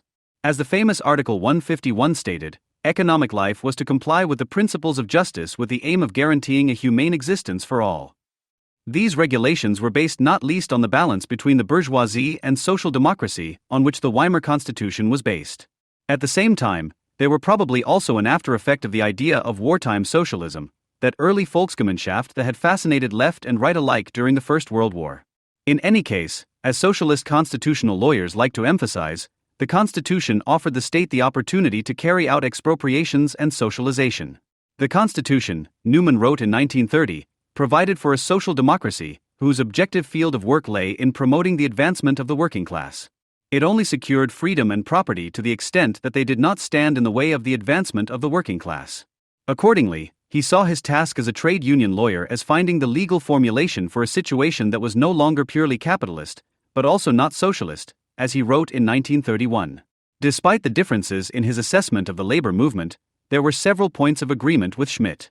As a social democratic corporatist and a supporter of the concept of economic democracy, Neumann, as Gerhard Scheidt pointed out many years ago, like Schmitt, thought in terms of the collective throughout the Weimar period. Neumann's lawyer colleague Ernst Fraenkel and his academic teacher Hugo Sinsheimer had even spoken in agreement with him of a collective democracy, in which not only individuals but also associations were involved in the formation of the will of the state. Neumann's points of reference were the class or the creative circles of the people, of which he spoke in a letter to Schmitt in 1932. Institutionalism provided the legal theoretical soundtrack for these agreements. The extent of the confusion in legal thinking at the time, as Neumann later commented, was shown by the fact that it was advocated by both trade union social reformers and supporters of the authoritarian state. Neumann was just as taken with it as Sinsheimer, the father of German labor law, and Schmitt, who made no secret of his preference for a hard-handed policy from the mid-20s at the latest. The labor movement's enthusiasm for the institutionalism of the interwar period had the same reasons as today's left-wing criticism of bourgeois law. In contrast to liberal legal positivism, institutionalism presented itself as progressive and realistic. Its central struggle was therefore against the idea of the legal person. According to the argument, talk of the rule of law obscures the fact that it is not the law that rules, but a certain group of people. The legal person is merely the economic character mask of property relations. Thus, the legal concept of abstract freedom and equality between legal persons, which underlies every contract, conceals their economic inequality. The generality of the law is merely a means by which the needs of free competition can be satisfied. In other words, the idea of the rule of law and the legal person fulfills the purpose of concealing the actual rule and guaranteeing capitalist calculability. Schmidt, Sinsheimer, Newman et al. Accordingly replaced legal persons with institutions, i.e., permanent relationships between people, assets, and authorities. Property, as Newman summarized this idea in the mid-1930s, is transformed from a subjective right to which the legal person is entitled into an institution, into a reified social relationship. In this respect, institutionalism seemed to take an almost socially critical approach. It demystified the law, revealed the actual conditions, and destroyed what Nazis, fascists, and leftists alike like to criticize about bourgeois society: the illusion.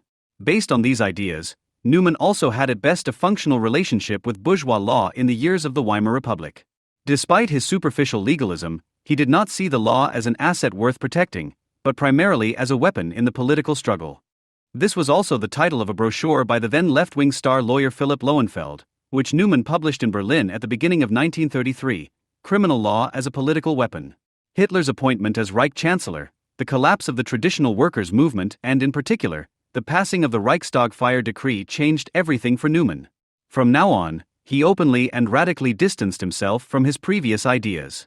He practiced vehement self-criticism and transformed himself from a social democratic critic into a left-wing socialist defender of the bourgeois right. He knew that the NSDAP had not come to power illegally. It had received 33.1% of the vote in the Reichstag elections in November 1932, and as much as 43.9% in the March 1933 elections. At the same time, it was clear to him that the vehement Nazi terror that accompanied the March elections was also legally covered. The Reichstag fire decree issued in February, the decree of the Reich President for the protection of the people and the state, was, as Newman's partner Ernst Fraenkel wrote, the secret constitutional document of the Third Reich. In contrast to today's critics of civil law, however, Newman soon explained that the policy of decrees on which the Nazis could rely after Hitler's appointment as Reich Chancellor was also possible because the law had already been eroded in the Weimar Republic by general clauses, measures, and theoretical bombardment by institutionalists, free lawyers, and others. The traditional liberal idea that judgment should be made without regard to the specific individual had long since been called into question when the Nazis came to power. The demand that the concrete personality of the perpetrator should be taken into account in court, which was difficult to reconcile with the notion of the generality of the law, had already found its way into case law in the final years of the Weimar Republic. In addition, the once reviled general clauses, the hobby horses of institutionalism, had already gained new significance in the late 1920s, not only in constitutional law, but also in labor and social law, Newman's area of expertise. As he soon wrote, they went from being the stepchildren of law to his petted favorite children. The boundaries between law and administration were also dissolving. Newman saw this development as part of the general economic transformation process from a competitive to a monopoly economy. In his 1937 essay Der Funktionswandel des Gesetzes im Recht der bürgerlichen Ordnung, his first text for the Zeitschrift für Sozialforschung, he formulated the thesis that he was to take up in 1942 in his famous Behemoth, the first major study on the structure of the Nazi regime. The legal development of the present, it said, was characterized by the disappearance of the sphere of rational law. In the age of competition, Newman wrote, general law had guaranteed the predictability on which small and large entrepreneurs alike had depended. In contrast, the monopoly economy no longer relied on the associated protection from competitors. On the contrary, general laws are even a hindrance to monopolies. They would rather take advantage of short-term measures or broad general clauses. The irrational norm is predictable for the monopolist, as he is strong enough to dispense with formal rationality. Thus, according to Newman, the law not only loses its socio-economic function, which consists of maintaining production relations, but disappears altogether. For if the general law is the basic form of law and not only voluntas, but also ratio, according to the argument, then the new law, as applied in particular in the Third Reich, Newman's epitome of the totalitarian state, must be denied the character of law. Law as a phenomenon distinct from the political command of the sovereign is only conceivable if law manifests itself in general law. Newman saw this development as being accompanied by the dissolution of state sovereignty in several ways. The Nazi Empire in particular, as he wrote in 1942 with his well-known allusion to Hobbes and the two great biblical monsters, was no longer the leviathan of the social contract, but the behemoth of the new state of nature, an unstate.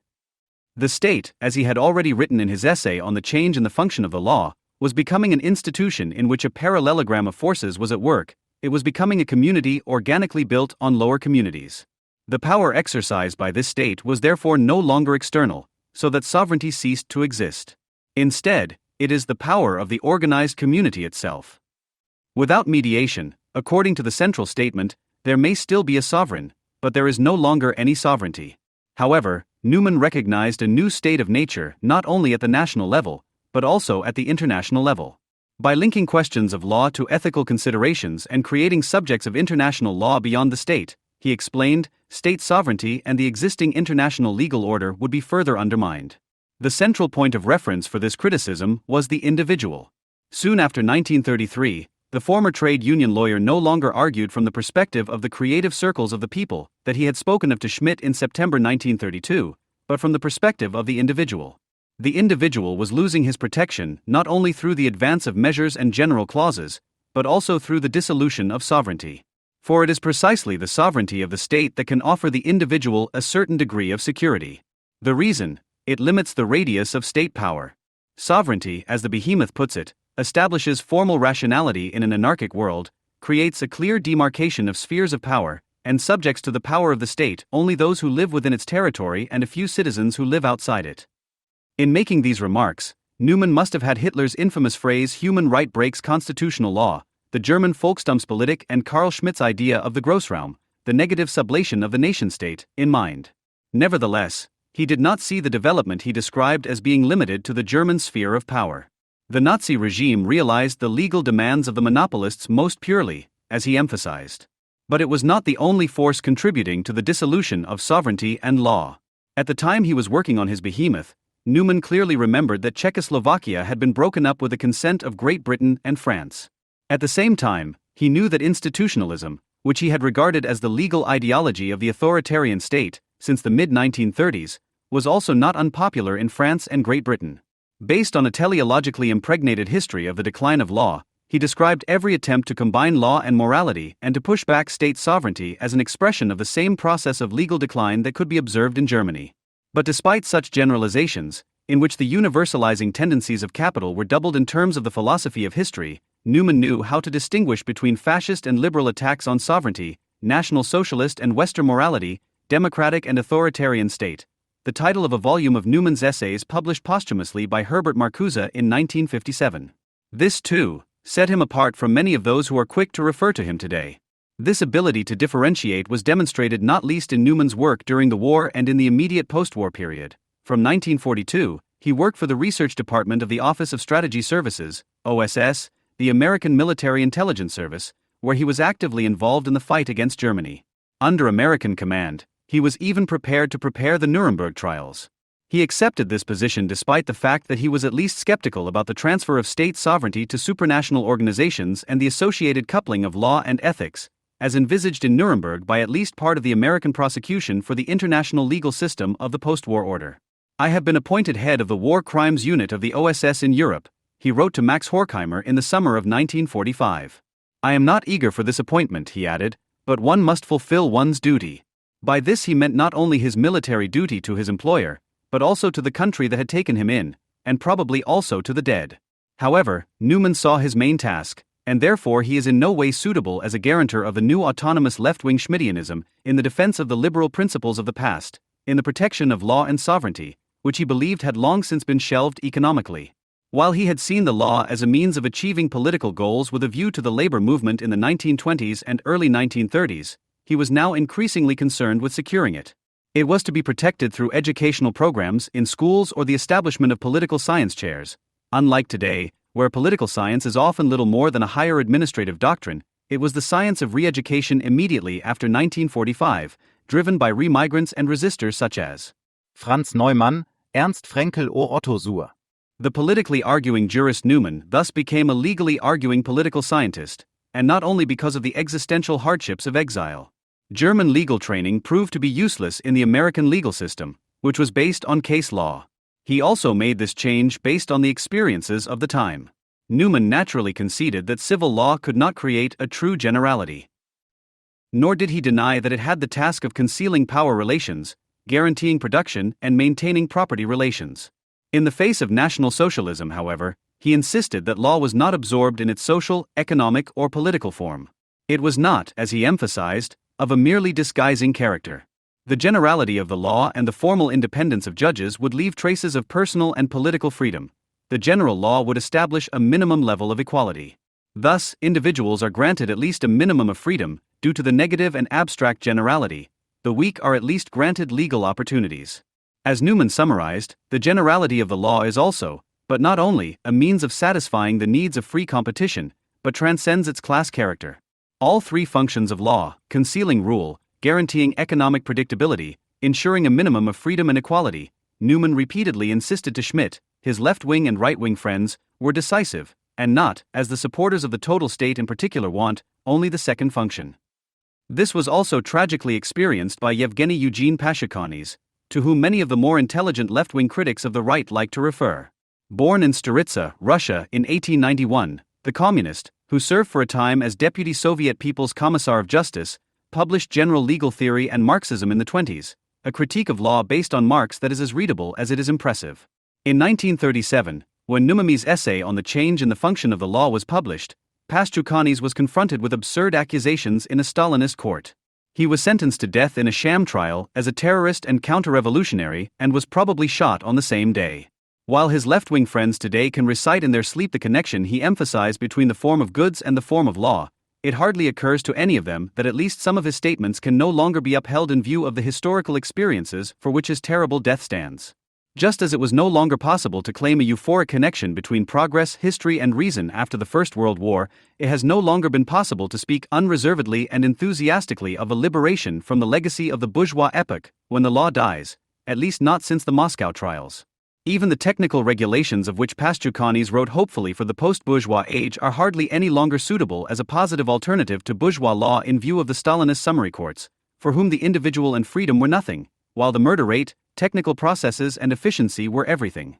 Franz Neumann, who must have been well aware of these connections despite his reserved interest in the events in Eastern Europe, was very close to Horkheimer and Adorno on the question of law.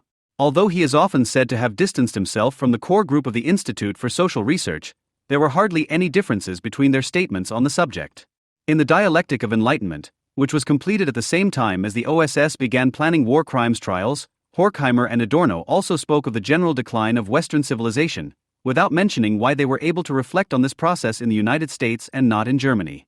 However, they too always maintained an awareness of the difference in their actions. They spoke out for America. The title of a note by Horkheimer, even at times when the United States was fighting a war in Southeast Asia and was governed by a man like Richard Nixon, against whom Donald Trump looks like the nice boy next door. Above all, however, they agreed with Newman's assessment of the law. In Notes and Projections on the Dialectic of Enlightenment, which were written around the time Newman was working for the Institute in New York, Horkheimer spoke in exemplary terms of the excessive character of law. It is, he wrote, a means of domination that simultaneously opposes it, as the reflection by which it exposes itself. Today's critics want nothing to do with this dual character of law. If they speak of an inevitable contradiction at all, they tend to dissolve it. They play off the function of domination against the function of protection. However, they often adopt Schmitt's criticism of the law without further ado, and at a supposedly critical distance from him, and replace the Grossraum, with which the crown jurist of the Third Reich wanted the traditional state to be replaced, with revolution and communism. Left-wing Schmittian tones can also be found in Georg Finkenberger.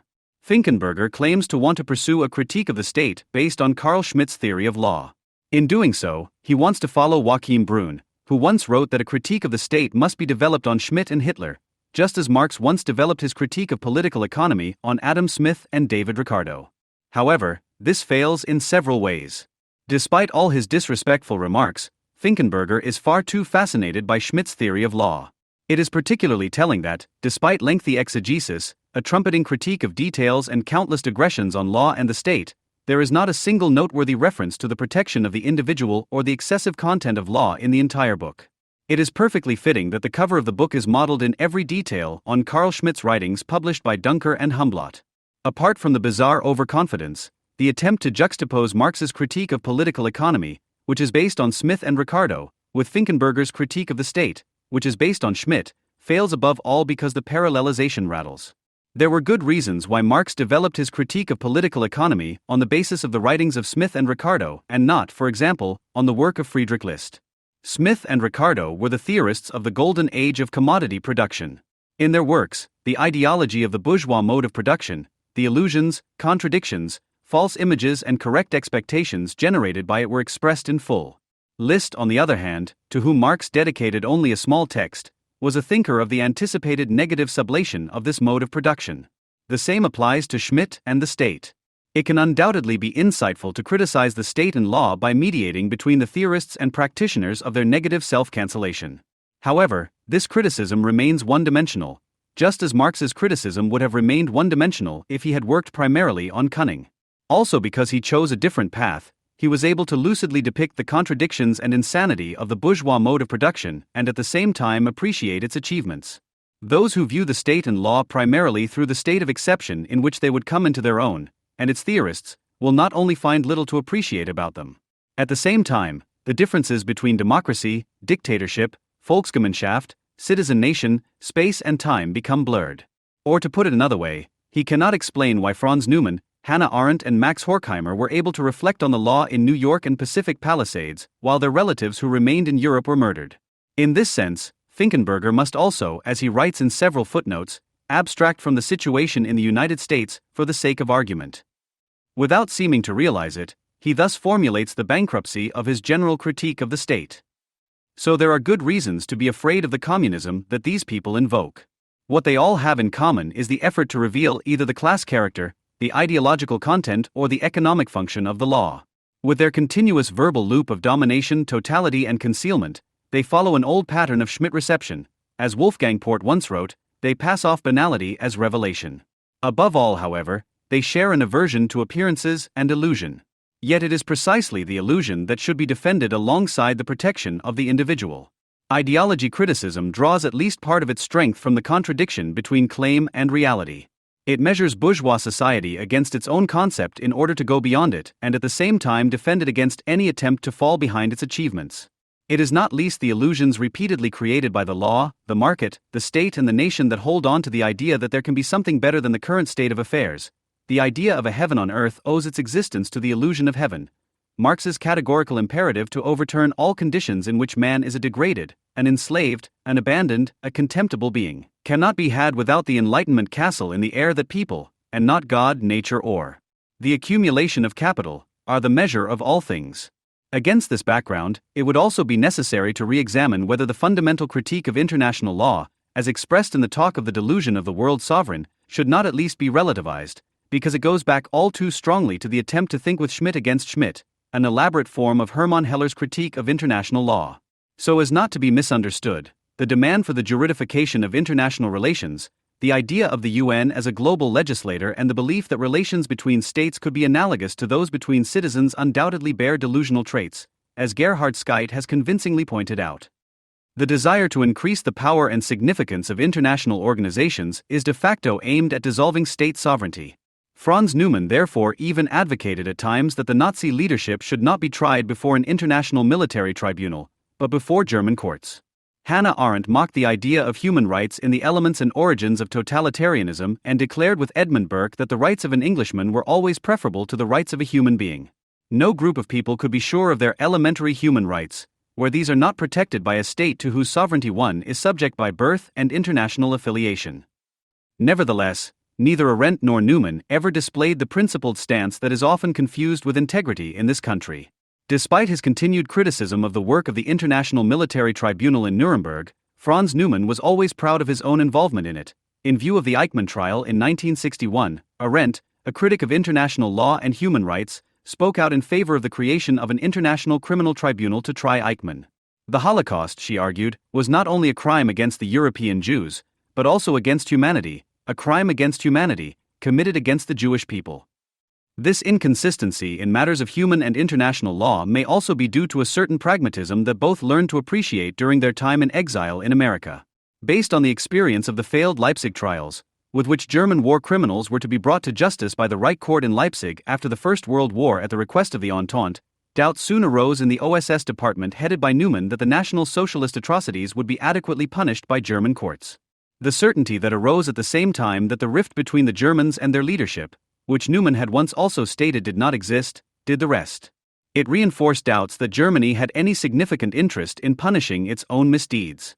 The Nuremberg trials thus appeared to be an inadequate, but nevertheless the only way of investigating Nazi crimes in a justifiable manner.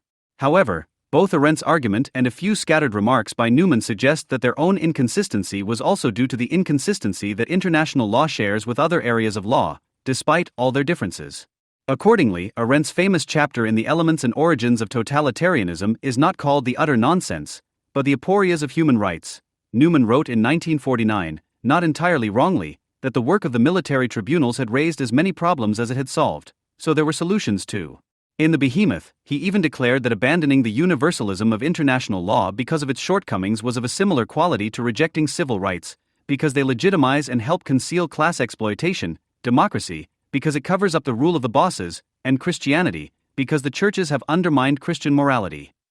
Even if he may have overstretched the analogy here, he believed that in the fundamental accusations against international law, which he repeatedly criticized, as they were popular in the late 1930s, he recognized a similarly tasteless realism as in Carl Schmitt's attempts to demystify domestic law, theories that dispense with the universal validity claims of international law, Newman argues, have the obvious merit of appearing realistic. While he was rather reticent when it came to the question of what was questionable about this realism critical of international law, Arendt had a clue. Not only did she believe, like her mutual friend Hans J. Morgenthau, who, as the probably most important spokesman for American foreign policy in the early Cold War, should not be suspected of any delusions of world sovereignty, that international law can certainly strengthen the position of a hegemon in certain situations. At the same time, he emphasized that even international organizations such as the UN need not slide completely into the dubious if they are only backed by a rational hegemon, in other words, if state sovereignty is not suppressed but made the linchpin of their work. However, Arendt went one step further. With her demand that Adolf Eichmann be charged with crimes against humanity before an international court, she tentatively hinted that international law also has an overriding content. It can remind us that there are things that affect all of humanity. Despite its dubiousness, unsuitability, and distortion, it thus upholds the notion of the one humanity yet to be created, which it inevitably undermines time and again through its designation of peoples as legal subjects. The illusions created by international law do not need to be defended at present. There was hardly a comment on Donald Trump's last speech to the United Nations General Assembly without the almost obsessive insistence that the UN is the global government and symbolizes the unity of the world. It showed once again that the attempts to make the illusions created by international law real under current conditions are based on a repression of sovereignty that tends towards delusion. The opposite is the case with domestic law. It continues to be the subject of intense demystification, hostility, and deconstruction. Those who take part in this in a Schmittian manner are generally neither interested in the necessary defense of the status quo against the worse, nor in a more sensible world. For without the appearance and the illusion, the contradictory character dissolves into poor unambiguity, leaving little more than a bleak acknowledgement of what is anyway. Even if they claim otherwise, the opponents of appearance therefore all too often turn out to be apologists for what is, or for the far greater evil. If only what is already on the agenda is confirmed and duplicated, i.e., if it is not reality that strives for the ideal but the ideal that strives for reality, then there is little more left to do than to fall in line with fate. Against this background, the task of ideological criticism would be not to attack its own presuppositions, but to defend them.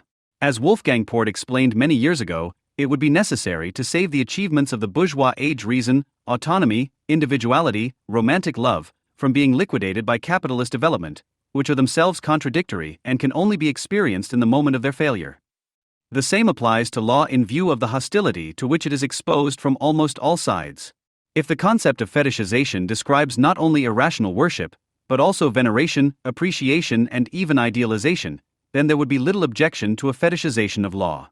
Just like the universal struggle against the illusions it repeatedly creates, it stands for much more than just itself. It is quite common to invoke the name of Adorno and yet appear less as his disciple than as his schoolmaster. It is not only since yesterday that the recognition of the high level of reflection of critical theory has regularly been accompanied by the accusation that it has failed to provide suitable practical and political guidelines.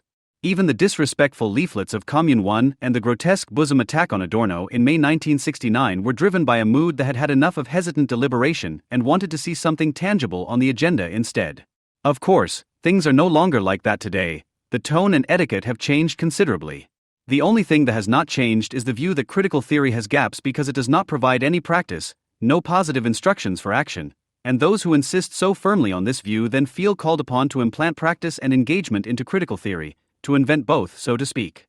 However, the fact that the political reflections, such as those in the Zeitschrift für Sozialforschung, the organ of the institute of the same name published by Horkheimer between 1932 and 1941, definitely suggest a certain practice, indeed, clearly refer to it, but without engaging in revolutionary eschatology, escapes the practitioners.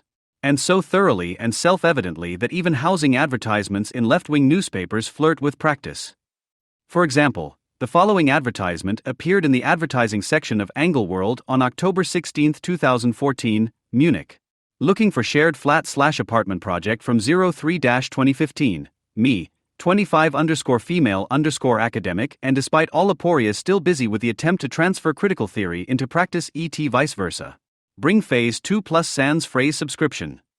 Apart from the fact that the unknown 25_female_academic is to be wished the best of luck in her search for accommodation in Munich, which in this respect is as tough a place as it is conceivably unsuitable for any kind of critical practice, this snippet from everyday left-wing life is only interesting for one reason. It unwittingly shows how much one wishes to be compensated for the burden of intellectual effort by a simple political or, better still, academic position, in short, how much one hopes that the negative will turn out positive after all, if only one started it off right.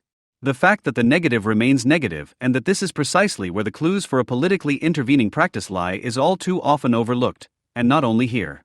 For a negative practice would be one that, in the historical impasse in which we have probably found ourselves for at least a century, would have to be, if you like, defensively determined, because revolutionary activity, insofar as it does not degenerate into its fascist distorted image and degenerates again and again, is obscured. Such a practice would at least be determined as a public objection to what political esotericism demands everywhere in the name of culture and nature. It would be determined as a demand for the sublation of the rudiments of bourgeois forms of circulation in the dialectical conservative sense of the word, namely, preservation. It would be determined as resistance to the gravity of material and spiritual conditions, all of which are heading towards repressive desublimation, to use Marcuse's term, as if of their own accord. But this is undeniably as laborious as it is thankless. It should be obvious that such a defensive, sublating political practice cannot allow itself to reject universal law and the state legislation that binds it, as if one could seriously feel part of a revolutionary historical tendency. After all, evil lurks even more in the racket and the unstate, which on the one hand emerge from bourgeois society in the course of crisis and monopolization, but on the other hand also abolish it in its historical form, i.e. sublate it in the dialectical revolutionary sense. Forgetting the latter in favor of the former leads to a curious contempt for law, which was unfortunately not only typical for the specialists of the supertemporal and unambiguous definition of state, law, etc. from the faded M.G. Accordingly, the aim of the following remarks is to show that this contempt for law has nothing to do with critical theory. They thus counter those common theoretical fragments that view law simply as the codified will of the sovereign, i.e., as that of an absolutely conceived subject state. The relatively recent book by Stefan Kroth offers an elaborate example. In his recapitulation of Marxist legal criticism, Kroth fails to recognize the ambiguity of the bourgeois state's monopoly on the use of force, for although it curtails individual rights to the point of lethal consequences when necessary, keyword state of emergency, it also provides the most effective protection to date against the chaotic diversity of powers and perpetrators of violence into which society beyond this monopoly disintegrates. In this respect, individual rights are not only, as Kroth insinuates, an appearance with which the sovereign tries to deceive those subject to him about his true nature, but also real, because legal security guarantees security of accumulation, while predatory and command economies with their purely arbitrary sovereignty are not able to stimulate the rational behavior of their subjects in the long term. It gets even worse when this view also adapts postmodern jargon and, in the spirit of Lyotard, for example, throws itself into armor to defend the particular against the impositions of the general. For then it quickly and without any special intervention becomes a defense of culture against civilization, because the friends of the particular constantly forget that the particular is merely the particularly hardened form of existence of the false general, i.e. an expression of the fact that society continues to exert the same relentless coercion against its members without necessity that people were once subject to by nature, particularly hardened because in this seemingly particular even, the last trace of the fact that generality is allied with truth has been erased. Voluntarism and particularism, contempt for the law and obsession with identity are diametrically opposed to any concern that can somehow be read into critical theory. This can be seen very clearly in the work of Otto Kirchheimer, but also in that of Franz Neumann, who was closely associated with him during their time at the Institute for Social Research. However, Kirchheimer and his work in particular have since faded somewhat from memory, so a few words on his person. He was editor of the socialist theory journal Die Gesellschaft until 1933, emigrated first to Paris and then to the United States from 1937. In France and later in New York, he worked at the Institute for Social Research as a research assistant for law and social sciences. In 1943, Kirchheimer moved to Washington, D.C., where he worked as a research analyst for the U.S. Office of Strategy Services, OSS, until 1952, as did Herbert Marcuse, among others. From 1952 to 1956, Kirchheimer was head of the Central Europe section of the Intelligence Service at the U.S. State Department. Like Marcuse in his well-known analyses of the enemy, he took an emphatically sober view of the transformation of bourgeois society in National Socialist Germany and how this was reflected in legal relationships and political structures, and was regarded in the USA as an authority on questions of German mentality and ideology. The aforementioned relationships and structures, especially their unpredictable and aggressive character with a simultaneous maximum degree of coercive social integration, remained a riddle to many military and civil servants in the USA, a little like the character of the Iranian regime of the Obama administration. Kirchheimer and Neumann agree in their description of National Socialism as a fragmented, polycratic state monstrosity that combined the unleashed personal rule of competing diadochi and their respective apparatuses with a high degree of bureaucratic effectiveness, a Taylorism of the irrational, as Kirchheimer calls it in several places. As already indicated, the bureaucratic apparatus of National Socialism was a hybrid of the dispassionate and rational institution that Max Weber had characterized the administrations of the public sector and large companies as. In Behemoth, Franz Neumann notes that in the Nazi state, a party with a populist movement character had penetrated the Prussian civil service state, disempowered it internally and subordinated party branches with administrative tasks. This state thus found itself in a kind of bureaucratic state of nature, characterized by a short circuit between the law of the jungle that prevailed in and through the party and its administrative synthesis, judicial affirmation and ruthless execution. Instead of finding a society condemned to passivity by the dictatorship, as the image of the hierarchical leader state would suggest, we see here a state that fully developed its terrorist potential through the party and its organizations by completely mobilizing society, absorbing the competition of market subjects into the party's organizations, bringing their conflicts into the state apparatus and attempting to contain them within it. This was transformed into an archipelago of half and three-quarter state interest groups, chambers, associations, special offices, staffs, etc. The polycratic structure of competing interests in this way had an impact on its enemy, which was exterritorialized in the well-known manner, by means of the National Socialist system of improvisations, hierarchies that were constantly being rebalanced, short paths, personal allegiances, the law of status, etc., in radicalized anti-Semitism and in the uninhibited war of plunder and extermination. It is only from this combination of total social mobilization and idiosyncrasy that becomes immediate politics that the German-style authoritarian state is able to shed its class character, ideologically, by transforming the state goal into projective hostility, organizationally, by establishing a kind of participatory dictatorship through its party character, which had an integrative effect through its pronounced clientele system. Social conflicts now only took place in the form of courting the favor of the party organizations, their satraps and ultimately their leader, and were thus transformed into engines of the multifaceted apparatus of terror that made a mockery of any predictability. But how did the metamorphosis of bourgeois society into a behemoth take place? Kirchheimer traces this path in three stages of political compromise, which are of course only presented here as ideal types, from individual freedom of contract to social agreement in an expansionist predatory war, from liberalism to mass democracy to fascism. The liberal phase was characterized by the political system of representation. The elected representative was detached from the previous system of estates. Political influence was only achieved through the individual disposal of as large a quantity of the general equivalent as possible. The elected representative was detached from the previous system of estates.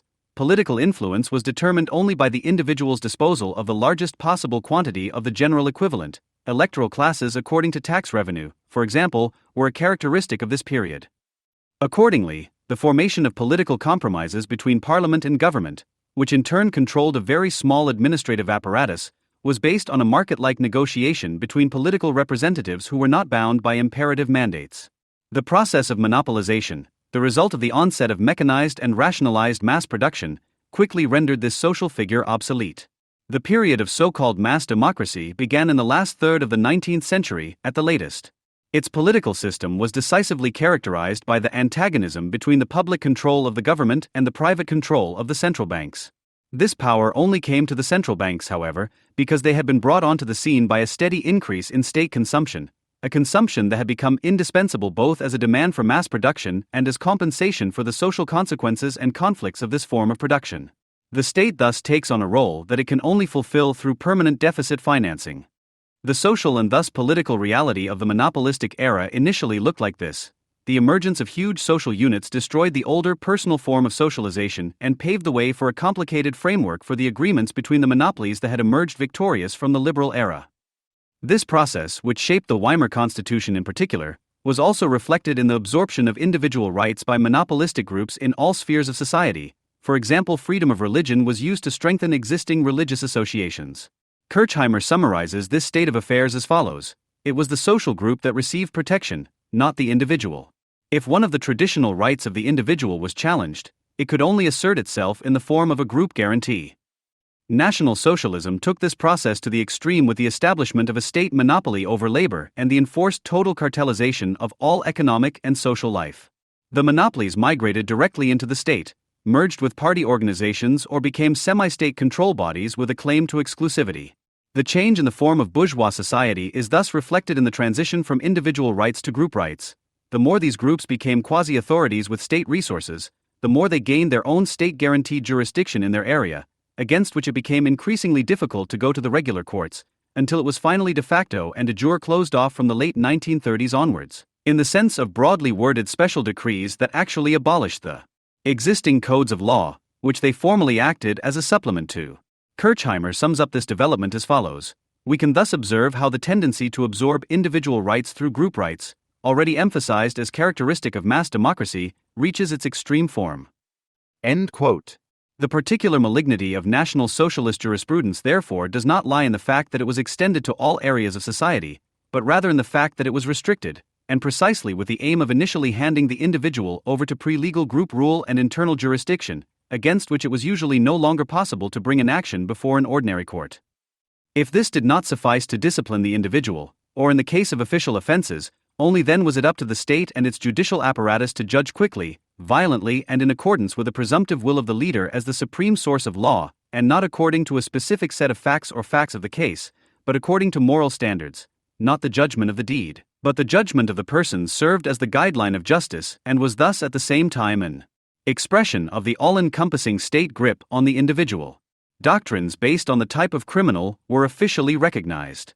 The war profiteer, the notorious juvenile delinquent, the brutal gangster, are typologies in which the so-called image technique takes precedence over the so-called characteristic technique.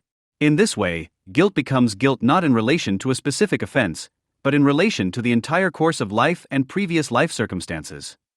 The legal conception and jurisdiction of National Socialism were directed first and foremost against the protection of the individual, which had become a nuisance and an obstacle to rule, in order to achieve the identification, stigmatization, and finally eradication of certain groups, which had first and foremost been made into closed, as we would say today, cultures before the law. There is an intrinsic connection between the collectivization of citizens into a corporatist Volksgemeinschaft and the collectivization of Jews into a capital Anti-Volk. Anyone who actually wants to counter anti-Semitism must therefore oppose the group pressure striving for legal protection and not make fun of remnants of legal protection for the individual, which can not least help to protect their bodies from the grip of the collective.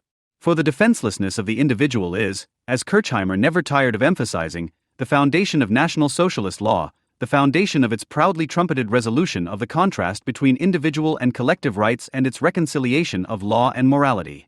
Quote, thus, in the social structure, the rights and privileges granted to the individual as a subjective right have been abolished and the economically atomized individual becomes a mere object of the haymaking of monopolistic groups and the machinery of the state. Nowhere is the process of alienation between law and morality so advanced as in the society that has supposedly brought about the integration of the two spheres. End quote. In 1941, the authoritarian state of fascist or Stalinist character seemed to be the most likely consequence of the monopolistic age. Kirchheimer also saw little future for liberal remnants in the order corresponding to this age in Germany. Quote, it is obvious that a legal system that wants to align itself with technical rationality and at the same time retain certain liberal guarantees, two goals that are opposed to and incompatible with each other because of their origins in different social systems, soon leads itself ad absurdum. Instead of the contract, the administrative order has now become the alter ego of property. Legal equality and freedom of contract mean guaranteeing protection for everyone who has acquired a legal claim to property. The new system of administered property relations, after the elimination of generally binding legal norms and uniform procedures, has shifted the decision on the legal validity of property titles to the group dominated by the monopoly.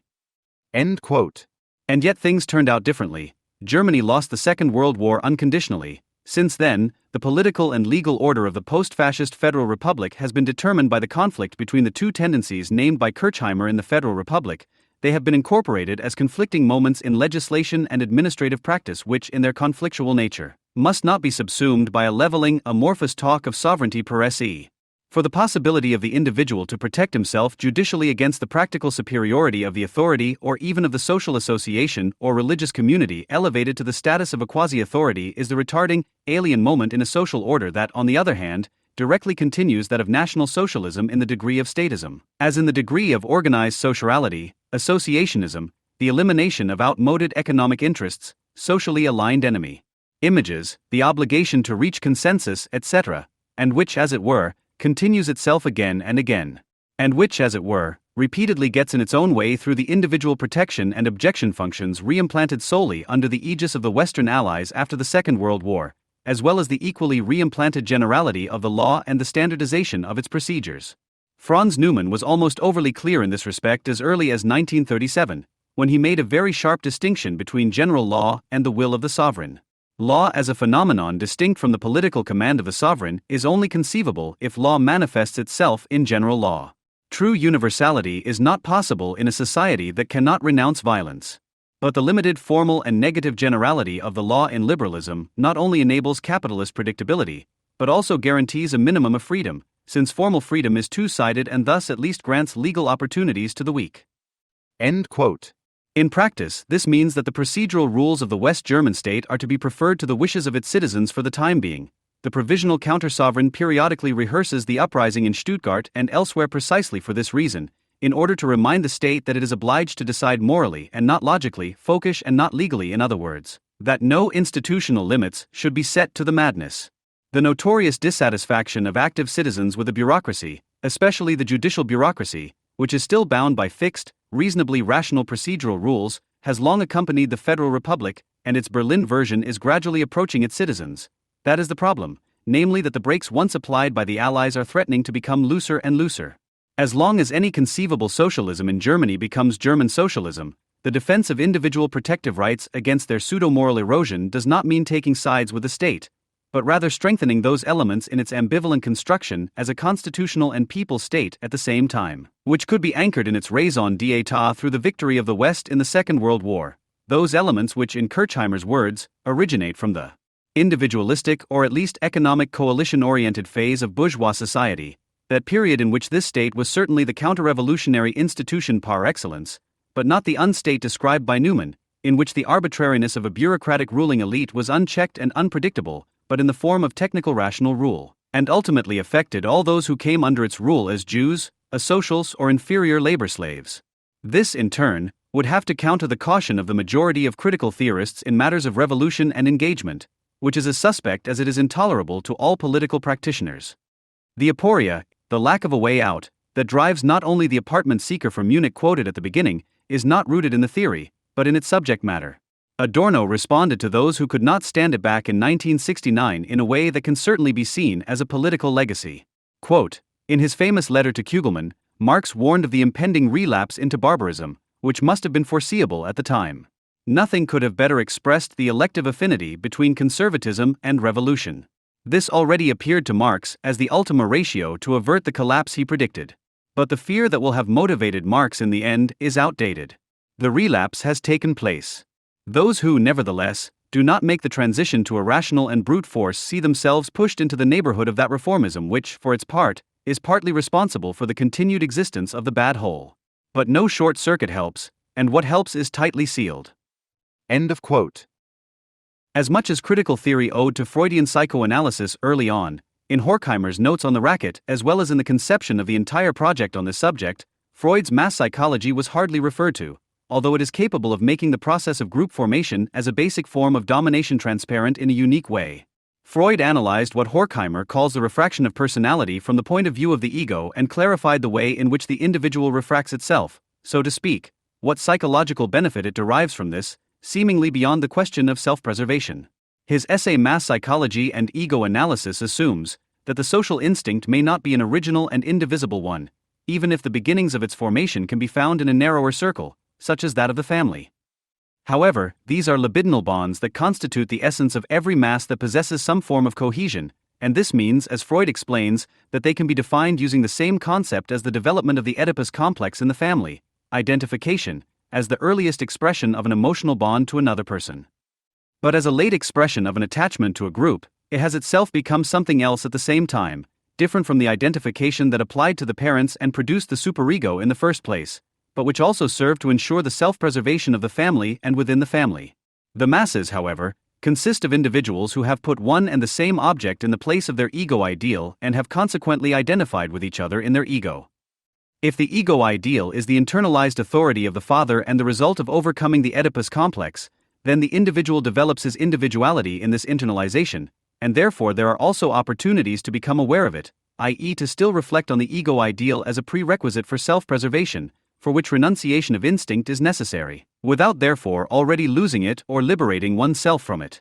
Liberation or loss appears, however, precisely when the individual puts that object in its place and thereby identifies with others around the ego. It is as if the individual is thus able to get rid of his individuality again, to undo the process of ego formation, to undo individuation, which confronts him with a renunciation of instinct, but instead gets the feeling that he can maintain himself in the group and through the group. The individuals in the group do not identify with the leader figure, as the son does with the father or, according to Freud, the sons with the primal father, but with each other, namely in the name of a common object, as which the leader merely functions. By identifying with each other, however, the individual automatically places the self-preservation of the group above the self-preservation of his own person, as he is virtually no longer able to distinguish between his own person and the group.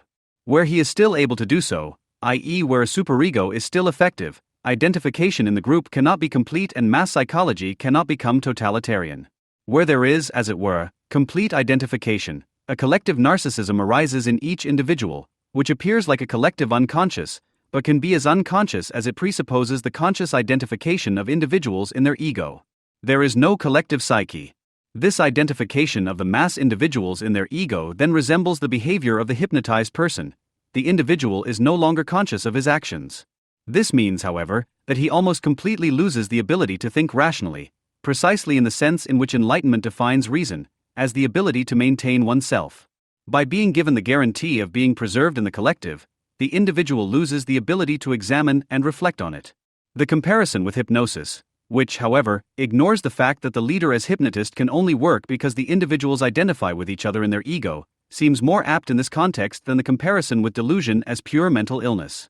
While the mentally ill person, whether suffering from persecution mania or schizophrenia or something else, is at least unable to share his delusion with anyone in an immediate way due to his illness and his radically isolated and solitary existence within it, mass formation itself is the prerequisite for the quasi-hypnotized state that Freud has in mind. Freud himself emphasized the contrast between neurosis and mass psychology and wrote that neurosis makes one asocial and lifts the person affected by it out of the habitual mass formations. One can say that neurosis has a similar corrosive effect on the masses as infatuation. The only difference is that neurosis, like infatuation, does not necessarily involve the complete isolation that the purely pathological delusion imposes on the individual. Conversely, the person characterized by mass formation can also deviate from the mass itself through a neurosis.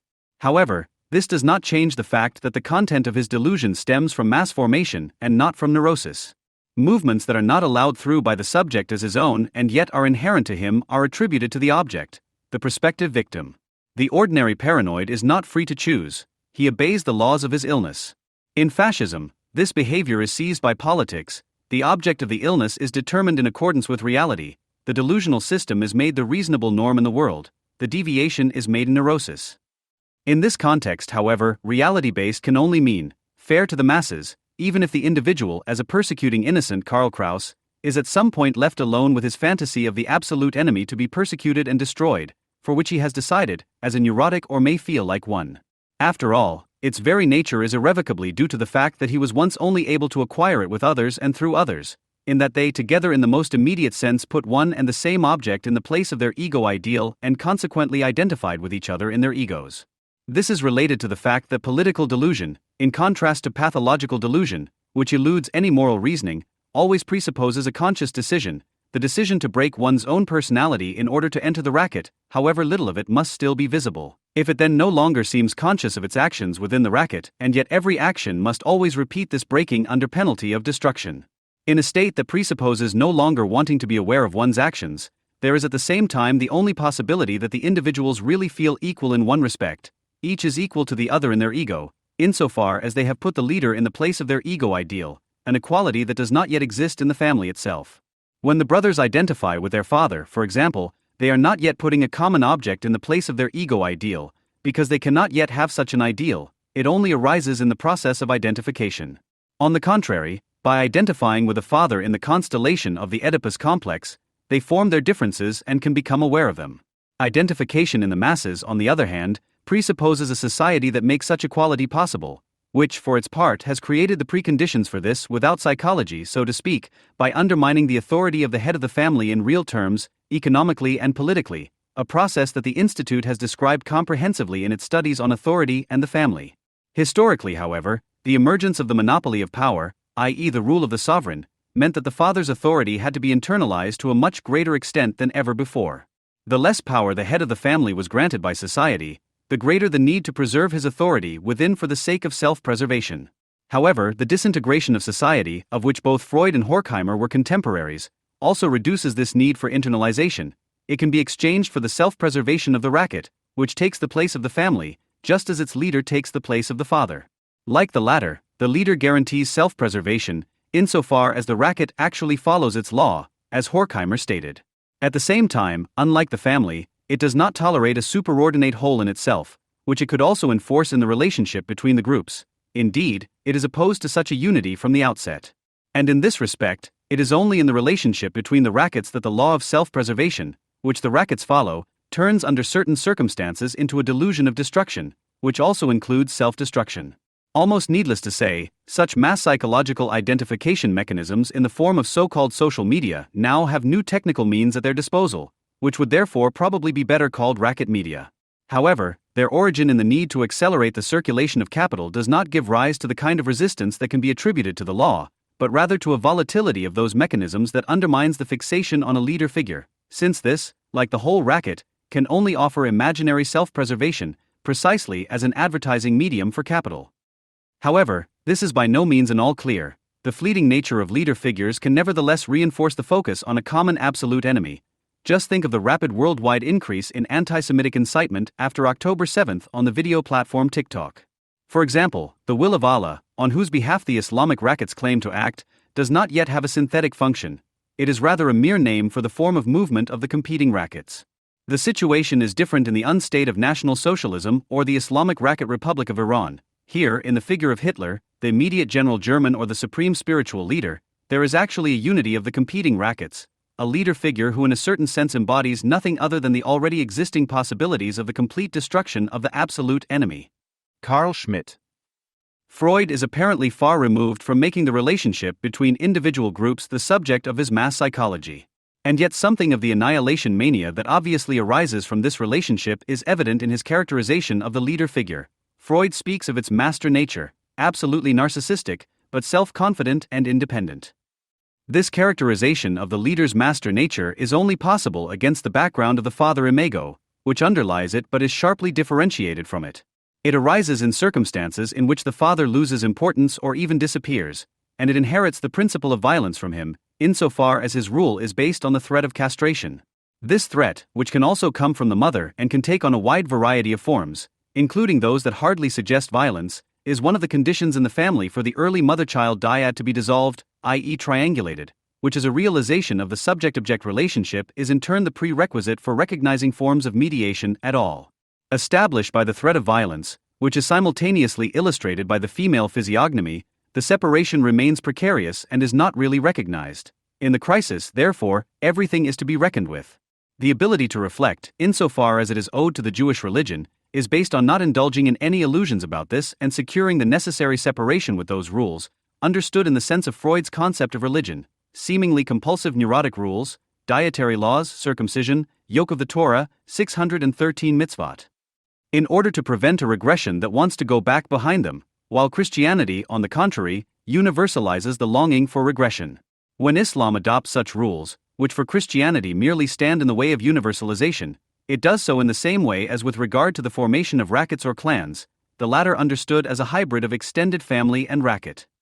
The circumcision of boys, for example, is not an actual ritual here because there are no fixed rules. Not only is the age at which it should take place largely undefined, everything seems to be dictated by arbitrary custom.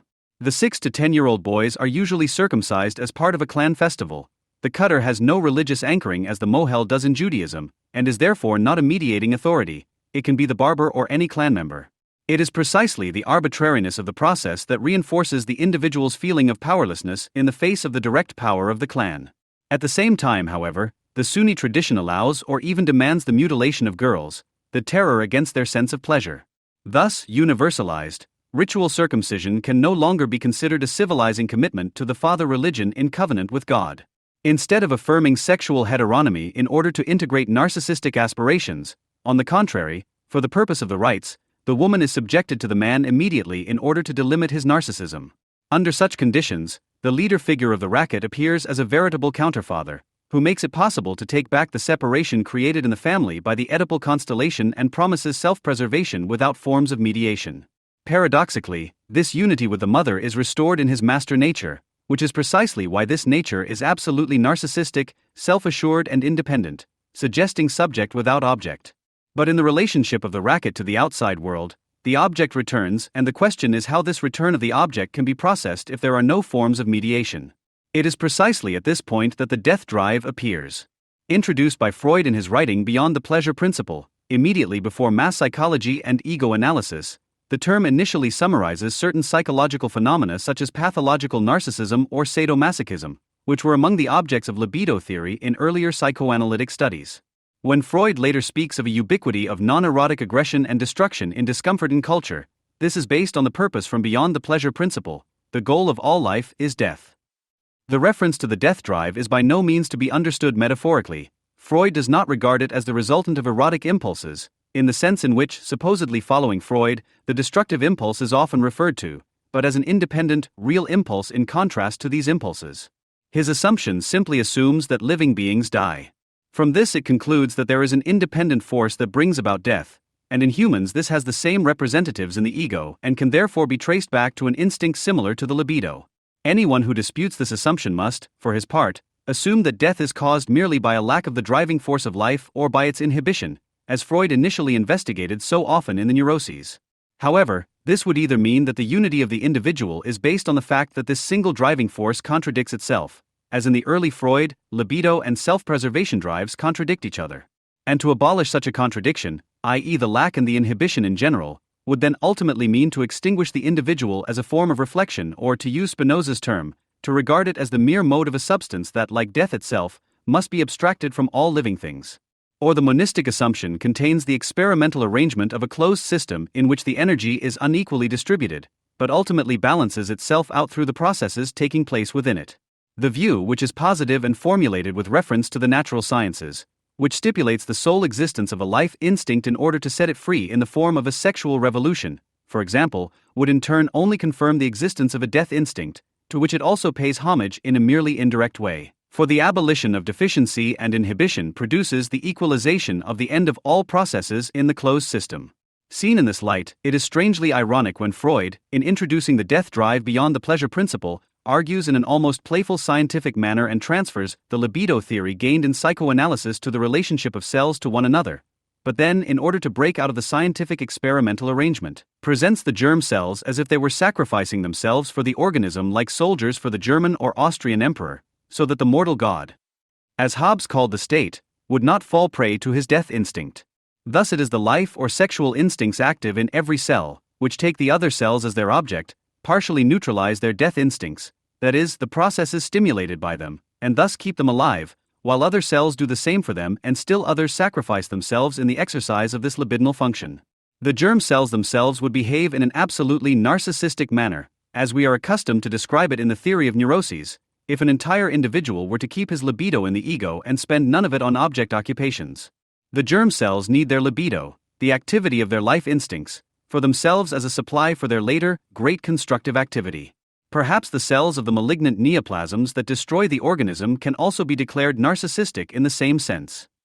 It is no coincidence that in this quote from Beyond the Pleasure Principle, Freud is already using the same formulations that he uses for the leader figure in mass psychology and ego analysis.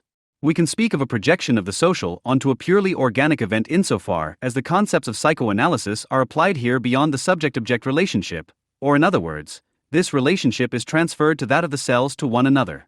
To a certain extent, Freud introduces the disjunction between libido and death drive by reversing that between subject and object, the opposition that underlies all psychoanalytic knowledge and in which, despite the different meanings of the concepts of subject and object, an astonishing proximity to the philosophical tradition can be seen. Just think of his statement that in intrauterine life, the mother is not an object and that there are no objects at this stage. However, he only wants to prevent eros, which constitutes the libidinal bonds, from being presupposed as the substance of the various psychic splits, and to show that it is not only in the relationship of the conscious to the unconscious, the ego to the ID, the instinct of self-preservation or the ego instinct to the sexual instinct or the object instinct that something separate can be assumed. In this way, Freud feels compelled to speak of two primal drives, eros and thanatos, and despite all serious criticism from the ranks of psychoanalysis, he stubbornly sticks to his once-stated assumption of these two drives wrestling with each other from the very beginning. This sounds a little like a psychological variant of Engels' dialectic of nature, but Freud's argument basically draws attention to the question of where the necessity comes from to think in antinomies and to use all concepts, even those that derive from natural science, in the awareness of the non-identical. And he answers it negatively. He emphasizes the danger that it means for reason in general not to assume an opposition from the outset. This was demonstrated to him in the meantime by the consequences of a monistic libido theory in C.G. Jung, which was ultimately followed on the other side of the political spectrum by the sexual revolution of Wilhelm Reich, and his later delusional orgone theory should also be seen in this context. It is precisely on this epistemologically critical point that Freud does not necessarily want his introduction of the death drive to be understood as a break with the earlier view. Quote, "Our conception was a dualistic one from the beginning, and it is sharper today than before, since we no longer call the opposites ego and sexual drives, but life and death drives." End quote.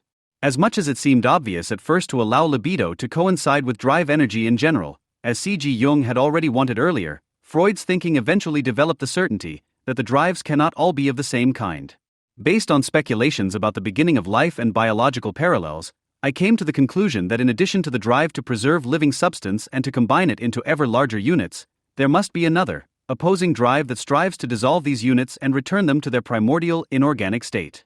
Thus, in addition to eros, there is a death instinct. The phenomena of life can be explained by the interaction and counteraction of these two. End of quote. However, the most general definition of the drive as an urge to restore a previous state, as already indicated, does not result in any substantiation, but rather in the observation that in comparison to eros, it is much more difficult to demonstrate the activity of this assumed death drive. The utterances of eros were conspicuous and noisy enough. One could assume that the death instinct was silently working within the living being to dissolve it, but of course this was no proof. The idea that a part of the drive turned against the outside world and then emerged as a drive to aggression and destruction led further. The drive itself would thus be forced into the service of eros, in that the living being would destroy others, both animate and inanimate, instead of its own self. Conversely, the restriction of this aggression to the outside would have to increase the self-destruction that is always going on anyway. At the same time, one could guess from this example that the two instincts rarely, perhaps never, occur in isolation from each other, but alloy with each other in various, very changing proportions, thus making them unrecognizable to our judgment. End of quote. It is precisely at this point that Freud indirectly emphasizes the epistemicritical origin of dualism. In their juxtaposition, the two drives are a single regulative principle that requires a critique of teleological judgment in order to become aware of the difficulties of forming judgments in the face of natures, Kant, organic nature or self-organizing beings in contrast to the other conditions of cognition. It is precisely in the context of the alloying of the instincts that Freud comes to speak of sadism and masochism. Quote, "In sadism, long known as a partial drive of sexuality, one would have before one such a particularly strong alloying of the striving for love with a destructive drive, as in its counterpart masochism, a connection of inwardly directed destruction with sexuality, through which the otherwise imperceptible striving becomes conspicuous and perceptible." End quote. Thus, in a completely different way than with Eros, nothing can be derived directly from the drive, not even mass psychology. In the writing about it, published immediately after Beyond the Pleasure Principle, the death drive does not appear, apart from a footnote. In passing, there is talk of destructive instincts as remnants from primeval times. On the contrary, Freud was able to demonstrate that anyone who wants to deduce even sadism from the death instinct without further ado must fail, even though sadism is to be regarded as a representative of the death instinct and, together with masochism, refers to it most clearly. However, to explain the sadistic component of sexual behavior from the death instinct means rather to examine how it deviates from this instinct. It means understanding that in sadism, it has been pushed away from the ego by the influence of the narcissistic libido, so that it only comes to light in the object, and is not directed against the individual himself and destroys him. But masochism also needs an object, in the best case a sadist, in order to obtain the sexual satisfaction it desires. Only for the self-destructive behavior of certain traumatic neuroses or the so-called war neuroses, whose investigation gave Freud the impetus for his speculations on the death instinct, or for the situation in the immediate run-up to suicide, does he suggest that the death instinct would emerge directly, so to speak. Kurt R. Eisler has drawn attention to the contradiction in Freud that, on the one hand and paradoxically enough, the instincts of self-preservation are presented without reservation as descendants of the death instinct. In Beyond the Pleasure Principle it says accordingly, they are partial drives, intended to secure the organism's own path to death and to keep away other possibilities of returning to the inorganic. These lifeguards were also originally satellites of death. End quote. On the other hand, Freud emphasized a few pages further on that the instincts of self-preservation are of a libidinal nature, and Eros is regarded as the preserver of all things. Eisler resolves the apparent contradiction by emphasizing that Thanatos is always about the organism's own path to death, and that in this sense the organism only wants to die in its own way. From this goal, the instincts of self-preservation appear as its satellites. They must therefore defend themselves, as it were, against foreign death, against that which is imposed from outside in order to defend their own. That they were originally satellites of death, as Freud says, only seemingly contradicts his own dualistic conception of the drives, namely only if it is assumed that all drives emerged from the one, the death drive. But satellites need not have their origin in that of which they are satellites. The self-preservation drives of a libidinal nature are, so to speak, utilized so that the death drive does not have to deviate from the organism's own death path. Such an interpretation of the death drive hypothesis, as strange as it may sound, is not so far removed from what Adorno once called the measure of experience that becomes recognizable in the negative in Kafka. Here, what experience has its measure of, the life lived to the end out of itself perishes. Gracchus is the perfect reflection of the possibility that has been expelled from the world, to die old and full of life. End of quote. Only in the case of the suicide who takes action do those satellites leave the death instinct or are pushed away, as it were, not unlike any narcissistic striving a la death in Venice, which might pretend to sweeten a lifetime. One can simply be fed up with life in certain circumstances, whether immediately those of the torturable Leib or indirectly those catastrophes springing from bourgeois society, as Walter Benjamin was in 1940 or Freud himself in 1939, while Hitler and the many other of his followers who killed themselves were simply carrying the logic of the racket and the purposes set with it to its conclusion. Like Freud, Eisler does not include the findings of mass psychology and ego analysis, although he describes the danger of group narcissism in detail and states that group aggression goes considerably beyond the requirements of self-preservation. The problem of man is not to be seen in his aggressive instinct, but rather in the fact that his aggression is not controlled by self-preservation, but by narcissism and ambivalence. End quote. As a solution, the analyst can only state that individuals reach the genital phase in the subject-object relationship, in which the aim is to preserve the object and to be loved by it. In this all too rarely reached genital phase, which Abraham calls post-ambivalent, the desire of the subject and the desire of the object come together. The subject places itself at the service of the object's well-being, and aggression is reduced to the minimum necessary to take sexual possession of the love object. End of quote. Here, too, Eisler is in the immediate tradition of Freud. If the destructive instinct is tempered and tamed, inhibited as it were, it can, directed towards the objects, provide the ego with the satisfaction of its vital needs and dominion over nature. End quote. Controlled by narcissism, however, the mixture of drives leads to libidinal impoverishment and the absolute dominance of aggressive drive energy. Such an alloy is found in sadism. It is as if the libidinal component of the relationship to the outside world or to a certain object is removed from this relationship and added to the occupation of the ego or self, with the result that aggression remains the only manifestation that can be clinically observed. End quote. However, it now appears decisive for the political dimension of such aggression in group narcissism that in this taking out the immediate sexual character, including that of sadism, only takes on a subordinate significance. Freud admits that the death instinct is so much more difficult to grasp than the libido, that it can only be guessed at as a residue behind eros, and that it eludes us where it is not betrayed by the alloy with eros. In sadism, where it bends the erotic goal in its favor, yet fully satisfies sexual striving, we gain the clearest insight into its nature and its relationship to eros. But even where it appears without sexual intent, even in the most blindly destructive rage, it cannot be denied that its satisfaction is linked with an extraordinarily high narcissistic pleasure, in that it shows the ego the fulfillment of its old omnipotence desires. End quote. It is the mass psychological identification here that suggests speaking of the death drive as its residue. If the libido is bound, so to speak, in the position of the mass individual to the leader figure and therefore guards against that immediate destructive and self-destructive behavior, this residue is to be recognized in the relationships to those objects projected outside the racket, whereby this outside is not infrequently made out within the racket itself, as someone who offers no absolutely flush guarantees of future reliability here. It does not reveal itself as unmixed and pure, as is only possible with the individual in the exclusive urge for self-destruction, but in the form of a collective more or less desexualized sadism or masochism, readiness to die and readiness to kill, Carl Schmitt, in the political sense, in the sense of friend-enemy thinking. Desexualized precisely by the fact that the racket individuals identify with each other in their ego by replacing their ego ideal with a leader figure, in which most of the libidinal energy is already used up, collectively in the fact that an object common to the racket must be fantasized out of the respective objects that the mass individual inevitably encounters again and again, even though it believes it has eliminated them through those identification mechanisms, ultimately not simply an enemy, but a total enemy, one that must be destroyed under all circumstances. Just as, conversely, an arrangement between the rackets beyond the forms of mediation can only take place if the elimination of this collective and collectively fantasized object becomes their common goal. In this sense, Torsten Fuchshuber has also focused on a remark from Horkheimer's estate about the Jews as the anti-racket. In the racket society as a whole, the Jews must be considered the anti-racket, because with their entire history they represent the extreme opposite pole to power. In such representation lies the utopia of a society without rackets. This is why the author quotes a certain passage from the Dialectic of Enlightenment and thus reveals the foundations of his own study. Only if the utopia itself is not abandoned, and therein lies the core of the anti-racket, is radical criticism of the anti-Semitic racket society possible at all.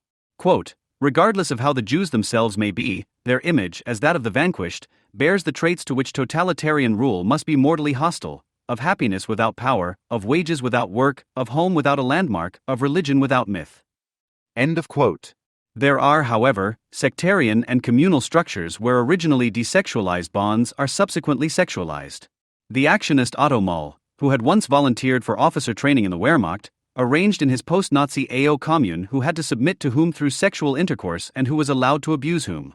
The arrangement took place during the so-called self-presentation in front of the assembled group, which incidentally seems like a completely repressive anticipation of the popular television entertainment Deutschland sucked den Superstar in a smaller circle, especially as it was also captured on film.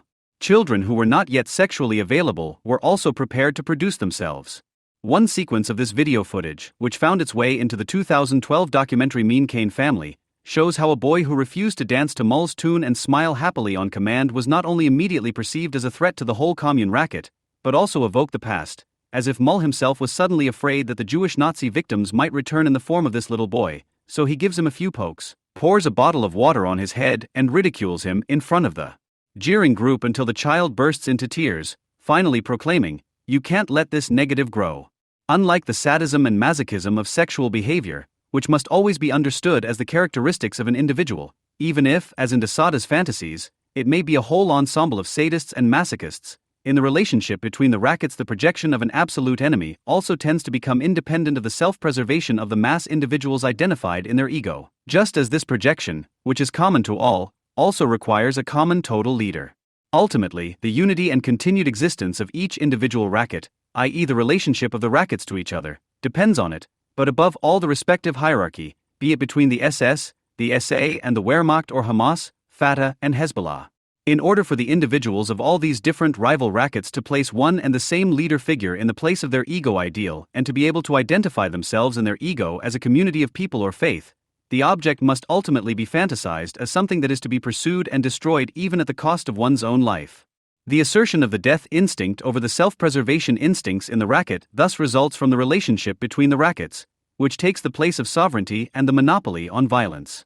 Hitler's political success, and something similar may also apply today to Ali Khamenei, the supreme spiritual leader of Iran, was not least due to the fact that in a peculiar schizophrenia, he repeatedly viewed his hatred of the Jews, which he himself was obsessed with to the point of insensibility and which lent unity to his political actions like nothing else. From the purely tactical and strategic point of view of a necessary unity of the rackets, on several occasions, Hitler emphasized that it was necessary to concentrate on a single simple target.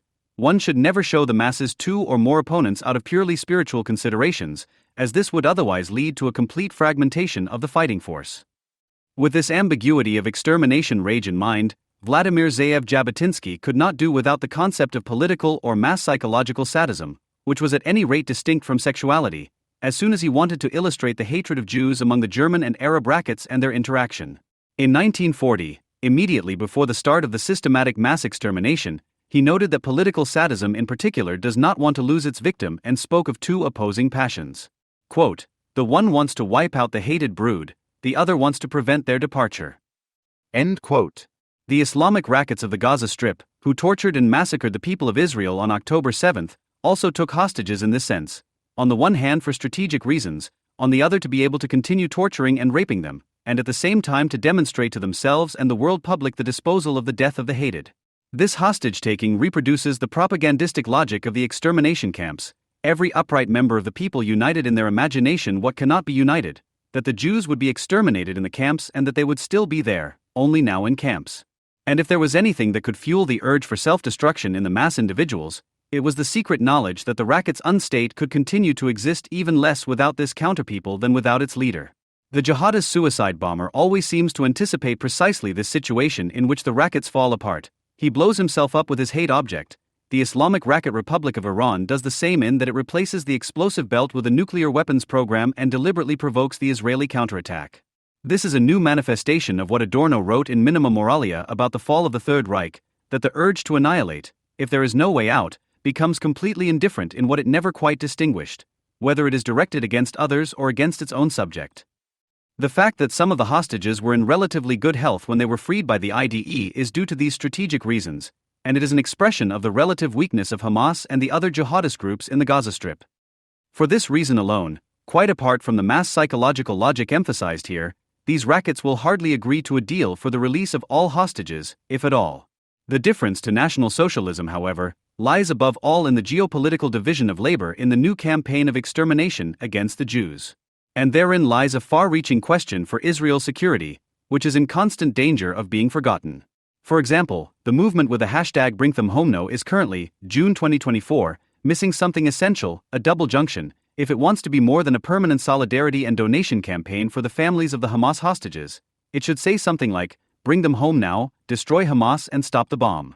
In other words, the exclusivity with which the fate of the hostages determines the thinking, nothing more understandable than that of their many relatives, is of use to Hezbollah and above all to the Islamic Republic of Iran and its revolutionary guards to make preparations even more unnoticed than before to put into practice the mania for annihilation that is aimed at Israel and binds all Islamic rackets together, an act that is capable of taking on completely different dimensions in the latter than the terror of Hamas. Whatever can and should be said against the coalition partners in Netanyahu's current government, this danger of appeasement is more likely to be kept in mind on the government side than on the opposition side, at least the way the latter is currently making itself heard on the streets. However strange the political theology to which some members of the government are currently adhering may appear to an enlightened mind, nothing can be derived immediately from the death instinct alone. To a certain extent, however, this also applied to the sexual instincts, except that here the hypothetical takes on far greater weight because the death instinct can only be considered in its relationship to the sexual instincts, which is not the case the other way round. It would therefore be a misunderstanding to understand the death drive only as a concept for the individual living being, as is the case with Eros for the genus. Rather, it can be understood as a principle that aims at the idea of the totality of the species, which Freud, however, does not mention by name. As such, it functions as a regulative principle of the teleological power of judgment for phenomena such as the fact that, in Kant's words, the individual self-organizing living beings organize themselves less and less, and ultimately no longer organize themselves at all and die. With this principle, the power of judgment does not, as in the case of Eros, proceed from the unity of the individual species, just as little as from its specimens, but from the idea of the totality of all species of organic nature, which it can only conceive of under the condition that each individual specimen of the respective species must be able to perish. And the developmental stage of a species that goes beyond the unicellular organisms means that not merely determinable external factors can be invoked for this, but an indeterminable inner drive must be assumed. The fact that we are dealing here with reflective judgment, which treats teleology as a regulative principle, but not nature itself, is already evident from the empirical discovery of a species of jellyfish, Turritopsis dornii, to whose specimen, although not unicellular organisms, the concept of death instinct can absolutely not be applied, since they are immortal in abstract or purely biological terms, just as, conversely, empirical knowledge of the diversity of phenomena that can be subsumed under the concept of the sexual instinct in humans makes it clear that the assumption that there are only two sexes in humans is also a matter of such a principle and not of the nature of man himself, which, however, unlike the death instinct, is applied from the unity of the species and not from the idea of totality.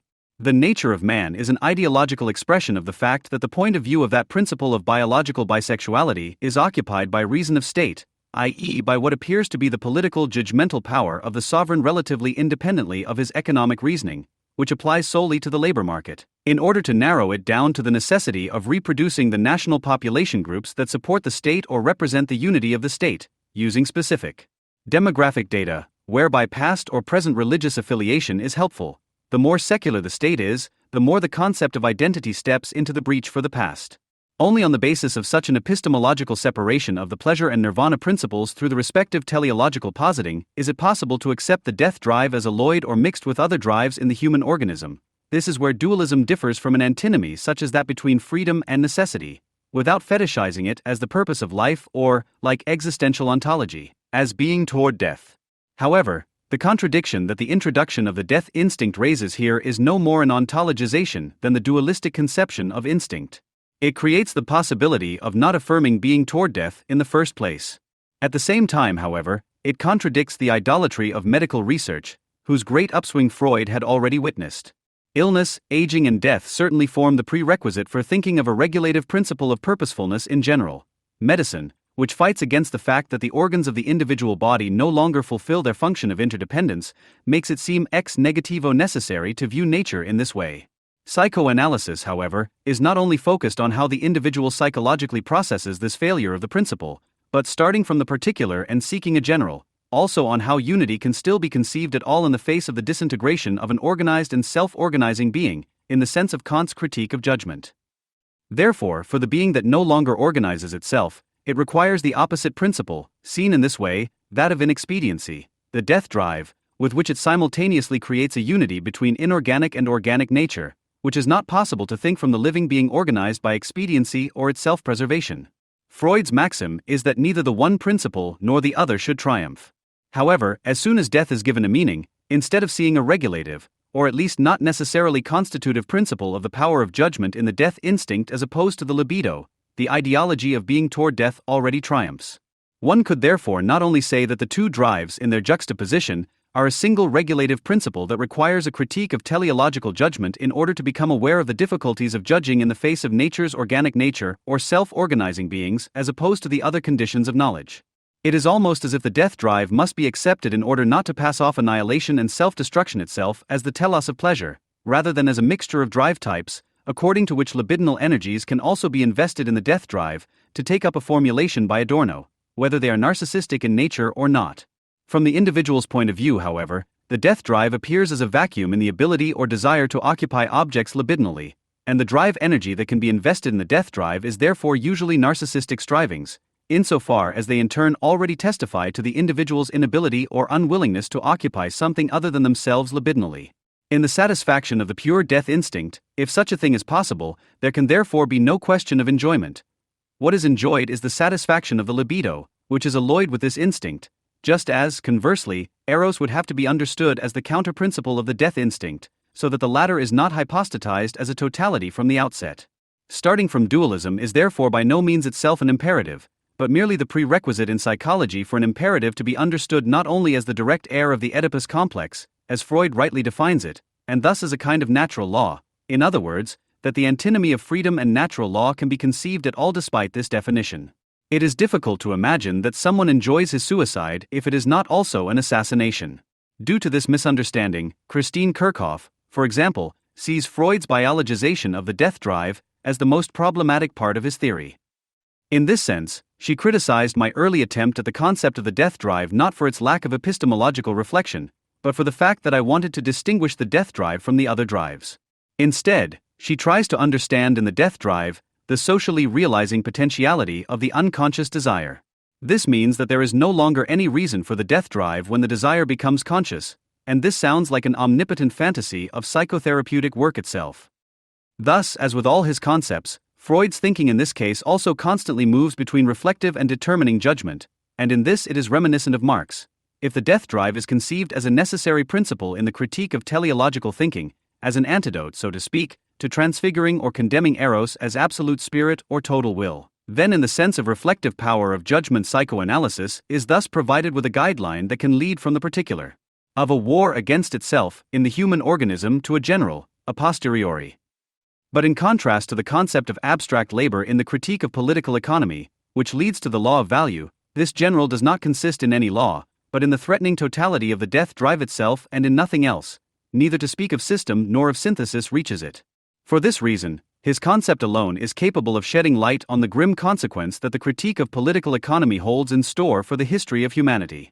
Namely, if the death drive, like abstract labor, is understood in the sense of the determining power of judgment as both a regulative and constitutive principle, as something that takes the place of the ideas of completeness and infinity, immortality and God nirvana principle, all of which open up the regress into the infinite and indeterminate, which, however, just as a priori given as forms of perception and categories, conditions and determines the objects of experience in the phenomenal world, the neuroses and complexes. Its introduction in the field of psychology expresses that it would be the worst rationalization to regard as mere chance in a raw chaotic aggregate what has produced this unsociable sociability, which Marx calls society and Freud cultural development, the sheer possibility of abolishing all life. Freud. At the end of the essay on unease in culture, it says with a pathos that is rather unusual for Freud, the fateful question of the human species seems to me to be whether and to what extent its cultural development will succeed in mastering the disruption of coexistence by the human instinct of aggression and self-destruction. Humans have now come so far in mastering the forces of nature that with their help they can easily exterminate each other to the last man. They know this, hence a good deal of their present unrest, their unhappiness, their anxiety. And now it is to be expected that the other of the two celestial powers, the eternal Eros, will make an effort to assert himself in the battle with his equally immortal opponent. But who can foresee the success and outcome? End quote. But this expectation is only conceivable if the dualism of drives is held onto in an epistemologically critical way. It is so unrealistic, so distant from people, as if it already coincides with the weak messianic power to which the past has a claim. Walter Benjamin that a different relationship, a different synthesis than that of domination unreconciled nature, should be possible between the purposefulnesses to be presupposed and yet to be separated in the process. That the development of the individual and the reproduction of the species could not only no longer be played off against each other, but that totality would also remain an addition, albeit a necessary one in order to create unity without violence, i.e. if it is broken in the claim of its absoluteness, Adorno, and could by no means continue to threaten to become a political reality, i.e. a total relationship of violence. In the introduction to his book The Future of an Illusion, Freud already addresses the question of whether the hostility of the masses to culture can be countered at all, and anticipates an objection to his argument. It will be said that the character of the masses described here, which is supposed to prove the indispensability of the compulsion to work on culture, is itself only the consequence of faulty cultural institutions, through which people have become bitter, vengeful, inaccessible. New generations, lovingly brought up to value thought, who have experienced the benefits of culture at an early age, will also have a different relationship to it, will feel it to be their own possession, and will be prepared to make the sacrifices of work and the satisfaction of instinct for it that are necessary for its preservation. They will be able to dispense with compulsion and will differ little from their leaders. If there have never been human masses of such quality in any culture, it is because no culture has yet made the arrangements to influence people in such a way, from childhood onwards. One may doubt whether it is possible at all or even now, at the present stage of our mastery of nature, to produce such cultural institutions. One may raise the question of where the number of superior, unswerving and unselfish leaders who must act as educators of future generations is to come from. One may be frightened by the monstrous expenditure of compulsion, which will be unavoidable until these intentions are realized. End quote. Freud writes earlier that he disdains to separate culture and civilization, but the reason for this will only become clear in the further course of thought. Freud's doubts as to whether a more culture-friendly state can be created are not anthropological, but political. Where should the leaders come from? And economic. Is a different level of mastery of nature needed? According to Freud, a plan for the improvement of humanity is nevertheless great, because the contradiction between the libidinous narcissistic individual, intent on his own advantage, and his desire for social participation and interpersonal, especially sexual, relationships is the motor of cultural development, which must constantly produce new compromises. Freud thus contradicts the idea that the human soul cannot be changed by external influences and sees the proof of this in the internalization of external commands and imperatives, in the establishment of the superego, which he sees as a historical development. Freud's cultural theory has always been suspected of conservatism because of its proclaimed necessity of renouncing instincts and its skepticism towards political programs that promise people immediate liberation from such renunciations. A suspicion that was further fueled by Freud's political judgments. In 1927, when Freud published The Future of an Illusion, he explicitly drew contemporary historical conclusions from his considerations and referred to the Soviet Union. Quote, the plan for the improvement of mankind, rests securely on the psychological insight that man is endowed with the most varied instincts, to which early childhood experiences give the final direction. The limits of man's educability therefore also set a limit to the effectiveness of such a cultural change. It may be doubted whether and to what extent a different cultural milieu can eradicate the two characteristics of human masses that make the conduct of human affairs so difficult. The experiment has not yet been made. Probably a certain percentage of mankind will always remain antisocial, either as a result of pathological disposition or excessive strength of instinct, but if one can only succeed in reducing today's anti-cultural majority to a minority, one will have achieved a great deal, perhaps all that can be achieved. I do not want to give the impression that I have strayed far from the path of my investigation. I would therefore like to expressly assure you that it is far from me to judge the great cultural experiment that is currently being conducted in the vast land between Europe and Asia. I have neither the expertise nor the ability to decide on its feasibility, to examine the appropriateness of the methods used, or to measure the width of the inevitable gap between intention and implementation. What is being prepared there, as unfinished, eludes consideration, for which our long consolidated culture provides the material. End quote. Freud ascribes to the Soviet experiment developmental possibilities that he will deny in the following historical review. Left-wing Freudians and revisionists have always had a divided relationship to Freud's writing, which he published a few years before the discomfort in culture. They like to quote the following sentence, for example, "It need not be said that a culture which leaves such a large number of participants unsatisfied and drives them to rebellion has no prospect of lasting survival, nor does it deserve it." End quote. However, the left did not appreciate the fact that Freud could ultimately only imagine the fight against cultural hostility as coercion and also set narrow limits to it. They understood very well that Freud was also turning against their illusion, which for him lay in the overestimation of culture and its potential. This is precisely why Erich Fromm rejected Freud's critique of religion, not because it was not radical enough for him or because he did not understand it. On the contrary, Fromm accused Freud of having missed the essence of religion. For Freud, religion is an infantile desire, phylogenetically and ontogenetically developed from man's dependence on nature and the child's dependence on mother and father, hence a neurotic fixation.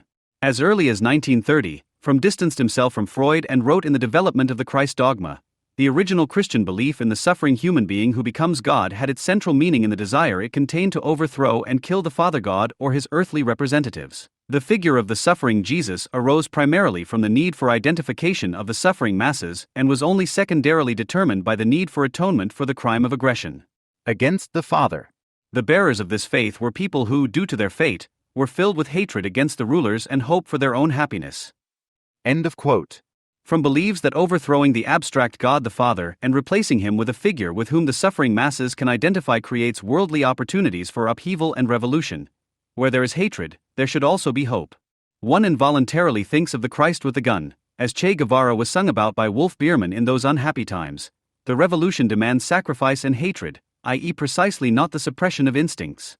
What was still painstakingly disguised here culminated in the following formulation by Fromm from Haben oder Sein, 1976, "The religious need is rooted in the conditions of existence of the human species." Lenin seems to have thought similarly, as the Bolsheviks' propaganda was directed against religion, but not against the base motives from which it promises salvation. People were now supposed to believe in the revolution, in communism. However, the motives of guilt and sacrifice, community and love, hatred and retribution not only remained the same, they were radicalized. Commandments directed at the individual in religion became collective prohibitions in Bolshevism. Whereas in the Christian religion there were still contradictions between aspiration and reality on many levels, which ultimately led to enlightenment and the dethroning of God, whereby the subject was elevated to the status of the provider of cultural achievement and the abstraction of the divine was transformed into profane positive law. Communism aimed to liberate the individual from external and internal barriers, in other words, a religious need that was imposed on the masses. As if Freud had anticipated this regression in thought, he turned against any positive definition of religion. Addressing his fictional opponent, with whom he discusses in The Future of an Illusion, he rejects humanism. Quote, I therefore contradict you when you go on to conclude that man cannot do without the consolation of religious illusion, that without it he would not be able to bear the gravity of life, the cruel reality. Yes, not the person to whom you have instilled the sweet or bittersweet poison from childhood, but the other person who was brought up sober? Perhaps the person who does not suffer from neurosis does not need intoxication to numb it. Certainly, man will then find himself in a difficult situation. He will have to admit to himself his helplessness, his insignificance in the world, no longer the center of creation, no longer the object of the tender care of a benevolent providence. He will be in the same position as the child who has left his father's house, where he was so warm and comfortable. But is it not true that infantilism is destined to be overcome? Man cannot remain a child forever, he must finally go out into hostile life. This may be called the education to reality. Need I tell you that the sole purpose of my writing is to draw attention to the necessity of this progress? End quote. At this point, the productive coldness that has always underpinned psychoanalytical enlightenment becomes palpable. Freud insists on the liberating aspect of the reality principle, on the necessity of symbolic patricide in order to survive in the world, to honor the dead father and to be able to take up his inheritance on his own merit. Religion is no consolation, it is poison, because it feeds the illusion that the psychological separation from the parents could be avoided. Like Fromm, the entire revised psychoanalysis has fallen behind the critique of Freud's anthropology by ontologizing the need itself. We have to deal with the consequences of this today, for example when it is claimed that a religious need can be recognized in today's Islam, without even considering the possibility of criticizing this need itself. The triumph of culturalism is nothing other than the triumph of ontology, which is cashing in on precisely what Freud insisted on, the conflictual nature of human development. What Freud describes as an illusion could also be described as an ideology, and Freud is not only talking about religion when he describes people's attempts to deny the inevitability of conflict as illusions. But he speaks of desires, not needs, and this is no accident. Desires are formations of the psychic apparatus. Needs, on the other hand, are either of a physical nature or arise from the denial of the desire. In the latter case, they are thus transformed and experienced as an almost physical urge, as an addiction. However, Freud is most frequently accused of scientism, an accusation that originally came from a Protestant pastor and was directed against Freud's criticism of religion. Habermas' formulation of the scientistic misunderstanding in psychoanalysis, which refers to the contradiction between the hermeneutics as which psychoanalysis is practiced and Freud's claim that psychoanalysis is a natural science, has, significantly, never been examined in the context in which it first appeared. Oskar Pfister, a reformed pastor from Switzerland, was one of the few who remained loyal to Freud after his break with Jung. Freud and Pfister argued amicably in letters and in person for over 30 years, from their first meeting in 1909 until Freud's death. Pfister wrote his rebuttal 1 year after Freud's book appeared, The Illusion of a Future, which appeared in the journal Imago. In it, Pfister, like Fromm and others, cannot initially refrain from accusing Freud of a lack of differentiation. What is well known today about the defenders of cultures?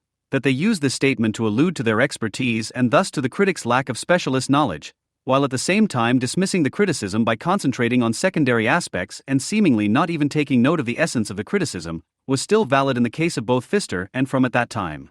For example, Fromm introduced his 1930 essay with the fundamental consideration of the relationship between social and individual psychology, which was to become significant for the research program of the Frankfurt Institute for Social Research. Thus Pfister himself came very close to what Habermas would later describe. However, Freud was no vulgar atheist in the mold of Richard Dawkins.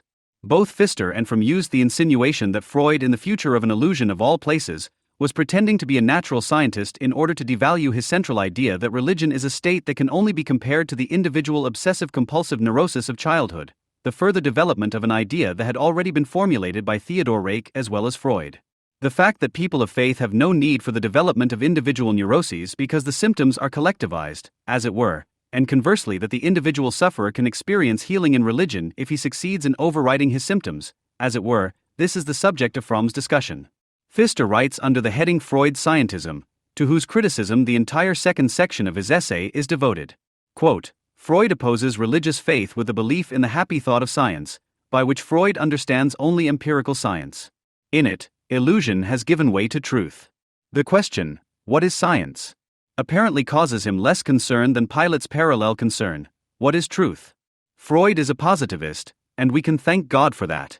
Without his concentrated dedication to the empirical, he would not have become the great trailblazer. It is to the credit of such a successful and ingenious pioneer that, at the very moment he is trying to strangle the religious illusion, he establishes the messianity of science without observing that the illusion is also spreading in this faith. End of quote. However, Freud does not do this, nor does he have a popular concept of science, as Pfister writes elsewhere. Rather, Freud insists on a concept of truth that arises from the organization of human perception. Freud writes at the end of his reflections, quote, an attempt has finally been made to devalue scientific endeavor radically by the consideration that, bound to the conditions of our own organization, it can yield nothing but subjective results, while the real nature of things apart from us remains inaccessible to it. In doing so, we ignore a few moments that are decisive for the conception of scientific work, that our organization, our mental apparatus, has been developed precisely in an effort to explore the outside world, that it must therefore have realized a degree of purposefulness in its structure, that it is itself a component of the world that we are supposed to explore, and that it does indeed permit such exploration.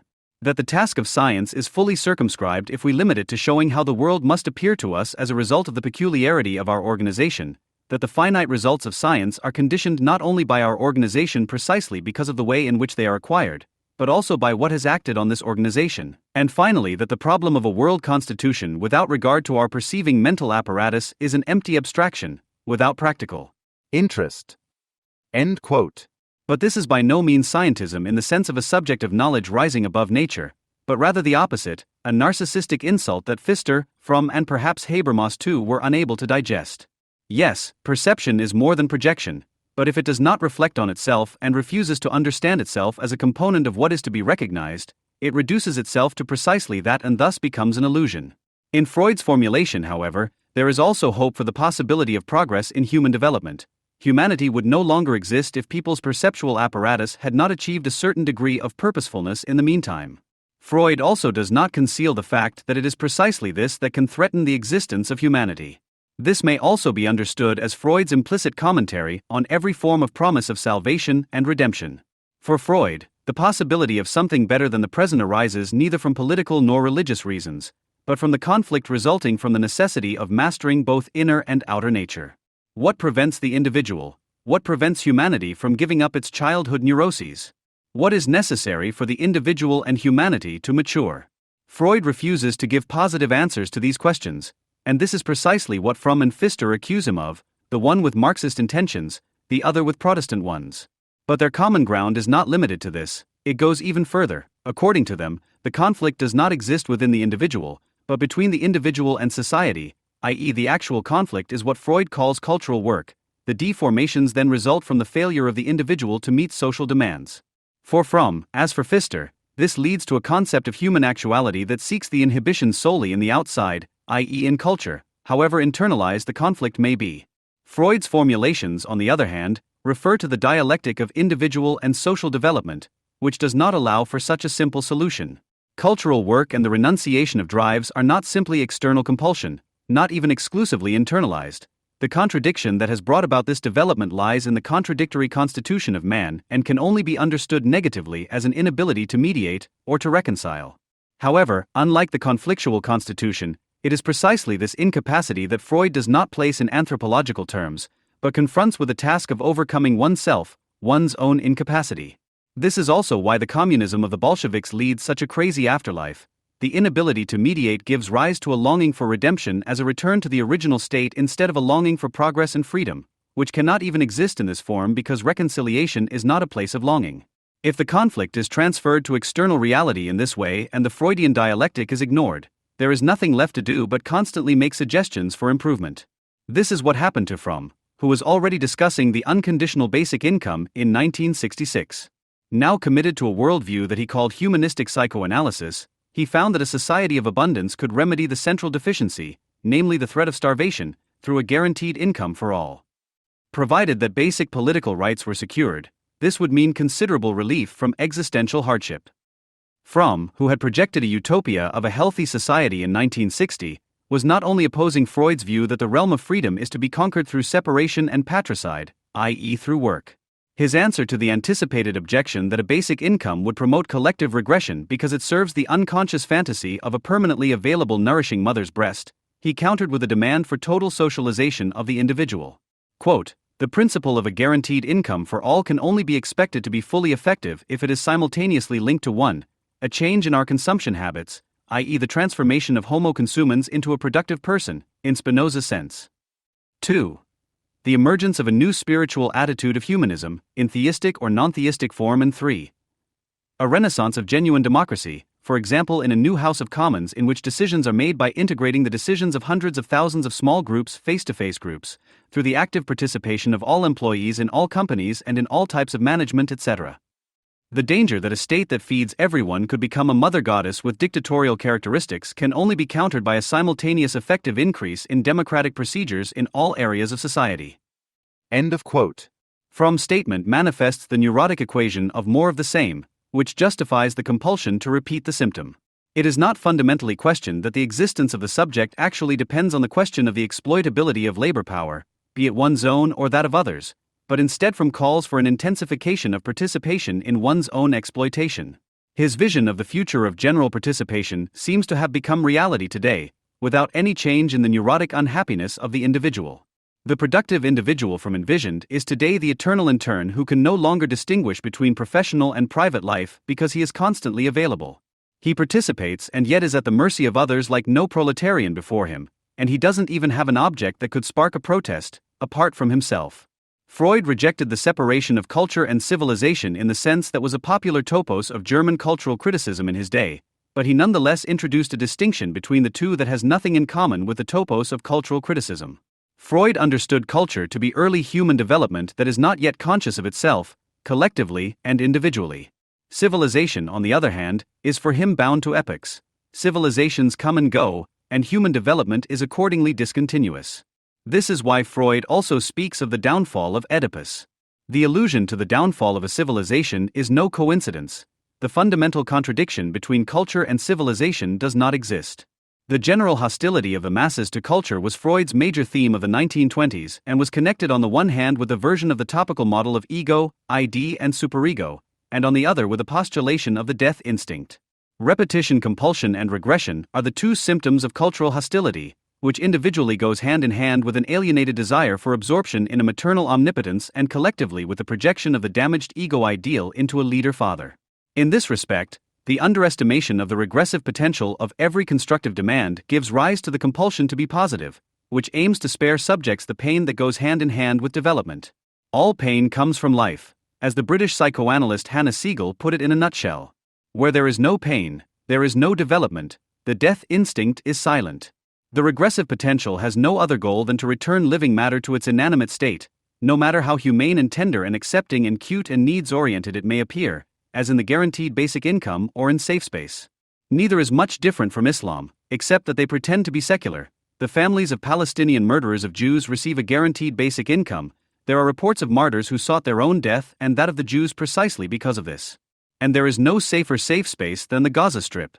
Freud was often criticized for not questioning domination, but for defending coercion. However, he understood coercion not only as external, but also as the result of internal conflicts that push for a solution. The erosion of bourgeois society allowed the illusion of an experiment that millions of people in the Soviet Union and China paid for with their lives.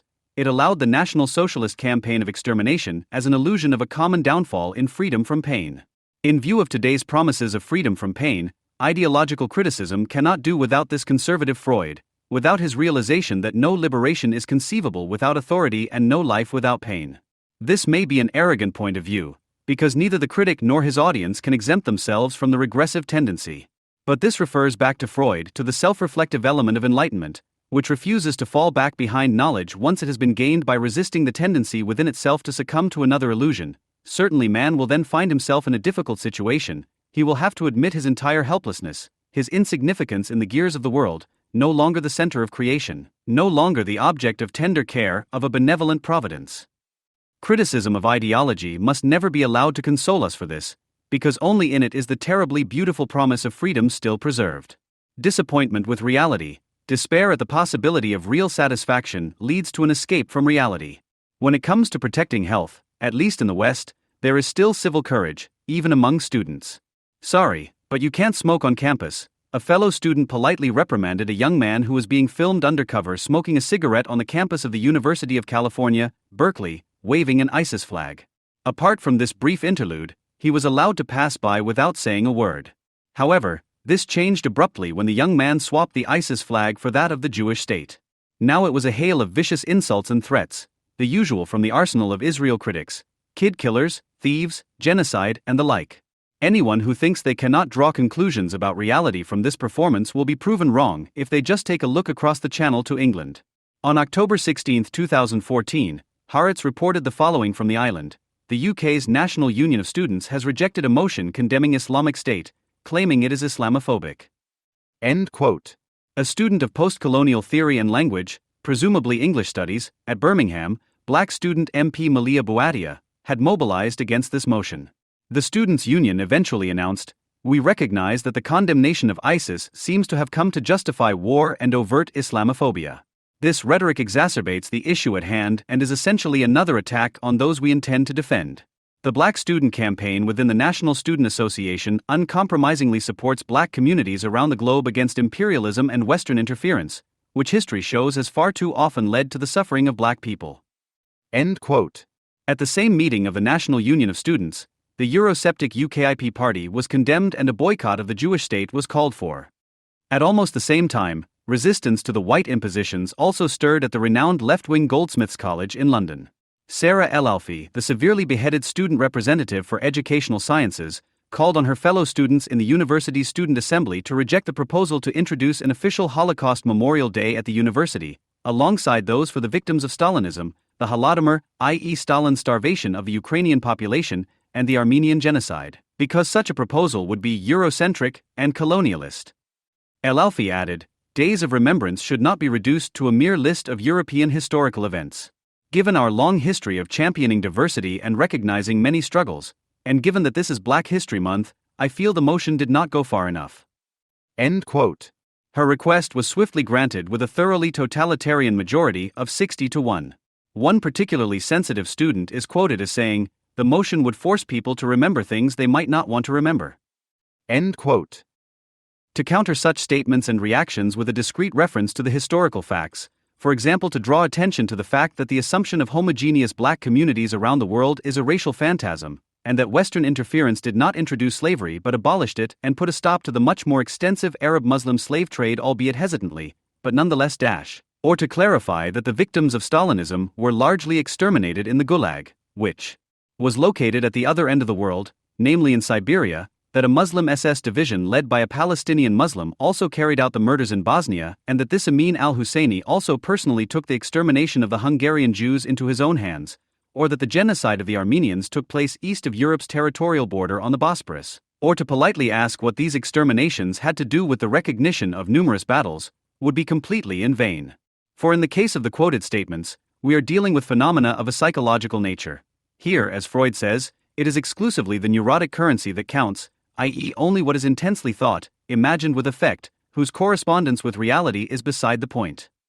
In the second part of his work Totem und Taboo, Totem and Taboo, which in the eyes of these postmodern students is certainly utterly condemnable because it is Eurocentric, which bears the subtitle Some Correspondences in the Mental Life of Savages and Neurotics, which the Austrian psychoanalyst Sama Mani has pointed out is entirely decentric because it is universal. Freud pursues the solution to the riddle of the taboo and makes the following assumption, which must be deeply offensive to any true Eurocentrist: we may suspect that the taboo of the savages of Polynesia is not after all so far removed from us as we at first wanted to believe, that the moral and ethical prohibitions which we ourselves obey may have in their essence a kinship with this primitive taboo, and that the elucidation of the taboo may be able to throw light on the dark origin of our own categorical imperative. End quote.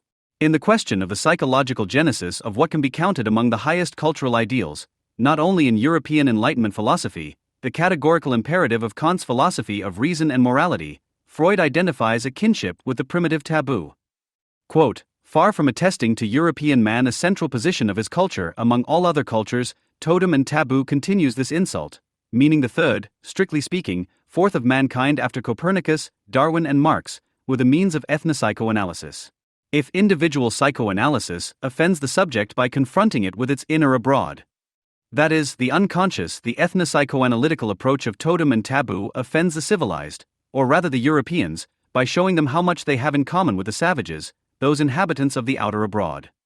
End quote.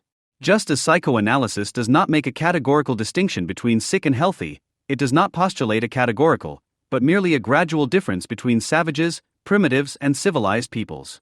And precisely because, in accordance with a latent historical optimism in totem and taboo, it adheres to the Enlightenment idea of one humanity and its one history, it also registers the hierarchical distance between these same civilized peoples and the inferior cultures. But, and this is also the self-reflective program of a dialectic of enlightenment before the decline of civilization, it is borne by a considerable skepticism regarding the power of resistance of these civilized peoples against the increasing hostility to culture, i.e. the mass psychological regressions, as they manifested themselves shortly after the publication of the text in the First World War, in the folkish mania of the Germans and the resulting annihilation, and currently in political Islam. Freud's talk of the possibility of a regression that always accompanies and possibly undermines the cultural process, according to which the individual as well as collective groups can relapse at any time to an earlier narcissistic state of development that has already been historically overcome and is characterized by magical wishful thinking, a fantastic misjudgment of reality, the omnipotence of thought, i.e. paranoia, necessarily always implies its counterconcept, that of progress. And thus what should be considered both individually as normal subject development or, if this is massively disturbed, as the goal of successful psychoanalytic therapy, as well as collectively for successful cultural development, the ability to critically reflect on oneself, to realistically judge, love and work, in short, the re-establishment of maturity and autonomy. Quote, psychoanalysis, like common sense or philosophy from Plato and Aristotle to Diderot, assumes that the adult human being has internalized a multitude of external constraints that form an integral part of their psyche. From the psychoanalytic perspective, the adult human being has given up his fantasies of omnipotence, has accepted that words do not mean what he wants them to mean, has recognized that there are other people whose wishes are usually contrary to his own, etc. End quote. What makes psychoanalysis an impossible profession, alongside politics and education is, as Cornelius Castoriadis goes on to explain in this context, due to the fact that those working in these fields always have to assume or make use of an autonomy that does not, yet, exist. The purpose of Freud's parallelization and translation of ontogenesis and phylogenesis is to demonstrate how precarious both social progress, such as the mediation of domination through law, and individual maturation processes towards a desired strengthening or maturation of the ego have remained to date and must remain so in view of the superiority of objective social conditions, to which the individual is rather helpless and unprotected, at best merely functionally attached as a container of labor. See, for example, Theodore W. Adorno's comments. First of all, it is quite sufficient for me to state for the concept of freedom, I mean political freedom, not freedom of the will, that free is a state in which I do not have to assume, when the bell rings at 6:30 in the morning, that either the Gestapo or the GPU or another similar institution can take me away without me being able to assert the right of habeas corpus against it. End quote. If one does not share Freud's ontology of the false state, his ahistorical, functional concept of bourgeois society, in which partial and general interest are assumed to be already reconciled, which is why he also unapologetically assumes an acting collective subject of the genus, it is nevertheless necessary to turn the critical insights of psychoanalysis and the potencies that it also exhibits in Freud against some of its author's limitations, which critical theory, especially in Adorno and Marcuse, then also did. Freud summarizes the relationship between culture and social organization as follows. Human culture rests on two pillars. One is the mastery of the forces of nature, the other is the restraint of our drives. Shackled slaves carry the throne of the mistress. Woe betide them if they were freed, the throne would be overturned, the mistress trampled underfoot. Society knows this and does not want it to be spoken of. But why not? What harm could the discussion do? After all, psychoanalysis has never advocated the unleashing of our harmful instincts. On the contrary, it has warned us and advised us to do better. But society does not want to hear anything about uncovering these conditions because it has a guilty conscience in more than one direction. Firstly, it has established a high ideal of morality. Morality is a restriction of the instinct, the fulfillment of which it demands from all its members, and does not care how difficult this obedience may be for the individual. However, it is also not so rich or so well organized that it can compensate the individual accordingly for the extent to which he or she renounces his or her drives. It is therefore up to the individual to decide how he can obtain sufficient compensation for the sacrifice imposed on him in order to maintain his mental balance. On the whole, however, he is forced to live above his station, while his unsatisfied instinctual demands make him feel the demands of culture as a constant pressure. Society thus maintains a state of cultural hypocrisy, which must be accompanied by a feeling of insecurity and a need to protect the undeniable instability by prohibiting criticism and discussion. Psychoanalysis reveals the weaknesses of this system and advises changing it. It proposes that the severity of drive repression should be relaxed and more space given to truthfulness. As a result of this criticism, psychoanalysis has been perceived as anti-cultural and banned as a social danger. This resistance cannot last forever. In the long run, no human institution can escape the influence of justified critical insight. End quote. However, if some people in the West today are increasingly displaying a holy shyness Freud's translation of the Polynesian word taboo, in commemorating the Holocaust, while at the same time remaining silent about the barbarism of those who are preparing to repeat it, or, like gender professor Antje Lon Hornscheid from the HU in Berlin, who confuses magical thinking with science, do not want to be addressed as a man or a woman, but as a revered profs, then these bizarre phenomena, together with the theories that underpin them, should be understood against the background of Freud's dynamic insights as a classic case of an infantile emotional ambivalence underlying taboos and compulsive actions. For what is obvious about these I make the world as I like it infantilisms is that a primitive avoidance behavior is at work here that bears all the traits of magical thinking, as it consequently replaces natural laws with psychological ones. And it does so insofar as the refusal to even speak of real facts reveals the main and core prohibition in neurosis, which, as with the taboo, also encompasses touch, from which its name Berührungsangst, desire to toucher, is derived. Freud points out that the meaning of this fear of touching can also take on the meaning of transferred speech, in the sense of coming into contact. For this reason, thought touch is perhorrist, as is immediate physical contact. Like small children who believe they are hiding if they just cover their eyes, the obsessive British students or the German feminist language fighters believe they are contributing to the fight against evil, in their eyes against the West or heteronormativity, by refraining from certain speech acts, as if facts, historical truth, or even biological sex only came into the world when they were named. So if it is true what Freud says, that it is obvious to relate the overestimations and overestimations of psychic actions in neurotics and primitives to narcissism and to regard them as an essential part of narcissism, so that we may see in the proof of the omnipotence of thought in the primitives a testimony to narcissism, then we can dare to attempt to compare the stages of development of the human worldview with the stages of the libidinal development of the individual.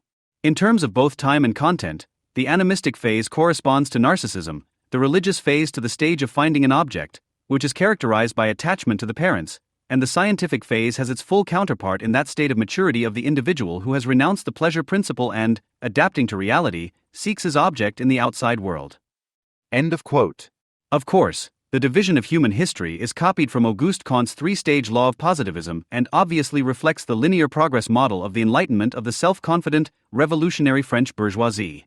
But unlike positivism, Freud knows that the earlier stages have not been overcome once and for all, but retain an ever-present virtuality, with the familiar catastrophic consequences. In times of the fantastic fall of positivism, it would therefore first be important to save the consciousness-independent, real external or object world from the illusionary wishful fantasies of collectively regressing narcissists. Otto Fenichel once pointed out that this critical reference to reality in psychoanalytical science can also have exuberant traits. Quote, "We, neither panicky infants and schizophrenics nor animistic occultists and mystical enthusiasts, we logicians, we have created the new criterion of BW. Reality testing in a hard struggle. And so that suffering does not crush us in a renunciation of pleasure conditioned by this criterion, a high reward for this original renunciation of pleasure, a new ethic that sets no other task than that, to decide on reality or non-reality only according to insight, and as such, to remain with what has been recognized for as long as the reasons that led to the recognition persist, but also to always be ready to criticize all reasons anew. It is this new virtue, this virtue of the adult and of the overcomer of all pure pleasure principle, which according to Nietzsche is the youngest of all virtues, which is called honesty. Perhaps, bearing this in mind, one will realize that he who carries understanding everywhere he allows himself to be carried is not fleeing from the disparate of understanding, but perhaps struggles for it more ardently and more truly than he who unquestionably and recklessly believes his intuition. That consideration is not always sobriety, but sometimes a deeper intoxication than the all-too-cheap one experienced by the thoughtless on the mountain top. That the experience of logical thinking is no more unholy than that of a lyrical poem, so that I want to conclude by varying a word of Beer Hoffmann's about the longing for God, and closer to his throne is my hatred than all the love of his cherubim. End of quote. Max Horkheimer is of a very similar opinion in this regard when he writes in his essay on the problem of truth in the Zeitschrift für Sozialforschung 4/1935, the direction and outcome of historical struggles depends to a large extent on the decisiveness with which people draw consequences from their findings, on the open-mindedness with which they adapt and refine their theories to reality. In short, on the uncompromising application of the insight recognized as true. It is not history that corrects and further defines the truth, so that the cognizing subject need only look on, aware that even its differentiated truth, which contains the others in a suspended form, is not the whole, but the truth is driven forward by the people who have it, who stand by it unbendingly, apply and enforce it, act in accordance with it, bring it to power against all resistance from backward, limited, one-sided standpoints. The process of cognition includes real historical will and action just as much as experience and understanding. The latter cannot advance at all without the former. Nietzsche said that a great truth wants to be criticized, not worshipped. This applies to truth in general. He could have added that criticism involves not only the negative skeptical moment, but just as much the inner independence, i.e., the desired maturity or autonomy that Freudian psychoanalysis has in mind, of not dropping what is true, but remaining firm in its application, even though it may once pass away. The process of cognition involves not only intelligence but also character in the individual, and not only adaptation to changing reality in a group, but the strength to assert its own views and ideas. End of quote. The mature materialistic moment, according to which science only begins when one has realized that one does not know the world and must therefore search for ways to get to know it, that one must therefore search for real, non-imagined causalities in the natural sciences, historical sciences, medicine, psychology or sociology, in order to at best form a critical concept of the individual and society, in order to find ways to abolish or at least minimize perennial suffering, is increasingly coming under fire from a postmodern counter-enlightenment, a social deconstruction and destruction of science with dire consequences. First and foremost for the post-colonial subalterns, for whose alleged rescue from the imperialist and Eurocentric West the whole obscurantist mumbo-jumbo was invented in the first place. In an article for the Marxist U.S. Journal Monthly Review in 1997, Mirananda worked out how the ideologisms of Western, postmodern, social constructivist anti-science have a global impact, but in this specific example are taken up by so-called neo-Gandhian indigenous science movements, which are recruited from the Hindu nationalists of the BJP. Bharatiya Janata Party is an Indian Hindu nationalist party and currently forms the government. These are, on the object side, the existence of a mind-independent world that has recognizable qualities, structures and causalities for the human mind, and on the subject side, the capacity of one indivisible reason that is equally available to all people. The latter pit asserted cultural peculiarities against efforts to provide rational education in rural areas and urban slums in India through the people's science movements.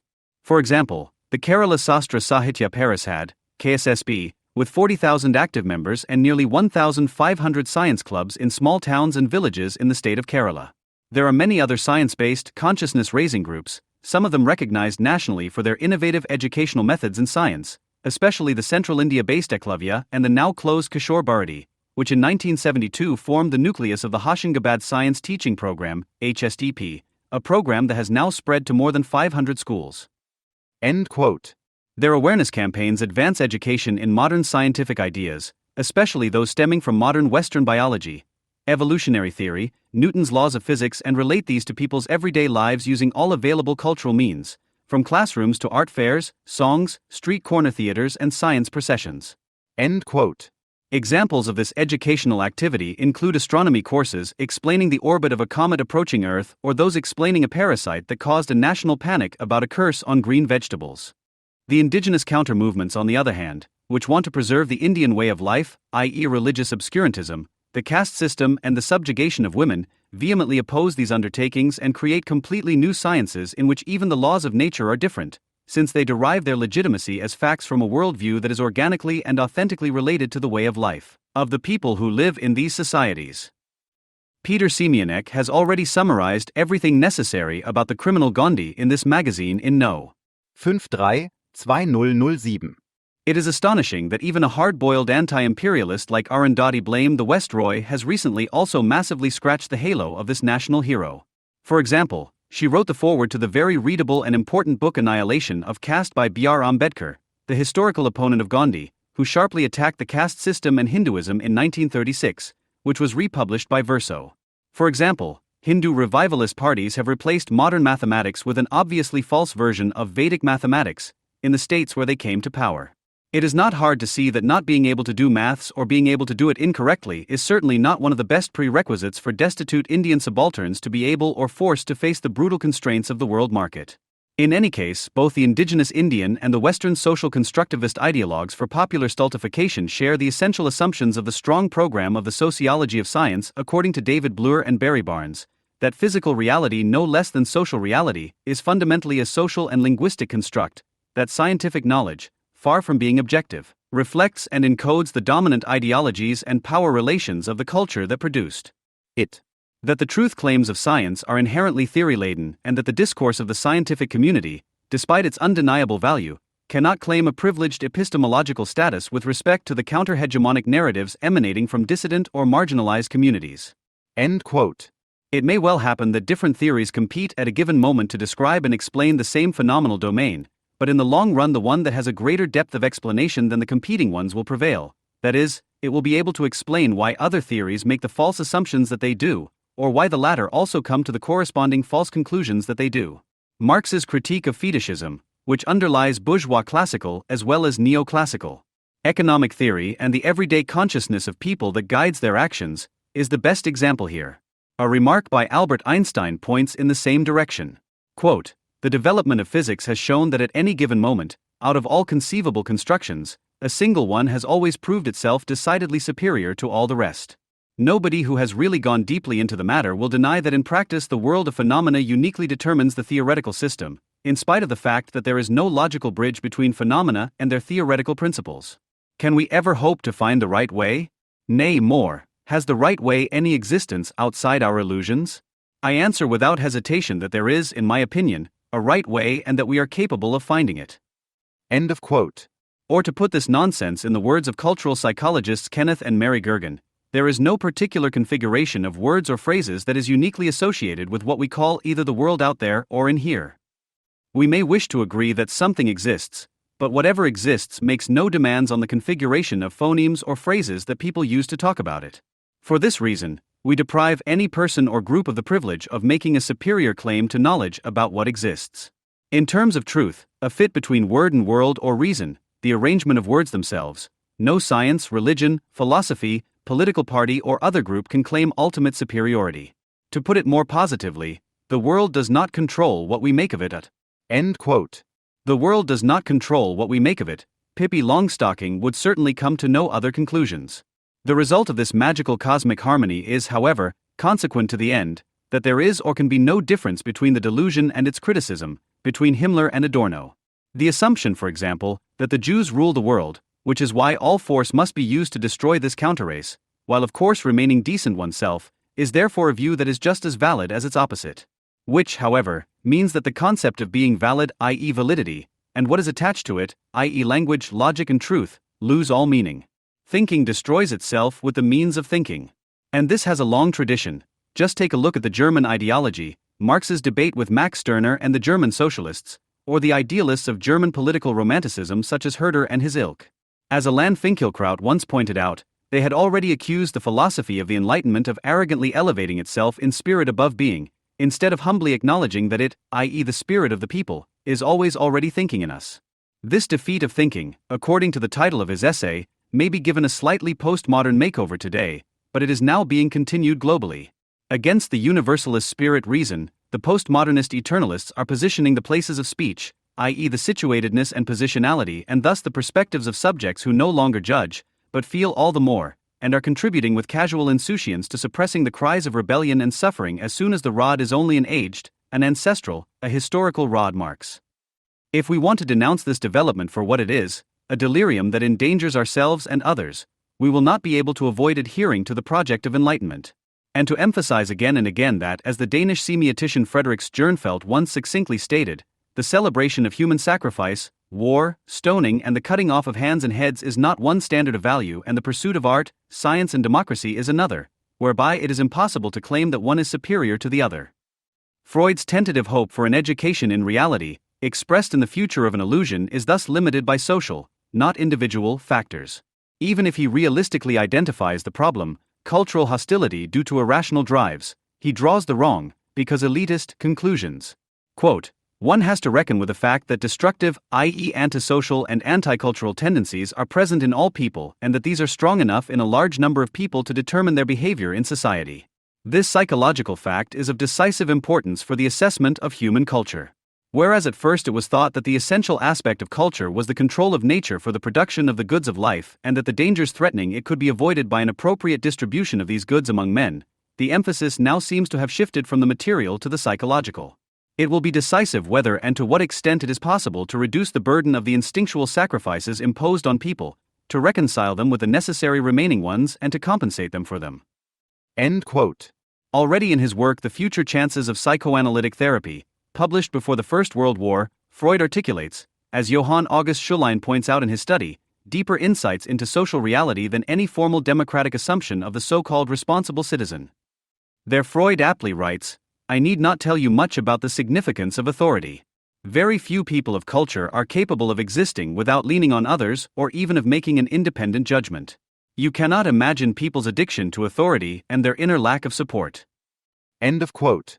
Later, in The Future of an Illusion, he expresses himself with regard to the fate of humanity, whether and to what extent it is possible to reduce the burden of the instinctual sacrifices imposed on people, to reconcile them with those that remain and to compensate for them, as follows, only through the influence of exemplary individuals, whom they meaning the masses recognize as their leaders, can they be induced to perform the work and make the renunciations on which the existence of culture depends. End of quote. Freud thus moves in the vicious circle of a self-created antinomy, for how is it to be possible to reduce the culture-hostile majority of today to a minority, if the remedy against it was also the cause of the hostility to culture from the outset, i.e. the devil is to be cast out with Beelzebub?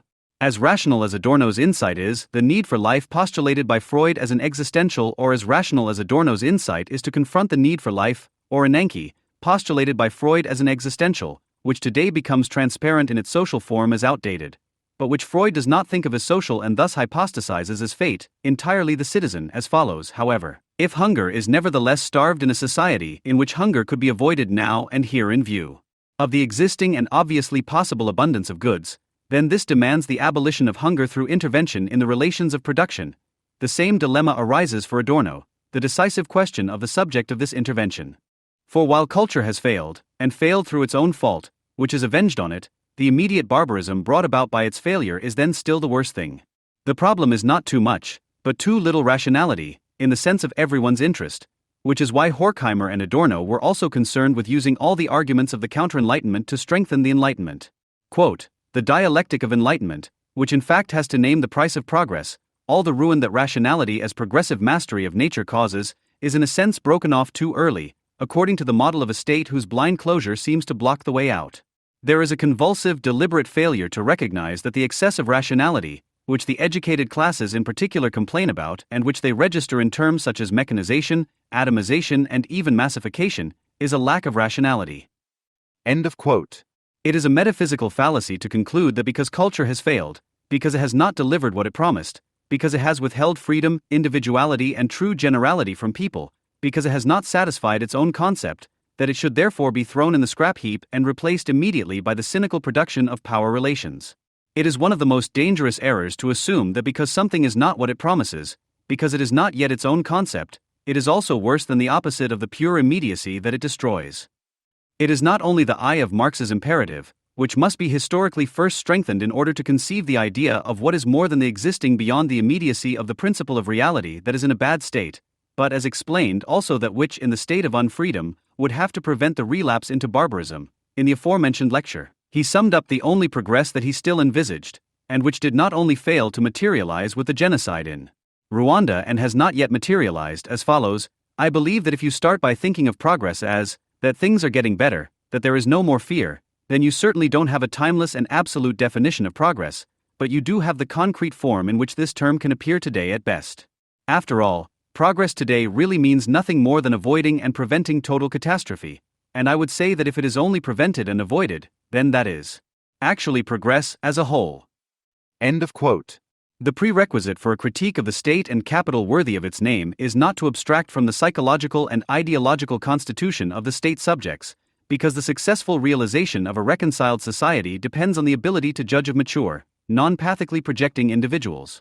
Above all, this maturity includes taking stock of the real situation without illusions and rejecting hallucinatory wishful thinking and ideas of omnipotence. The fact that these sober, self-reflective qualities were historically gained from the male bourgeois individual of the Enlightenment does not speak against these qualities, as a fantastic critique of privilege and the Enlightenment of degenerate discourse rags would have it, but merely against their social particularization. In essence, this would be the connection and contradiction between genesis and validity. What is commonly called postmodernism is an attitude towards the world that sees it exclusively in terms of narratives. Science, culture, or politics consist entirely of linguistic operations that attempt to enforce political master narratives in configurations of power and counterpower. This is as true for any body politic racism that asserts superior and inferior races as it is for scientific models of the universe. Everything is endless relativity, in which each utterance stands alongside the other, and ostensibly nothing exists outside this continuum against which one could judge the appropriateness, meaning, and significance of any utterance. There is no utterance, no sign, and no political form that does not appear in some way as a game centered around power, in which there are seemingly paradoxical, but in reality logically consistent absolutes. Everything is politics and is characterized by a power that produces oppressors and the oppressed as subjects. The fact that the self-descriptions of those who see themselves as oppressed or as subjectivized by colonialism and imperialism in this sense also represent mere narratives, which in themselves have just as little interpretative sovereignty as the whites whose alleged or actual interpretative sovereignty is being fought against. This relativity is the logical consequence of the basic assumptions, which are theoretically eliminated by decree, practically again by mere power. In a document published by the University of California, Los Angeles, UCLA, as a guideline for diversity and faculty development, certain statements and phrases are identified as microaggressions that could disrupt coexistence on campus and are marked as only brought utterances. Microaggressions are comments, stupid questions, and statements that do not have to be meant as immediate aggression, but serve to qualify someone as different or not belonging. In addition to perfectly reasonable and understandable examples that can be interpreted as racist and sexist sentences in an appropriate context, there is a whole series of simply stupid insinuations that betray a counter-Enlightenment spirit that we thought we had long since overcome. The statement "there is only one, the human race," for example, is qualified as racist by this school of thought because it is seen as denying the significance of a person of color's racial/ethnic experience and history, or as denying the individual as a racial/cultural being. In U.S. campus cultures, a whole series of safe spaces and trigger warnings have formed in order to put a stop to the microaggression that all people are part of a common species. It may seem trivial to mention this, but the difference between human race and race in the sense of people as racial/cultural beings is one of the whole, insofar as the former represents the abstraction of those determinations that are affirmed with the concept of racial/ethnic experience and history. The fact that this abstraction and the generality it creates itself remains deficient and particular, because it treats natural biological determinations on the one hand and social determinations on the other indiscriminately as the basis of nature, from which it abstracts but which it leaves untouched, is the fundamental problem of bourgeois universalism and the starting point for subjecting the concrete form of the economically, politically, legally litigating abstraction to criticism. Critical whiteness undertakes nothing other than to position this natural basis against this very abstraction in precisely the same undifferentiated way in which it appears as the antithesis of bourgeois abstraction. The supposedly concrete, living human being is to be mobilized theoretically and practically against the abstract and bloodless one. In the view of critical whiteness, people are therefore racial/cultural beings. The horizontal line means both, implying the equal status of physical and cultural innate and acquired characteristics, which in the idea of a racial experience and history merge blurrily into one another. Such an indiscriminate intertwining of skin color and social behavior is usually, and rightly, ostracized across the board as racist. Only in the context of critical whiteness is it warmed up again with a clear conscience. Gestures of self-accusation and rebellion based on a simple, not to say unbelievably primitive dichotomous view of the world ensure the good conscience of those involved and acceptance by others.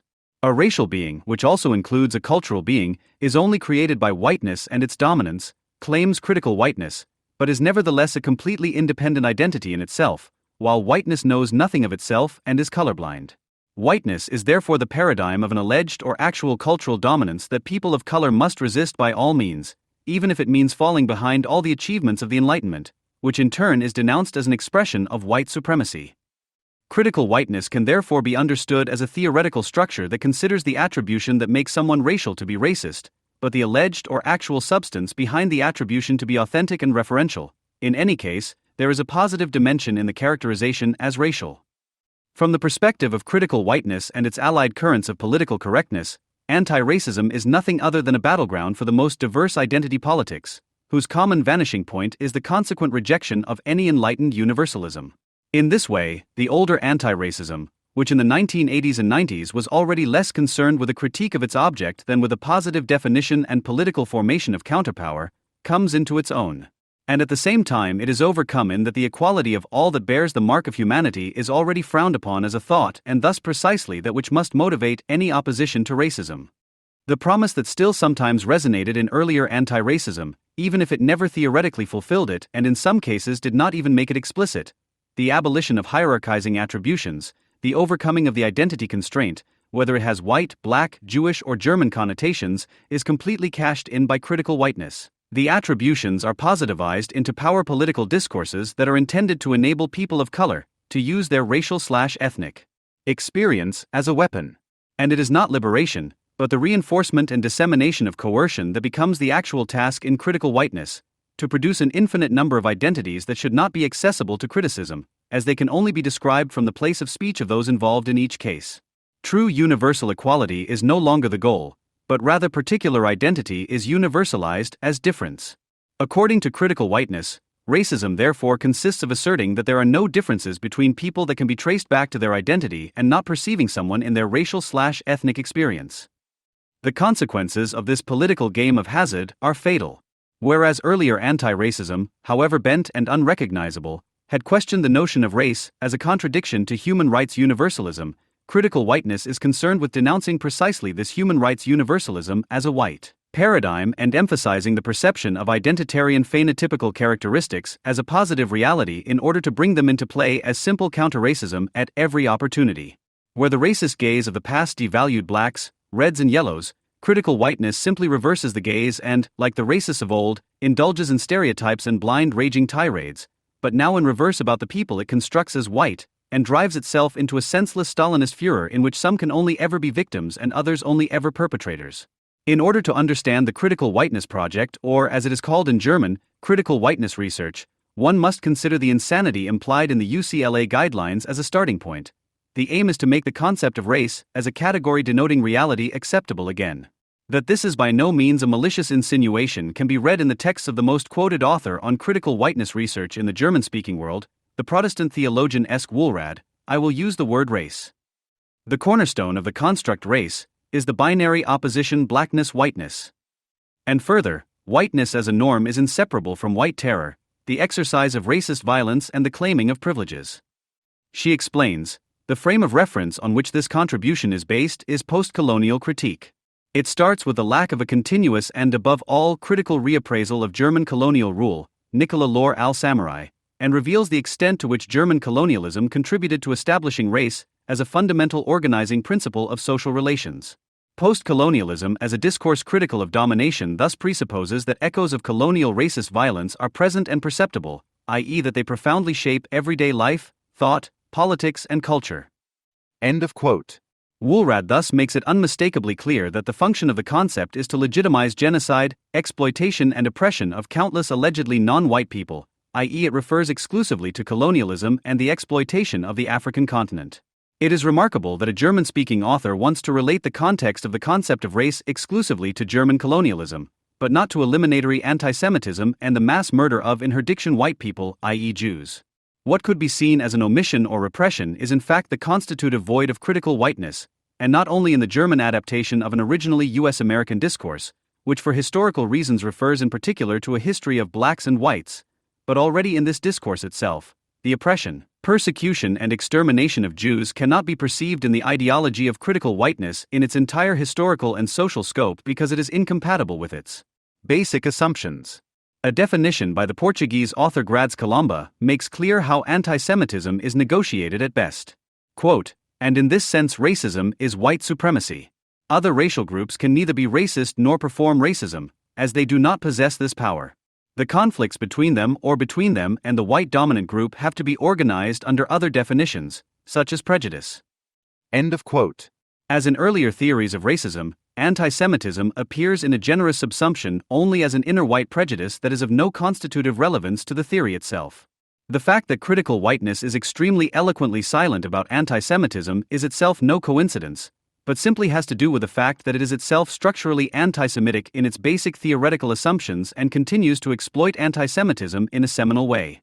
So-called whiteness, which the whole theory revolves around combating, does not appear in it as a particular identity that has become a dominant culture for historical reasons, but is the representation of the universal in itself. Just as the Jews appear in the anti-Semitic projection as transhistorical, rootless antagonists of any particular identity, whiteness is the purely negative, disintegrating, domineering principle par excellence, a principle that itself has no substantive qualities of its own, but can only be realized as universal through the constructions of the other, i.e., through their oppression and exploitation. In other words, the construction of whiteness that the theory undertakes is structurally similar to the Jewish world conspiracy, even if the Jews are not mentioned by name. What is usually neatly omitted in theory is made up for in practical agitation. Here, critical whiteness activists do not show the slightest inhibition when it comes to drawing practical consequences from the structurally anti-Semitic way of thinking of their approach. In the political correctness circles of U.S. American campus unculture, critical whiteness has long been associated with rabid anti-Zionism, and radical left-wing and critically minded spirits willingly join forces with Islamists, who for their part are only too happy to join the ranks of the global left as the oppressed and subaltern. The fact that the representatives of critical whiteness are now so eager to rehabilitate the concept of race is an unmistakable sign that they are in the process of consciously appropriating their fraternization with current and prospective mass murderers against the Jews and their state. For the time being, it is said that the racial turn pursues critical intentions. Quote, in order to make the term race usable as a critical category of analysis without perpetuating biologistic racial constructions, Susan Arend, following Shankar Raman, proposes a deconstructive movement, which she calls the racial turn. By this she means a double movement away from race and towards race. The different spellings quotation marks for the biologistic category and italics for the critical category of knowledge and analysis illustrate the two levels on which the racial turn operates. End quote. Such a postmodern pseudo-hermeneutic, which on the one hand describes a universal immutability to whiteness, but on the other hand believes that a word like race can be reprogrammed discursively without any problems by using different spellings, is either naive or criminal, or both together.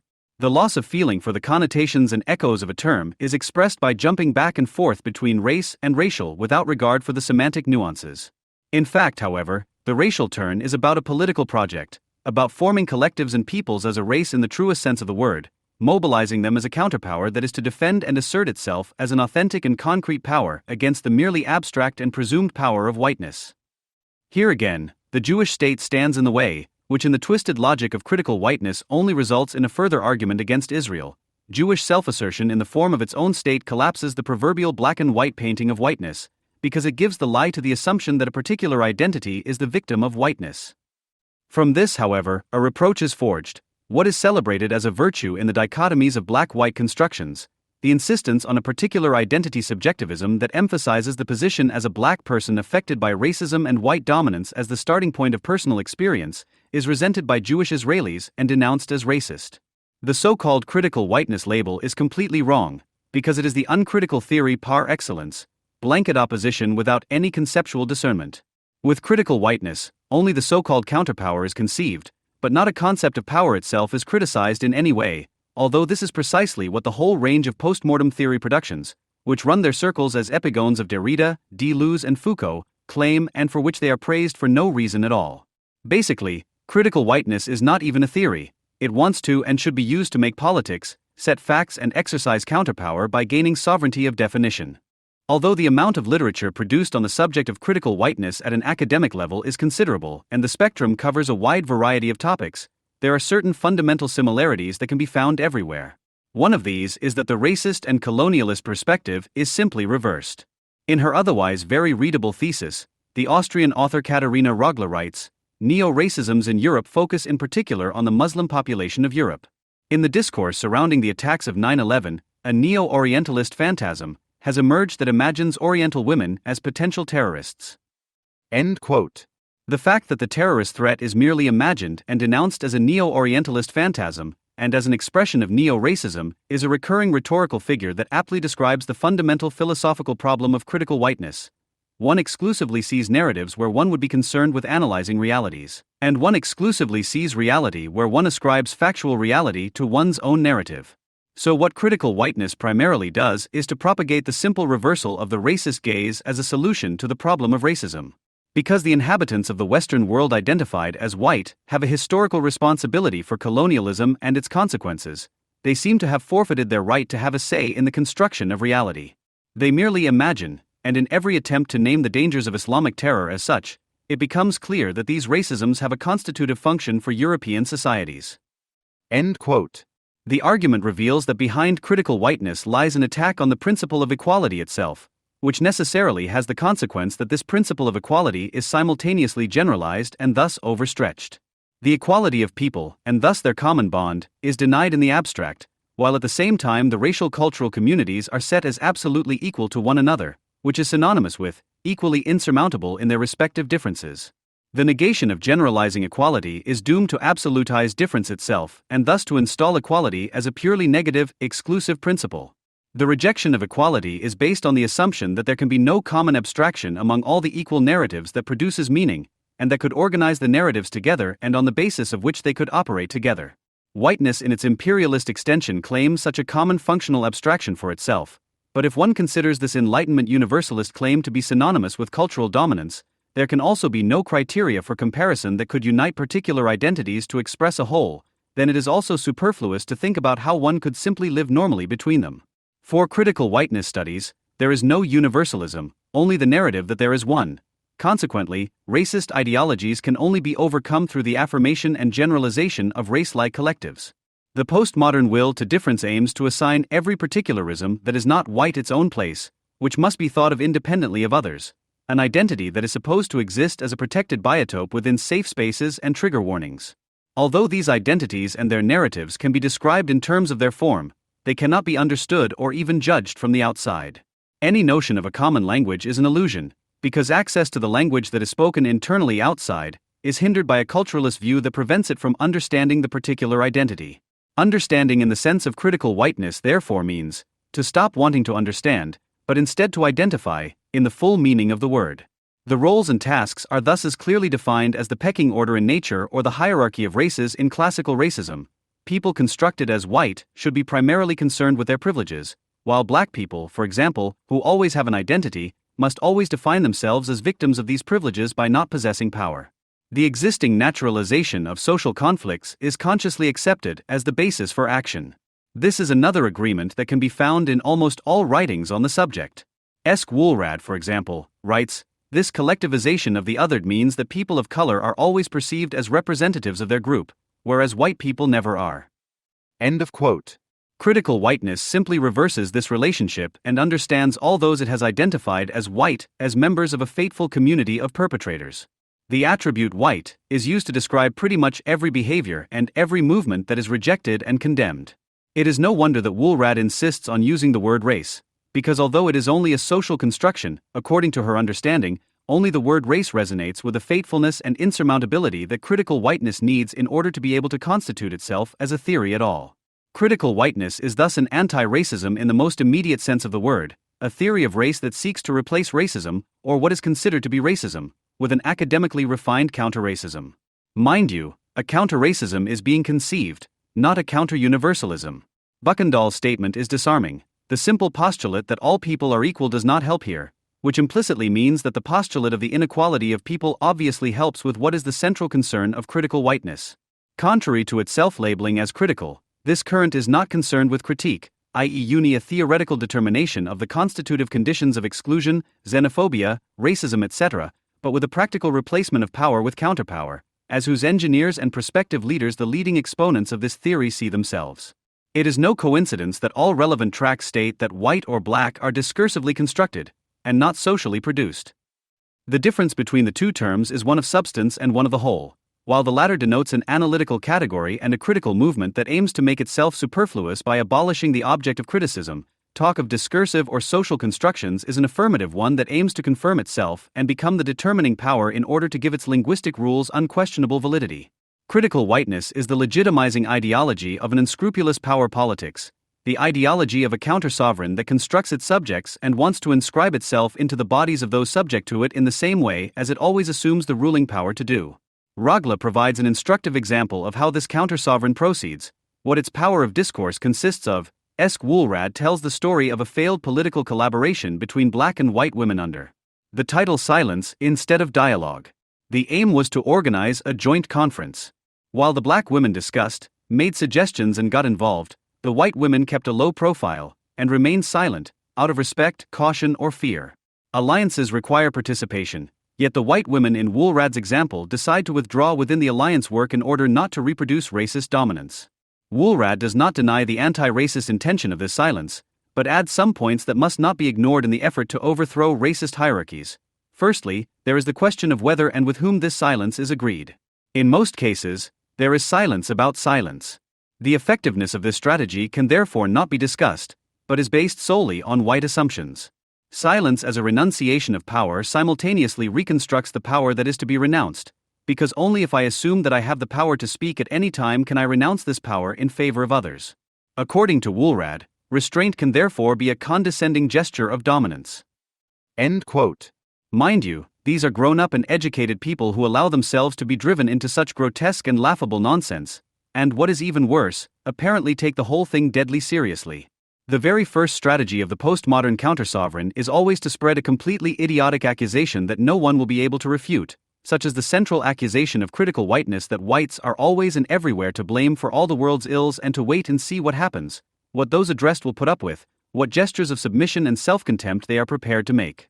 And if they then show it, you go further and drive them even further into a corner by telling them, for example, that silence is also a gesture of dominance that reveals their hidden privileges all the more. Quote, listening is necessary, but if inputs are not taken up and listening remains purely passive, Woolrad speaks of exploiting black resources. End quote. And continues until those addressed have made the hopelessness imposed on them their own and writhe in contrition. Rogla writes, how can I, as a white student, write about whiteness? All the attempts I make not to overlook anyone with my work, to be aware of my white position, to reflect on it, can with good reason be accused of being attempts at moral self-exoneration. No matter how hard I try to question my whiteness, try to be aware of my privileges and to shed or share them, all these attempts always take place from a privileged point of view. End quote. Nietzsche's APT remark comes to mind, he who despises himself still respects himself as a despiser. What Rogla does not come back to is that it is not a matter of her personal inability if she can never do justice to the question, but that the question is posed in such a way that those addressed experience the impossibility of answering it as a personal failure.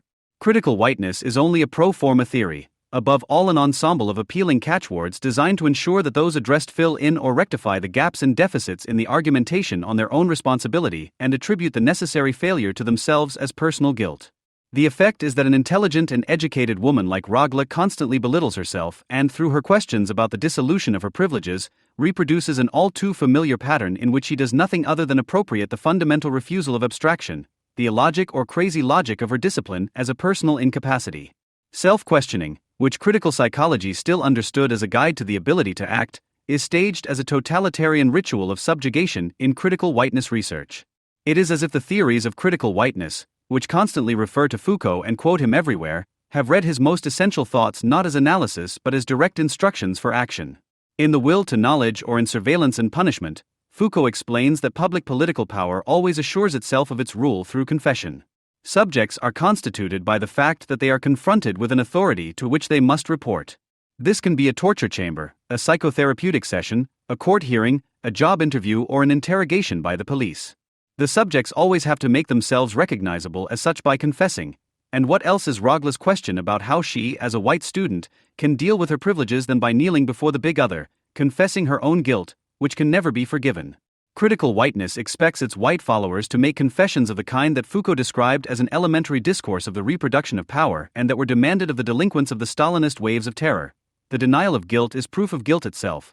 By confessing one's sins, one agrees to one's own subjugation to the subject description of whiteness. Critical whiteness can only be realized as a Stalinist confession regime in which the counterpower monitors compliance with a norm by means of block guards and punishes deviant behavior, as happened at the No Border camp in Cologne in 2012, which was also criticized by supporters of the theory and, as the author Kien Gi Ha writes, cannot be dismissed as white slander, which, however, in no way led to the theory being overturned, but rather to the assaults being blamed on extremist elements. In other words, to privatize them as personal failures. So that everything remains the same, whiteness is a social, i.e., a construction, inscribed by the postmodern counterpower in those subjected to it, which appears immediately as a natural, physical, and psychologically insurmountable fact. Whites are not equals whose opinion is in demand, but privileged people in the mode of eternal guilt.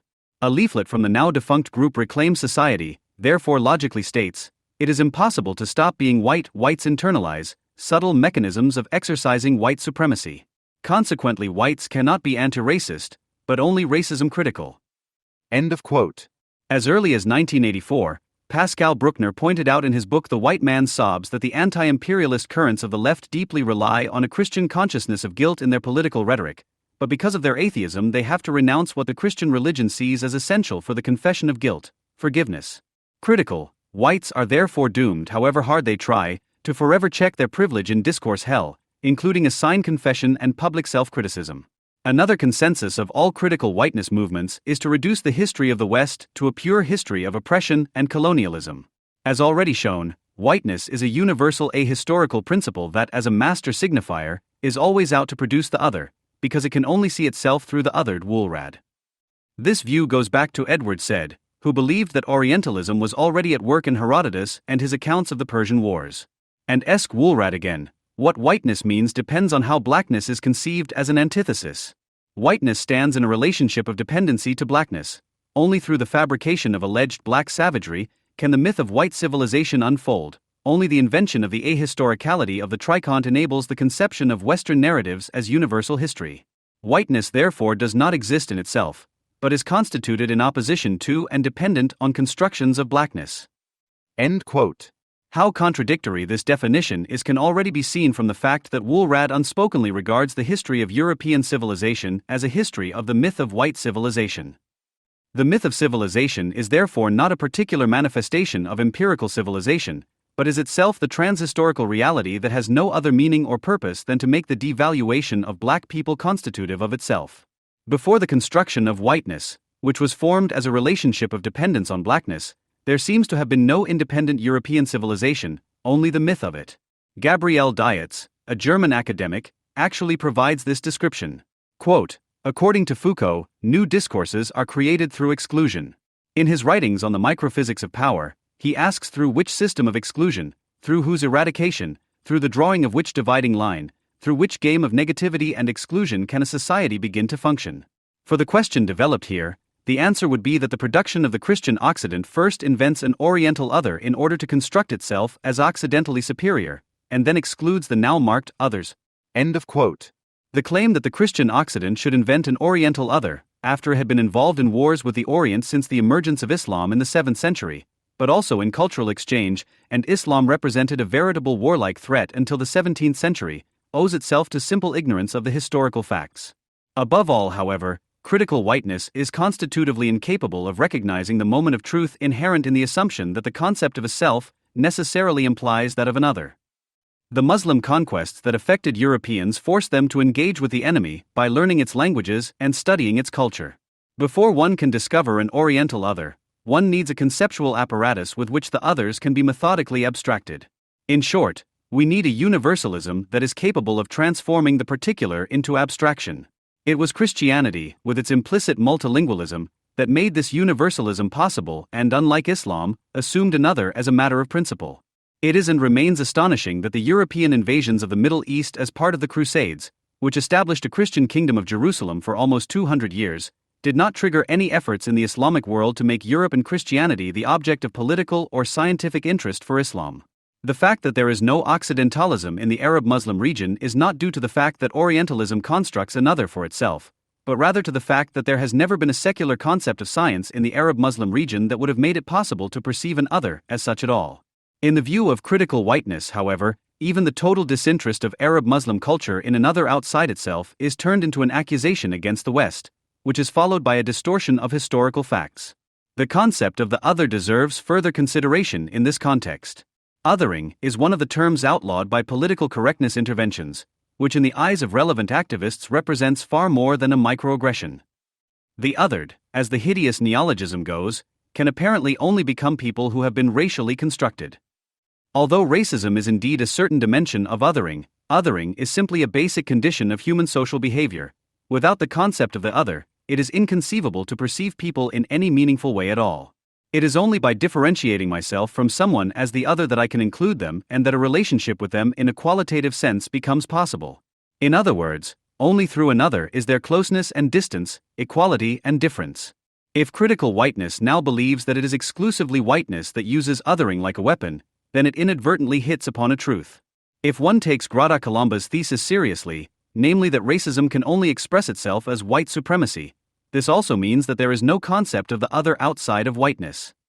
The other racial groups therefore not only lack power, they also have no conceptual categorization models with which the whites themselves can be understood as others. In a non-European context, as critical whiteness studies actually seems to want to say, there is no other that can be operationally rationalized as such. The hostile characterization of whiteness as a universal principle of exclusion thus corresponds to a truth that critical whiteness does not want to acknowledge and against which it desperately fights. In fact, Western knowledge productions can only be questioned by other Western knowledge productions. There is simply no Occidentalism that could achieve this from the black or subaltern side, as is involuntarily acknowledged in the relevant publications. Quote, with reference to Foucault's discourse and power analyses, Derrida's concept of difference and Deleuze's concept of heterogeneity, hegemonic Western knowledge productions and essentialist identity categories are called into question. End quote. There is no doubt that Foucault, Derrida and Deleuze are part of Western knowledge production, and there is no doubt that so-called postmodernism and its offshoot critical whiteness are too. And that is why the West and its universities are the only place where gender and post-colonial studies as well as critical whiteness have been able to establish themselves sustainably with well-funded chairs and not in Moscow or Tehran. It is, if you like, the dialectic of any counter-enlightenment, one of whose virulent manifestations is critical whiteness, that it cannot help but operate on the basis and with the means of the reason that it rejects in its entirety and promises to return to. It confirms that reason is neither Western nor Eastern, but universal. And therefore what it does in practice can never be a restoration of an authentic identity unscathed by Western encroachment, but only the actualization and disengagement of the unreasonable, regressive traits that are also inherent in dominant Western reason. Critical whiteness and the currents associated with it are themselves the product of a reason that turns into absurdity and are ready and willing to carry out this reversal at any cost. Everything that they condemn about the West and prevailing reason is what it urges them to do. Quote, discourses, i.e. the accumulation of knowledge and its application, produce the Orient manufacture it. Whereby this discursive product consists in particular of projections, lies and myths and does not correspond to any exact reality. This discursive construct of the Enlightenment arose from a desire for order, the urge to be able to explain everything and the attempt to consolidate and strengthen power relations.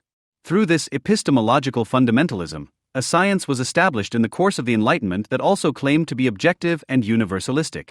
Stuart Hall shows that this epistemological delusion of the Enlightenment has led to today's sciences and ways of thinking being based on dichotomies, categorizations and evaluations. It manifests that the Enlightenment consisted of fantasies, classical knowledge from antiquity and the Middle Ages, religious sources, mythology and partly fictitious travelogues. This served to inscribe a world order, meaningfulness and structure. End of quote.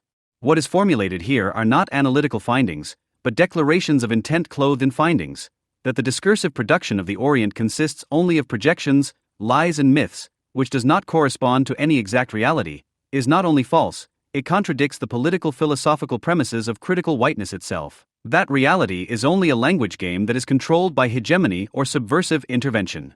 Above all, it becomes clear that post-colonial theories cannot even imagine that their enemy image is capable of anything other than projections, lies and myths, for the simple reason that their representatives are prepared to engage in any myth-making, any lies and unrestrained projection if it is politically opportune. The very accusation of lying indicates the illogicality and opportunism of the theory. It assumes that there must be an objective truth that is empirically comprehensible. Although objective truth is otherwise condemned as Western presumption, and an exact reality outside of discourses is flatly denied, it comes back into play where it is politically useful. What critical whiteness thus undertakes is to practically reduce the Enlightenment to what it always was and is, but never unbroken, i.e. it carries out this reduction in the conception of its own theory.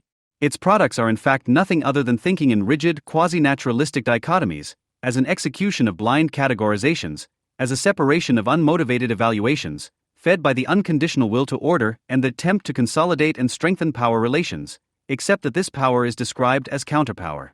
And in this capacity, critical whiteness lends itself to a post-civil society that breaks down into gangs and rackets hostile to each other, allied against the Jews and Israel. It is their immediate ideologization. Whether this ideologization will become capable of winning a majority, however, is questionable. The influence of postmodern critical whiteness continues to extend to universities, non-university intellectual circles, the cultural sector and segments of political activism, but remains limited to these areas. The march through the institutions of academia and culture, itself a moment of postmodern power politics, seems to be succeeding, but for the time being it has come to a halt. In view of this, the hope remains for the time being that the aforementioned basic assumption of postmodernism may be true and that the theories of critical whiteness will become obsolete as another insignificant entry in the great arbitrariness of narratives once this long march has been completed. Auschwitz casts a spell over everything, past, present, and future. If the belief in a positive sense of history, which shaped both the labor movement and liberalism, had already suffered with the First World War, since Auschwitz at the latest, it is no longer possible to establish a connection between history and reason.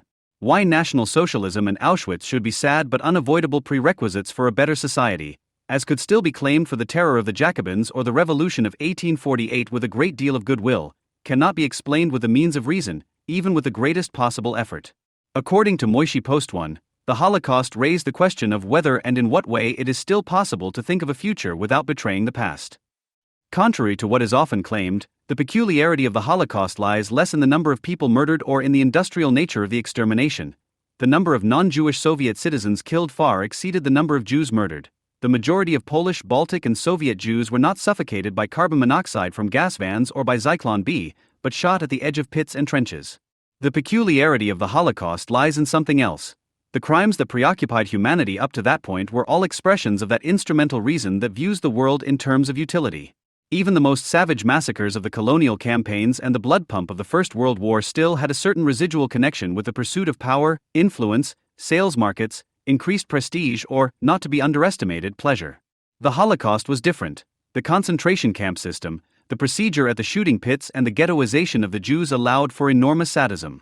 However, this immediate pleasure in torture was not the basic principle of the Holocaust. Permission to physically exploit the Jews could be withdrawn at any time. Raoul Hilberg, for example, reports that Baltic Highways acted so brutally against the local Jews in the first weeks of the German occupation of Latvia, Estonia, and Lithuania that the German General Staff gave orders to immediately stop the rampant unauthorized arrests and shootings. However, the extermination was not only a profitable business in immediate economic terms, but also in business terms. The Aryanization, robbery, and slave labor, which accountants like Gotts Alley refer to so obsessively, barely covered the costs of the camps and the logistical effort involved in transporting the Jews from all parts of Europe to the extermination sites. The majority of those murdered came from the poorest of backgrounds. Only the smallest proportion of Jews were forced to work. The absolute majority of men, women, and children who were able to work were not sent to the IG Farben factories or the Hermann Göring Werke, but were killed immediately. The extermination drive went as far as eliminating the perpetrator's instinct for self-preservation.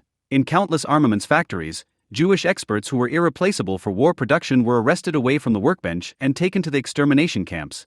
The trains used to transport Jews from the North Cape, Italy, France, Belgium, and the remotest Greek islands to the east were lacking for the Wehrmacht's supplies.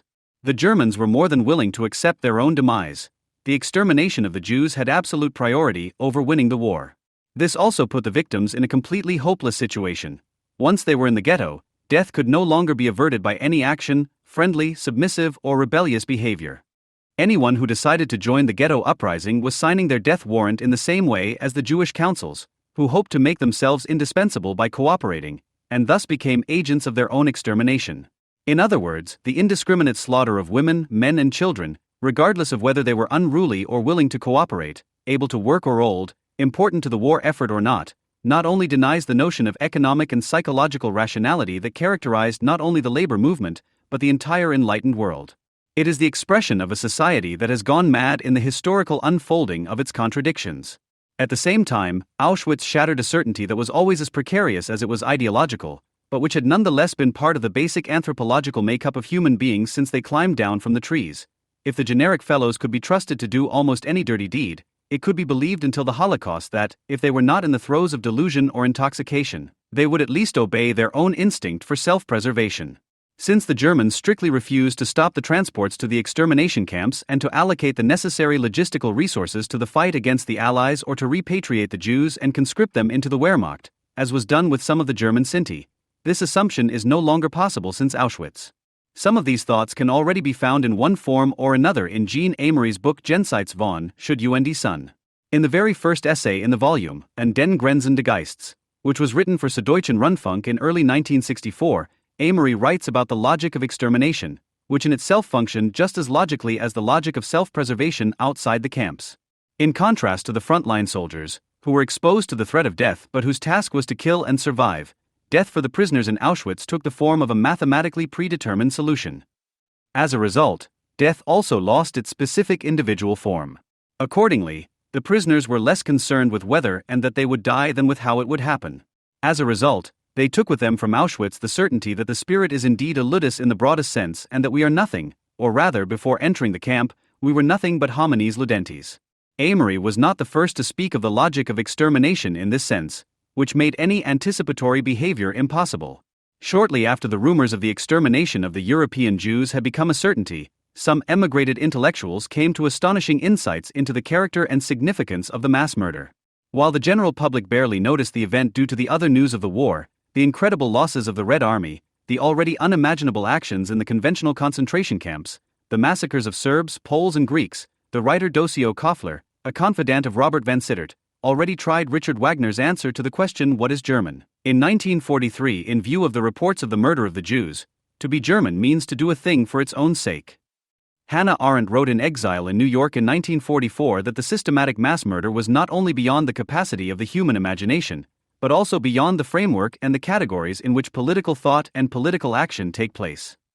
20 years later, however, when Amory wrote the texts that were eventually collected in Jenseitswahn Should UND Son, there was hardly anything left of all these insights, neither in Germany nor in the rest of the world. With the beginning of the Cold War, the brief realization that had flashed during the years of exile and in the immediate post-war period had evaporated. The East-West conflict was so overpowering that the memory of the Holocaust was neutralized before the event even had a name. The limits that thinking about Auschwitz had already reached of its own accord, and the interested silence of the average gas guzzler did the rest. Above all, the threat of humanity being wiped out by a nuclear war between the superpowers, which, in contrast to the German nuclear paranoia of the early 1980s during the Korean War or the Cuban Missile Crisis, actually loomed over the Holocaust.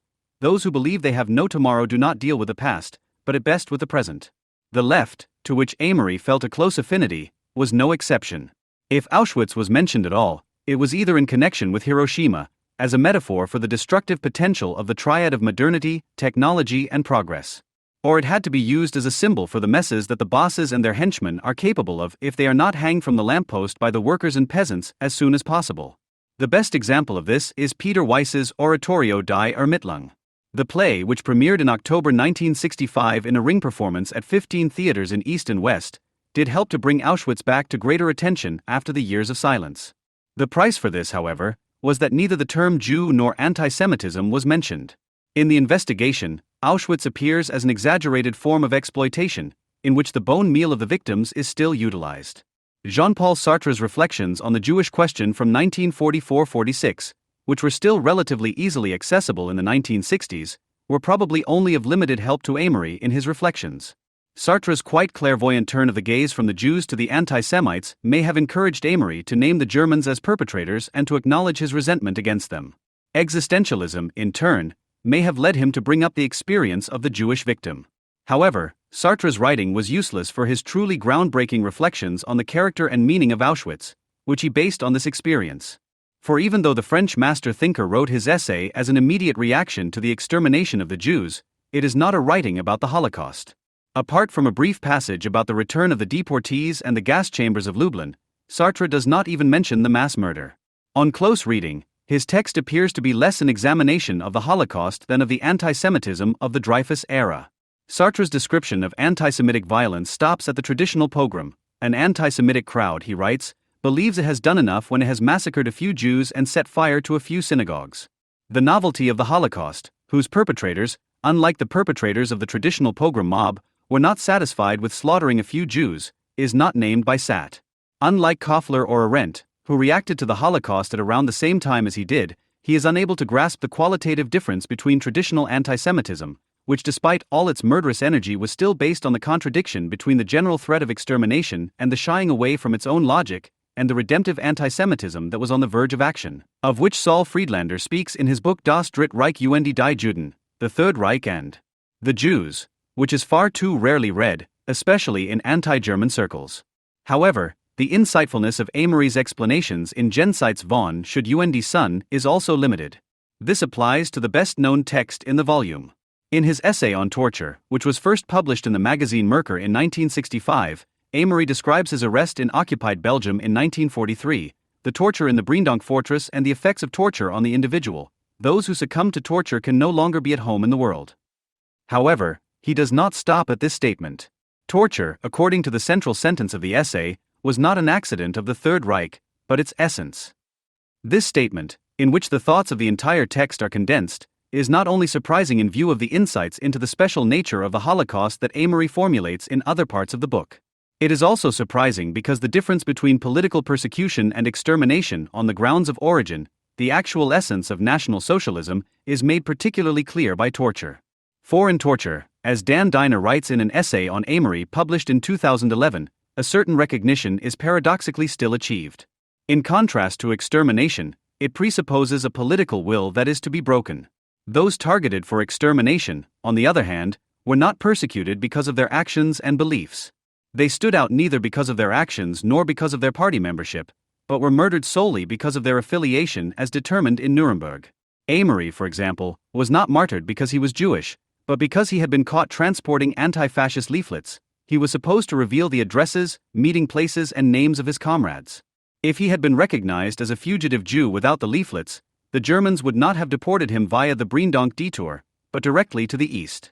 In recent years, it has occasionally been claimed in this context that Amory was not talking about torture per se, but about torture as a sign of extermination.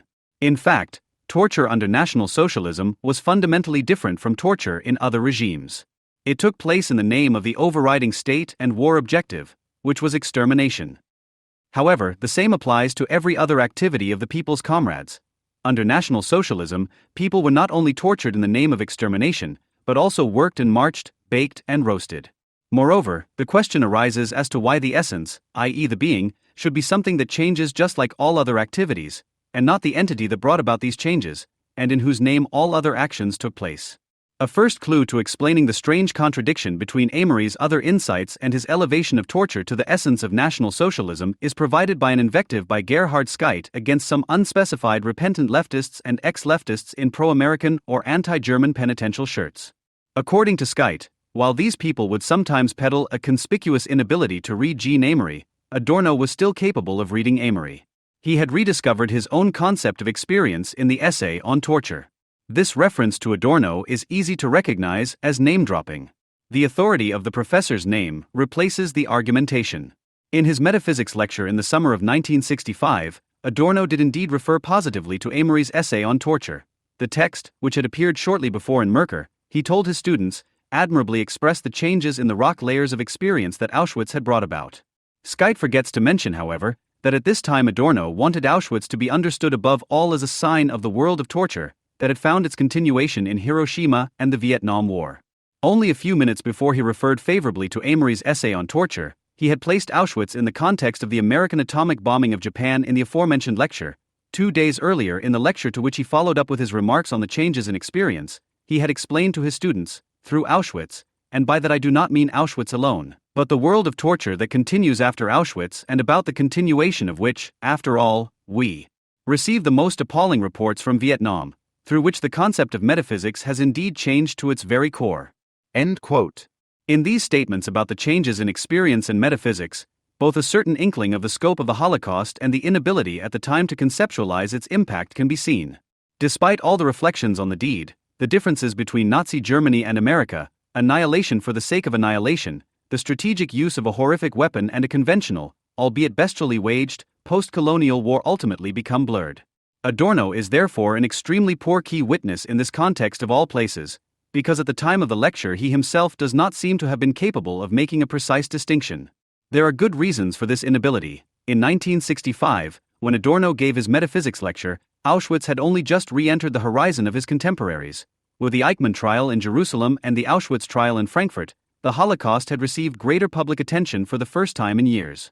The first steps towards easing the East-West conflict had also ensured that the mass murder was not immediately overshadowed by news about the latest insanity of the Cold War, as it had been after the trials of the 1950s. They had helped to ensure that the Holocaust no longer accompanied the present like the famous skeleton in the closet that nobody talks about but the whole clan knows exists. After the world had been on the brink of a new world war during the Cuban Missile Crisis, the hotline between Washington and Moscow was established in 1963, when Hannah Arendt's book Eichmann in Jerusalem was published and the Auschwitz trial opened in Frankfurt. In the same year, the Soviet Union, the United States and Great Britain committed themselves in the Moscow Nuclear Test Ban Treaty not to carry out nuclear tests in the air, in space or underwater. This was the first time that the Big Three signaled to the world that they were interested in preventing nuclear escalation and containing the arms race. The doctrine of massive retaliation, which had been developed in the previous decade, was tempered in its threatening nature by the slogans of peaceful coexistence and détente. Like many other Holocaust survivors, Amory decided to write about his experiences in Auschwitz again after years of silence. He was about to. In January 1964, he reported that he was about to write a reconstructed Auschwitz diary. However, this emergence of the Holocaust from the maelstrom of the Cold War, which raged unabated in the periphery, in the Congo or in Vietnam, in the form of proxy battles, took place extremely hesitantly. Even the difference between concentration camps and extermination camps, between Buchenwald and Birkenau, was only known to very few contemporaries at the time Adorno gave his lecture. The central theme of these years was not extermination, but torture. Especially in France, to which Amory felt a close affinity, countless books on torture were published around 1960, as he himself reports in his essay on torture. During the Algerian War, which had just ended, the French side had used excessive and systematic torture. The widespread debate about the war in North Africa was in reality a debate about torture. Half the French nation, Amory writes in his essay on torture, had risen up against torture in Algeria.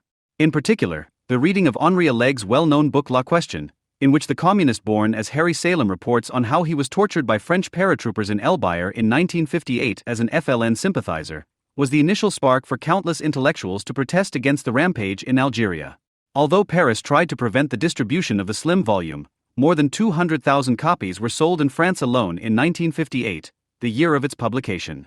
One of the peculiarities of the public debate about the Algerian War and the torture in the prisons of the Algérie Française was the countless comparisons with National Socialism. Amory's idol Jean-Paul Sartre, who wrote the foreword to Alleg's La Question, portrayed the torture in Algeria as a direct successor to National Socialist torture. Hitler, according to satire, was nothing but a forerunner. The foreword to the West German edition was written by former Buchenwald inmate Eugen Kogon, author of the well-known book Der SS Staat. He merged National Socialism, Stalinism, and the Algerian War into a single century of torture. The fact that it was not least former anti-fascists who were responsible for the torture in North Africa caused particular outrage among opponents of the war. The socialist Guy Mollet, who had joined the resistance in 1942, had approved the asymmetrical warfare in the Maghreb as prime minister. The majority of senior officers had fought against the Nazis under de Gaulle only 10 years earlier. Some, such as Paul Osirises and Marcel Bigard, who had captured FLN sympathizers weighted down and thrown from helicopters into the Mediterranean, the so-called Crevettes Bigard, had even jumped behind German lines during the Second World War to support the resistance in France and Belgium. In Algeria, these former heroes of the anti-fascist resistance suddenly found themselves on a front with former Vichy sympathizers such as torture expert Roger Trinquier, who had developed the counterinsurgency strategy in his book La Guerre Moderne. Other former anti-fascists fell victim to persecution by their former fellow fighters. In his text From Dachau to Barawagia, Jean Ferrugia, for example, reports on how he was tortured in Dachau as a member of the resistance and then became a victim of torture again only 15 years later, a frighteningly short time for an adult, due to his engagement with the FLN in Algeria. The numerous comparisons between the French approach in North Africa and the methods of the Nazis were probably not least due to moral outrage, the temporal proximity of the Algerian operation to the Second World War and the pronounced political confusion created by the countless aporias of the war in the Maghreb. Neither moral outrage, which has always lacked thinking in terms of distinctions, nor confusion are particularly conducive to sharpening historical judgment. As Dan Diner explains in his essay, Amory's experience of torture was much closer to this contemporary debate on torture than his experience of the threat of extermination. The reports on the French actions in Algeria evoked in him his own memory of the ordeal in Breendonk, albeit, as Diner puts it, at the cost of putting Auschwitz on the back burner. Its place in the literary torture boom of the 60s is not only part of the secret of the success of the torture essay. It may also be the reason why, as Dinah reports, it was almost compulsory to read Amory's text on torture in the 60s, while the essays on resentment and the spirit of Auschwitz were at best only marginally acknowledged. However, by elevating torture to the essence of National Socialism, Amory was also part of another tradition that may have helped the reception of the torture essay. He moved in the wake of anti-fascist resistance, imprisonment, and martyrdom literature. The focus on the anti-fascist struggle, which took place in France, Italy, and soon also in the GDR, as well as the emerging Cold War, had also contributed to the fact that little attention was paid to the murder of the Jews shortly after the liberation of the concentration camps. Resistance, martyrdom, and the torture immediately associated with it were far more commensurable to contemporary perceptions than extermination. The idea of death deprived of all meaning, of complete hopelessness, and the complete negative self-abolition of reason were almost unbearable in view of the continuation of life after 1945. The tortured death of the resistance hero Jean Moulin, or the execution of the Communist Party poet Julius Fučík, whose reportage written under the rope is one of the most translated Czech books, were easier to bear than the mass deaths in the death zones in the East, despite all their horror. They still seemed to retain a remnant of individuality and meaning. Moulin and Fučík had suffered for their own convictions and deeds. They had actually chosen to resist. Those murdered in Birkenau, Belzec, and Sobibor, on the other hand, had been destined for nameless death without any individual input. The fascination that Jean-Paul Sartre exerted on Jewish members of the resistance such as Amory or Claude Lanzmann after 1945 also belongs in this context. The philosophy of decision suggested that those who survived by mere chance were subsequently capable of acting and seemed to elevate them to the status of subjects of history where they had been its objects. As the exaltation of struggle and torture was based on the suppression of annihilation, it made an immediate contribution to exorcising National Socialism of its specificity post festum. In the medium term, this also allowed it to become a cipher for all forms of discrimination, police violence, and political arbitrariness. The focus on resistance and martyrdom involuntarily opened the door to endless comparisons between Hitler and de Gaulle, and later, Nixon, Begin, Bush, or Sharon. Nevertheless, Amory's essay on torture was neither included in the literary torture wave of the time nor in the anti-fascist resistance and martyr prose. Although his hypostatization of torture as the essence of National Socialism invited him to declare all torture regimes to be resistors of the Third Reich, he not only always vehemently resisted equating torture under the National Socialists with the procedure in other prisons. He also portrayed his own contribution to the resistance cautiously or even mockingly. Quote, "We produced rather primitive agitation material, which we imagined could convince the German soldiers of the cruel folly of Hitler and his war." End quote. The conspicuous unwillingness to at least take note of such contradictions in Jean Amory's work is due not least to a hypostatization of the concept of experience, which has become fashionable in recent years both in some branches of academia and in theorizing political circles. For as right as it is to trace the general in the particular and the particular in the general, it is often overlooked that the immediately associated concept of experience is already a fading concept. It only emerged in the first place because the object it revolves around is in the process of fading. National Socialism in particular, as Adorno clearly states, stands for the dissolution of the capacity for experience. The reason for this is not only the repeatedly cited change in the constitution of the subject, which ensured that the human elementary particles bleeded their way into the collective. It is also due to the fact that the experiences of the time diverged to such an extent that the connections to the general became precarious. They moved between the absolute banality of Steckrubenwinter, Dienst in der Truppe, Heinz Rühmann films and Home Leave on the one hand and the consummate monstrosity of the destruction of all certainties on the other. Above all, however, the hypostatization of the concept of experience is based on its decoupling from the concept of knowledge. Adorno speaks so euphorically of experience in his best texts because he understood it as a prerequisite for knowledge. If experience is separated from knowledge or simply confused with it, any nonsense, no matter how obvious, can be defended as an expression of a particular experience. In this way, the individual is seemingly saved. However, its relationship to the general, to which the concept of experience also refers, is lost. It loses its antagonistic position between subject and object and approaches the sermon of different points of view, opinions, and places of speech that has long since arrived in everyday conversation. With regard to Amory, this means that the essay on torture refers to the experience in Breendonk. However, as Amory admits in the preface to the first edition of Jenseits von Should und Son, the text itself is only part of a process of cognition. While working on the first two essays in the volume, An den Grenzen des Geists and Die Tortur, Amory says that he had not yet sufficiently realized that his situation was not fully contained in the concept of the Nazi victim. For this reason, he did not arrange the essays in the book chronologically, but in the order in which they were written. Quote, "The reader must accompany me in the same rhythm through the darkness that I illuminated step by step." End quote. However, this fact does not make the statement about torture as the essence of National Socialism correct either. It neither becomes true when viewed in the context of the other texts in Jenseitsvon should und Son.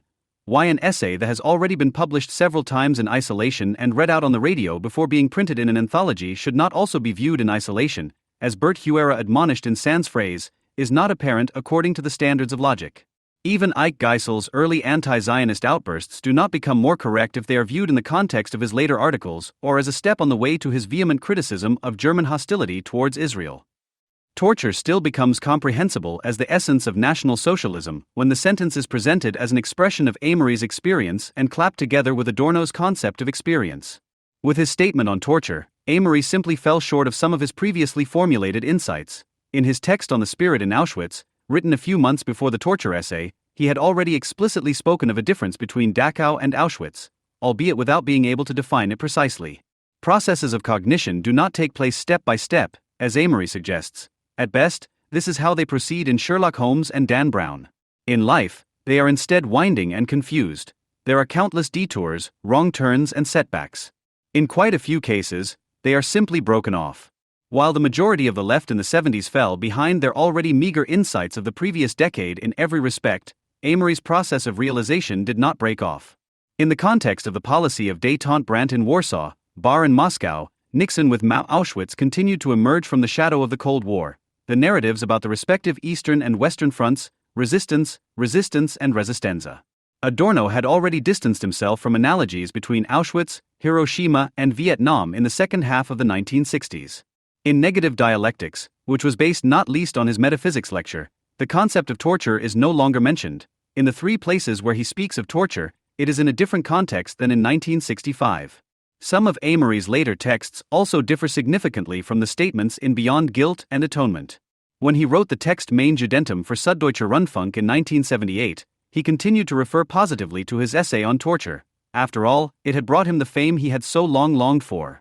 Nevertheless, Mein Judentum reads for long stretches like a mixture of clarification and denial of his earlier thoughts. While his torture essay conveys the impression that there is no difference between the resistance fighter's experience of torture and deportation as a Jew, the 1978 text stands for a pronounced ability to differentiate. While torture and extermination, resistance and persecution of the Jews still coincided in 1965, Amory now explained that he had been arrested as a resistor. In Auschwitz, however, he had worn the yellow star just like those who had not opted for the resistance. As long as the Gestapo thought he was a renegade, a German soldier, deserter, communist, he was of interest to them and was tortured. Quote, "By the time they realized who I was of no interest to them. There was no trial. I was subjected to the general death sentence, which was Auschwitz." End of quote.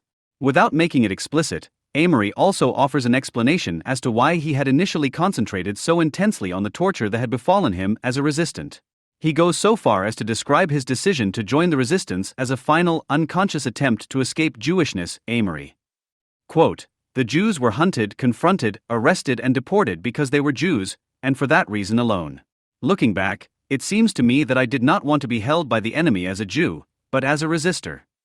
End of quote. In this respect, what Wolfgang Port once said about Marx somewhere in his exuberance may not apply to Amory. He was always ahead of his critics by anticipating and refuting possible objections in his texts. However, Amory did not shy away from pointing out the contradictions in his work, which he had already mentioned in the. Amory did not shy away from reconsidering the contradictions in his work, which he mentions in the preface to the first edition of Beyond Guilt and Atonement, and from rejecting or clarifying what he had already formulated. On the other hand, those who do not even want to take note of these contradictions or seek to eradicate them by resorting to literary and pseudo-dialectical fuss are doing to Amory what the left has done far too often to its dead comrades. He glorifies him as a shining superhero, reminiscent less of the experiences of the 20th century than of the film adaptation of a Marvel comic. This not only exorcises the history of Amory's work, it also gives him an honorific that he doesn't need at all. The Limits of Solidarity. The Diaspora Jews and Israel, one of the last articles Jean Amory wrote about Israel, is apparently enjoying growing popularity among those on the left who are critical of Israel, in contrast to his many other texts on the subject of the Jewish state. In view of the, as he admits, inadequate reports about the alleged systematic use of torture against Arab prisoners in Israeli dungeons, he postulated here that the abstract cipher human being stood higher in his value system than the term Jew, even though he himself may have experienced its concreteness in all its horror, and urged every Jew, if he wants to be a human being, to agree with me in the radical condemnation of torture as a system. The penultimate paragraph then reads, the donations of Hasidic Jews in the USA, the lobbying of Jewish Americans already emotionally torn by the problem of dual loyalty do not make up for the unrestricted yes of the enlightened, emancipated Jews of the diaspora, who remain committed to the state of Israel under all circumstances, but who can only defend it with a clear conscience in a hostile environment as long as it is a not of imperialism, as both thoughtless and unscrupulous. Propaganda claims, but of democracy and humanity, both of which are indivisible and from which nothing can be bargained away. End quote. In the Unmeisterliche Wunderjahr, he still knew how to act on them without simply rejecting them when he recalls his flight and early exile. Quote, debacle finally, the encounter with a new world that affirmed itself as a social humanity, and also became practically opposed to it as such, at a time when it was already about to lay down its arms, breathing a sigh of relief in lazy complicity with the lowest baseness. Why not admit after years and days that I was intoxicated by the bourgeois illusory freedom, truncated by formal democracy, the material contents of which I had been able to live every day? So you should consider where this freedom has led. It has led to your debacle. Have you forgotten? End of quote.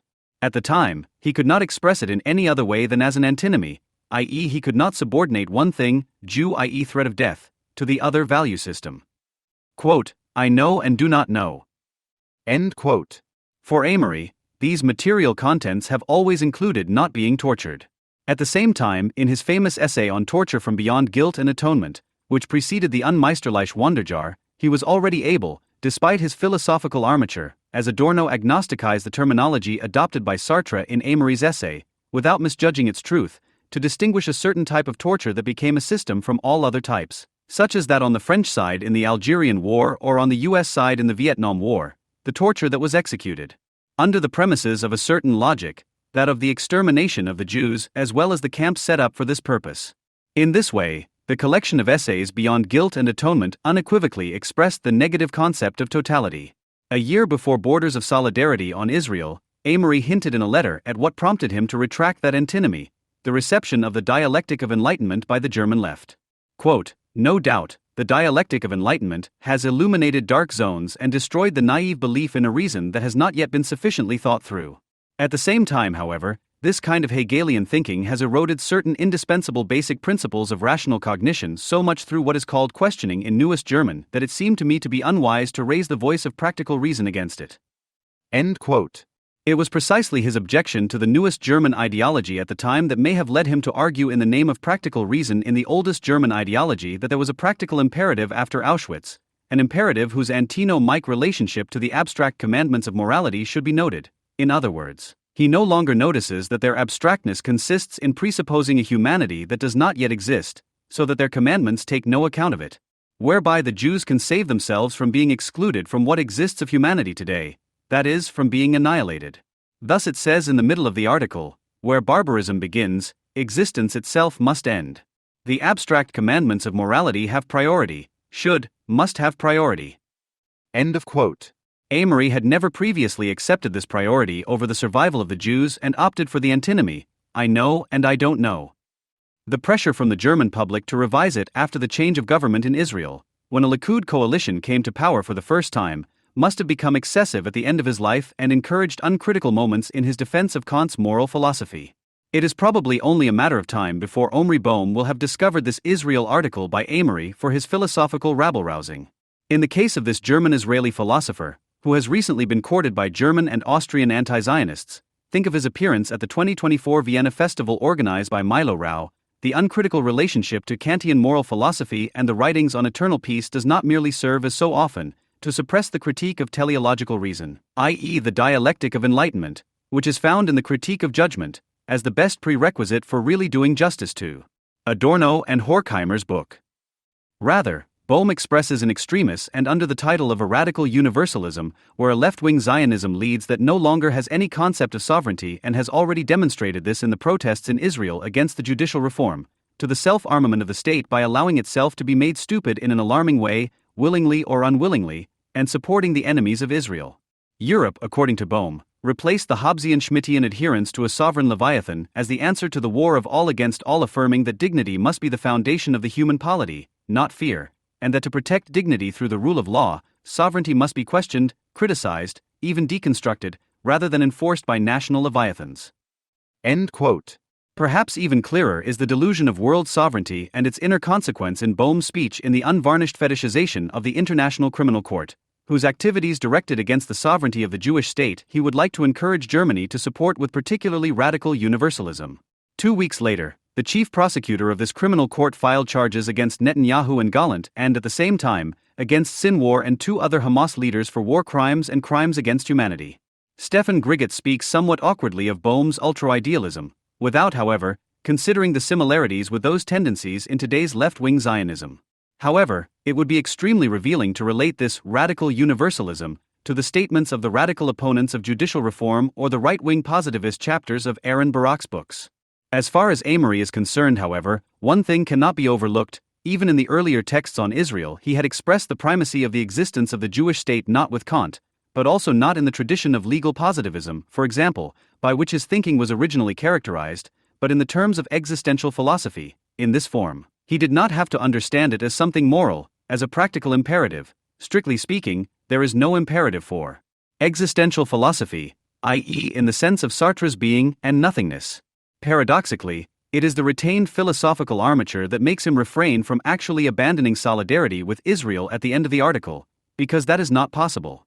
Amory hides, as it were, this one solidarity, his term for a practical imperative after Auschwitz, in the talk of the existential or of actuality, and also follows Sartre in this, albeit in his writing on the Jewish question following his main philosophical work. For him, all Jews remain existentially bound to the existence of this state under all circumstances, i.e., as far as the threat of death against them is concerned, even if a government in Israel were to turn away from democracy or no longer rule out torture in principle.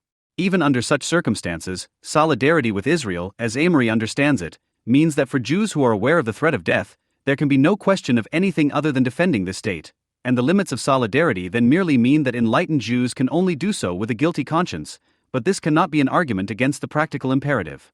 Just 6 months after the publication of the article Limits of Solidarity, Amory clearly weakened this guilty conscience in a letter. On April 27, 1978, he wrote to Emanuel Ben-Gurion about the latter's letter of protest against the anti-Zionist policy of the Austrian government. Quote, "A word about my relationship with the State of Israel. I am in full solidarity with this state entity, which for me is the earth of the surviving comrades. But for the agnostic, or even atheist, that I am, the current government is an embarrassment. And I don't believe in a religious historical claim either. But I feel the same way about Kreisky, and I would have signed your letter to the ambassador of my country word for word." End quote.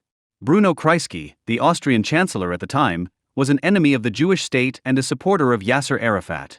Whether they also know that the self-destruction of a state can take place both democratically and undemocratically is another matter. In any case, Amory continues to adhere to the antinomy in this article, I know and I don't know.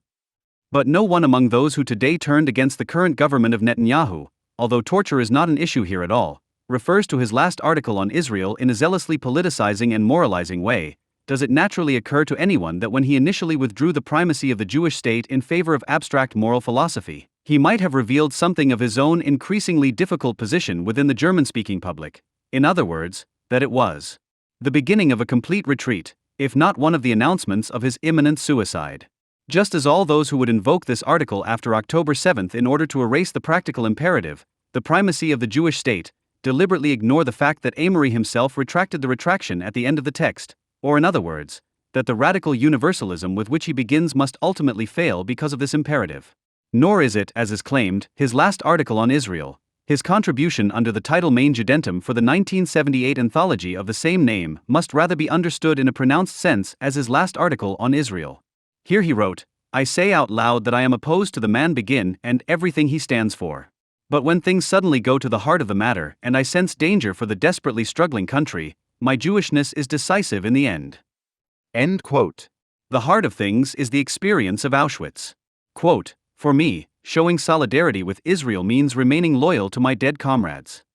End quote.